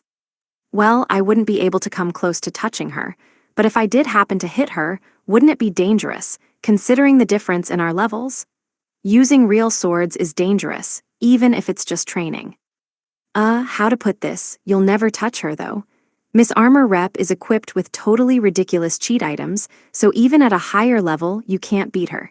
She won't let you touch her, trust me on that one. There wasn't a remote chance that I would hit her, huh? Not even Haruka-kun, with his ridiculous speed, came anywhere close. And if I did happen to hit her, she would be able to withstand it. That was some wild cheat armor. How could anyone beat her then? Would this really be useful? This was really promising to be a one-sided beating. Still, I took part. She beat the crap out of me, and all 20 of the other girls. Without magic, we were sitting ducks. Even when we did use magic, she dodged it breezily. Our sword attacks were out of the question. Had we ever lucked out enough to hit her, she had perfect invincibility to counter it. She had to be the strongest person in this world. Who could ever beat her? She was currently trouncing Kakizaki-kun and his friends. The 5 of them were the strongest out of all of us at close-range combat, but make no mistake, they were losing. I'd never seen anyone keep up with those 5 before. They had the agility of wild animals. Numerically, of course, we should make fine contenders. Their innate nature and highly trained bodies were what gave them the edge. Never mind their stats, those were 3 times higher than Angelica-san's. But none of the athletes could keep up with her. The difference surfaced when they started moving. Angelica-san's movements were small but fast, flowing and free of excess, and beautiful due to their precision. Each movement was beautiful, like an elegant dance. The pure, insurmountable beauty of perfect functionality and elegantly polished design, transformed into action. That is as holistic a form of beauty as you can get. All 5 of them collapsed, leaving a single person standing, Angelica-san. I was captivated, envious, wonderstruck that someone of her caliber existed. So strength, according to level, was really only one kind of strength. We could grow powerful beyond our levels. Image summary, manga illustration of a sweating, exhausted man in light armor and trousers, leaning back with one hand on his forehead and the other on the ground, while a sword blade points toward his neck. If we encircled her and attacked without any regard for casualties, we'd eventually take her down. We could crush her to death with our numbers, our stats, and the weight of our dead bodies. It would leave behind an incalculably massive number of casualties, but if we accepted our fate, a scene of violence beyond all comprehension, we could take her on. That's what it'd take to defeat her, if she were our enemy. We couldn't fight her. Our only option would be sacrifice ourselves and crush her. This girl wasn't built for fair fights. To add insult to injury, this ridiculously strong warrior had received cheat item after cheat item from you-know-who. He said he gave her offerings. His own slave, offerings. Once she was done kicking our butts, we lined up for more. Angelica-san was a fine teacher. She politely taught us through demonstration, she showed us her techniques, then how to block them. She taught us a full and varied curriculum while taking on all 25 of us at once. That was how much stronger she really was. By the way, Haruka-kun took on and beat up the remaining 4, Oda-kun and his friends. Their heads weren't alight just yet, but they did sob like babies as Haruka-kun chased them around. We could still get stronger, much, much stronger. I assumed Oda-kun and the other nerds had gained some mental strength, as when I asked them about it later, they said they acquired a skill, terror resistance. I'd imagine having your skull set on fire would be a good exercise in being scared senseless. Their force field magic had grown much stronger, as well. They even got new skills, focus force field and composite force field. They improved in all sorts of areas, though all of them were resistances. Yes, we were all getting a little bit stronger, and we were nowhere near done. Day 38. Morning. They don't respond to me when I call out, plus they've got excess over their eyes. Adventurers Guild. Training grounds. It's even worse than I could have imagined. Teleport, you dastard. When I used it like I activated movement in the past, my body instantly transported. It felt like going through a frame-by-frame playback, where my body moved while the rest of the world was frozen. It made me faster, yes, but it was a speed I couldn't even comprehend. I couldn't keep pace with my own movements, meaning I got sloppy and it was hard to use skills. Still, it was definitely faster. I moved frame by frame while everything else was paused. I had to adjust teleport level 8 to use it for my arms, legs, back, shoulders, my entire body. Instant movement. And as a bonus, it compounded with my old skill rapid movement. This is insane. Walking had turned into walking mastery, but that was a regular old speed boost. Even without using teleport, I could walk as fast as anyone with ground shrink or blinding step. The sensation was just too weird. Humans weren't supposed to move like this, right? All of the movements were too sudden to anticipate, so you had to string together instantaneous advances and pauses. I was already exhausted. Miss Armor Rep helped me train, but that led to me being covered in bruises. I learned to deal with the speed somewhat, but now I was clumsier as a result, with more gaps in my movement.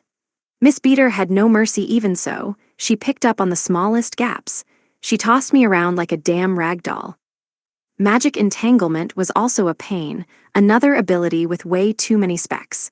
It'd most likely allow me to strengthen my equipment, magical power, or anything else.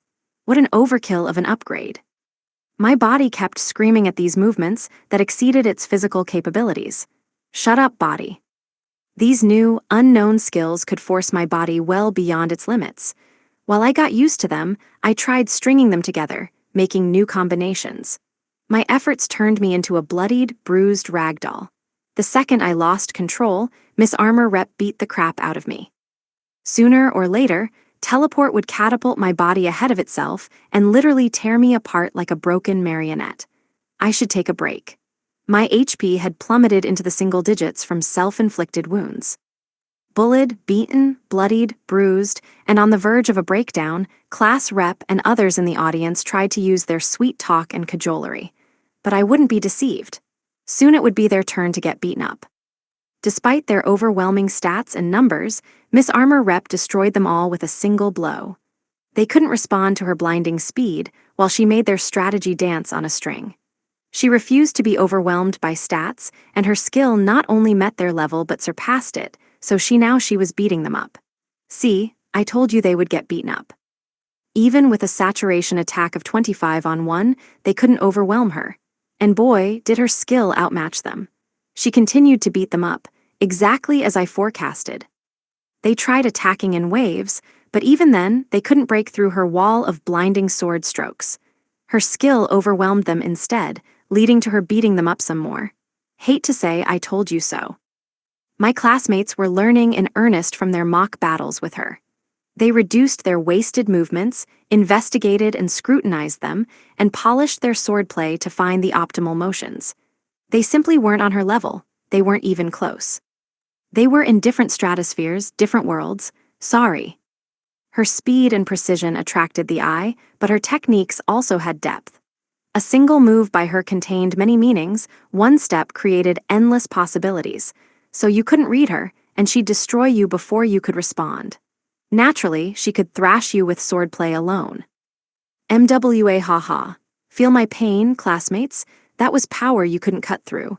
A massacre masquerading as training. Training that sounds like a beating. Let her beat them up however much she wants, I thought.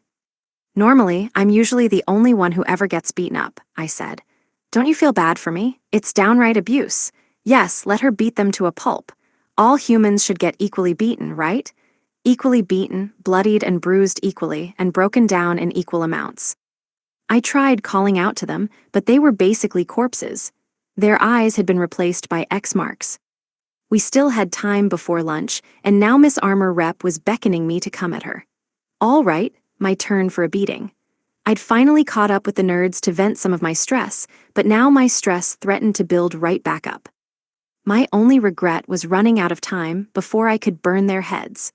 The nerds concentrated their force fields exclusively on their heads, and layer after layer of force fields at that. Even a well-honed hair whorl couldn't breach that. I decided to throw the meteors at them tomorrow. Now the abuse, the bullying that masqueraded under the title of training, was about to begin.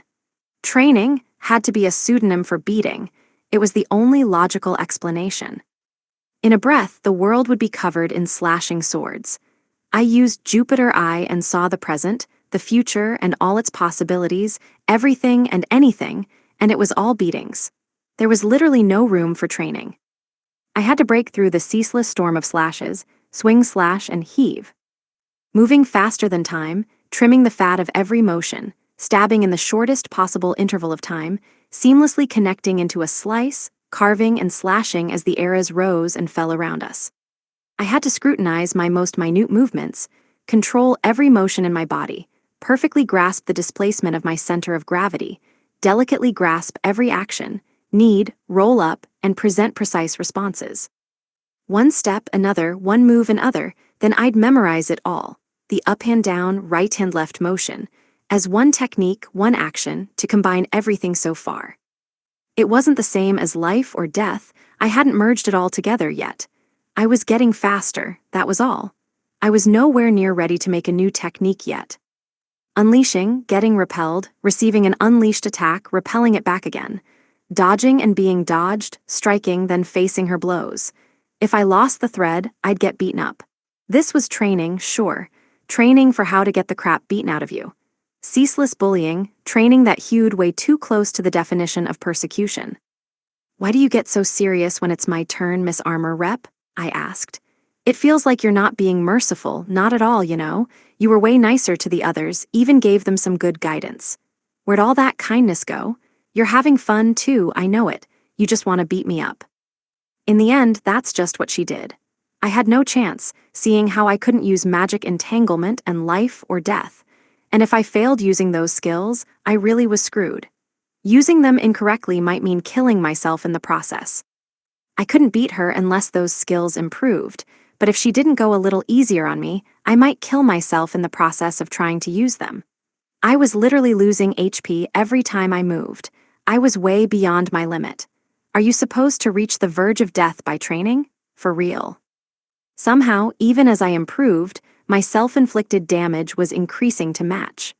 I was practically a suicide bomber, driving myself into destruction. By lunchtime, I had less than 10 HP. She had been careful to beat me up to the precise verge of death. Wasn't she supposed to be my slave? What exactly did servitude do anyways? Day 38. Lunch. Miss Steam and Mr. Mysterious Beam of Light presume they don't need to do their jobs, just because she's a skeleton. Adventurers Guild. My corporate proactiveness skill seemed to be relatively unknown in this world. It wouldn't be an exaggeration to call myself a victim of it. That skill was totally useless.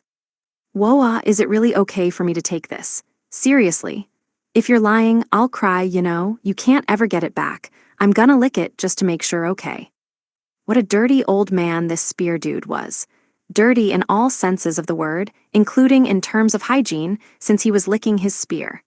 Couldn't this have been relayed by message? Now I had to watch him lather up his spear with his damn tongue. Haruka-kun, are you sure? I wanted to repay you for saving my life, but I didn't manage to do anything. The sword dude didn't lick anything, which I appreciated. The 4 girls quickly thanked me for the weapons and rushed off to the training grounds, leaving me surrounded by old men, per usual.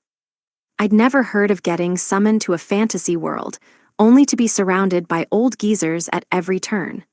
The beautiful women were already far away, off to the training grounds.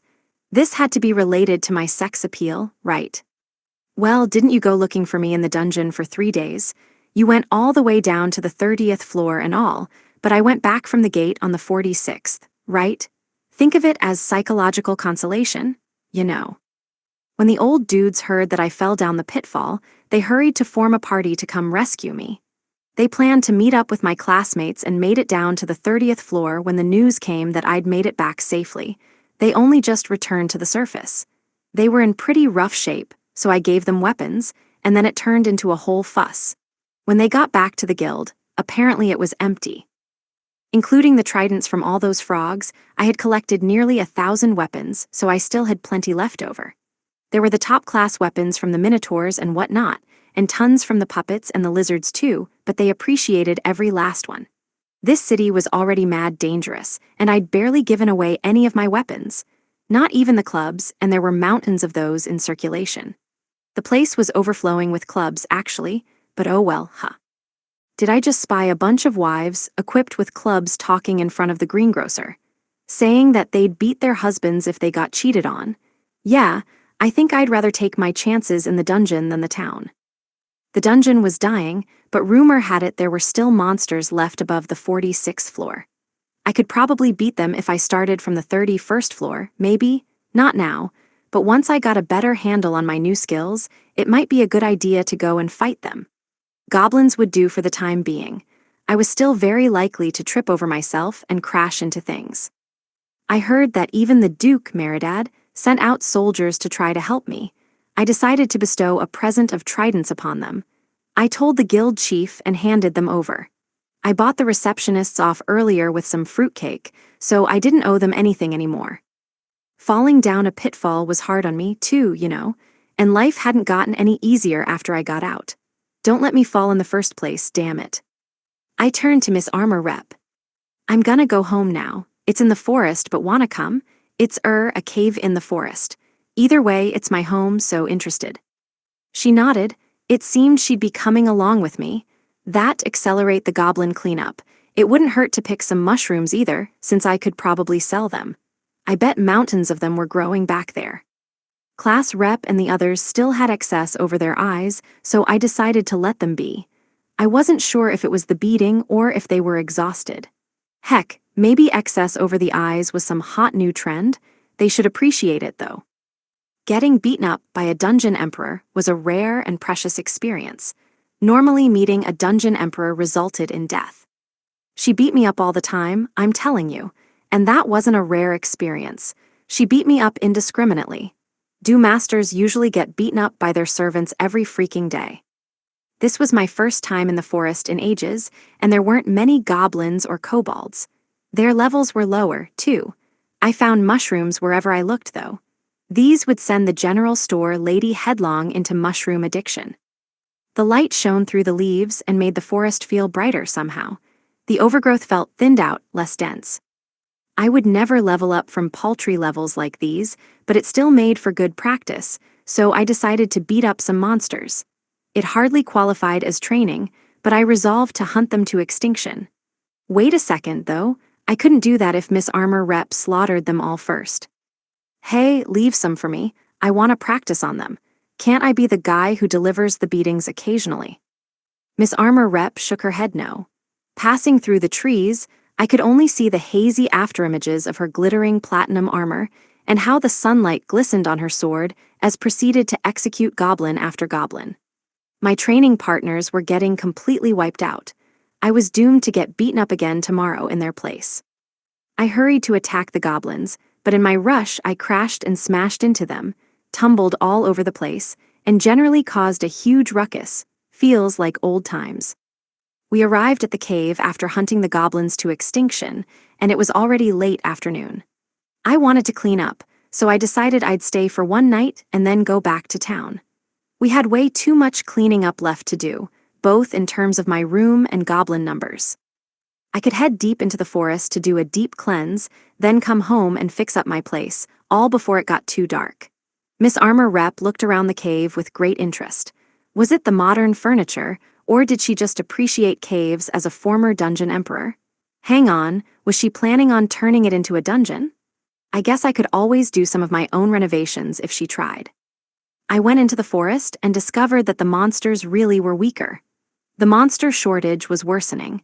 They might go extinct altogether if I didn't strike up a breeding initiative. Spoiler, I was not going to do that. I couldn't find a single king, either. I occasionally came across a goblin boss, but apparently King of the Hill was over for good. That's one piece of good news.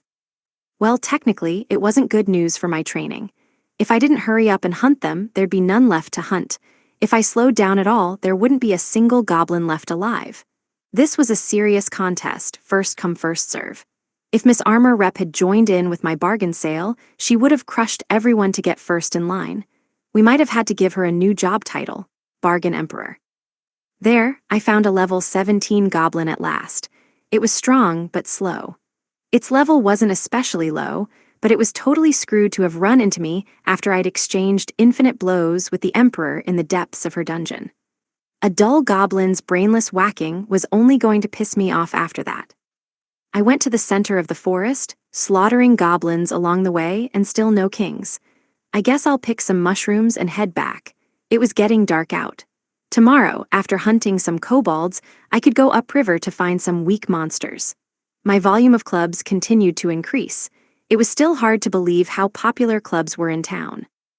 Now that I had even more mushrooms, the goblin shortage had led to an even greater excess of mushrooms. I had an enormous quantity of stamina and MP restoration mushrooms, but I couldn't find any potential mushrooms. A real shame. Those tasted amazing with soy sauce, and now I had rice, so I'd really been looking forward to it. But even my venerable Mr. Greatluck couldn't cause potential mushrooms to sprout out of nowhere. I got back to the cave and started to clean up. It didn't take long with magic, but I was extra meticulous since it was my first time cleaning my house in a while. The last time I was here was when I was waiting for whatever his name was. The place had been empty for over 10 days. I guess I was fulfilling the expected role of a shut-in now. I'd reached level 8 with the shut-in title, so why did it feel like I'd barely spent any time in my own house? Now it's sparkling clean, I said. It's great to be here again, house, after so long. Yeah, even though it's my house, and I can dash here for a day trip whenever I like, I haven't visited in ages. Yep, now I was fast enough to go from town to my cave and back in one day. Undoubtedly, it was thanks to my new skill teleport, but I still hadn't tested that one out because it was so scary. None of my skills had turned out good so far. I couldn't trust them. I was in a world of magic and skills, but couldn't even use them because they were so shady? What was up with that? Walking had evolved into walking mastery, so I was bizarrely fast. When I hurried, it was as if distances contracted themselves. It felt weird, like space folded up before me. I wanted to figure it out, but I couldn't pause for even a second, or all of the monsters would be exterminated. So I had to experiment on the fly, without any time to carefully verify things. I crashed into goblins at least 10 times today already. That hurt. My first kiss was bound to be with some clumsy goblin at this rate. I had to kill them all. I couldn't risk that coming to fruition. After cleaning the bath, I put in the hot water. Ah, a good old jacuzzi. I had to use wind magic to get the bubble jets going, but it was still a jacuzzi. Probably the only jacuzzi in this world. Miss Armor Rep, wanna take a bath? You can go first if you want. It's a jacuzzi with jets and stuff like a bubbly jet stream attack, yeah? It's not your enemy though, no sweat. Miss Armor Rep looked confused. She didn't get my Gundam reference, unfortunately, and seemed set on taking her bath after mine. I would just have to use the bubble jetstream attack on myself. Ah, a hot bath after a beating really hits different. It's like the water is seeping through me and reviving my entire body. I'm literally coming back to life. Hey, yeah, for some reason, my regeneration skill didn't class up into ultra regeneration, but into revival instead. Did I not get to regenerate anymore? Only revive? I thought revival was a skill meant for monsters. Can humans revive? Could I get away with cheating death so easily? I could tell from my presence sensing that Miss Armor Rep had started to take off her armor. Couldn't wait to go the bath, I assumed, or maybe she was eager to take it off ahead of time. Whatever, she was a skeleton. She was a totally nude pile of bones when I first met her. Still, I didn't feel comfortable getting in the bath at the same time as her. It wouldn't be too weird if I helped her to wash her bones, would it? It'll be ready soon, I called. Mind just waiting a bit longer 'cause I'm enjoying the soak, you KN? I glanced over. KN? No, wah. Hang on. Presence sensing told me that it was Miss Armor Rep, okay? She got in the bath. Was she offering to wash my back or something? Did she feel obliged to do a servant's duty? Or, I don't even know. My brain was kinda broken. The supremacy of supreme thought utterly failed. Just what in the what? Who was I looking at? She had long, slender legs. Since when had she grown long, toned, well-proportioned legs? She held a towel in front of her body, and her back was totally naked. My God, she had long legs. Image summary, manga illustration of a beautiful young woman with long hair and large eyes, standing and holding a towel to cover her front while her back remains bare. Yeah, hella long and delicately crossed right at the top. Those were freaking Scandinavian or maybe Roman goddess legs, porcelain white and dazzling to look at. For real, who the hell was this beautiful girl? Like, so beautiful that one glance was all you'd need to remember her for your entire life. Where was Miss Armor Rep? What was happening? They always told me that I was crazy, but had I managed it at last? Had I snapped? She had large, round eyes trained right on my face. They were a little droopy, absolutely adorable, and holy God, her eyelashes were long, a dainty nose, refined features. This girl was absolutely beautiful. I mean, this world was stuffed full of beautiful European-looking guys and girls, but she was on another level. Peerless, even among models and actresses, I had never seen a girl this pretty, so captivating, elegant, stunning, sweet, and lovely, and could she possibly be who I thought she was? Ooh, so, are you missing armor? I mean a skeleton? Or, like, Dungeon Emperor, always beating me up class rep Aera Yuge Angelica-san. She nodded. Her body did resemble the curvaceous armored silhouette, but what gave it away was her dignified appearance and almost too perfect posture. They matched Miss Armor Rep perfectly. This was Angelica-san. I thought she was a skeleton. I thought she was all bones. But her way of nodding was very familiar, and below her head, two round objects nodded along with her, big, too big. She had a smile on her face that could light up the world. But she's a skeleton, I thought, and raceless. That's what her status said. She wasn't hiding or anything, and hang on. This situation was extremely dangerous for a horny high school boy. This was a goddamn danger zone. Mean I could see everything. Miss Steam, Mr. Mysterious Beam of Light, you're not doing your job at all. I was starting to overheat. What the? Oh no, oh no, oh no, oh no, it was too late. Was this like waking up in the morning with a girl and not remembering how you got there, in real life? Wait, no, it was still night. I thoroughly washed myself. Every corner, every nook and cranny, every orifice. I washed everywhere and then went to rest. I rested fully, amply, drenched, just like any high school boy would. I did it. I burst through the limits of high school boyhood into adult life. It was with a monster, no, but that didn't matter. At all. I was never going to encounter a girl as beautiful as her again. Like, not ever. It felt pretty weird to have experienced that with a servant. Not that any of it was intentional, but she was smiling and happy, so I think it was fine. Maybe, was it fine? It was freaking amazing. But was it really okay? After all of my lamenting about the lack of monster girls in the dungeon, apparently I had one with me the whole damn time. Day 39. Morning. If I've left my high school boyishness behind, does that mean I have to quit school? The cave. First thing in the morning, the beatings resumed. She woke me, and we ate breakfast together to the chirping of birds. What exactly happened last night? As a joke, I told her she was cute last night, and her face went bright red. I thought she reached for her equipment to get ready for the day, but instead, the beating began early. This was no regular morning after. This was another beating. She already had a body in her armor, a perfect figure. I couldn't spar with her without getting turned on. This was bad. The events of last night were too much, and they flooded my mind every time I looked at her. I couldn't focus at all. She was imposing now, but last night she was sweet. Her shyness was enticing, as was the way she winced. I was the one wincing today, and often, too, because I was getting the shit beaten out of me. Was this revenge for last night?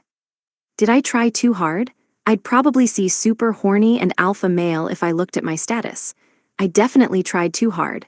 I was no better than class rep. Why am I dying? I'm almost out of HP. If I didn't have the ring of the destitute, I would have already hit 0. This is way more than a typical beating, I shouted. I can practically see the nerds beckoning me to the far side of the river even though I burned them. Well, I burned down virtually the whole riverside instead, but still. This was way too much for any high school boy to handle. My eyes were starting to catch fire. Thanks to Jupiter Eye, I could see every part of her body moving, so clearly, thank you, Jupiter Eye. And then I had supreme thought, so I could remember every exquisite detail of last night, as clearly now as if it were happening anew. I couldn't fight like this. It took every bit of my effort to avoid getting killed. I'd already used every bit of my effort last night anyway. Don't think about that now, I'll die. There was her voice, too. If I had to keep talking to myself, I might forget how to have a conversation altogether. I wanted to teach her to speak. But I had to survive in order to do that. I heard her voice last night, though, and it was Suo. Ah. Holy shit, I almost got my head cut off. Miss Armor Rep was blushing again for some inexplicable reason. Was that steam coming out of her ears? Was she a steam engine? Could I hear a whistle blowing, or was I imagining it? I don't have time to worry about that now. I think I used teleport just now. If I hadn't, I would have gotten my head chopped off. It'd all be over if I hadn't dodged that last strike, so I must have darted away in an instant, which was pretty much the definition of teleport. Getting lost in my thoughts again would mean facing more fatal attacks, and Miss Armor Rep's face was turning red again. She didn't talk, she acted like the cool, silent beauty, but deep down she was shy. Furiously shy, and now furiously attacking me. I was done for, dead as a doornail if I couldn't get her to stop. Look, I'm sorry for teasing you, Kay, I'm serious, you were cute. I cautiously reached out and patted her on the head. She liked it when I patted her head in the dungeon, so I gave it a try. I nearly had my arm hacked off, but hey, so long as it was only my arm, I had revival for that. Not that revival made sense for humans.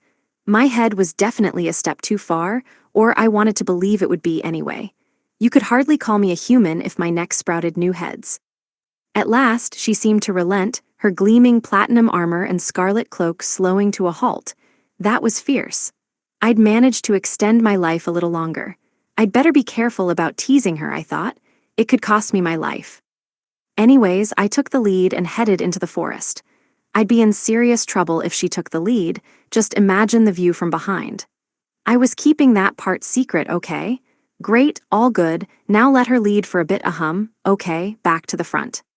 I wasn't thinking anything, I swore. For real, I wasn't thinking, just flapping my wings on a little jaunt through a high school boy's imagination. Is it my fault that a high school boy's imagination is usually full of sexy fantasies? No, it isn't. I felt a surge of bloodlust from behind me. Please don't cut my head off. I was fairly sure that wouldn't grow back like I said. The forest was full of dangers, it turned out. I had to brace myself. I needed to seal away my high school boyishness for a short while, although I had been absent from school for more than a month. Did I count as a high school boy nowadays? Can you still check off your attendance after being summoned to another world? I had to distract myself from my dangerous thoughts, but closing my eyes only revealed soft, inviting white skin, so my life depended on opening my eyes. My God, her legs are so long, beautiful, a little plump and so soft, oh damn it. I narrowly escaped with teleport. I was getting the hang of it, although it seemed it would only activate if my life was at risk. That was happening approximately once every 5 minutes, so anything that saved me was fine with me. I couldn't turn off my high school boyishness. That was, apparently, out of the question. There weren't any Goblin Kings, but I did face off with some Kobold Kings for the first time in a while. At level 37, they were ridiculously fast, around 300 speed. Numerically, they weren't as fast as me, but they had the sharp movements of wild animals and evaded me on instinct alone. They slipped out of reach, but I wasn't about to let them chomp on my head either. It wasn't like I felt like my head had nearly gotten chopped off 100 times today. It actually nearly got chopped off well over 100 times. Meaning, I must have recalled the events of last night more than 100 times, but wasn't that typical of a healthy, high school boy? Whatever, it wasn't like it had happened 1,000 times, yet or anything. Time to get back to town. My classmates would get mad at me for sure if I stayed another night, and if I went back to the cave I'd get caught in a trap of my own high school boyishness. There was no point in denying it. I got caught in that same trap in the middle of fighting. Only glances, mind you, I did my best to restrain myself. I was just glancing at armor. Come on, was a boy not entitled to look at some armor? Sexy armor, sure, but give me a break. Day 39. Night. I bet that'd feel absolutely amazingly amazing. I'm not sure exactly in what way, but I bet it would. The White Loser. I arrived back in the city right before the shop started to close, so I swung by the clothes shop. Miss Armor Rep had a human body. I felt bad that she was always wearing armor. She was a girl, so she must like clothes, right? Even if she didn't, she was beautiful, so I had enough interest for the both of us. Miss Armor Rep looked around. Maybe she was unable to decide, or holding herself back, or extensively comparing items. She seemed to be enjoying herself, so I forced her to buy a ton of stuff. Yep, she couldn't decide for herself, so I bought clothes for her. This, that, and everything else. I needed her to keep my eyes healthy. Whenever I looked at her, I practically fell to my knees. She was like a work of art. I'm going to look at her every chance I get. I swear. We combed through the store and, unfortunately, didn't find any sexy outfits. That was a damned unfortunate shame, just the worst outcome. Sure, I would have been unfortunate in terms of high school boyishness if there were sexy outfits, but there weren't any. Miss Armor Rep happily strolled out of the store with a huge bundle of clothes in hand. Could she even see in front of her? I offered to put them in my item bag and hold half, but she shook her head no. She enjoyed the shopping, so maybe she thought carrying everything home was part of the fun. I mean, she looked like she was having a great time. This was her first time doing any of this, so I bet it felt special and exciting to her. She was pleased as punch to have received a small mountain of clothes from me. As we walked around buying everything in sight, we enjoyed a very one-sided conversation. I glanced there. She glared here, and so on. It seemed to satisfy her, judging from the bright smile on her face. How can I read her expression when she's wearing her armor now, though? It wasn't too different from her glaring at me when she was a skeleton, I supposed. In the end, we visited every clothes store in town before returning to the inn. Yup, they still hadn't changed the name. We're back, sorry for being late, but we cleaned the cave and the forest. I left it alone for such a long time, so I had to clean it, and now it's clean. Totally, thoroughly squeaky clean with sparkles on top. I was met with no fewer than 40 glaring eyes. What was with the mood in here? Their glares coiled around me. I better make fried rice. Time to activate fried rice mode. I do declare I've fried rice to prepare. Cook fried rice and avoid anti-glare strategy. Engage. Welcome back. So you cleaned your cave? Thoroughly. Wow, like a thorough cleaning, said Vice Rep B. You look pretty clean yourself. You must have cleaned so many things. An overnight cleaning, huh? Bet that was real rough. Everything must have been so total and thorough and squeaky, since you were gone so long. Etc., etc. I cheerfully brandished the frying pan. Fire magic sufficed for heat, and heat itself was what mattered. I needed to pan to get sizzling. Eggs were precious, but I had just enough. The rice was crumbly, but I had plenty of other ingredients. It turned out that long-grain rice was ideal for fried rice, though. I had plenty of soy sauce in stock, so my ultimate final ingredient had to be sesame oil. I didn't have white pepper, so I used black pepper instead, but it should still taste good. Personally, I would prefer some seaweed in my fried rice, but beggars can't be choosers, can they?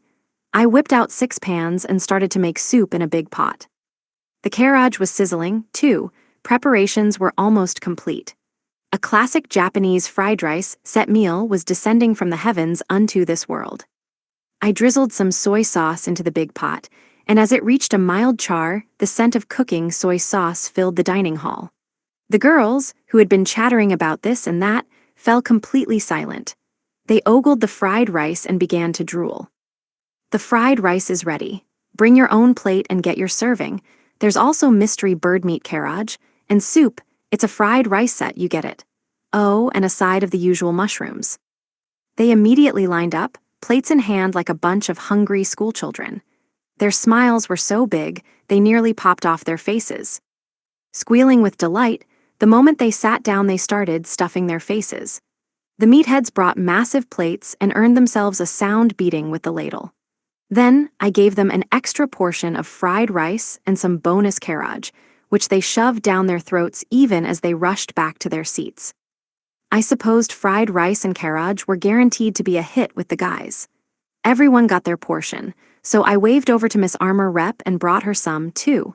She didn't seem all that interested, but if she could eat, it'd be a shame for her to go without delicious food. Tasting it alone should make her happy. I gave her a big, hearty serving. Mission complete. At long last, we could enjoy a fried rice set in another world. It's delicious. It went down a storm with everyone.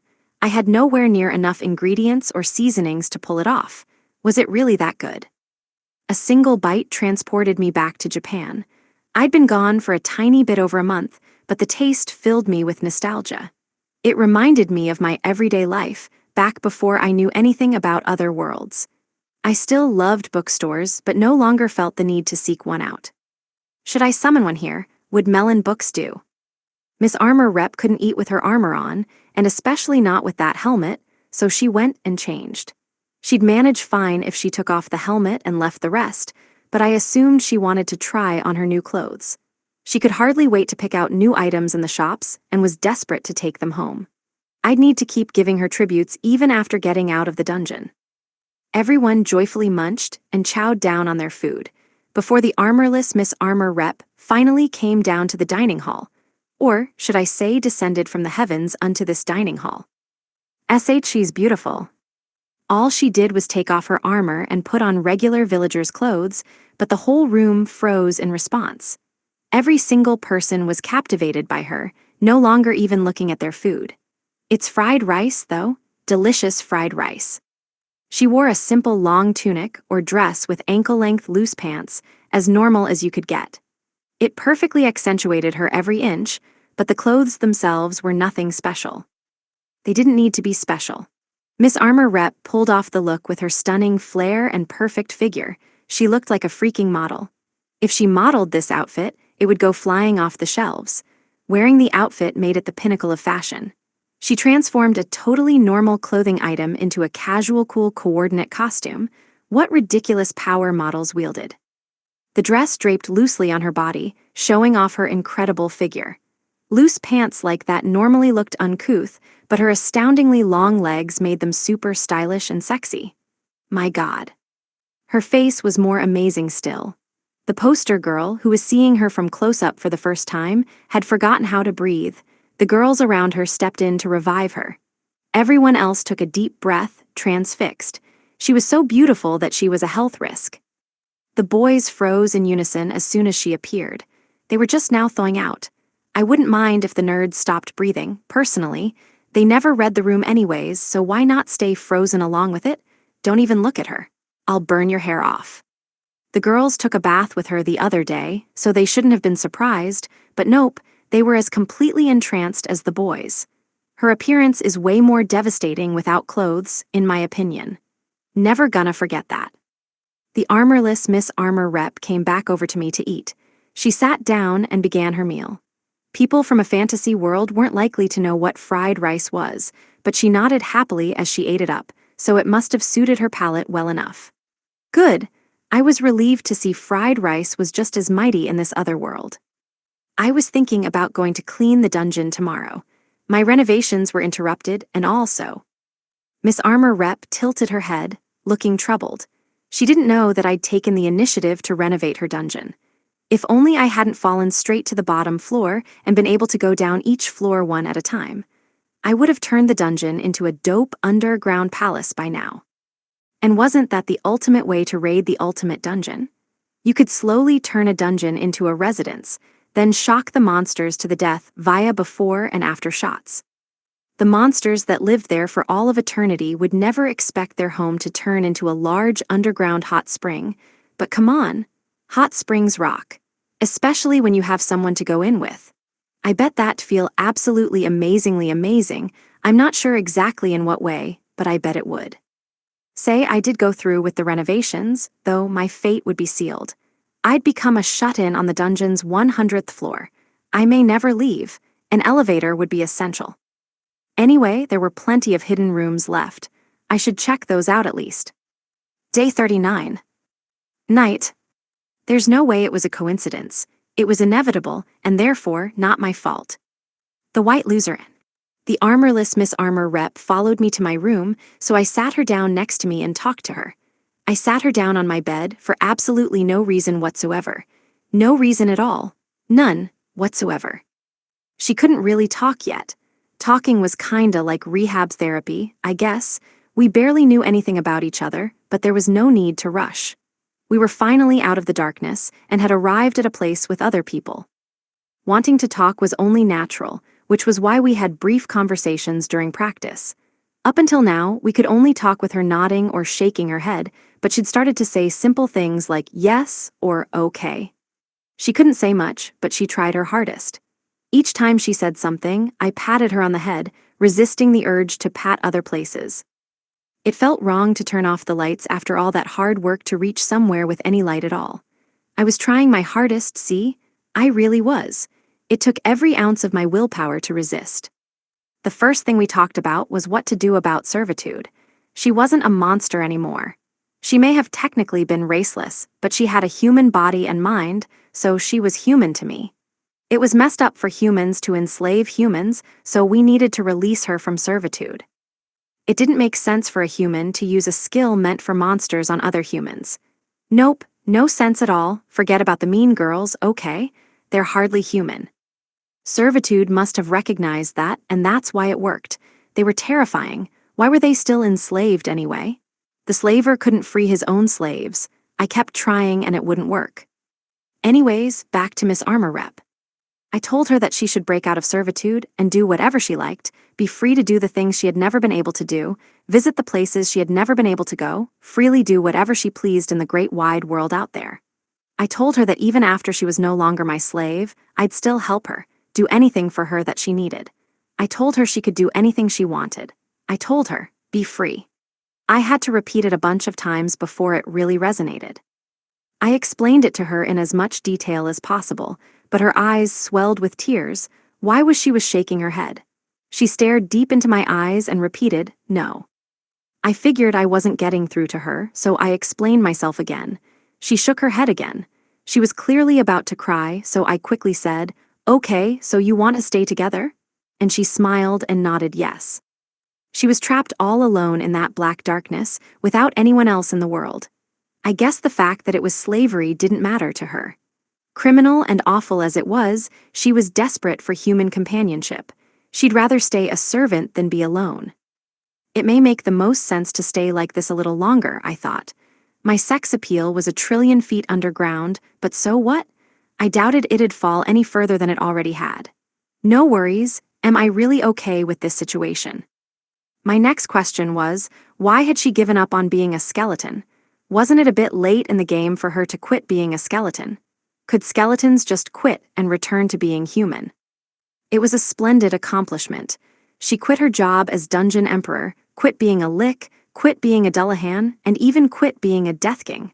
She was a job hopper. No wonder she hopped out of her skeleton and into a real body.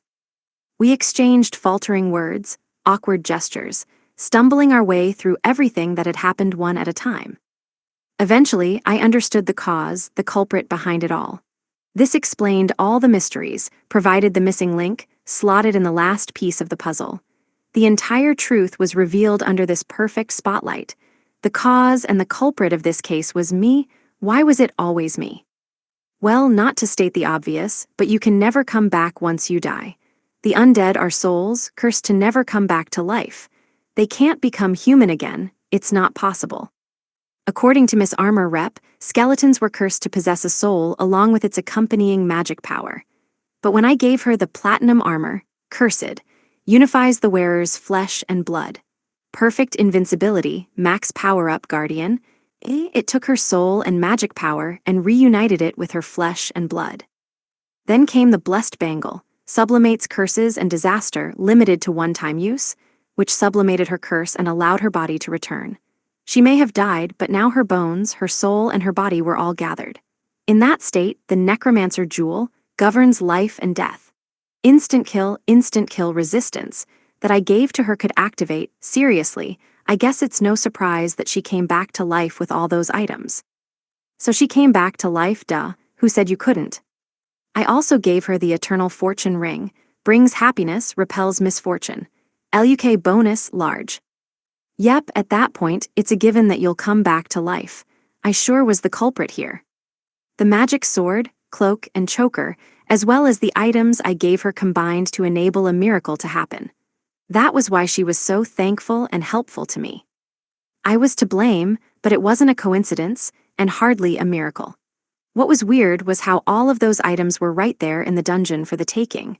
It was practically inevitable that she would come back to life. So you see, I didn't do anything special. All of those items were there for her, for Angelica-san. They were waiting there for her the whole time.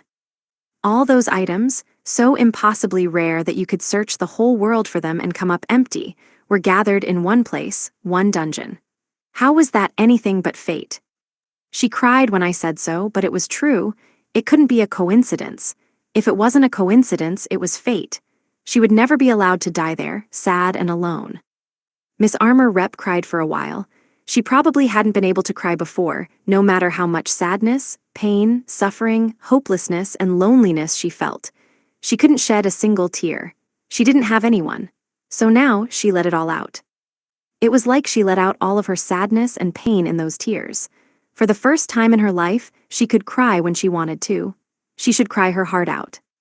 After that, Miss Armor Rep asked about me and about my class. So I told her about how we came from a completely different world, how we were all high school classmates, about the annoying old dude in the white room, and about the garbage skills that were forced on me, about how I lived by myself in the cave, how I fought monsters for the first time, and how I had to survive off of mushrooms because I couldn't catch any fish, about what happened with the obnoxious nerds and the goblins, about how I learned to fight with a staff, about how I met up with the girls and lived in a tent, about how we wandered through the forest in search of a town, about how we found the town and started living there, and about how feet stomping became a trend among nobles, and about the sheer idiocy of the meatheads. I told her about how I didn't die, and about how I almost died. I told her about killing my classmate, and about how the ordinary background character survived, and about how, after all of that, I went to the dungeon, fell to the bottom, and met her. I told her the full story. Saying all of it aloud, it felt like old news. Even though it had all happened in the space of a month and a few days to my current self, it could be a story from long, long ago. When I told Miss Armor Rep about whatever his name was, she seemed to get pretty mad. She shed enraged tears. It reminded me of coming back afterwards, when the girls all cried while getting mad at me. Why was everyone also mad at me? I tried so hard, and still my sex appeal wouldn't go up. At least everyone could smile now. We had gained a member, too. They couldn't blame me anymore. It got late and we got tired of talking. And then, after becoming even more tired, we fell asleep. Don't blame me, okay? I was just a horny teenager. I can say it with absolute confidence, I thought. This world is a beautiful place, at least it is late at night. You've reached the end of the book.